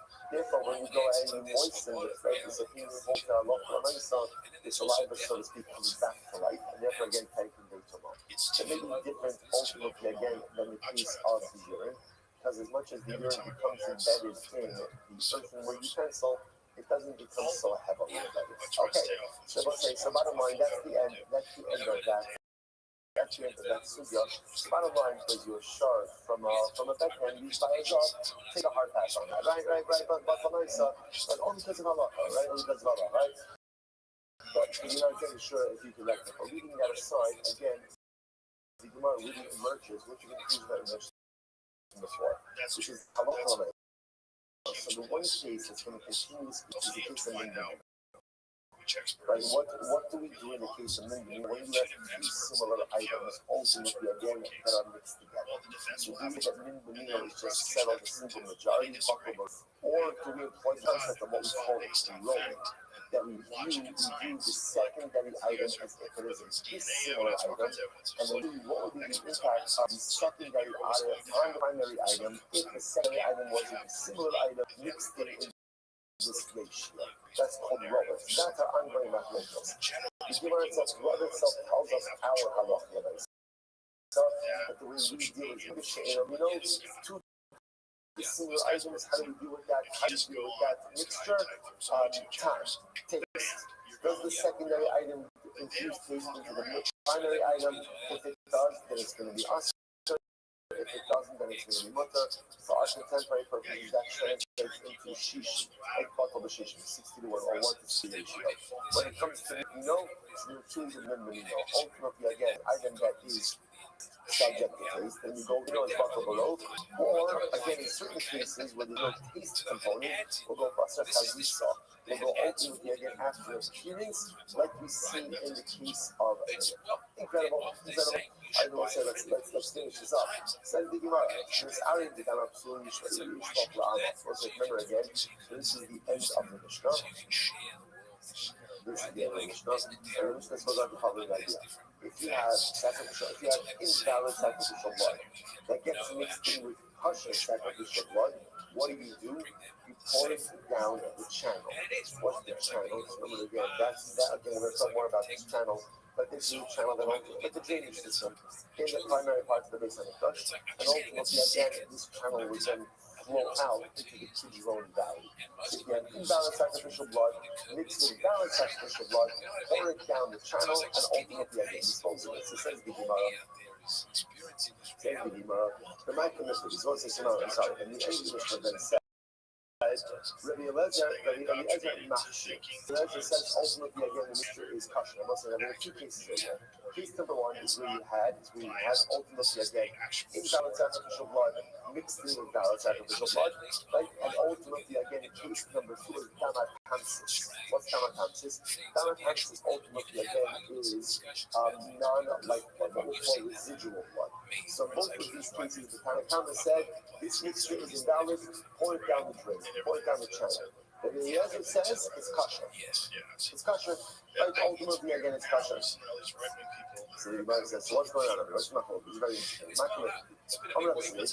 The goes in is everything just to so also the Smith says the machlokas is you can go ahead and make rabbinic zeros in the base of the fish. Now, what does this mean? Look at actually. This is actually 6 lines up from machlokas. Why? It goes in the Mikhatzigi, it also says the Kachin, the Hafik Minadira, the low Kachin of the Hafik Kachin, shall Yafsit as able to Siag the Hakim. What's a great Shayla? Do we make rabbinic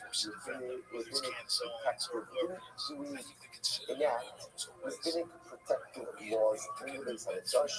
When those protective laws will result in the loss of certain sacrificial matter. So remember, think about this just a moment. When invalid sacrificial blood gets mixed in with sacrificial blood. So what is that? What is that a case of? Is that a case of? What is it a case of? Mindomino. How do you resolve Mindomino? Rose. Am I in the right place? Is it got you on your second topic?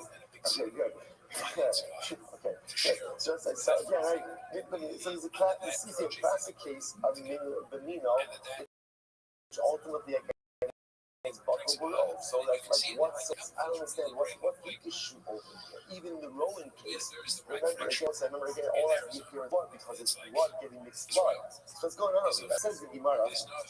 So the Mar Sabar goes in. Umar Sabar locals. So ultimately, again, our concern over here, so the Tanakama holds, goes we create rabbinic enactments, ultimately, I mean, basically, the Shema is going to lead to the loss of sacrificial man, to 3 lines of before it gets right. Tanakama Sabar goes in. This Ari Kasha began puzzle, open the times to stop up and change the bottom, so over time to speed the back up. Yishbach la'amah, Dilma Asila, Shuei Nami Hechad, Yishkam, Bidana Basum, Dalatantis, Yevakasakash. So watch this. Kind of comes concerned like this. Case in the Mishnah, we're talking about a case of Dalatantis or Dam Puzzle that got mixed in with a larger amount of Dam Kasha. So this should be an open and shut case of Min Benino, butter below, use the blood, move on. What are the Rabbanan concerned about? The Rabbanan concerned about is that this is an easily confusable case. And people might assume that whenever Dam Puzzle gets mixed in with Dam Kasha in any ratio, the mixture is always Kasha. In order to avoid that, the rabbis said, Spilat blood. Even though what are you doing? You're causing a loss to head. That's because now you're taking sacrificial blood, which is technically okay. Right? So in the kosher, and you're spilling it out. So the Tanakama says we should make things ultimately again because it safeguards the sanctity of Omar Shabbat. Whereas the other opinion, which is no, we do not make rabbinic protected zeros in the this is a classic case of min papa below. Use the blood to move on. That papa or no? The papa says no. That is not. Papa says include Amma goes. The papa says no. That's not the case. In fact, everyone agrees that we enact protective rabbinic even in the base of Mikdash as well. I thought so. This is very interesting. The Hachar, the Tama Kansis, Masu, the Rabbos, Adam, Hanefesh. So what's the Papa? My focus is actually something else. My focus is it common to have more Dantansis than life plus? Remember again, Dantansis is the residual blood. So the Shaila over here is it common? Is it common to have more residual blood or to have more life blood? Which one ultimately, again, is that common? The Gemara says, Mar Savashliach, Mar Savashliach. So one of the evils, yes, that is common, and ultimately, again, the Sadi says, it's not. So fundamental matters, so we'll say, so it's special, because fundamental focus, we're coming enough to have more blood. Papa, according to Papa, who understands over here that there's two cases. Really, the most likely Mishnah singles out the Damatansis element of Zvid, again, and mix all of the cases together. Put the cases together, to which the Gemara says, Hashem. Again, that is a question, right? That is a valid question on the way the Mishnah is structured. So, also, so bottom line, fundamental focus in fundamental focus in Papa as to the nature of the Mishnah. He didn't understand over here that my focus is do we enact protective rabbinic law in the base of Mikdash? Tanakama says yes, the Rebbe says no. According to Rav Papa, the fundamental my focus becomes we have to be concerned that there will be more residual blood than life blood. Ultimately, again, one opinion says yes, one opinion says no. So fundamentally my focus is about saying, Shkoyach, exit the Sugi over there, so begin tomorrow with the Mishnah. Wonderful. What a morning. What a morning. The code and stuff, no one apologizes for them. They're completely lying. As much as you can hate him about a lot of things that Trump has done, you can't just let people get away with making a fake story about him colluding with Russia. That's a fake story. The Steele dossier was it's crazy. Yeah. But yes, and stuff coming from us. We'll see what happens. Well, you guys were talking right before the podcast. Jamie said there was a big dump. What happened those are some of your take. Fuck that. Fuck it was that I found out that the redactions were redacted. That's a big mistake. I mean, copy and paste the document, see the redactions. Oh, like a Photoshop deal? Like you could get the layers away? Yeah. Oh, whoopsies. That's what happens. You get fucking people working for the government, they're dorks. Then, which is like, this like step into this. Yeah, I wasn't following at all, but the Department of Justice has tweeted a couple interesting things today, starting with this one 8 hours ago. It's like 6 a.m. or something. The Department of Justice has officially released nearly 30,000 more pages of documents related to Jeffrey Epstein. Some of these documents contain untrue and sensationalist claims made against President Trump that were submitted to the FBI right before the 2020 election. Good morning. Let us begin by taking all of our responses for this morning's shit. Okay. Our top of our responses for the month of Kislev have already over. Allison Adams, Simon and grandfather, and the children's Simon had a strong with three living, then Shimon is a strong with rough, sitting off the ass, in the middle of their parents. He's got later a coin, Sarah or Bashbar Hablan, in the Bashbar of Frying, and the area of the Europe family friends, that sergeant of Providence, Rose of Gordon, was shut up from all polling Catholic power. And then we are Leah Bas Shmuel, Zachary Shulamis Bas Shmuel, and Esther Bas Zakariah. Hardatron sponsors for Claire Yallen Steinberg. In the course of continuing the full of Anabas Susha, Shani Tapra and family, Mishmas Yoshua, then Yitzchak, on the inclusion of the Gertz, and let Abram scheme off the climb. Gratitude towards Fred Pop Alan Wiseman for all he has done and continues to do for our family. Beautiful, thank you for all of our sponsors, for the beautiful messages, all those things that look up into the call already strong. All of the Shabbat Shabbat, the families in the promo. As far as we continue to shout episodes, no one's going to stop this stuff. What's with that? I got today. We have a really exciting guy ahead of us today. Today is that I is 78. And we are picking up on Ayin Zayin on the days 77B at the Mishnah. Bottom of the dot. Branch is Aragon. So we'll say some really interesting topics over there for today, but I'm going to take us to the next little bit. That means I deny if blood gets mixed in with water. Now, most of the audience we're talking about over here about sacrificial blood that gets mixed together with water. The shine, of course, is what is going to be the status of the sacrificial blood. Blood alcohol, each from is down kosher. As long as it looks like blood, ultimately again the mixture is going to be kosher. Kosher means that it is fit for sacrificial use. Writing does not appear to match the sacrificial use. Good. That's case number one. Next, Miss Ali Bayayin says mixed in what happens if sacrificial blood gets mixed together with wine? That's in obviously in the water case is a very easy witness test. If there's so much water that the blood no longer looks like blood, okay, then it's maybe even valid. It looks like blood. Then it's going to be kosher. The problem with wine, of course, is that wine looks like blood. So the shaila, of course, is that how do you pick the mixture is going to be kosher.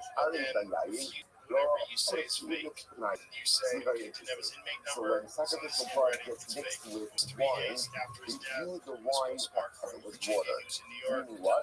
And you look at it, based this amount of wine was water, would the sacrificial blood look like blood or not?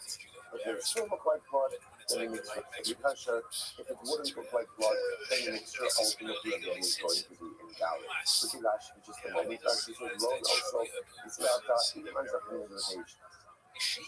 Ron also yain kilugu mayim va'omer va'omdim v'hayed damshnis arek hanikar v'mayim halalu kosher zrikas. One second. So look at these first two cases. So case number one is where again what sacrificial blood gets mixed in with water. And that, as long as the mixture changes its appearance of blood, and ultimately again it's going to be kosher. Doesn't have an appearance of blood, not kosher. Case two, sacrificial blood gets mixed in with wine. So we'll say, so in this case, you can't use the appearance but don't blood regardless. So what do? I view the wine as if it was water. Now, based on that ratio, would the blood still look like blood? If the answer is yes, it's kosher. If the answer is no, it's possible. So that's case two. Next, deciding to done him all the time. Historically, is where sacrificial blood gets mixed in with other invalid blood. So once again, appearances don't look like blood. The Shiloh just is the mixture ultimately of the valid blood and the invalid blood together. Now you're actually going to have to this is a non-sacrificial animal. So what do? We always also so ultimately, again, once again, what we the non-sacrificial blood is the same thing we use for wine. Essentially, we use the blood as if it was water, and then we figure out based on this ratio, would the mixture still look like blood, in which case it's going to be kosher, or would it look like water, in which case it was going to be kosher. Okay, so let's just begin to see a theme over here. Right, so again, case number one, wine gets mixed with water. Simple. Does it retain its appearance of blood or not? If it does, kosher, it doesn't kosher. Case number two, blood gets mixed in with wine. Appearance is not the litmus test. So would you the wine based on the nature would it still look like blood? Kosher, would it look like blood? Kosher. Case number three, blood gets mixed in with non-sacrificial blood. Human blood. So Tanakama says, same thing. Use the blood as if it were. I can see based on this mixture, would the mixture still look like blood? Kosher? Would it look like blood? Kosher. Now, Kappa Biden test 78A comes on the review and says, no. Ain dam nadakol dam. That even says no. A mixture of blood with blood is going to be different because dam is not nadakol dam. Blood cannot negate blood. Now, what does that mean? Go back, I'm sorry, for one more second, to back to 77B to the last Rashi on the dot. Ain dam nadakol dam, Rashi said, the name of low bakal. Which is the more time, okay? About the two like items can never be negated one in the other. So if you do the holes, I feel the people are so clean up or cautious. So ultimately, again, if you do the holes, that is going to be a sacrificial blood. Sacrificial blood is not bottle. It's not bottle. So fundamentally, it's in the kind of come out, I'm not going to do that. When you have human blood mixed in with sacrificial blood. So what do you do over here? The Tanakama says you use the human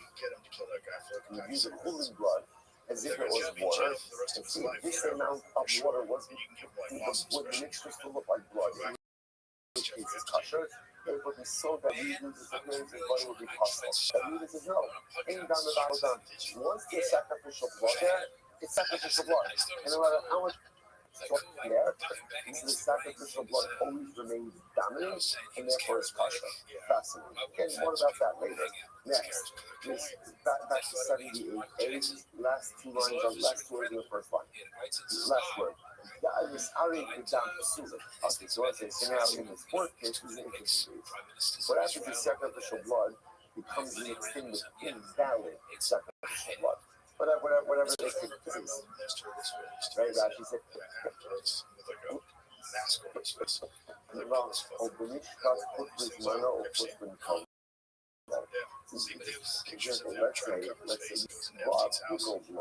Right, so sacrificial blood that gets mixed in with legal blood.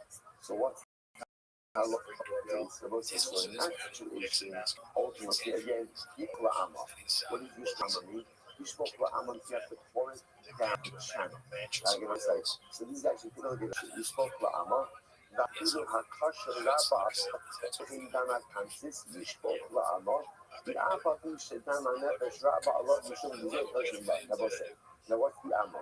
We're going to talk more about this a little bit later. Not today, but later on.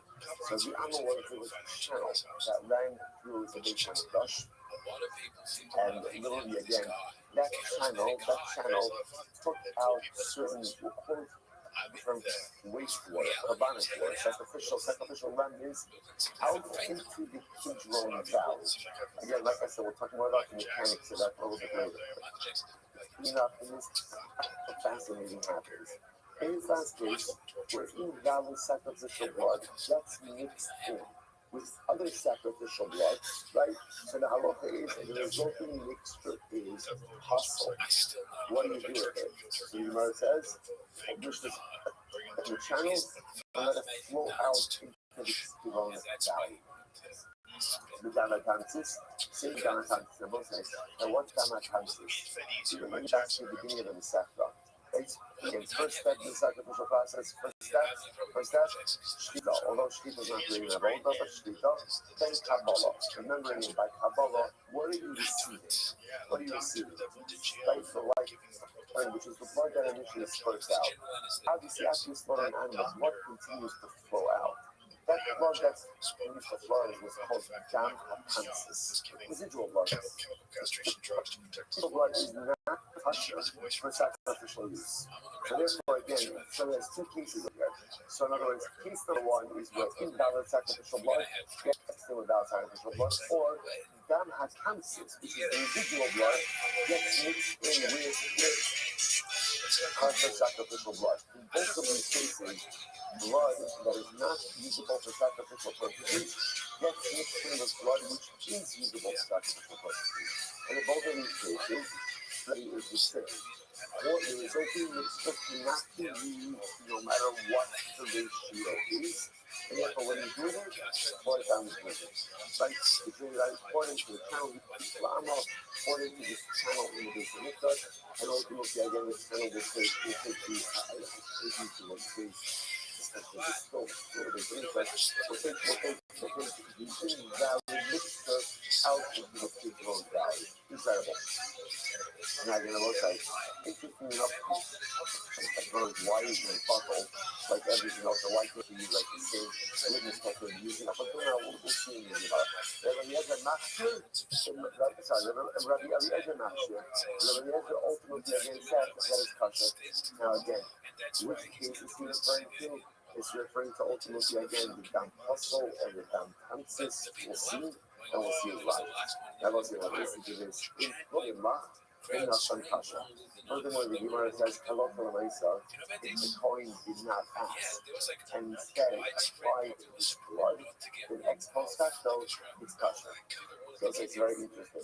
So as much as in these last two cases over here, where the sacrificial blood is mixed into the proper blood, or where the damatansis gets mixed into the blood. So the halacha is mixture is invalid, so he has to be poured down the channel.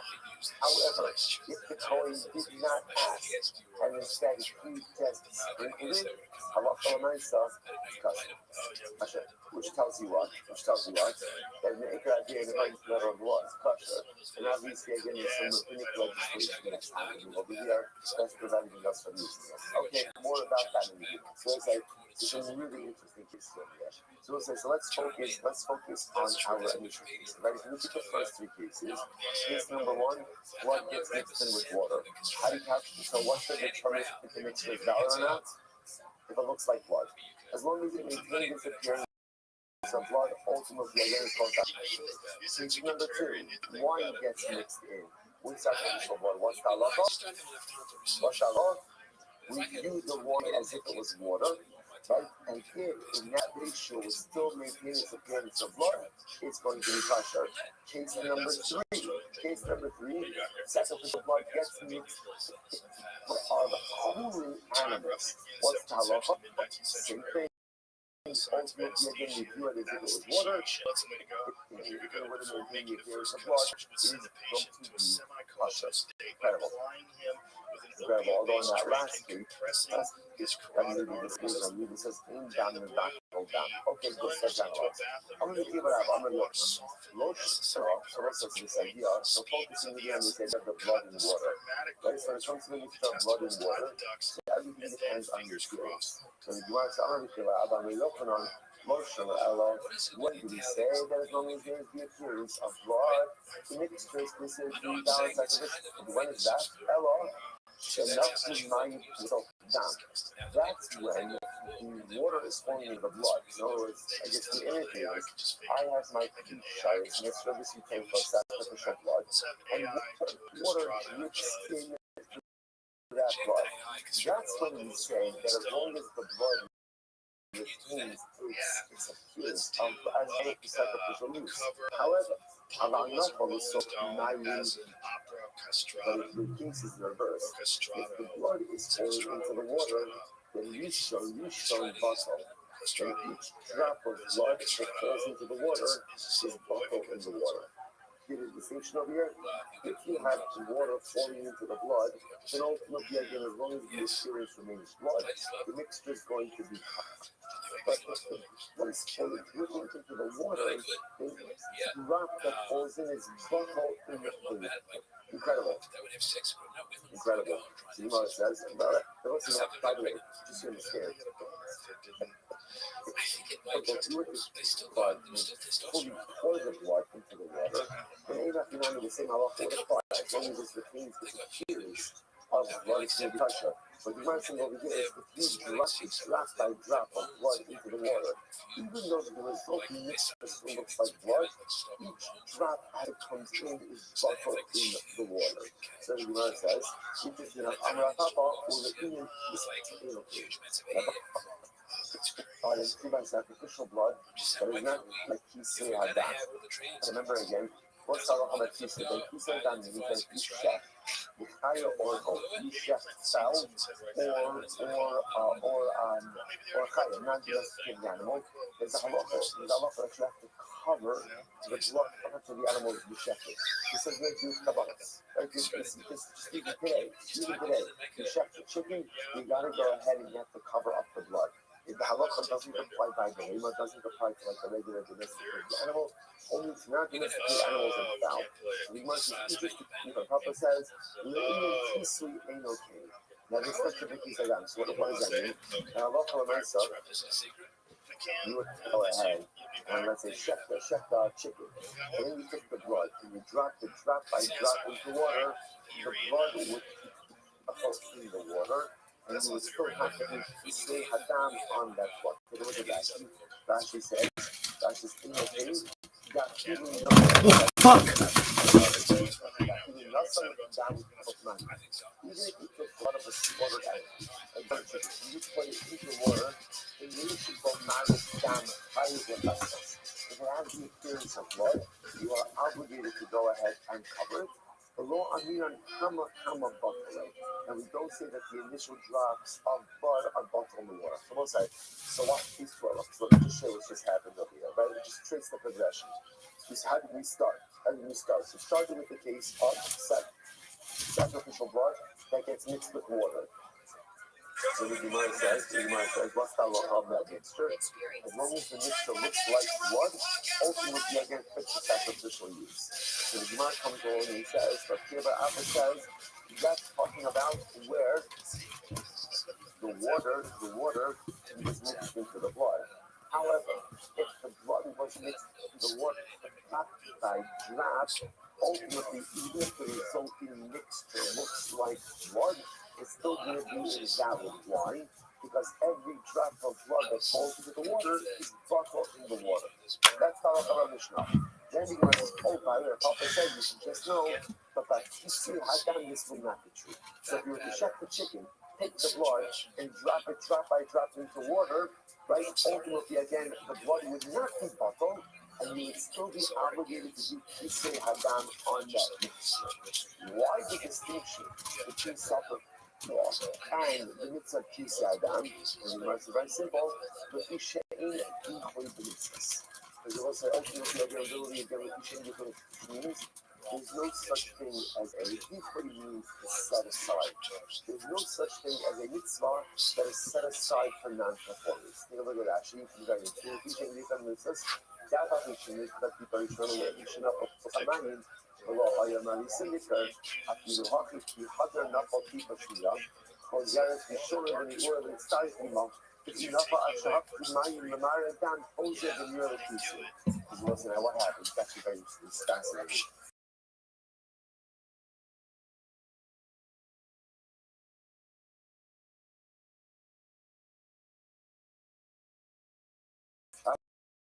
What's the dynamic for the water?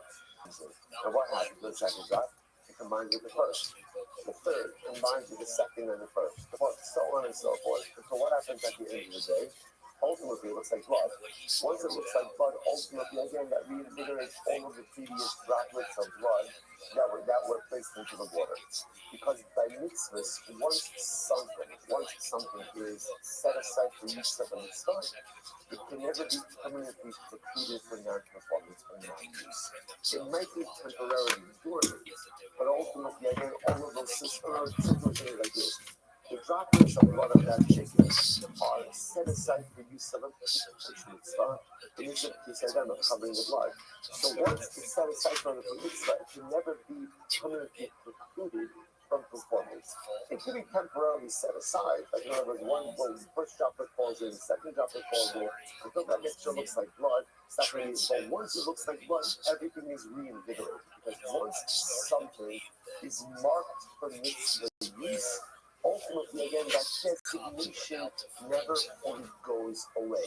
It may be temporarily shelved, but it never fully goes away. That's what it means. Equally, ate something. Equally, it's almost like, isn't that fascinating? So therefore, once you chef that chicken, and that blood needs to be covered, that obligation is never set aside. So when you subsequently take a drop of blood, you're not dripping a drop of blood into water. So right now I can't do it because the mixture doesn't look like blood. But once there's enough blood in that water to make it look like blood, the mitzvah obligation once again sets in. This is what's called equal mitzvahs. Interestingly enough, Rashi and Zohar, ולא המנהל במתחי יוקר, ולא שייך ביכול אלא בדבר קידוש. So I will say, here,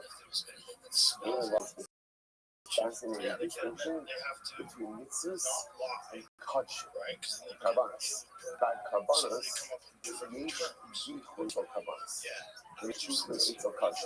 At karban, once set aside for non-use, it's forever non-useful. So therefore, again, going back to just a moment. So who if you go ahead and take sacrificial blood and drop it, turn it into water? What happens to that sacrificial blood? It's bottled. It's bottled. Because into the water is bottled. Even at the end of it, it looks like blood. But each drop was bottled. Mitzvahs are never negated for non-performance. And therefore, when you drop a little drop of chicken blood into the water, although first glance there's nothing there, later on when all the droplets are in there, they form together and ultimately again reinvigorate the basic religion. So let's say, fascinating concept. Yesh bichui eitzel kachin. So there is bichui by karbanos, but ultimately again, ein bichui for and let's say, just the hashkafa. The hashkafa. What observation? So listen to this distinction. Karbanos is in an animal.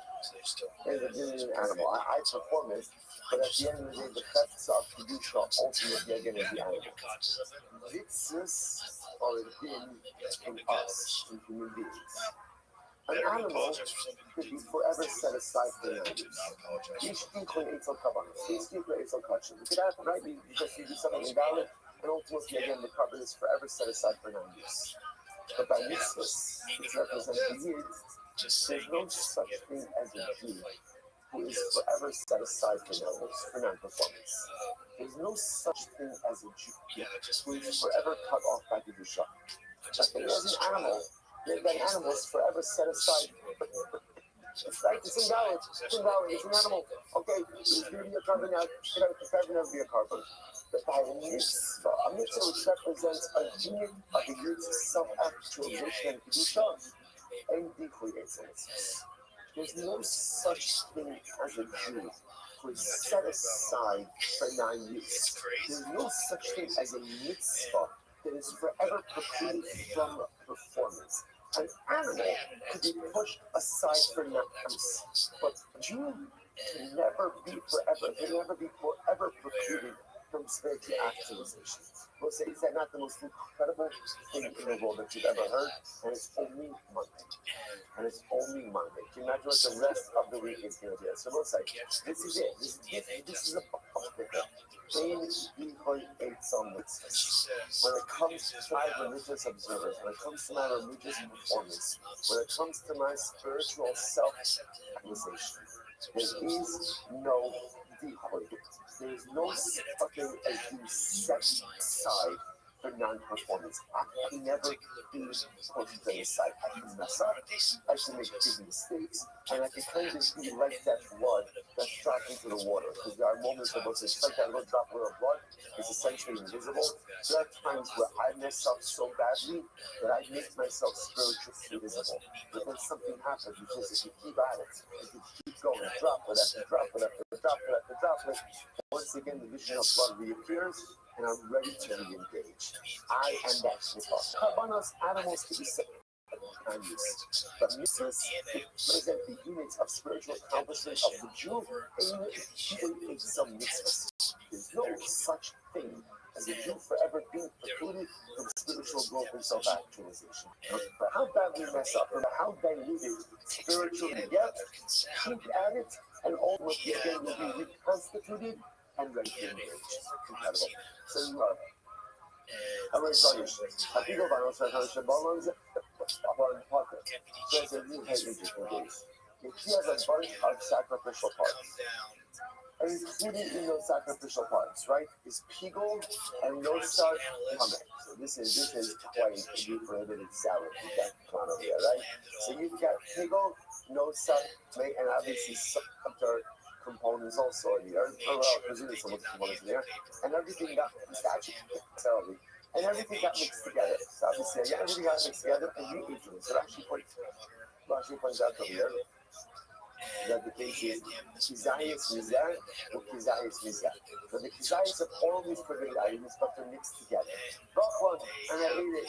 So it was halacha, potter. Ultimately on potter. Now why is that? Very interesting. Why? He asked the shalom yad the min al chafin of the batlan. So we'll say, so this is absolutely fascinating. Here's the issue. In order to be in violation of Pegel, Noser, and Tanai, you have to get desires of these items, right? The issue over here is because I have this trouble, Noser, Tanai, whenever I eat something, I can't be sure that I'm being a desires of any one prohibited item. Because of that, therefore, I'm not good, right? Not good. Right? When you say punishment, I can't punish for that. There can't be liability for that because it can't be demonstrated that I'm being a kizayis of any prohibited matter. The Gemara says, the Gemara is because it's possible that anyone is being the from the other, right? So maybe there's so much pigul and nosar, it's being the back of the tummy. Or there's so much tango that it's being the back of the nose. Everything kind of combined together. I don't have a kizayis. I don't necessarily have a kizayis of any one prohibited material. Let's see from here 3 things. Number 1. Shnamida, Yisurim backwards that is that Isser, right? Yisurim, different prohibited items, and again, are mevakal each other. In fact, if you take a look at Rashi says over here, it's the first 4 line in Rashi. Rashi says, Kishulois also the fifth, Niklal, Ning Uso Kadavil, Yiklo Shazet, Rubo Shazet, the box on the plural, the bottle of Homin, no Sapar Mevakal. So the idea over here is because everything is mixed together, you don't know what you're eating, and therefore essentially Isser is Mevakal, another Isser. So Isser is we learn 3 things. Number 1, what's really Mevakal, another Isser. Right? Next, Shranina, no sin ham below love dollars. So we'll say this is very interesting. Gemara says, well, 1 second, if you notice, what doesn't be considered, the Gemara doesn't consider the fact that of itself, what we say, what does it taste like? In other words, the Gemara is presupposing that all these items, the nosa, the pickle, and the tame, are all similar. different tastes. So the Gemara essentially says, so if you notice, by the way, what doesn't the Gemara say? The Gemara doesn't say, well, why don't you mix the taste? They guys, it tastes a lot like people. So they're like, we don't consider it tasteless. So what does that tell you? That tells you that taste is not a determinant biblically. That's what it tells you. The taste is not a determinant biblically. That if something is easy to taste in the majority of a mixture, that clearly, and that is not a biblical determinant. Says over here, Present time they had also a big share the road. Labdois and Lucas are bigger. I saw Nami grab a nut. I didn't look about kind of yard. You can have the ship up. So they say ultimately again because the fact that we don't even look at the Gemara doesn't say get pig on both the mixed together. Let's see what it tastes like. And whichever one it tastes like, that's going to be what you're trying for. The Gemara doesn't even entertain that possibility, indicating to us that taste is not a biblical determinant. Next, Ishmaminov, Sastros, Sadek Loshma. What else do you see?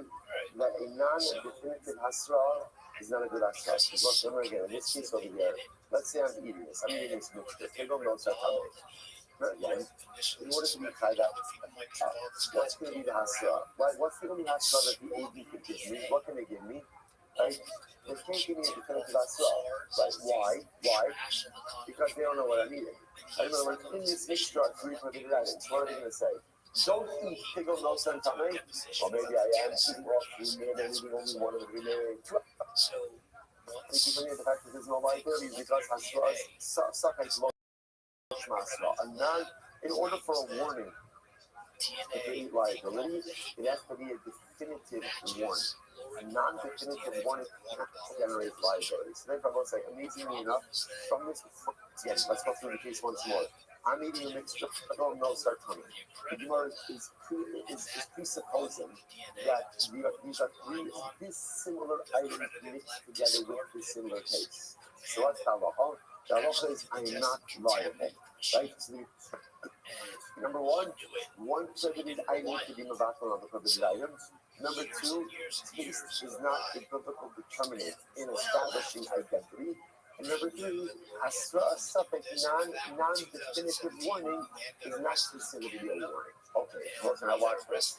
Massive Rava. So Rava raises the question. I must say, but now what the Gemara is most going to focus on over here is the issue of taste, right? So lesson number two, which was that ultimately, again, the Gemara says in this case, that taste is biblical determinant of identity. That comes going to take issue. Also, Isa Melachik, Yamina Ores, this is very interesting.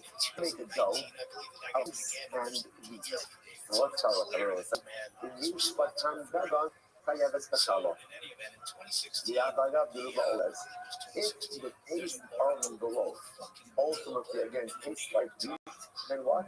Then the identity of the loaf is the identity of what is a wheat loaf. Now, what's up? If it's a wheat loaf, then what? It's hiding challah. What's challah? Challah is the portion you have to separate and give to the color. What do you see from here? What do you see from here? What do you see from here? That taste is a biblical determinant. Taste matters. Now, by the way, taste matters even though what? Even though the majority of the flour may be rice flour, but if it tastes like wheat, then what? It's wheat. Which also, by the way, as far as just to make it a little more tight, which also means you would wash. Remember again, you don't wash on rice bread, right? Why not? I mean, such a thing as rice bread. Yeah, right? So remember again, because I just want to point out, the Torah only uses 5 types of grain, right? Wheat, barley, oat, salt, and rye. Those are the 5 types of grain. Anything else is not a grain. So therefore, rice, although you can make rice flour and this rice bread, that's not a mochi. That is not a mochi. Now, hundred today might be different because they mix a lot of different things. But again, if you were to just make bread out of corn flour, it would not. Let's see. So it's going to point out. Remember things like this. If you have a bread that is made both of There she is. rice flour, Yes, ma'am. Are you ready for me? Yeah, my leg is hurt. Oh, God. Even though the majority of it is rice flour. So it's here. That is biblical determinant. No. Yeah, taste is a determinant, but only midrabana, not midorais. No. You have to say that. So far, so good.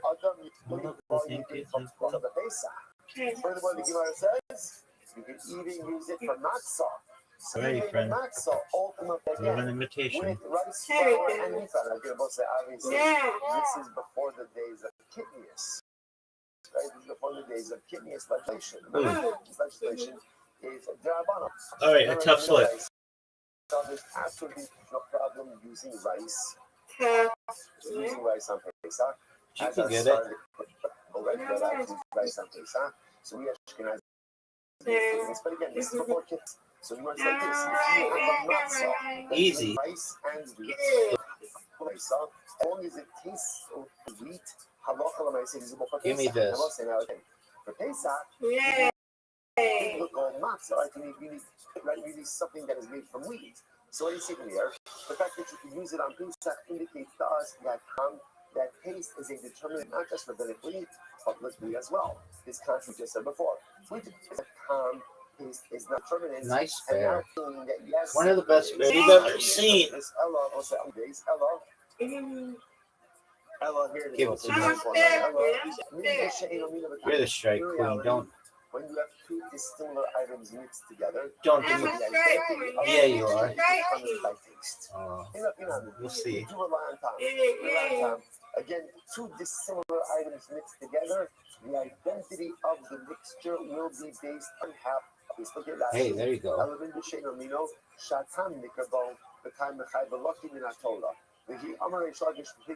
Get it. Okay, that's a good spare. So let's listen to this. Oh, one of the worst throws. Finger slip. When do we rely That's all right. It's very important. Two dissimilar items mixed together, the identity of the mixture ultimately again will be based. That was a dominant strike, Mr. Aquarius. Which essentially means whichever item is more Give it. dominant. That's what I'm talking about. Don't call it a comeback. I've been here for years. The identity of the mixture. Now, by the way, just before we go on, All right, how do Mr. you Aquarius. reconcile that with Rich Luckish's case about the Get it. salad? Dominant. Another one. That has to be the case with the Another same mint. They're all the same thing. They're all the same thing. They weren't able to finish it up. Min Berino Beruba. Ultimately, again, Oh, she's putting up a big score tonight, folks. 96. She's going to get 97. No one's touching that. No one's touching her at 97. Get out of here. Everybody who thinks they can touch her, get out of here.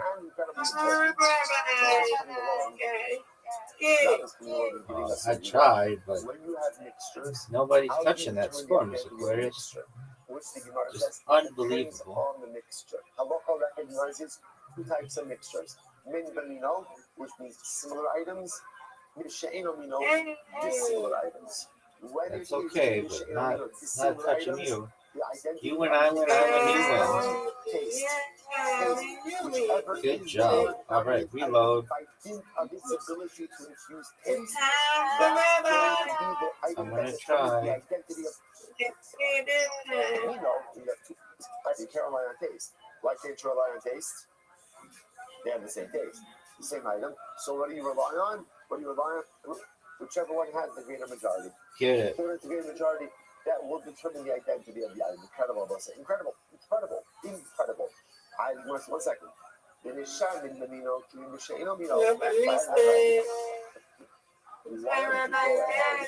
case of Minbamino, where you have two like items mixed together, why not treat it as a case of min b'she'eno mino?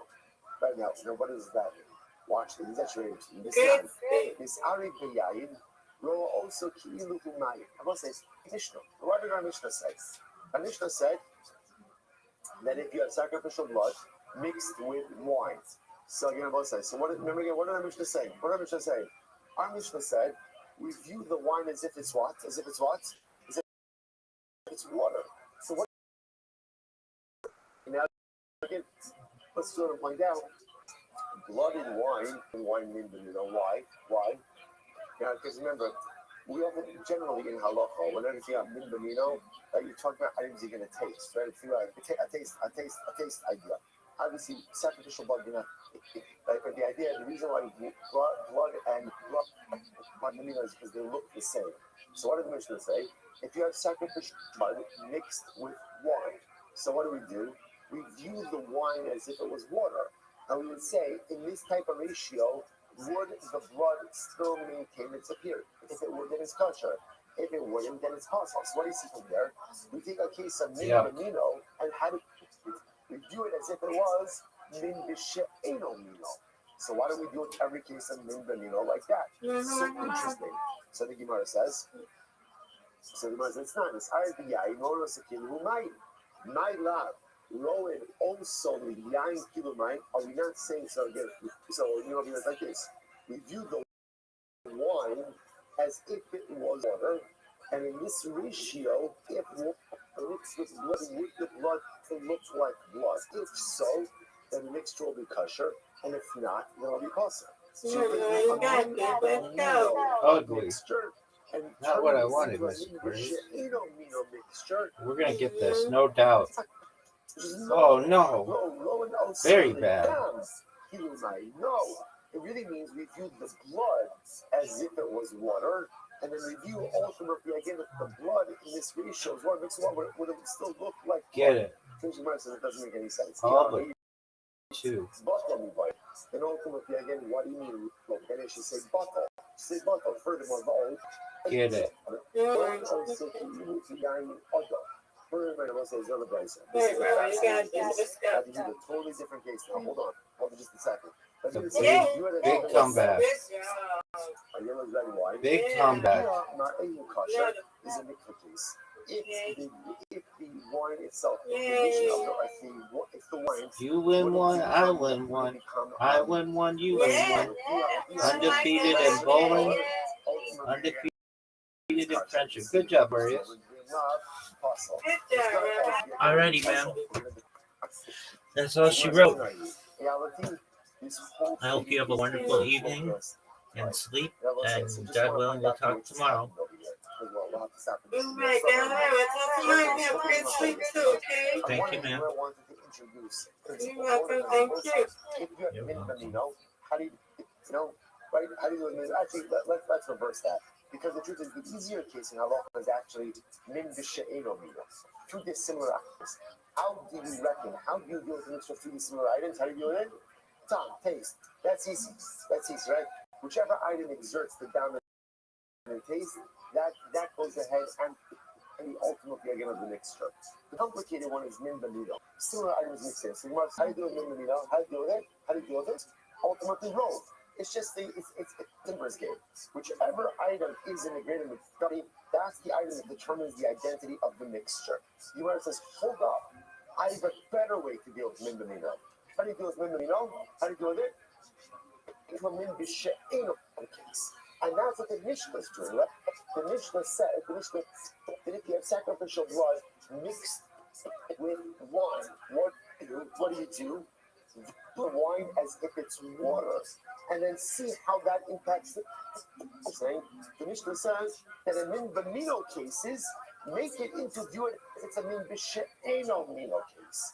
To which the Gemara says, this whole thing about min benino is a machlokes tanai. Do we deal with min benino just as a simple majority, or do we view it, or do we change it? Min b'she'eno mino case, raging, ridiculously amazing machlokes, and that's to be continued tomorrow. Shkayach. All right, let's say have a great day. Head on Zoom. Shkayach, everyone.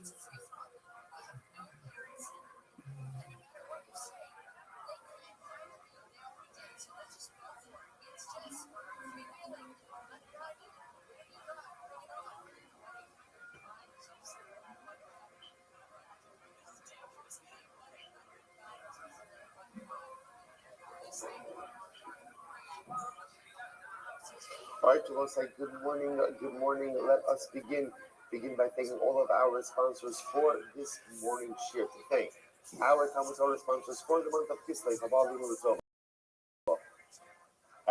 Steinmetz and grandfather, Sheldon Steinmetz had a Shlomo Tzvi Ruvain, then Shimon Zichrono the Brach, the same casters in memory of their parents, Yitzchak Leibner, a Cohen, Sarah Abbas Barak Avram, Hilda Bas Barak Ephraim, and in memory of their dear family friends, Staff Sergeant Naftali, Yoda, Gordon, Shem, Paul and Kathy Pollock, in memory of Leah Bas Shmuel, Zachariah Shulamis Bas Shmuel, and Esther Bas Zachariah. Our Dafrum sponsors for today, Yael and Sarah Steinberg, in the schools of continued for Shulamis Chana Basha, Shani Tapper and family Re'ili Vishmas Yoshua, then Yichot Zichron the drop on the occasion of the 19th yard site. And let Adam say and Malka Klein, with gratitude towards Grandson Alan Wiseman for all he has done and continues to do for our family. A beautiful thank you to all of our sponsors. Thank you for the beautiful messages. All those who need Rosh Hashanah, Debbie Kol Chol Yisrael, all those who Shabbat Shabbat Aliyah, the families in the Talmud, on Kash Baruch Hu is continue to shower the souls, Thomas and brachos upon all the cloud Yisrael. Because with that, our daf today, we have a really exciting daf ahead of us today. Today's daf is Ayin Class 78, and we are picking up on Ayin Zayin on the days 77b at the Mishnah. Bottom of the daf. Dan Shanis Aridon. So we'll say some really interesting topics over here for today that are going to take us through the next little bit. Dan Shanis Aridon. If blood gets mixed in with water, now obviously we're talking about over here about sacrificial blood that gets mixed together with water. So the shaila, of course, is what is going to be the status of the sacrificial blood. So what's halacha? Yeshba maris dam kosher. As long as it looks like blood, ultimately again the mixture is going to be kosher. Kosher means that it is fit for sacrificial use. Fit for sacrificial use. Good. That's case number one. Next, Misave Bayayin. So here's an interesting case. What happens if sacrificial blood gets mixed together with wine? Right, so now obviously in the water case, there's a very easy litmus test. What's the litmus test? If there's so much water that the blood no longer looks like blood, okay, then it's going to be invalid. If it looks like blood, then it's going to be kosher. The problem with wine, of course, is that wine looks like blood. So the shaila, of course, is how do we determine if the mixture is going to be kosher? So it's Ari Bayai, Roa Osa Ki'ilu Humayim. This is very interesting. So when sacrificial blood gets mixed with wine, we view wine as if it was water. Meaning what? And we look at it based on this amount. If this amount of wine was water, would the sacrificial blood look like blood or not? If it would still look like blood, then the mixture is going to be kosher. If it wouldn't look like blood, then the mixture ultimately again is going to be invalid. Look at Rashi for just a moment. Rashi says, Rowan also, it's about 8 lines up from the end of the page. Rowan also yain kilu humayim va'omrim va'omdin im hayad danshinis aretz hanikar v'mayim halalu kashmis rikos. We'll say. So look at these first two cases. So case number one, right? So case number one is where again what sacrificial blood gets mixed in with water. In that case, as long as the mixture retains its appearance of blood, then ultimately again it's going to be kosher. Doesn't have an appearance of blood, not kosher. Case two, sacrificial blood gets mixed in with wine. So we'll say, so in this case, you can't use the appearance test, right? Because it's going to look like blood regardless. So what do? I view the wine as if it was water. And now, based on that ratio, would the blood still look like blood? If the answer is yes, it's kosher. If the answer is no, it's possible. Good, that's case two. Next. Misari Bitan Behim Oligan Achayo. Say case number three is where the sacrificial blood gets mixed in with other invalid blood. So once again, appearance is going to look like blood no matter what. The shaila just is how do we view the mixture ultimately again of the valid blood and the invalid blood together? Now again, Rashi points out over here the behema is the behema of chulin, right? This is a non-sacrificial animal. So what do we do over here? Row it also ki'ilu humayim. So ultimately, once again, what we do for non-sacrificial blood is the same thing we do for wine. Essentially, we view the blood as if it was water, and then we figure out based on this ratio, would the mixture still look like blood, in which case it's going to be kosher, or would it look like water, in which case it's going to be possible? Okay, so once you begin to see a theme over here. Right, so again, key number one, wine gets mixed with water. Simple. Does it retain its appearance of blood or not? If it does, It doesn't puzzle. Case number 2, blood gets mixed in with wine. Appearance is not a good litmus test. So we'll view the wine as if it was water, but kosher wouldn't look like blood. Puzzle. Case number 3, sacrificial blood gets mixed in with non-sacrificial blood, chulin blood. So Takama says, same thing. View the blood as if it was water, and then see, based on this ratio, would it mix blood kosher? Would it look like blood? Puzzle. Now, top of item test, 78A, comes on the review and says, no. Ain dam medakol dam. Reader says no. A mixture of with blood is going to be different because dam is medakol dam. Blood cannot negate blood. Now, what does that mean? Go back, I'm sorry, for one more second, back to 77B, to the last Rashi on the daf. Ain dam medakol dam, Rashi says, the min b'mino lo bato. So we'll say this is a famous concept which we're going to spend more time on today. Min b'mino lo bato means two like items can never be negated one in the other. So therefore, Yehuda holds, Afilu Tipol so Klingadol Kashla Zrika. So ultimately, again, Yehuda holds that as long as there is sacrificial blood there, the sacrificial blood is not bottle. It's not bottle. So fundamental approach to Takamo and Rabbi Yehuda.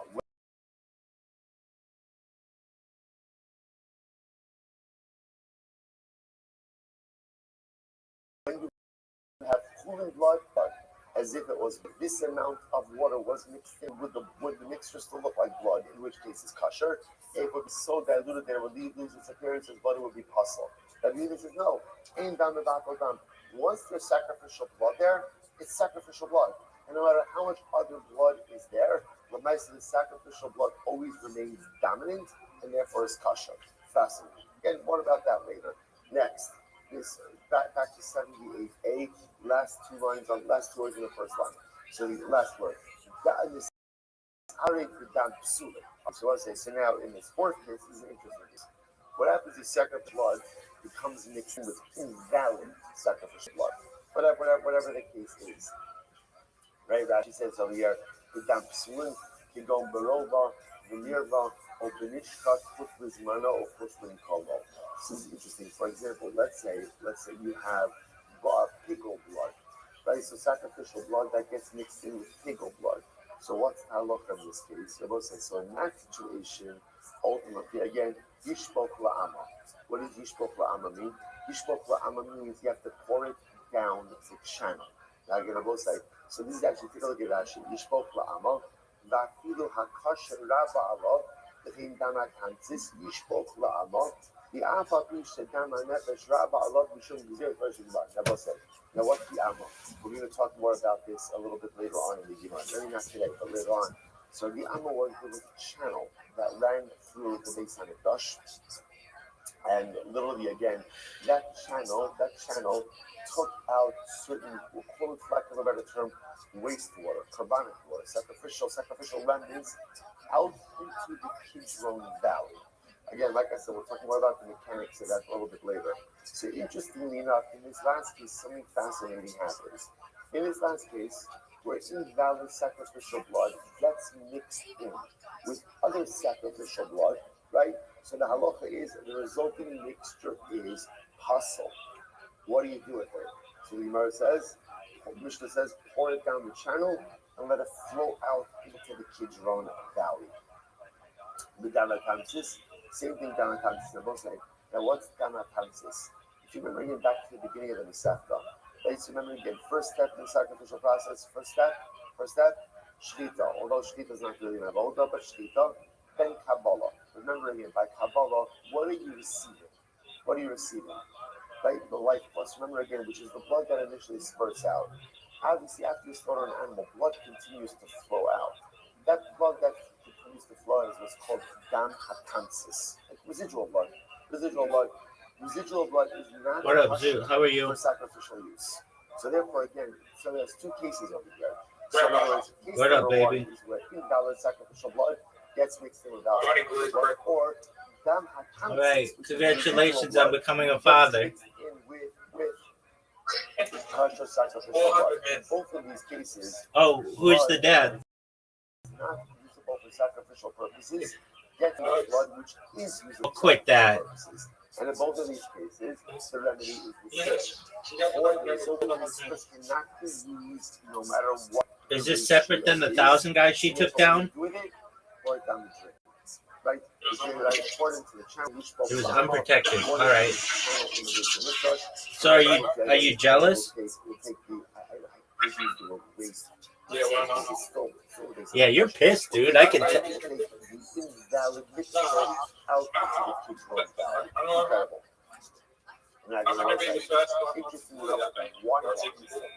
You're gonna be the first one to what? Everything else, or why can't you use like the same witness test? Believe the baby, first is the one I'm gonna make it.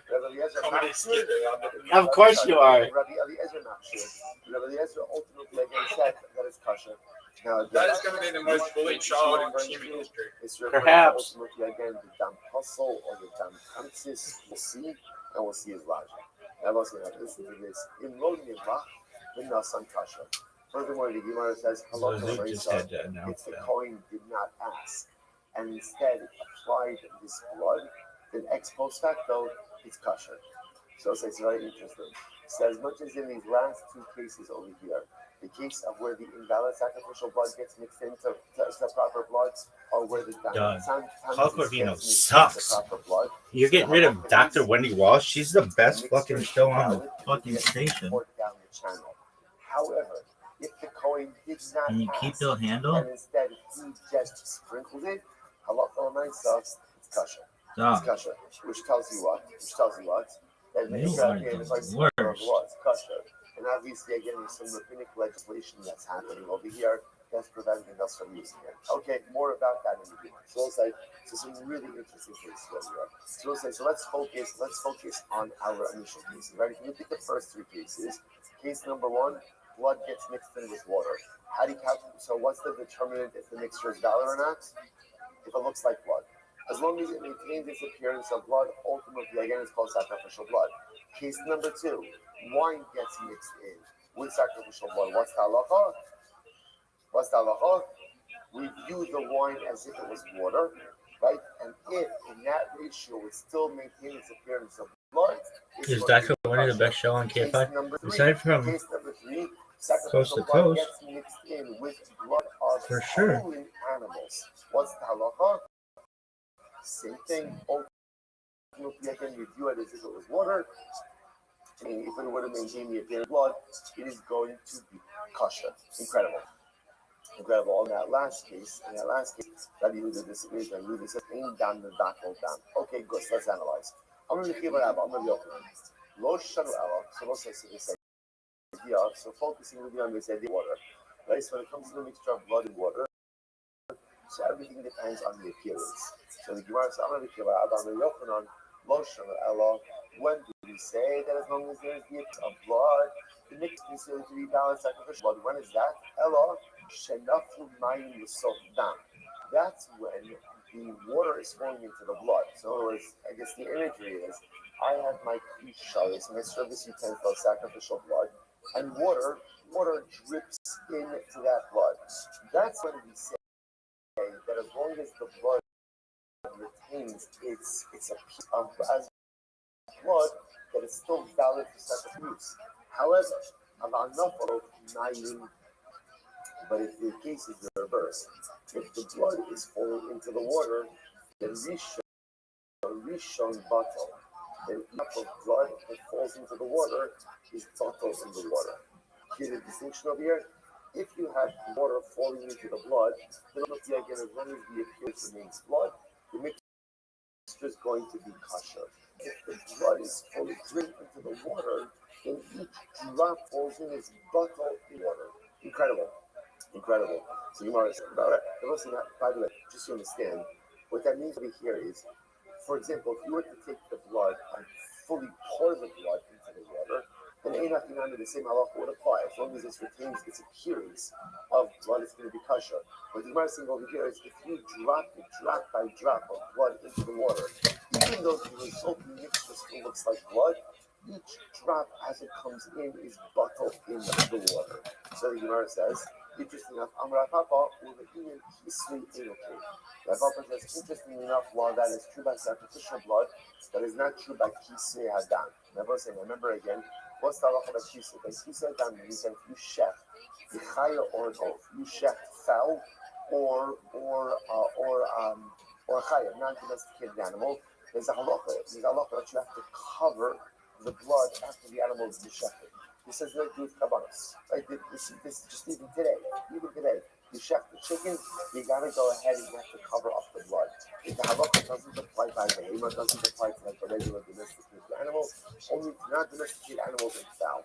So the Gemara says, interestingly enough, what Papa says, le'inyan kisui enokim. Now this section of the kisadam. So what does that mean? Now halacha l'maisa, if you were to go ahead and let's say check the chicken, and then you took the blood and you dropped it drop by drop into water, the blood would not be bottled in the water, and you would still have to do kisui hadam on that blood. Take a look at Rashi. Rashi says enokim. Dafilu not almost right across the Rashi. Oh, that is right across Rashi. Dafilu nasam dam will soak money. Even if you took the blood of a slaughtered animal, like the slaughtered chicken, and you put it into water, in Yeshbo Maris Dam Chayit Lechasos, if it has the appearance of blood, you are obligated to go ahead and cover it. The law Amiran Kama Bottle, and we don't say that the initial drops of blood are bottled in the water. So we'll say, so what? Please dwell on. So let me just show what's just happened over here, right? We'll just trace the progression. So how did we start? We started with the case of sacrificial blood that gets mixed with water. So the Gemara says, what's the halacha of that mixture? As long as the mixture looks like blood, ultimately you'll get fit for sacrificial use. So the Gemara comes along and says, Rav Kibar Abba says, that's talking about where the water was mixed into the blood. However, if the blood was mixed into the water drop by drop, ultimately, even if the resulting mixture looks like blood, it's still going to be invalid. Why? Because every drop of blood that falls into the water is bottled in the water. That's the halacha of Mishnah. Then the Gemara says, oh, by the way, Papa says you should just know that by kisui hadam this will not be true. So if you were to check the chicken, take the blood and drop it drop by drop into water, right? Ultimately, again, the blood would not be bottled, and you would still be obligated to do kisui hadam on that mixture. Why the distinction between sacrificial law and the mitzvah of kisui hadam? And the Gemara is very simple. Because it will say ultimately again, which means there's no such thing as a dichoy means to set aside. There's no such thing as a mitzvah that is set aside for non-performance. Take a look at that. She's very interesting.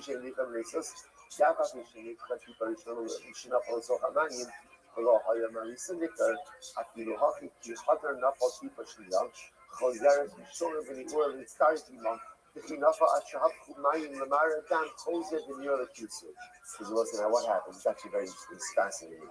Actually, what's the dynamic? When you chef that chicken, now you take the blood. So what do? You drop in the first drop into the water. What happens when that first drop falls into the water? What happens? Essentially, it becomes bottled to the water. But then the second drop comes in. And what happens with the second drop? It combines with the first. The third combines with the second and the first. The fourth, so on and so forth. And so what happens at the end of the day? Ultimately, it looks like blood. Once it looks like blood, ultimately, again, that reinvigorates all of the previous droplets of blood that were placed into the water.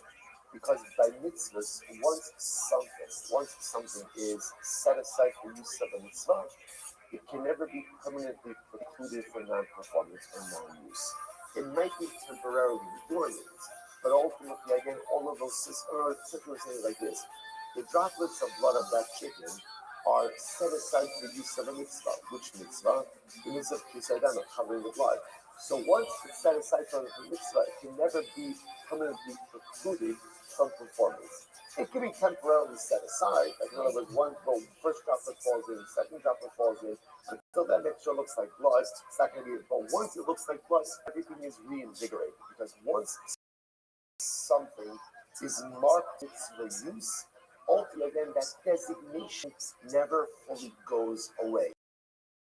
It may be temporarily shift, but it never fully goes away. That's what it means. In decoy, so we'll say, fascinating. So, but once you check that chicken and that blood needs to be covered, that obligation is never set aside. So when you subsequently take a drop of blood and keep dripping a drop of blood into water, so right now I can't do it because the mixture doesn't look like blood. But once there's enough blood in that water to make it look like blood, the mitzvah obligation once again sets in. This is what's called in dichoy eitzel mitzvahs. Now, interestingly enough, Rashi ends off, "V'lo amina hol v'nitche yitcha, v'lo shayech dichoy ela v'davar kedusha." So I will say, here lies the fascinating distinction between mitzvahs and kachim and karbanos. By karbanos, there's yesh dichui eitzel karbanos. There is yesh dichui eitzel kachim. By a karban, once something is set aside for non-use, it's forever non-usable. So therefore, again, going back for just a moment. So if you were to go ahead and take sacrificial blood and drop it one drop at a time into water, what happens to that sacrificial blood? It's bottle. It's bottle. Each drop that comes into the water is bottle. Even though at the end of all the drops, it looks like blood, that's fine. But at the end of the day, each drop is bottle. Mitzvahs are never negated for non-performance. And therefore, when you drop a little drop of chicken blood into the water, although at first glance there's nothing there, later on when all the droplets are in there, they form together and ultimately again reinvigorate the obligation for the mitzvah. So we'll say, it's a fascinating concept. Yesh tchui eitzel kachim, so there is dichui by karbanos, but ultimately again, ein dichui the mitzvahs. And we'll say, just the derech hashkafa. Why the distinction? So listen to this distinction. Karbanos is a din in an animal. Is a din in an animal. I perform it, but at the end of the day, the chefza of kedusha ultimately again is the animal. Mitzvahs are a din in us, in human beings. An animal could be forever set aside for non-use. You could have, right? You do something invalid, and ultimately, again, the carbon is forever set aside for non-use.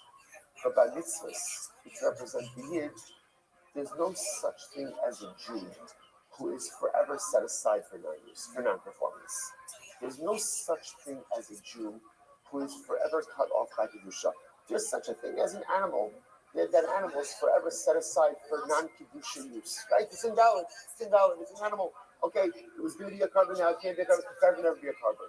But by a mitzvah which represents a unit of a yid's self-actualization and kedusha, and there's no such thing as a Jew who is set aside for non-use. There's no such thing as a mitzvah that is forever precluded from this. An animal can be pushed aside for non-use, but a Jew can never be forever precluded from spiritual actualization. We'll say, is that not the most incredible thing in the world that you've ever heard? And it's only Monday. Can you imagine what the rest of the week is going to be? So we'll say, this is it. This is a bumper sticker. Ein dichoy eitzel mitzvahs. When it comes to my religious observance, when it comes to my religious performance, when it comes to my spiritual self-actualization, there is no dichoy.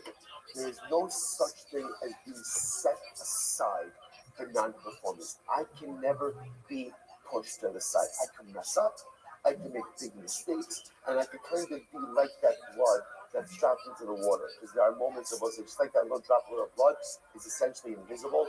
There are times where I mess up so badly that I make myself spiritually invisible. But then something happens, which is if you keep at it, if you keep going, droplet after droplet after droplet after droplet, once again the vision of blood reappears, and I'm ready to re-engage. I am that mitzvah. Karbanos, animals can be set aside for non-use. But mitzvahs, which represent the units of spiritual accomplishment of the Jew, ein dichui eitzel mitzvahs. There's no such thing as a Jew forever being precluded from spiritual growth and self-actualization. No matter how bad we mess up, no matter how diluted spiritually you get, keep at it, and ultimately, again, you'll be reconstituted and ready to engage. Incredible. Says Gemara. So it's a very interesting case. If you have a bunch of sacrificial parts, And included in those sacrificial parts, right, is pigol and nosar and tamei. So this is quite the prohibited salad you've got going on over here, right?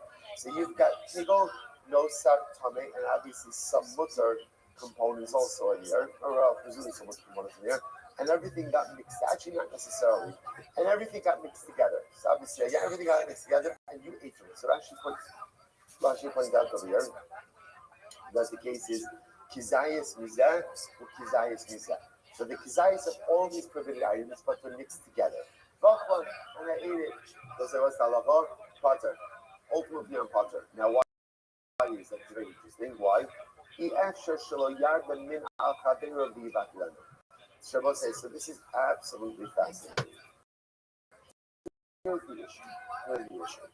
In order to go Moser and Sundays, you have to eat a kizayis of these items, right? The issue over here is because I have this challenge of Tegel Moser Tamei, whenever I eat something, I can't be sure that I'm eating a kizayis of any one prohibited. Because of that, therefore, I'm potter.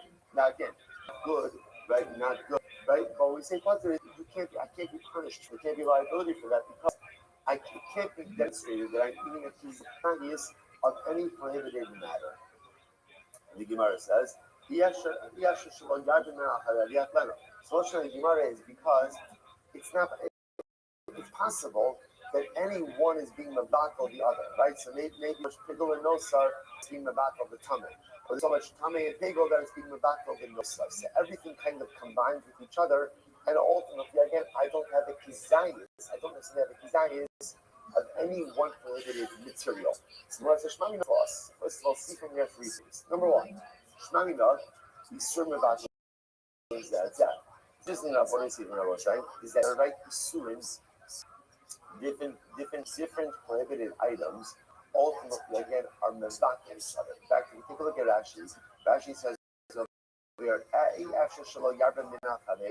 it's the first wide line in Rashi. Rashi says kishu lois osabim min uso chavero miuto shazeh berubo shazeh ubato hamir rov v'habato b'chomin nosef al mevato. So the idea over here is because everything is mixed together, you don't know what you're eating, and therefore, essentially, one isser is mevak or another isser. So you learn three things here. Number one isser could be mevak or another isser. Right? Next, shmamina, no sin below lav d'oraisa. So this is very interesting. Gemara says, well, 1 second. If you notice what the Gemara consider, he doesn't consider the fact that halacha l'maisa. Why don't we say, what does it taste like? In other words, the Gemara is presupposing that all these items, the nosar, the pigol, and the tamei, are all dissimilar with different tastes. So the Gemara essentially says, so if you notice, by the way, what doesn't the Gemara say? The Gemara doesn't say, well, why don't we see what the mixture tastes like? You're like, it tastes a lot like pigol, right? You know, in other words, if you notice, we don't consider that, what it tastes like. So what does that tell you? That tells you that taste is not a determinant biblically. That's what it tells you. The taste is not a determinant biblically. Shmamina nosim kambero, that if something infuses a taste in the majority of the mixture, lav d'oraisa, that clearly, again, that is not a biblical determinant. Rashi says over here, Hadam Rabbanon, Bechol Duchti Israel nosim kan behedra osra apapi she'ete bero, lav d'oraisa milkos al di d'oraisa. So ultimately, again, because the fact that we don't even look at, like Gemara doesn't say if you have pigol and also kind of mixed together, let's see what it tastes like. And whichever one it tastes like, that's going to be what you're chayav for. The Gemara doesn't even entertain that possibility, indicating to us that taste is not a biblical determinant. Next, Mishnamina Hasras Satek Lo Shma Hasra. And we'll say, what else do you see? That a non-definitive hasra is not a good hasra. Because once remember again, in this case over here, let's say I'm eating this mixture, pigol nosar tamei.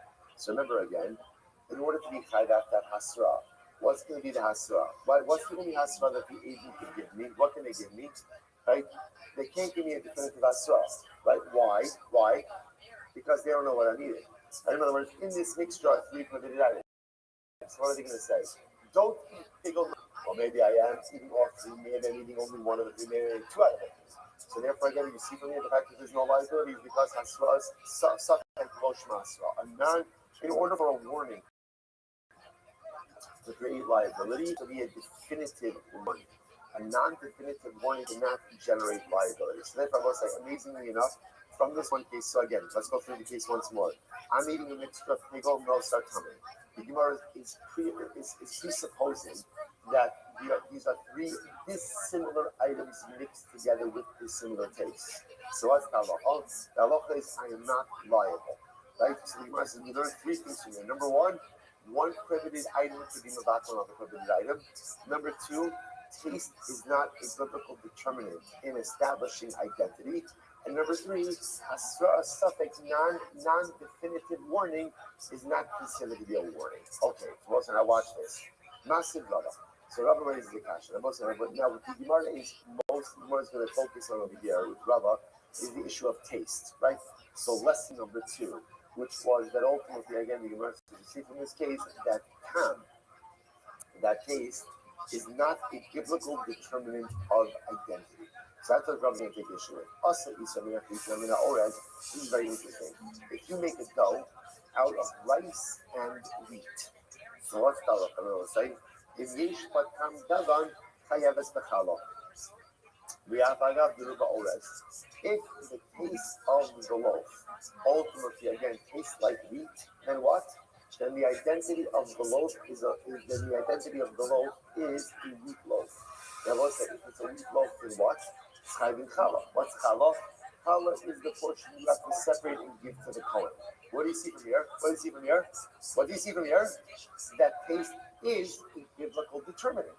Taste matters. Now, by the way, taste matters even though the Gemara says the majority of the flour may be rice flour, but if it tastes like wheat, then what? It's wheat. It's wheat, which also said, by the way, as far from just to make a little more shy, which also means you would wash. Remember again, you don't wash on rice bread, right? Why not? I don't know, is there such a thing as rice bread? Yeah, right? Because rice, I just want to point out, rice is totally recognizes 5 types of grain, right? Wheat, barley, oat, spelt, and rye. Those are the 5 types of grain. Anything else is not a grain.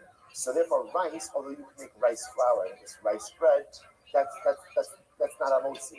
Cornbread is not a motzi. Now, cornbread today might be different because they mix in a lot of different things. But again, if you were to just make bread out of corn flour, it would not be hamotzi. So I just want to point out remember things like this. If you have a bread that is made both out of wheat flour and rice flour, if it tastes like wheat, then you have to take challah. Even though the majority of it is rice flour. So what do you see here? That taste is a biblical determinant. Krishna says maybe midrabanan. No. Yeah, taste is a determinant, but only midrabanan, not midarais. He says no. Yafi and Sefa, look at that rice is great. Adam yotzei bal yedei chabasa b'pesach. Furthermore, the Gemara says you can even use it for matzah. So if you made a matzah, ultimately again with rice flour and wheat flour, like you're both say obviously. This is before the days of Kitnius, right? This is before the days of Kitnius legislation. Remember, Kitnius legislation is Drabanan. So remember, again, there's absolutely no problem using rice on Pesach, as our Sephardic brethren know, right? They're allowed to use rice on Pesach. So we Ashkenazim use Kitnius. But again, this is before Kitnius. So the words like this: if you have a matzah that is made from rice and wheat, right? Halakha l'maisa, as long as it tastes like wheat. Halacha l'maisa is usable for Pesach. Now again, for Pesach, you need biblical matzah, right? You need something that is made from wheat. So what do you see here? The fact that you can use it on Pesach indicates to us that taste is a determinant not just rabbinically, but biblically as well. This contradicts what we just said before. We just said before that taste is not a biblical determinant, and now we're seeing that yes, it is. So how do we determine this? Ella, what's the days? Ella, here it is. So it's very important. Ella, min b'she'ein o min b'tan. In reality, when you have 2 dissimilar items mixed together, so the identity of the mixture is determined by taste. We do rely on time. Again, 2 dissimilar items mixed together, the identity of the mixture will be based on how it tastes. Look at that. Nikrabo, the time of Chai Velaki Min HaTorah. The Amar Reish Lakish Pigol Benos Min Umino Lekol Nikama Velo Tishma Mine Nosin Tam Velo Vlad. So listen to this. So therefore, the Gemara says you're right. Tam, taste does play a role. When do we rely ultimately again on taste to determine the identity of the mixture? When is that? So remember, it's very important. Min b'she'eno mino. Two dissimilar items mixed together. The identity of the mixture ultimately again will be based on what it tastes like. This is what it tastes like, which essentially means whichever item is more dominant by dint of the fact that it infuses taste, that's the item which will determine the identity of the mixture. Now, by the way, just before we go on, how do you reconcile that with Reish Lakish's case about the pigol nosa and tamei salad? Right, the pigol nosa and tamei chunk. What do you do with that?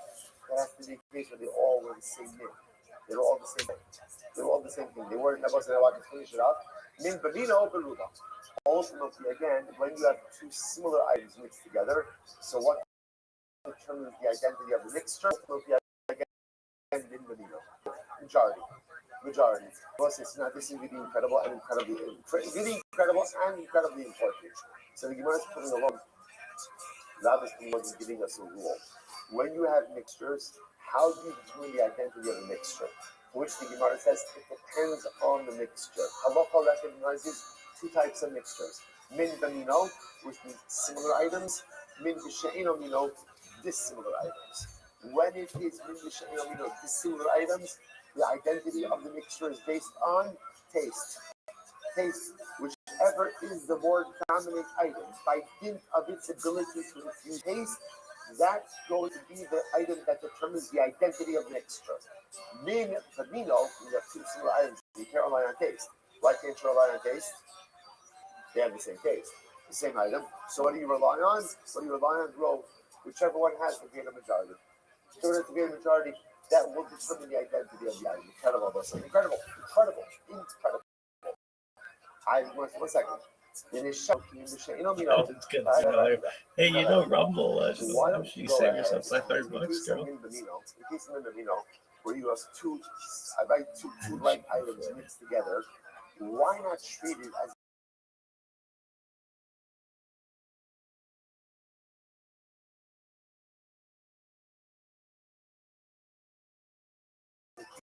case of min b'shishno? What did our Mishnah say? Then if you have sacrificial blood mixed with wine.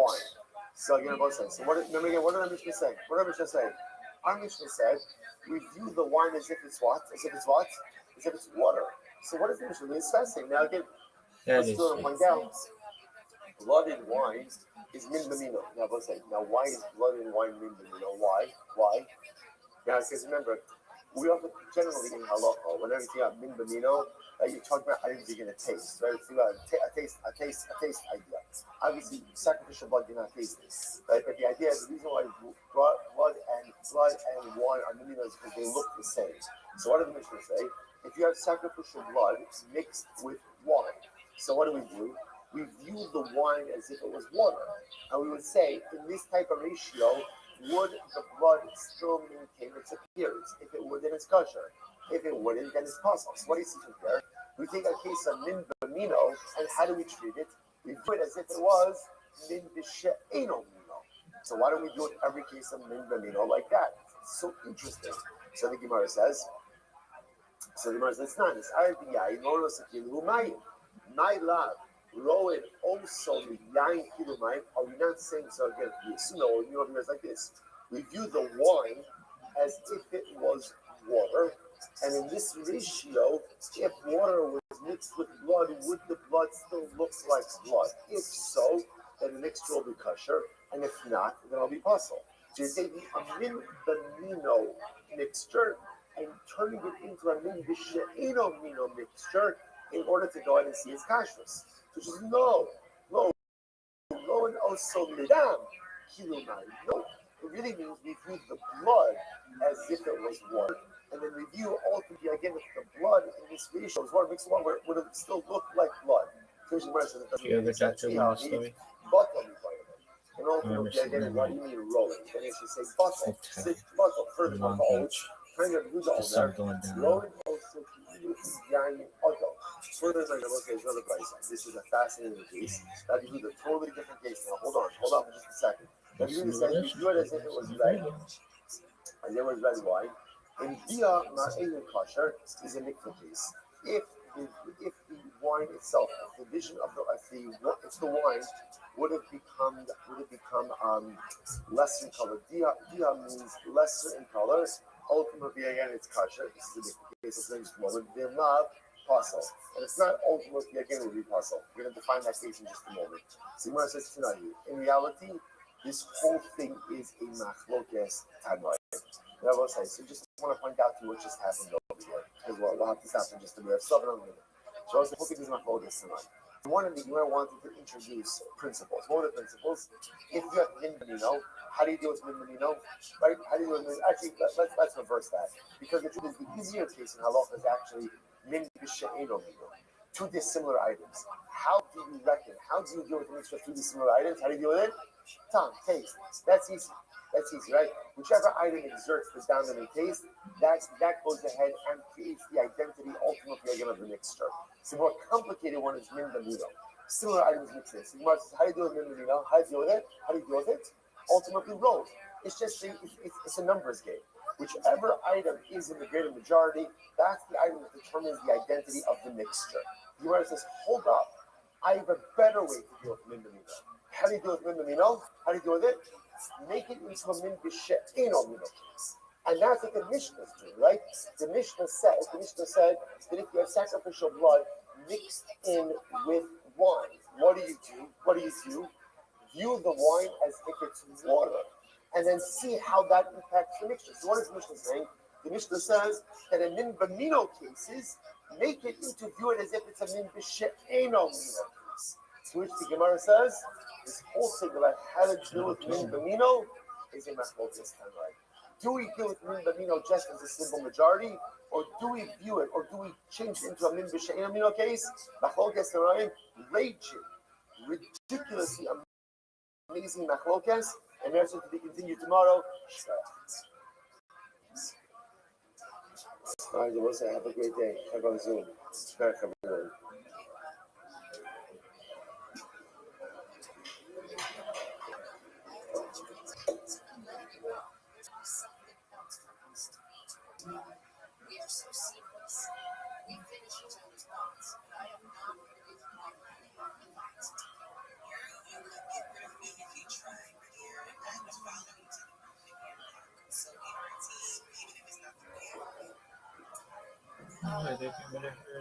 All right, Javosai, good morning.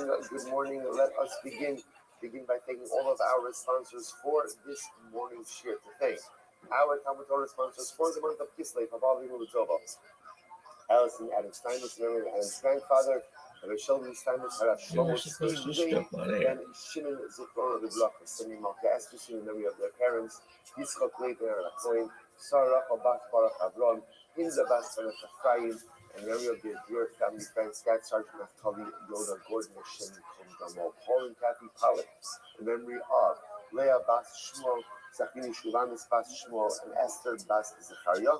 Our Dathroom sponsors for today, Alan Sarah Steinberg, and discuss of continued refuah for Shulamis Chana Bas Susha, Shani Tapper and family, Le'ili Vishmas Yoshua Ben Yitzchak Zichron Lebrach on the occasion of his 19th yahrzeit. And by Avram Skin Loch Klein, gratitude towards Grandpa Alan Wiseman for all he has done and continues to do for our family. A beautiful thank you to all of our sponsors. Thank you for all the beautiful messages. All those who need our Rosh Hashanah together called Chol Yisrael. All of the Shabbat the families in the form of all the Kosh Baruch Hu Shis King Bishar B'Sos Fellows and also all the Klal Yisrael. Because with that, are the really exciting daf ahead of us today. Today's daf is Ayin Fest 78. And we are picking up on Ayin Zayin number days 77b at the Mishnah, bottom of the daf. Dan Shanis Aridon. So also some really interesting topics over here for today that are going to take us through the next little bit. Dan Shanis Aridon. If blood gets mixed in with water, now listen, obviously we're talking about over here about sacrificial blood that gets mixed together with water. So the shaila, of course, is what is going to be the status of the sacrificial blood. So what's halacha? As long as it looks like blood, ultimately again the mixture is going to be kosher. Kosher means that it is fit for sacrificial use. Okay? Fit for sacrificial use. Good. That's case number one. Next, this Avi Kayayin is an interesting case. What happens if sacrificial blood gets mixed together with wine? Right, so obviously, in the water case, is a very easy litmus test. What's the litmus test? If there's so much water that the blood no longer looks like blood, okay, then it's going to be invalid. If it looks like blood, then it's going to be kosher. Wine, of course, is that wine looks like blood. So the shaila, of course, is how do we determine if the mixture is going to be kosher? So it's Ari Bayayin, Lo also Kiyiluhumayim. This is very interesting. So when sacrificial blood gets mixed with wine, we view the wine as if it was water. Meaning what? And we look at it based on this. If this amount of wine was water, would the sacrificial blood look like blood or not? If it would still look like blood, then the mixture is going to be kosher. If it wouldn't look like blood, then the mixture ultimately again is going to be invalid. Look at Rashi in just a moment. Rashi says, Ron also, it's about 8 lines after the end of the page. Ron also yain kiluhumayim va'omrin va'omdin im hayat sanctions are panikar v'mayim halalu kosher zlikas. One side. So look at these first two cases. So case number one, right? So case number one is where again, what sacrificial blood gets mixed in with water. In that case, as long as the mixture retains its appearance of blood, then ultimately again it's going to be kosher. Doesn't have an appearance of blood, not kosher. Case two, sacrificial blood gets mixed in with wine. So we'll say, so in this case, you can't use the appearance test, right? Because it's going to look like blood regardless. So what do? I view the wine as if it was water. And now, based on that ratio, would the blood still look like blood? If the answer is yes, it's kosher. If the answer is no, it's possible. Good, that's case two. Next. The sorry to case number three is where sacrificial blood gets mixed in with other invalid blood. So once again, appearance doesn't look like blood no matter what. How do we view the mixture ultimately again of the valid blood and the invalid blood together? Now again, Rashi points out over here, the behema is a behema chulin, right? This is a non-sacrificial animal. So what do we do over here? Rowan also kiruhumayim. So ultimately, again, once again, what we do for non-sacrificial blood is the same thing we do for wine.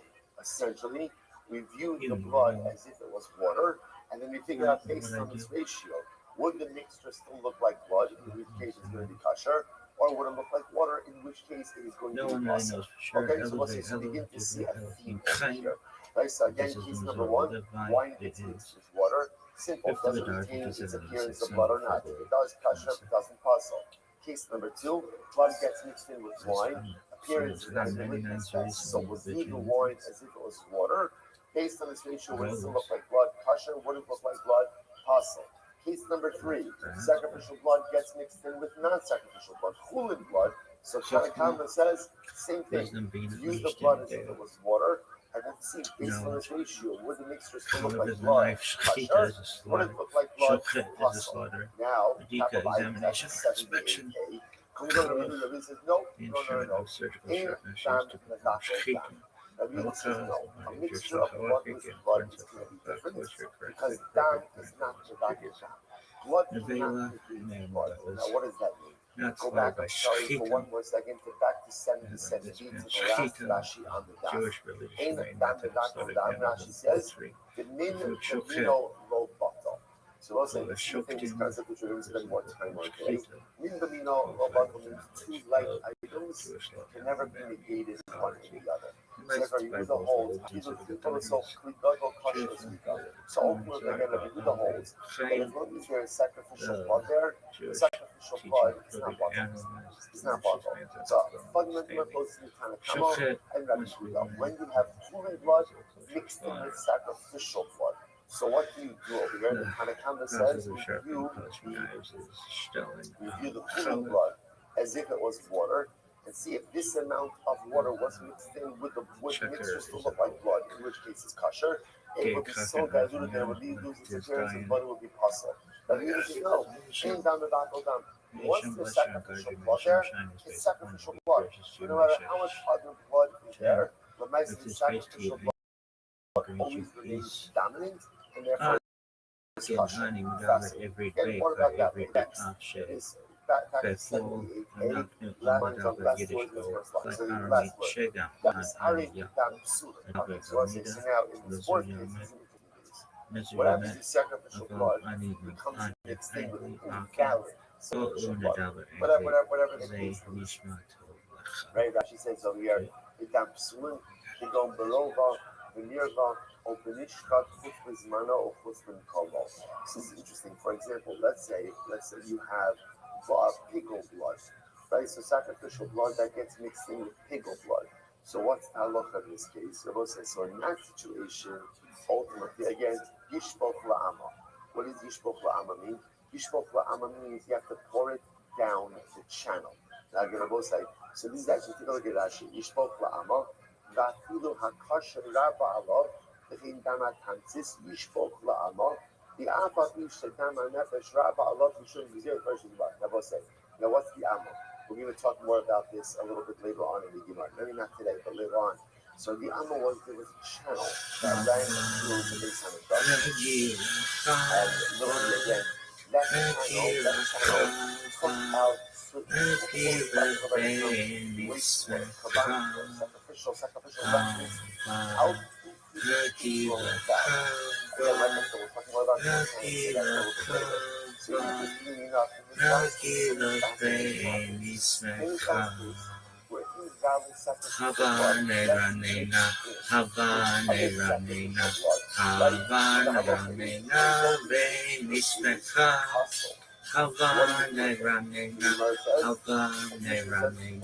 Havana Ramena, Venismaka, Urafim, Belasamea, Urafim, Belasamea, Urafim, Belasamea, Urafim, Belasamea, Urafim, Belasamea.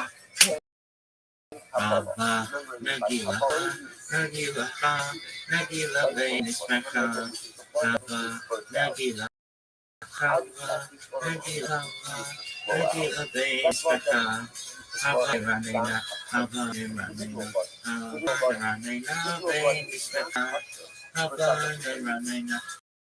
Havana,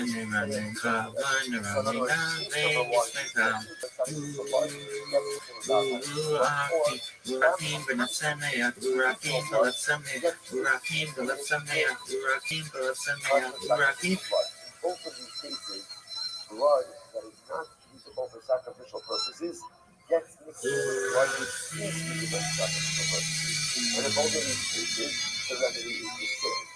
Or the resulting mixture cannot be used no matter what the ratio is. And therefore, what do you do with it? Pour it down the drain. Right? The drain, right? Pour it into the channel, which spoke La'ama, pour it into this channel in the base of Mikdash, and ultimately, again, the channel will take death so separates Gehenna. Because it's still the base of Mikdash. We'll take the invalid mixture out into the Kidron Valley. Incredible.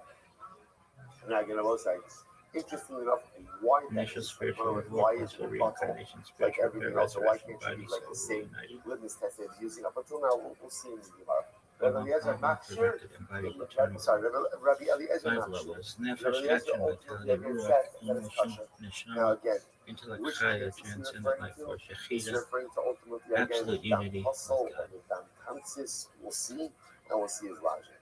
Now also have listen to this. In Logan Lach, Vimna San Kasha. Furthermore, the Gemara says, Halacha L'Maisa, if the Kohen did not ask and instead applied this blood, then ex post facto, it's kosher. So it's very interesting. So as much as in these last two cases over here, the case of where the invalid sacrificial blood gets mixed into proper blood, or where the tantis gets mixed into proper blood, so the halacha is the mixture is invalid and really has to be poured down the channel. However, if the Kohen did not ask and instead he just sprinkled it, halacha l'maisa, it's kosher. It's kosher. Which tells you what? And the Ikra here in the part of the law is kosher. And obviously, again, there's some rabbinic legislation that's happening over here. So we got Torah, we got Bereshit, Okay, more about that. We'll say Some really interesting cases over there. So it says, let's focus on our initial cases. Right? If you look at the first three cases, case number one, blood gets mixed in with water. How do you calculate? So what's the determinant if the mixture is valid or not? If it looks like blood. As long as it maintains its appearance of blood, ultimately again it's called sacrificial blood. Case number two, wine gets mixed in with sacrificial blood. What's the halacha? What's the halacha? Review the wine as if it was water, right? And if in that ratio still maintain its appearance of blood, it's going to be kosher.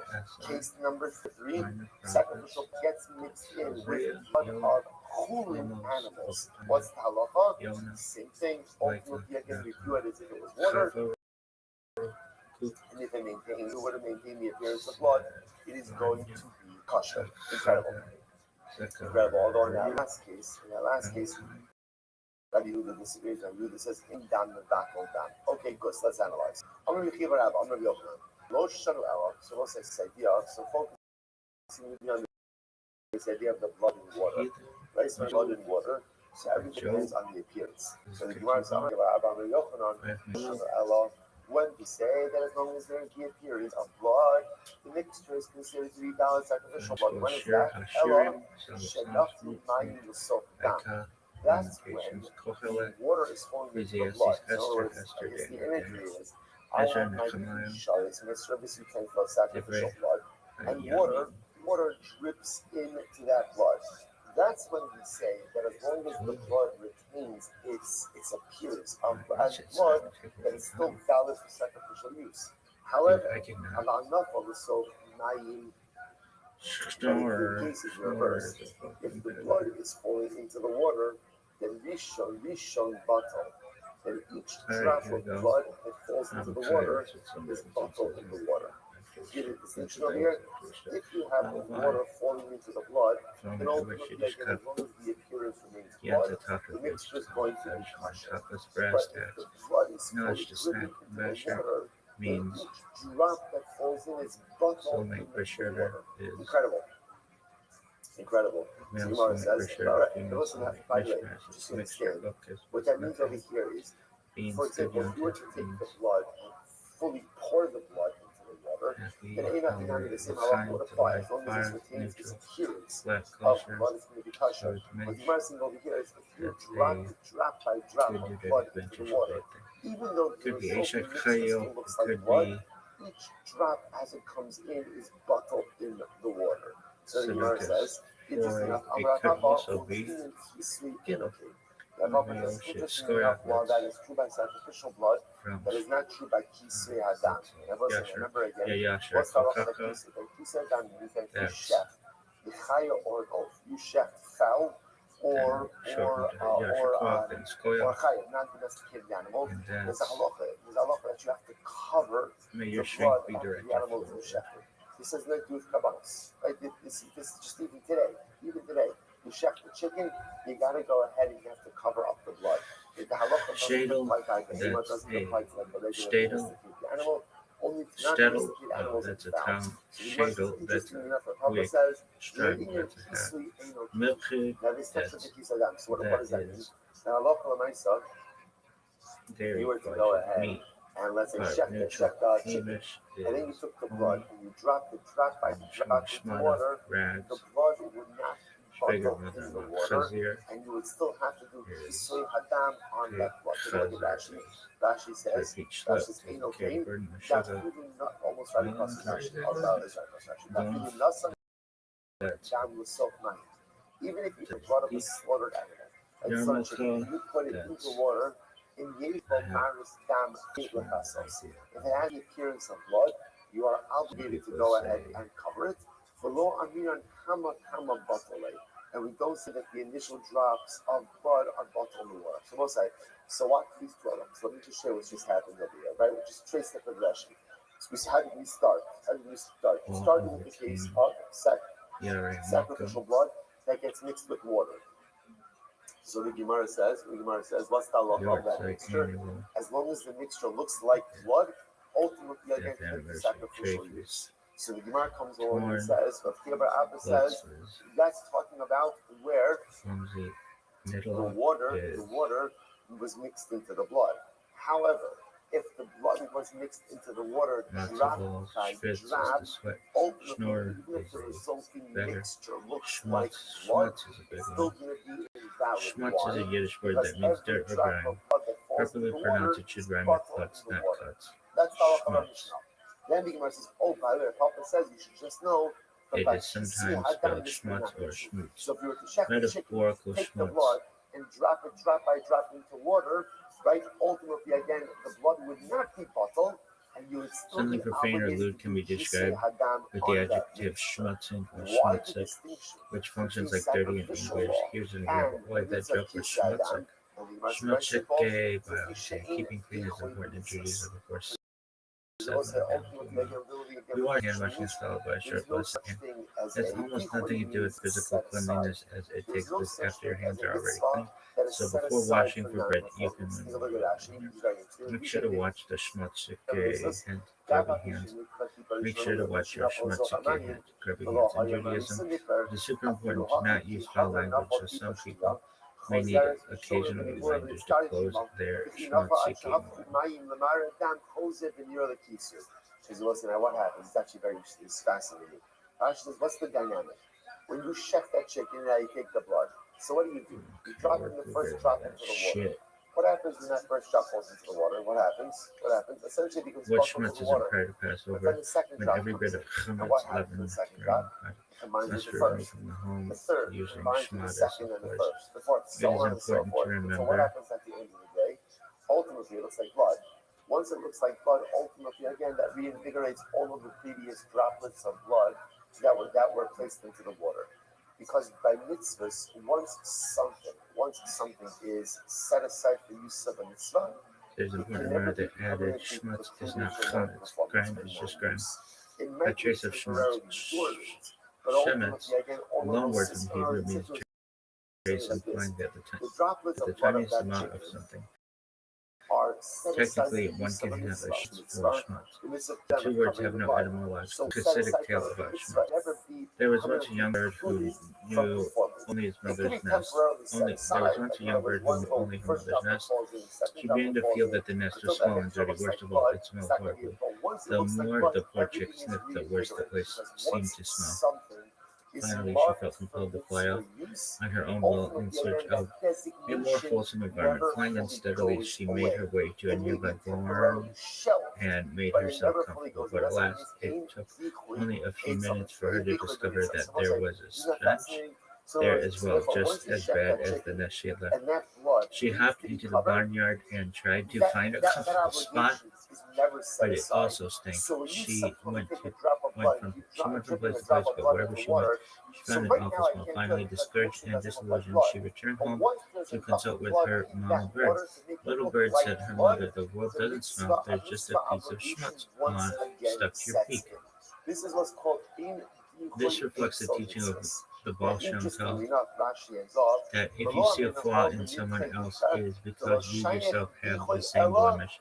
In a sense, the other is merely mirroring your own schmutz for you to see and correct. Fascinating distinction between mitzvahs and kodshim and karbanos. By karbanos, there's yesh dichui etzel karbanos. There is yesh dichui etzel kodshim. By a karban, once something is set aside for non-use, it's forever non-usable. So therefore, again, going back to just the moment. Question: just curious, what is the Jewish stance on cursing and curse words? I've heard the lion plays our temple and defaming God is very bad. What about a curse here or there when you're really response? Think of someone wise, kind and caring. The type of man or woman you deeply respect and look up to as a woman. Could you imagine such a person spewing out filthy language in a sudden moment of rage? Probably not, and for good reason. It isn't just a word thing to do. In the beginning of the Torah portion of Kedoshim, we read an enigmatic instruction, Kedoshim Tihu. Behold, this is different from the many other commandments that follow, which pertain to specific matters such as marital and ritual purity or holiness. The sages explain that the Hebrew word kadosh, which is normally translated as holy, actually means to be distinct or separate. Thus, these words are actually a commandment to separate ourselves, separate from vulgar language for one. But at the end of the day, To paraphrase Nachmanides, while the Torah forbids various behaviors and foods, at the same time it does permit intimacy between husband and wife and the consumption of kosher meat and wine. Thus, there can be a glutton who eats only kosher food, a drunkard who drinks only kosher wine, and a married man whose behavior with his wife is lewd, even though she is permissible to him. Or there may be a person who speaks in a disgusting manner, something that is not specifically prohibited in the Torah. Thus, it is possible for a person to actually be, in the classic sense of Nachmanides, disgusting with the permission of Torah. In other words, Torah itself demands that you go beyond the parameters it sets for you and live a life that is truly distinguished and uplifted. The Torah tells you that to be holy is not enough to do this and don't do this. There's something you have to do on your own to get up there, to go beyond just following instructions, at least a small step. The truth is that using bad language does not. The truth is that using bad language does more than keep you from being one step above it, actually slaps you down. The Talmud speaks very harshly about one who speaks in a vulgar way. Although we generally think of speech as just a superficial act, in truth it has a strong implicit on your inner self. The words that leave your mouth make an imprint on your mind and heart, no matter how high up you are. The rope of fine noble character, a few rotten words can throw you back down to the ground. And the flip side is also true. The good person can become more refined if he improves the way he speaks. This is why Shemira al-Lashon, guarding one's tongue, is considered one of the first steps that need to be taken, correcting some serious character flaws. So, is a choice word after stumbling to a horrible sin, perhaps not, but being careful that all words that leave your mouth are holy is an important part of living a holy life. Once again, the vision of blood reappears, and I'm ready to reappear. No, I've been really good in the past. Karbanos, animals to be set aside for 9 use. But mitzvahs, which represent the units of spiritual accomplishment of the Jew, there's no such thing as a Jew forever being precluded from spiritual growth and self-actualization. No matter how bad we mess up, no matter how diluted spiritually you get, keep at it, and ultimately, again, you'll be reconstituted and ready to be incredible. This is Kabbalah.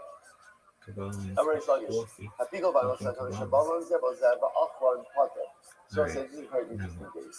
If you have a bunch of sacrificial parts, Dude, I've been working on and this included in those sacrificial parts, right, is kigel and nosar and tameh. So this is quite the prohibited salad you've got going on over there, right? So you've got kigel, nosar, tameh, and obviously some mutter components also in here, or presumably some mutter components in here. And everything got mixed. Actually, not necessarily. And everything got mixed together. So obviously, again, everything got mixed together, and you ate it. So Rashi points out over here that the case is kizayis mizah or kizayis mizah. So the kizayis of all these prohibited items, but they're mixed together. And I ate it. All this shit's so boring. I want to learn about aliens. Now, why is that?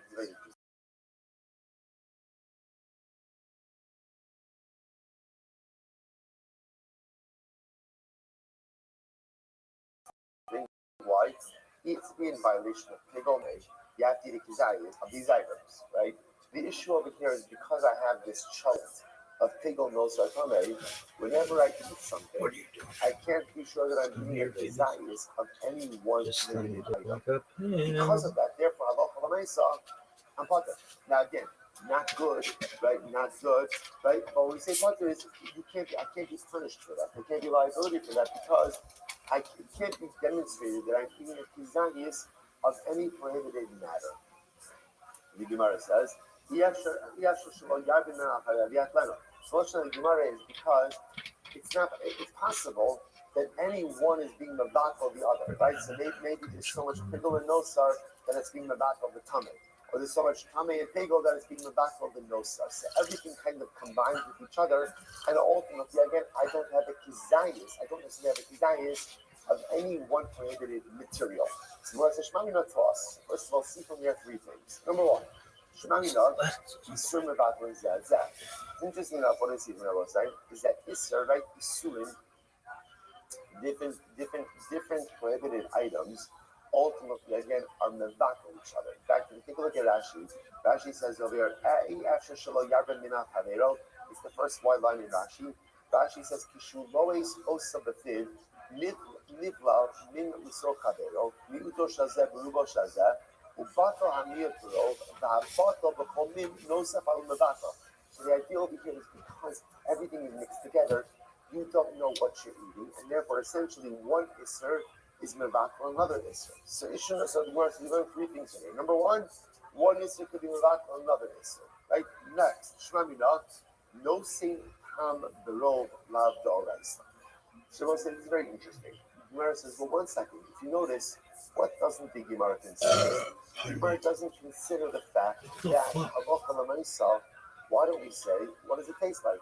In other words, I will say, the Gemara is presupposing that all these items, the nosar, the pigel, and the tameh, are all dissimilar with different tastes. So the Gemara essentially says. So if you notice, by the way, what doesn't the Gemara say? The Gemara doesn't say, well, why don't we see an extra taste like?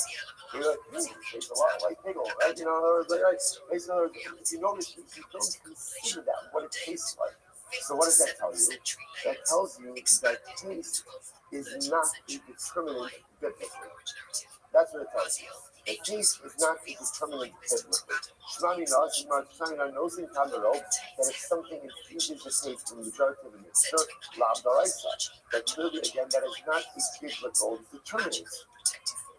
Rashi says over here, Hadam Rabbanon, the called Duchti Israelos in Kandaheta Osaf Abisha Etabero. Lazarus and Lucas are these are Asa, Nizinami, Grabam, Nakavila, Mikobako, tiny yards, they can have the ship up. So ultimately, again, because the fact that we don't even look at, like, Gemara doesn't say, yes, pigel and also kind of mixed together, let's see what it tastes like. And whichever one it tastes like, that's going to be the higher point. Gemara doesn't even entertain that possibility, indicating to us that taste is not biblical determinant. Next, which not enough. Hasra take close to Hasra. And what else do you see? That a non-definitive Hasra is not a good Hasra. As well, remember again, in this case over here, let's say I'm eating this mixture. Pigel no sartame.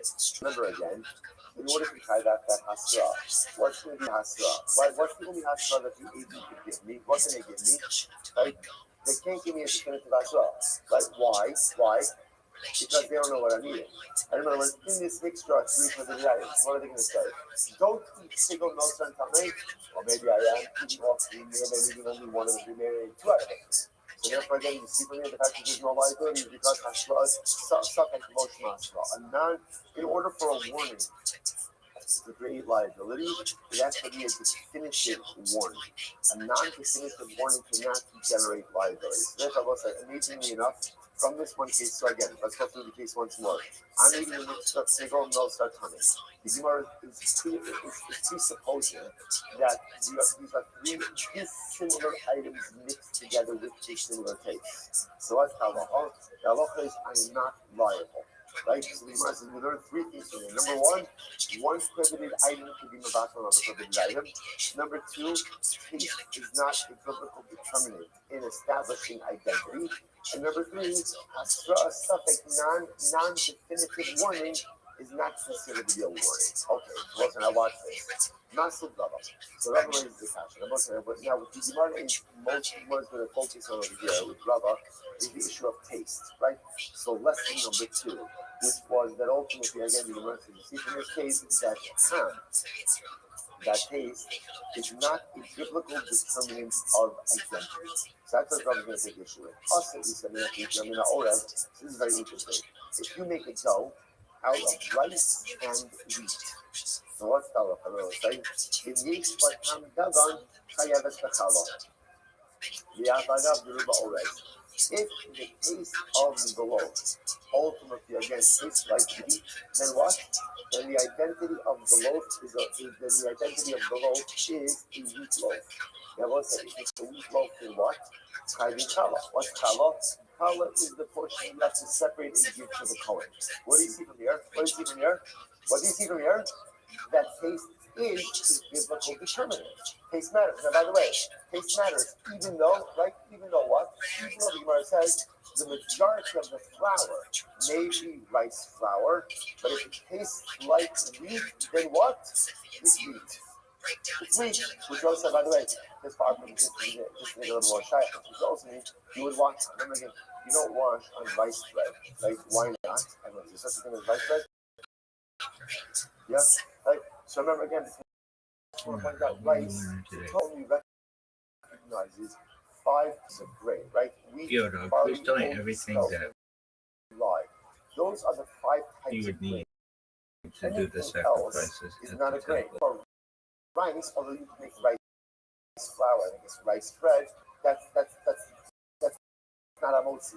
Cornbread is not a motzi. Now, cornbread today might be different because they mix in a lot of different things. But again, if you just make bread out of corn flour, it would not be hamotzi.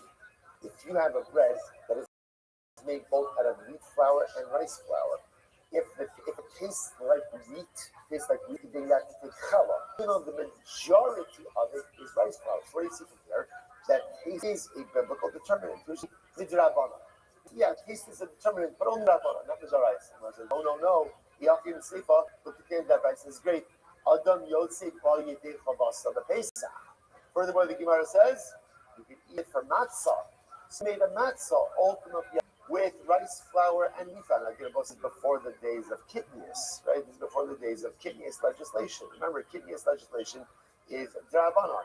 So remember again, midaraisa, there's absolutely no problem using rice on Pesach. As our Sephardic brethren know, right? They're allowed to use rice on Pesach. So we Ashkenazim have kidneys. But again, this is before kidneys. So the it's like this. If you have a matzah that is made from rice and wheat, right? Halacha l'maisa, as long as it tastes like wheat, halacha l'maisa is usable for Pesach. Now again, for Pesach, you need biblical matzah, right? You need biblical, right? You need something that is made from wheat. So what do you see here? The fact that you can use it on Pesach indicates to us that that taste is a determinant, not just rabbinically, but biblically as well. This contradicts what we just said before. We just said before that taste is not a biblical determinant, and now we're seeing that yes, it is. So how do we determine this? Ella, also on the base, Ella here is also very important. Ella, in reality, when you have 2 similar items mixed together, so the identity of the mixture is determined by taste. You do rely on time. Again, 2 dissimilar items mixed together, the identity of the mixture will be based on how it tastes. Look at Rashi. Elavin b'she'nomino, shatan mikrabo, v'chaim mechai v'loki min ha'torah. V'hi amar eishad v'tigo v'nosa shomnin umino d'lekol l'nikam ha'tayma, v'lo tishma minei nosa sham v'lo v'ladrois. Listen to this. So therefore, the Gemara says, you're right. Taste does play a role. When do we rely ultimately again on taste to determine the identity of the mixture? When is that? Well, remember, it's very important. Min b'she'nomino. 2 dissimilar items mixed together, the identity of the mixture ultimately again will be based on what it tastes like. This is what it tastes like, which essentially means whichever item is more dominant by dint of the fact that it infuses taste, that's the item which will determine the identity of the mixture. Now, by the way, just before we go on, how do you reconcile that with this case about the pigel nosa and tummy salad? Like the pigel nosa tummy chunk, what do you do with that? That has to be good when they all were the same min. They're all the same thing. They weren't never allowed to finish it up. Min b'mina beruba. Ultimately, again, when you have 2 similar items mixed together, so what determines the identity of the mixture? Ultimately, again, min b'mina. I'm sorry, majority. So what's this? Now this is really incredible and really incredible and incredibly important. So the Gemara is coming along. Rav is coming along and giving us a rule. When you have mixtures, how do you determine the identity of the mixture? Which the Gemara says it depends on the mixture. Halacha recognizes 2 types of mixtures. Min b'mino, which means similar items. Min b'she'nomino, dissimilar items. When it is min b'she'nomino, dissimilar items, the identity of the mixture is based on taste. Whichever is the more dominant item by dint of its ability to infuse taste, that's going to be the item that determines the identity of the mixture. Being the vino, you have two similar items, you can't rely on taste. Why can't you rely on taste? They have the same taste, the same item. So what do you rely on? What you rely on is, well, whichever one has the greater majority. So when it's the greater majority, that will determine the identity of the item. Incredible, I'll say. Incredible. Incredible. One second. Nishan Mino, why don't you go ahead and in the case of Mindanino, where you have two like items mixed together, why not treat it as a case of Mindishaino? Right now, what is that? Watch the this Arik Yayin will also keep the Kumai. I was saying, the Mishnah. What did our Mishnah say? Our Mishnah said that if you have sacrificial blood mixed with wine. So again, so what did our Mishnah say? What did our Mishnah say? Our Mishnah said we view the wine as if it's what? As if it's what? As if it's water. So what is it? It's fascinating. Now again, let's go and point out blood and wine is mindanino. Now, what's that? Wine, blood and wine mindanino. Why? Why? Now, because remember, we also generally in halacha, whenever you got mindanino, you're talking about items you're going to taste, right? If you got a taste idea. Obviously, sacrificial blood you're not tasting, right? But the idea, the reason why blood and wine are mindanino is because they look the same. So what are we going to say? If you have sacrificial blood mixed with wine, so what do? We view the wine as if it was water. And we would say, in this type of ratio, would the blood still maintain its appearance? If it would, then it's kosher. If it wouldn't, then it's possible. So what is she in there? We take a case of min banino, and how do we treat it? We view it as if it was min b'she'eno. So why do we do it every case of min banino like that? So interesting. So the Gemara says, it's not. It's idea. My love, low it also the nine kilomite. Are we not saying like this? We view the wine as water, and in this ratio, if water was mixed with blood, would the blood still look like blood? If so, then the mixture will be kosher, and if not, then it'll be possible. So you're taking a min banino mixture and turning it into a min b'she'eno mino mixture in order to go ahead and see its kashrus, which is low, and also lidam kilumai. No, it really means we've used the blood as if it was water, and then we view ultimately again if the blood in this ratio is water mixed with water, would it still look like blood? So it doesn't make any sense. And ultimately again, what do you mean rolling? Then it should say bottle. Furthermore, ba'ol. Kind of Buddha over Lowen also Yain Odo. Further, I'm going to say another brisa. This is a fascinating case. Rabbi Yehuda, totally different case. Now, hold on for just a second. Rabbi Yehuda says we view it as if it was red, as if it was red wine. In Bia Mar'ehu Kasher is a mikvah case. If the wine itself, if the vision of if the wine would have become lesser in color. Dia means lesser in color. Ultimately, again, it's kosher. This is the case of this moment. They're not possible. And if not, ultimately, again, it will be possible. We're going to define that case in just a moment. Zimar says tonight. In reality, this whole thing is a machlokes tanoi. I will say, so just want to point out to you what just happened over here. Because we'll have to stop in just a minute. Stop it on the moment. So I'll say this whole thing is machlokes tanoi. On one hand, I wanted to introduce principles. What are the principles? If you have min banino, how do you deal with min banino? Right? How do you do it? Actually, let's reverse that. Because the truth is, the easier case in halakha is actually min b'she'eno mino. Two dissimilar items. How do you reckon? How do you deal with the mixture of two dissimilar items? How do you deal with it? Tongue, taste. That's easy. Right? Whichever item exerts the dominant taste, that goes ahead and creates the identity ultimately again of the mixture. The more complicated one is min banino. Similar items mixture. How do you deal with min banino? How do you deal with it? Ultimately rolls. It's just it's a numbers game. Whichever item is in the greater majority, that item determines the identity of the mixture. You want to just hold on. I have a better way to deal with min banino. How do you deal with min banino? How do you deal with it? Make it into a min b'she'eno mino case. And that's what the Mishnah is doing, right? The Mishnah said that if you have sacrificial blood mixed in with wine, what do you do? view the wine as if it's water, and then see how that impacts the Mishnah. What is Mishnah saying? The Mishnah says that in min b'mino cases, make it into view it as if it's a min b'she'eno mino case. To which the Gemara says, this whole thing about how to deal with min b'mino is a machlokes. Do we deal with min b'mino just as a simple majority, or do we view it, or do we change it into a min b'she'eno mino case? Machlokes are raging, ridiculously amazing machlokes, and that's what we continue tomorrow. All right, you listen, have a great day. Have a Zoom. Start from there.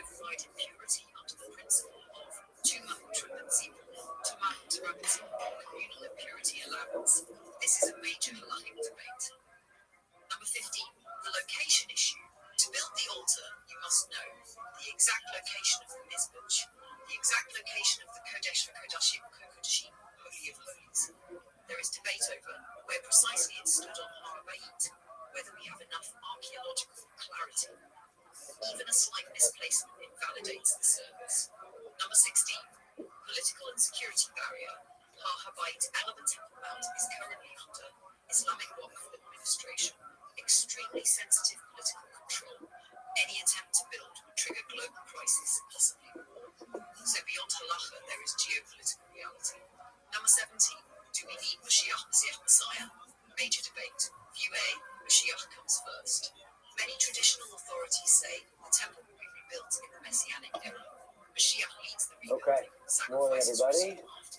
View B, temple first, Mashiach revealed through it. Some hold, rebuilding the temple is itself part of initiating redemption.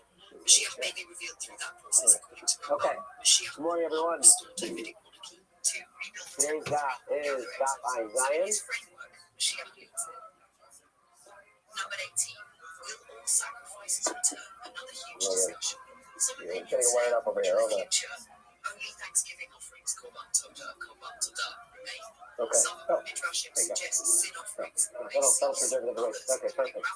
Okay, today's Daf Ayin Zion. Kabbalistic sources often see Talmud sacrifices sponsorship for the month of Kislev. Allison had a Simon for memories of his grandfather. Sheldon Steinmetz, her Shlomo, Lee Reuben, Ben Shimon, and Shalom in honor of his Thomas and Leah, the humility worship his coaching, their coaching, and 34 grandchildren. Enoch Esterson in memory of his parents, Philip Stufo, Elder Shalom, Yitzchak Leib, Ben Aaron, Cohen, Sarah Stufo, Shalom, Sarachel, Baspar Abram, to the Esterson of Linda, Baspar Ephraim, in memory of the dear friend, Staff Sergeant of Cohen, and a voice from Damo, the fellow in Gaza on Erev Chag of 2023. And my poem, Captain Pollock, in memory of Paul Sisters, Leah Bashmuel, and Zachary Shalamis Bashmuel, and her aunt Esther Basafaya, who all lived during the month of Kislev, the Shamash Shal Havariah, and the family of Hama. And the Dafyomi Sponsorship for today, sponsored Alan Sarah Steinberg, with certificate health for Shalamis Hana Basushka, and for ultimate Refuah Shalem. Okay, we pick up the Mishnah on Ayin Zion. It's about 10 lines down or so. Short out, so break it down quickly. Right, the Mishnah is continuing to discuss cases of different korbanos mixed together, and what the suit is, what can be done with them, what that mixture can you bring it, does it have to go based on straight up? We're going to pick up with the Mishnah, a very status, Shinas Arbu Be'Veri. You have the limbs of a chatas offering and the limbs of an ola offering that are mixed together. So we know that an ola offering, all of the limbs are going to be brought up on the Mizbeach to hold the entire thing in place. Be'Veri chatas, in particular, we're talking about where the parts of the chatas that were supposed to be brought on the Mizbeach have already been brought. And now we have the leftover pieces that are ordinarily eaten by the Kohen and not typically brought on top on the Mizbeach. So now we have a situation where we have the Ivarim that are mixed together, some that are supposed to be brought on the Mizbeach and others that are supposed to be eaten by the Kohen. And the other Omer, that's what says, Yishe Ramala, Rowan yes Basar Chatas, Ramala, Kilo, and the other says, okay, here's what I recommend you do. Take all the limbs, bring them up on the Mizbeach. However, since the limbs of the chatas were not supposed to be brought up, have in mind that the portion of that mixture that corresponds to the chatas limbs, they're only being brought up as like fuel for the fire. They're not being brought up with shem carbon. They're being brought up just to continue the fire going, and therefore you're allowed to bring the entire mixture up. The limbs of the ola will be burnt properly, and the limbs of the chatas will be fuel to keep the fire going.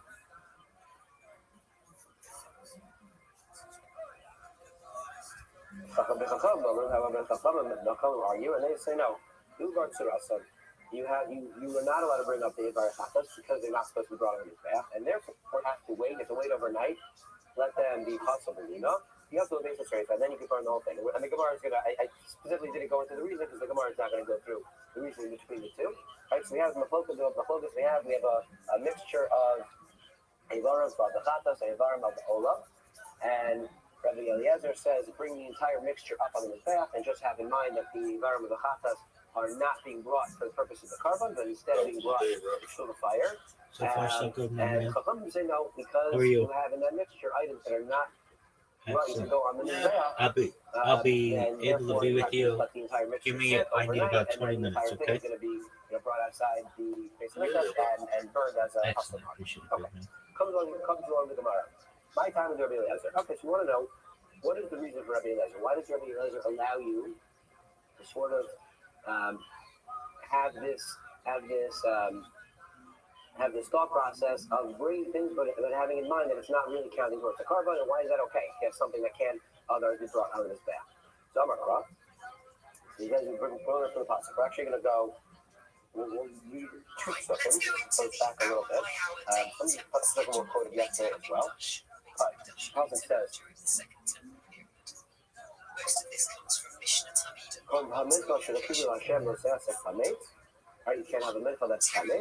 Because all the clothes in the code of Hashem is a kiru mimenu shel Hashem, because any tamei products or any honey cannot be brought on the mizbeach. And instead, cover races are kiru from Hashem. Rather, there are certain karbanos that are brought from those 2 items. And the mizbeach will yalu reachnikach, but you cannot bring them up to the mizbeach for the purposes of a reachnikach. So those are 2 seconds we're going to be within the Gemara.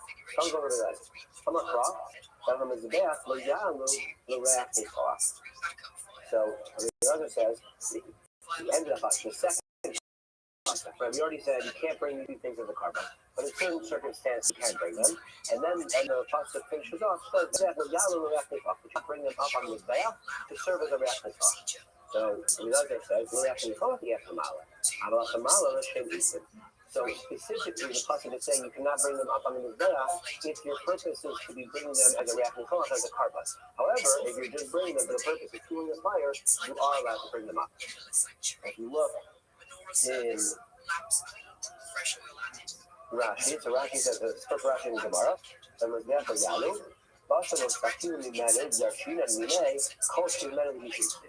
So this goes back to drasha that we talked about, I think it was yesterday or the day before, that in the first pasuk that was brought down, that because it started talking about Chame and Devash, and it said, Mimenu is extra. So the drasha is called you can't bring a Chametz carbon or a carbon of honey. Mimenu, and the Mimenu is mentioned as Kosh Mimenu Lishin. Mimenu in this case is if you already had a portion of the carbon that was brought up upon the mizbeach, the portion that was supposed to be, the shirayim, the leftover parts of the carbon, those cannot be brought. We actually learned 3 things. Only 2 are explicit in the pasuk. We actually learned 3 things from that pasuk. You can't bring a carbon of honey, you can't bring a carbon of honey, and you cannot bring the remainder of a carbon that's already properly been brought. In this case, right, we have the Evari Chatas, which are the leftover, the shirayim, that are not supposed to be brought up. They cannot be brought up after the mizbeach because they are from the pasuk. So Rabbi Eliezer says, okay, but then the second passage, which teaches us certain instances where chametz and honey are brought up in other cases, and then the pasuk finishes off and says, the only prohibition of bringing these things up on the mizbeach is if you're bringing it up with the purpose of reacting cloth. So in this case, that applies not only to chametz and to honey, but as well it applies to the mimenu, we'll refer to it shorthand as mimenu l'ishim. Those are all remedies. So Anything that's minimally Ishim, it can't be brought up. However, it can't be brought up only if your purpose is to bring it up and thought as a carbon. If it's to fuel the fire, that's okay. There is an exception. It's not like another type of carbon or doesn't have animal that is totally not fit for the bath. In this case, it's not fit to bring as a carbon, but it is fit to bring as fuel for the fire. Especially Tini Rabbi Elazar, that's what Rabbi Elazar says. We have this mixture. We just have in mind that the Sata's portion of it is only going to be for fueling the fire, and therefore we can bring the whole mixture up. The Ola offering for purpose of carbon and the Fatas for purpose of fire. That's Rabbi Elazar's opinion. Rabbanan go on and say no. The Rabbanan agree in the first passage. The Rabbanan agree in the concept that first passage is actually speaking about three different things, right? Chametz, honey, and humanization. They agree with that point. However, the Rabbanan say this in the second passage that they brought, which is Chavaratius, Tekudas Hashem, that was definitely Yahweh, the rest of the Rabbanan, Meet Rachmana, sorry, it's actually passage before. Here.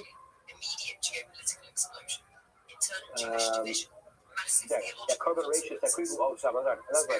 Carbon ratios takribu osam. So Bobby says osam, which is limiting. So osam is now going back and only discussing the first two parts of the passage, which were chametz and tabak and honey.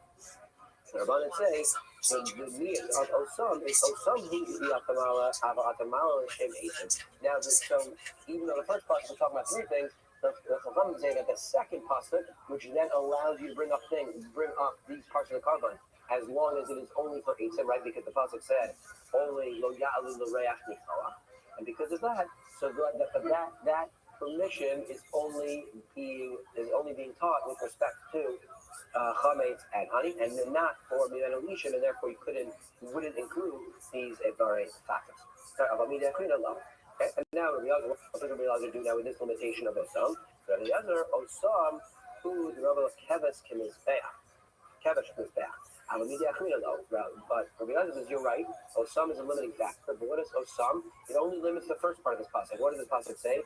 Carbon ratios Tekudu Osam Lashem, Elha Mizbeach, Lo Yalu. Elha Mizbeach means on the direction of the Mizbeach, which is the ramp. So he says that limitation is when we say we're only talking about the Vash and Chametz, that is for bringing it onto the ramp.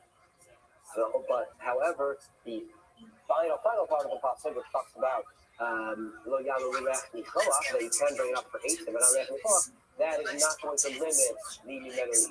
That's how the other right now. Okay, the Rabbanan say. No, really, that Osam is limiting from the entire pasuk. So he's coming to exclude the Mimenelishim, the leftovers of Shiyayim, from anything that's learned from the second pasuk. So both, they agree that it is limiting. It's not learned from Elam and Zach, that the Kadesh is considered the ramp, is considered like the cut.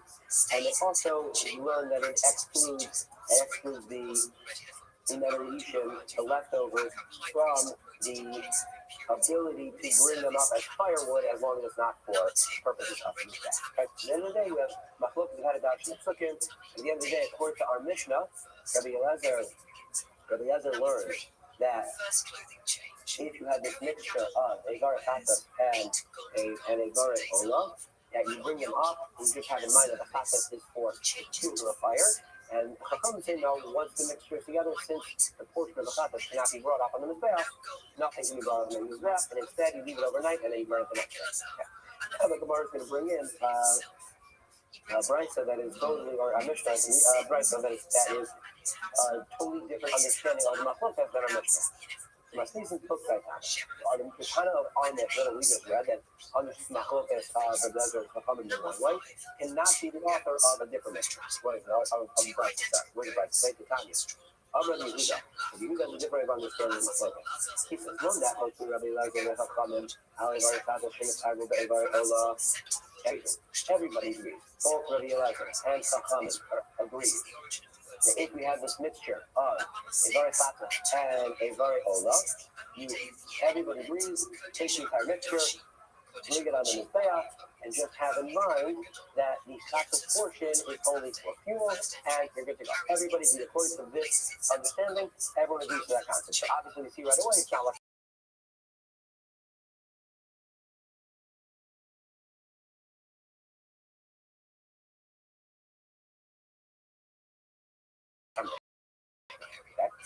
which is not allowed to be brought as part of these everybody agrees that you cannot bring it up. Meaning you can't use this idea that, oh, let's bring up the mixture as well and say that the Rovea Nirva portion is just a fuel for the fire. In that case, everybody agrees you cannot bring it up. And of course, because they learned it from the pasta, where the point is there's a pasta. They learned it from the pasta said, well, and that's what we're talking about. We said that pasta is only talking about the Shirayim, it's only talking about the men of the Ishim, so it's not going to include something like the Rovea Nirva. Okay? So those are the two cases they agree on. So what exactly is the Machilokes? So the other Chachamim. However, Ola Tumima is argued a Vare Balas. Let's say you have a Varim of an Ola. That is a totally fine kosher Ola. But it's mixed in with a Varim of an Ola that became a Balmum. So Balmum, obviously, you cannot bring those up. So now we have this mixture. What do we do? So the other Omer, you bring them up. The row on the malach, so the other is the sheet that we understood from our Mishnah. But in the case of mixture, in this mixture of Sweden and Valley Movement, or doesn't just take great, bring them all up on the Zveach. Have in mind that the Valley Movement are not being carbon, but rather just as clear, and we're all good to go. The Chachamim say, no, you can do it. The Chachamim say, no, in this case, the Avarim of the Ola that are Valley Movement, they are not fit to be brought up, and therefore you can't use this same strategy to bring them up. Okay, so now we want to understand more about why does Rabbi Elazar permit in this case. That's the problem we can understand because it's different. Okay, we're learning stuff. What about Rabbi Elazar? So the other, Maestro, they have a Nirva. What's the reason Rabbi Elazar agrees that we cannot bring up a meal that is used in animals from Nirva? Why? Because an animal is not right to be brought on the Mizbech. Okay, the Balastum, so why not apply that exact same logic? The Balastum, a carbon Balam is also not able to be brought on the Mizbech. So why does Rabbi Elazar treat it differently? We have two different answers. Huna comes in the first answer.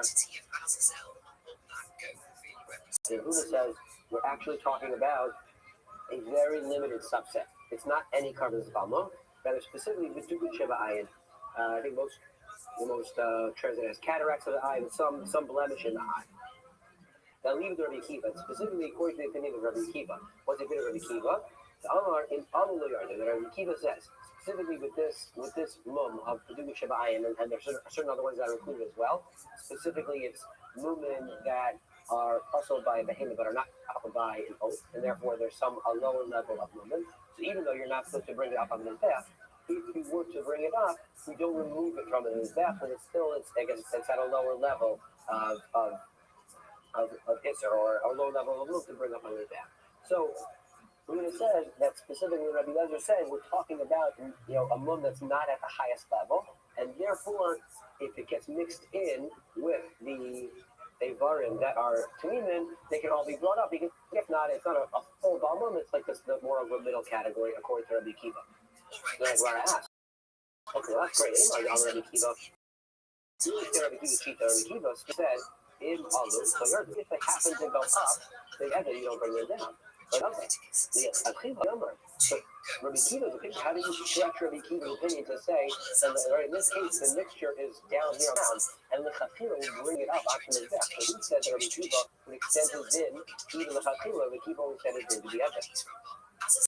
So Papa by Shinon goes to all the Gabi Kaza. No, we have to add another element in this case.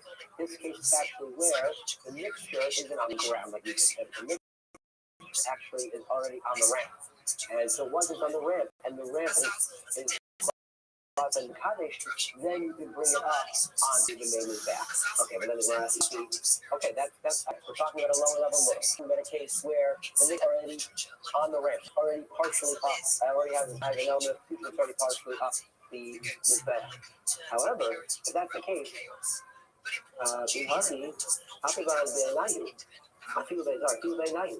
we don't need to set up this case as a taroga. We don't need a mixture. We just said it's a lower level mum and it's already on the ramp. In that case, I could have brought him up if he was only Bali mum. Why would we set up a case where it's Bali mum mixing with Sweden?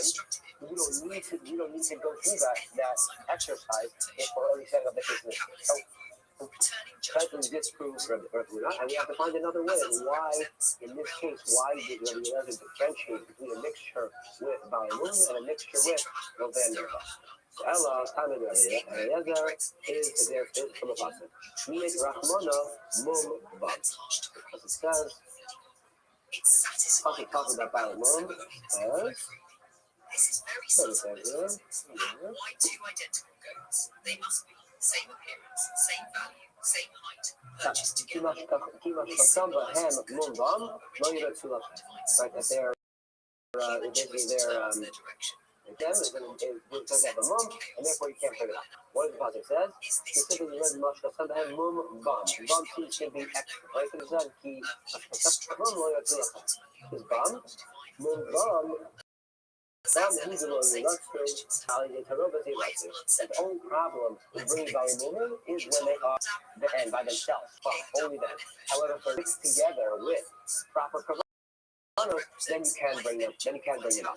That is why in the case of Evarim mixed movement versus mixed with Nirva, in the case of Balamum, Rabbi Eliezer would allow you to bring that mixture up because he holds that the insert of bringing the Balamum up from the back are only in a case where they are by themselves. But if they're mixed together with other components, you can actually bring it up. So what do the Rabbanan do in this process? Rabbanan say, no, I learned from the process, but I learned Bam to mean only when the mum is Bam and it's actually there. When the mum is still there and present, you can't bring it up. But if it's the mum that gets healed and passes, now this animal is able to be brought up. It's not sort of put to a trust. It's not dopa forever. It is glad to be brought up once the mum goes away. Right? Rabbi Eliezer, that? Me bum bahem. You look back at the pasuk actually had two mishonos of bum. It says kimash bahem mum bum. So the other says we have bum, which is extra, and bahem, which is actually written extra. We could have just said kimash bum, not bahem. And so we learned that they have bahem and bum are both extra. One to learn that there's only an insert to bring the Bali mum when the mum is present, and Bam, the second one, to learn that it's only an insert if they are brought by themselves, but if they're part of Tarovis, they can be brought up. The Rabbanan, they're not going to, the extra hay is not a drush that the Rabbanan are going to make. They only have one drush of Bam, and they're going to make the probably, lesser Chiddush drasha, that you can only not bring up these Bali mum when they actually have a mum, but if the mum goes away, you then can bring it up. Okay?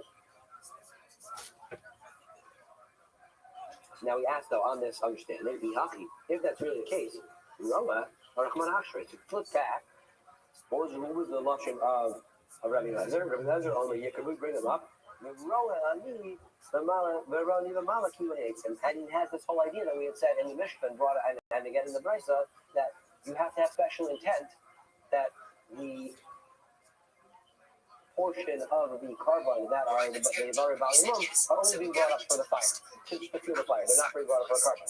But it's a generic pasuk. We just brought a pasuk, right? We just said the reason Rabbi Eliezer is that it's a pasuk that allows a mixture of Bali mum being brought up.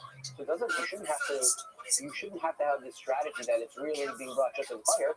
So there's a custom that they can be brought up. So just bring them up. Why do we have to say that we're going to specifically view them only as pure for the fire? The answer is calmer. Really, Rabbi Eliezer is just giving this strategy according to the opinion of Rabbanan. So according to my opinion, Rabbi Eliezer. I learned it from a pasuk. So Bali mum mixed with the tween animal, no problem. Just bring them up. The pasuk allows you to bring them up. According to Rabbanan, we do not agree to the limud from the pasuk, but even according to you, in this case, Basta Balas Mum Eitim Dami. needed to have but at least agree with me that you can use the same strategy of bringing up this mixture of ballet movement. That you bring up this mixture of ballet movement and have them go on the back and just have in mind that they only for fuel the fire. And remember, our Mishnah had the Chachamim arguing in this concept, but the Brisa said that both agree in a case of a very chata that understood a very ola, and our Brisa saying that the other Chachamim all agree in this case that it can be brought up because they agree with the drasha of that you can only not bring it up for a column, you can bring it up for instance. So the others are saying, okay, let's apply, at least according to Chachamim, you can apply that same strategy and that same logic to a mixture of ballet movement and movement. Why in that case do Chacham argue? Rabbanan, Chachamim say Chacham Rabbanan say that we can't extend the case to that. Why? In the case of Nevar Chatas and Nevar Ola. Nevar Chatas, the reason it can't be brought up is not because there's any intrinsic issue with the animal, purposes of kata. What happened? He already brought the portions of the kata that are supposed to be brought up in his bath. These are the shirayim that are supposed to be eaten by the kohen. So that's why you don't bring them up. But there's nothing inherently wrong with his meat. It's not a bizayon. It's not a problem to bring up on his bath. If we have this only bring it up for fuel of fire. However, we're talking about a common bowel lung. That's disrespectful to bring up on the mizbeach. So I'm not going to apply that same logic as you bring up this taroga that has korbanos that are balei munam, because those are not only are they not supposed to be brought up on the mizbeach, but it's actually degrading to bring them up on the mizbeach. So I'm not going to extend that same logic. Okay.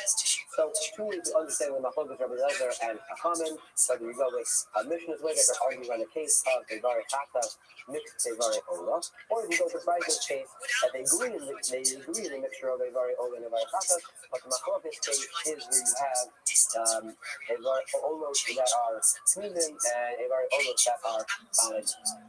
Okay, here we're in the middle of Einstein and other days.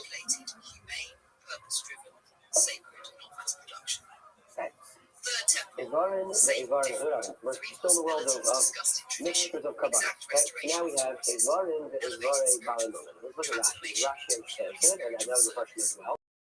Okay, based on teaching the mission of Gemara. Rashi it's the short line, narrow line in Rashi. Evarim, the Kolos Harbe. You have Evarim of a bunch of kosher olas all mixed together. Evarim olas palos. Now you're mixing in one set of one ola that is a balmon that gets this. Rashi giving us a little bit more. Let's keep reading. Type of cases, you have one set of Evarim of an ola that is a balmon mixed in with a bunch of Evarim of an ola that are all thin and all kosher. You go in the gap. So the other owner, in Karavot, after they had extra Karavot, let's say, happens to be, you're not supposed to bring them up, but let's say, happen to bring up one of the heads of this mixture. You bring one head on the back. So what does the other say? We assume that the one you brought up was the Balmum, so you weren't supposed to bring it up, but it's there.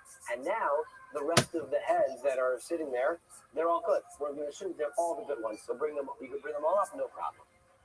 Or Kirayin Shalach, unless you bring up the legs of one of the animals. Again, you weren't supposed to. The Kohen accidentally brought it up anyway. So again, we now assume that the one that was accidentally brought up was the Balmum, and all the rest of them are the good ones, and bring them up, no problem. Okay, that's the opinion of Rabbi Eliezer, that when we have this case where one was accidentally brought up, we're going to be totally that one that was brought up as being the one that was not supposed, that's the Balmum, the one that's supposed to be brought up, and the others are now all good, and bring them up with Hakir. And Chachamim take the entire opposite view, and they say, no, even if, let's say, you had 100 there, and you brought 99 of them up, we assume all of those were the kosher ones, and the one that's left behind, that's the one that's one. Right? And you also base this right on that last one, you cannot bring it, and we assume that is one that is not allowed to be brought up, and you have to bring out the basis rate. Okay? So, whether we view one gets separated, do we view it as the one that separated was the problematic one? Or do we say every single one that's brought up assume is the good one, and the one over is the problematic one, and so at no point are you allowed to lechatchila bring anything up from that mixture. Okay? Amar Rabbi Elazar. Rabbi Elazar, not Rabbi. This is Rabbi. I think this is Rabbi Eliezer. This is Rabbi Eliezer, right? Which one are we going with? First one was Rabbi Eliezer. Okay. So the Rabbi Elazar, the Amora is coming to explain the Tana. The Amora is coming to explain the Tana. We'll go that way. Okay. Lo Yashir, Rabbi Elazar, Ella, Shnayim, Shnayim. The entire case of our Mishnah, where we were allowed to bring up each one, right? When one was brought up by accident, we assumed it was about them, you can bring up the rest. It's only in a case where it's not in a, it's only in a case where they're brought up 2 by 2, not 1 by 1. Why? Because if it's 2 by 2, we're saying we know we only have one problematic one. So if 2 are brought up, we know that at least one of these is good. And so when we have one that's good, we're saying, all right, one is good, we're going to now extend, and we're going to go with this logic that the other one must be good as well. And look at Rashi. Rashi says, Rashi El Shnayim Shnayim. We bring them up in pairs. Rashi calls this a migo. The migo, the high Lavi Sru, since we know that in this pair we have one that is not in this pair, the high Nami Lavi Sru. So therefore we extend and say it must be that the second one with it is also a good one. It's not the one that's a problem. And it's caused the card code, and the answer must have been on the previous one that one that was brought up accidentally. However, if you're bringing them up one at a time, then you don't have, basically Rashi sort of understanding it. I don't think it's migo in the traditional sense of understand it, but in the sense that once we know, we sort of have like a tzad hechsher. Like once you bring up the other, you know there's going to be something good happening. All right, one of these is a good job. Once we like to have that momentum, we're also going to apply it and say, you know what, we're also going to assume that one that was brought up, that was also good. And so you can bring them up 2 by 2, and because you have sort of that like migo, that traction of hechsher, we're going to apply it to the whole mixture. The axis between heaven and earth. So comes along with however, you may ask that question, he doesn't agree with this understanding. That in the Mishnah, he said, but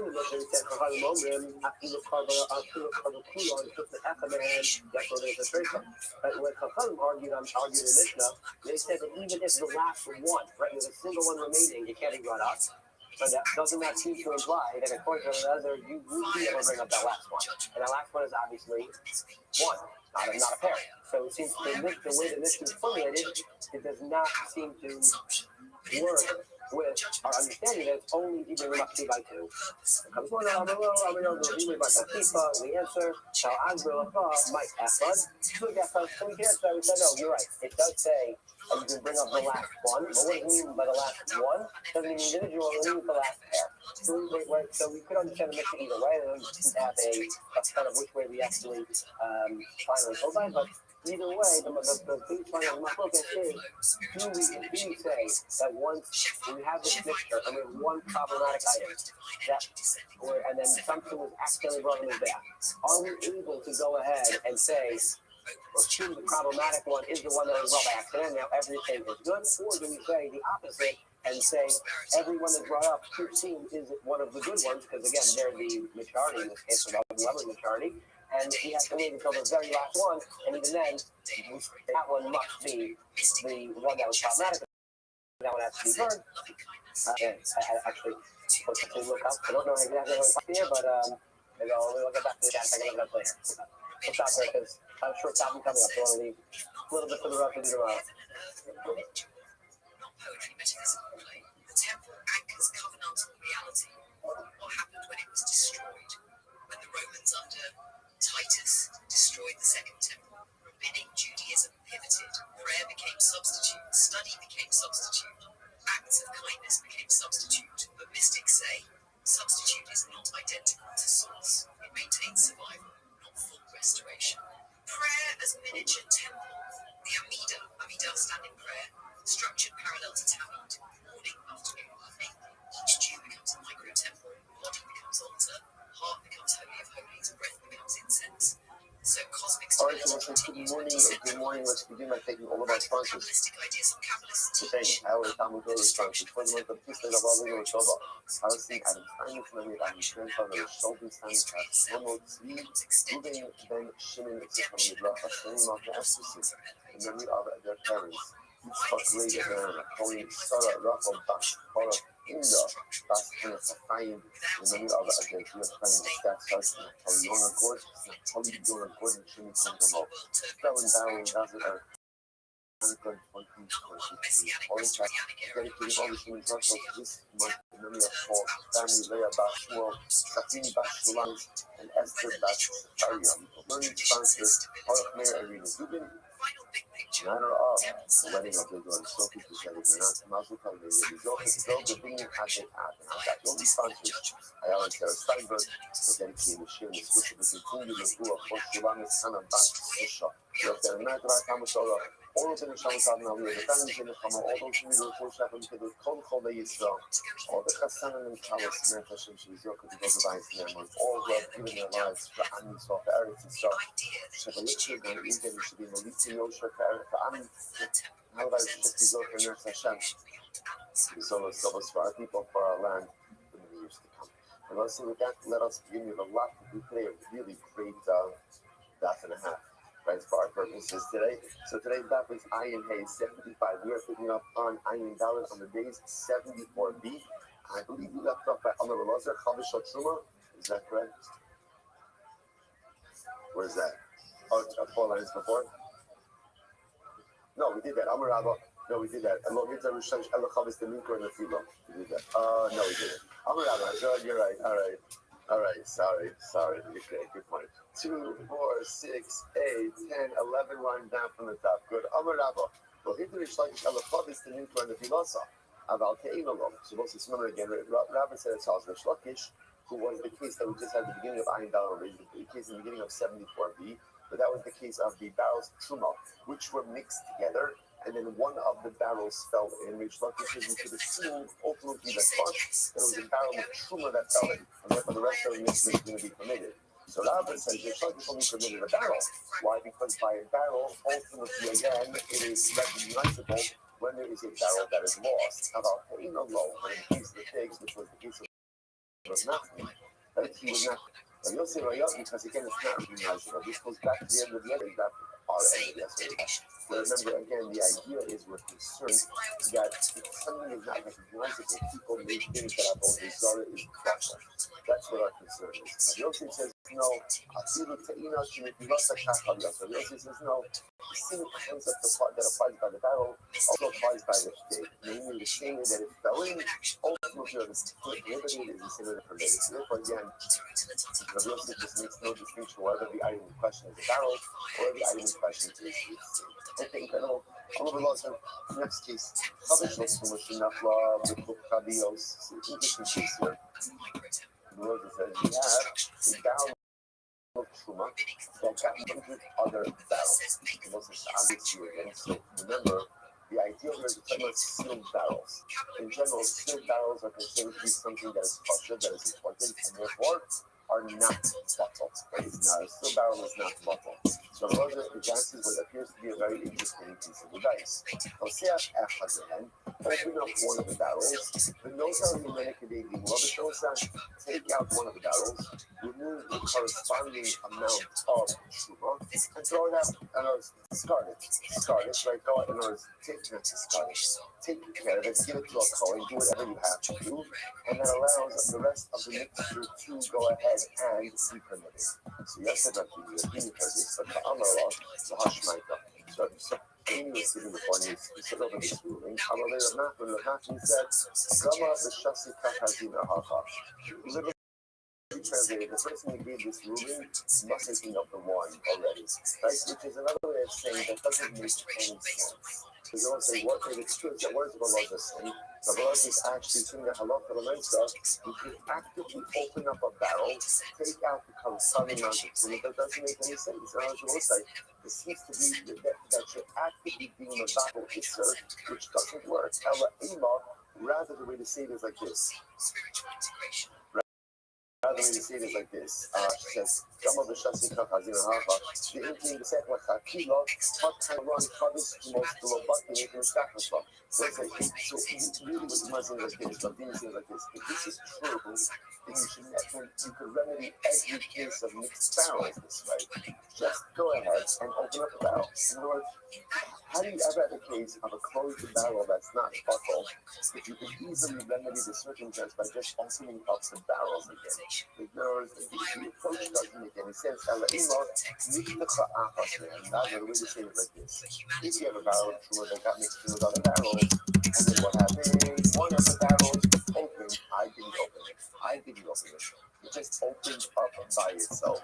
Then it shows that, okay, once it's already open, then you can go ahead and remove the corresponding amount of truma from that open barrel and permit the rest of the mixture. Incredible.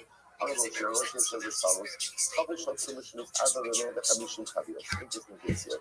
So let's say Rosh says you have a barrel of truma that got mixed in with 150 other barrels. Now remember, normally truma is bottled in 100 to 1 ratio. Now, halacha l'maisa again, we're mixing with 150 barrels. You make the fumir on the hand, and ultimately 100 barrels ended up getting opened. Again, I'm not opening it, they end up getting opened. What's the halacha? No filling in the law. Remove the corresponding amount of truma from the already open barrels to show that, and ultimately again you can drink the wine. The shar asuin achieved, but the rest of the barrels will be served. Ultimately, again, they also are open. Why? Because we can't submit the remaining barrels by simply saying that the truma was contained in the majority of barrels. Okay, incredible. So let's go back there. So now back to Mishnah. So remember again, the Mishnah was dealing with different cases of a prohibited animal that gets mixed in with other sacrificial animals. So one of the cases of the Mishnah is if you have an animal that was used for immoral purposes that gets mixed in with the rest of the group. So the Mishnah said that halacha l'maisa you allow the group to graze until it develops a mum. Then you go ahead and you sell off the animals, and you use the value of the most expensive animal to purchase your replacement carbon. I said the Gemara Bishlam of Kulu Lo Yedia. So included in this group is a treifa animal that gets mixed in. So the Gemara says Bishlam of Kulu Lo Yedia. What's the case of treifa? The Gemara says in all of these other cases, let's say an animal that was used for immoral purposes. I know the animal that animal was not discernible. Like I don't know what that is. But asking, what's the case of treifa? The Gemara says, listen to this. What's the case of treifa? If you could tell which animal is the treifa, then what? Then go and remove it from the group. And if you don't know, if you're not sure if it's a treifa or not, here's the interesting part about a treifa. A treifa could be an animal also with an internal condition that you really wouldn't know about until after shechita. So one thing you want to say is, if it's a discernible condition, then just remove it from the flock. If it's not discernible, then how do you know that it's a treifa to begin with? Which the Gemara says, it's very interesting. How come I'm asking what's the case over here? So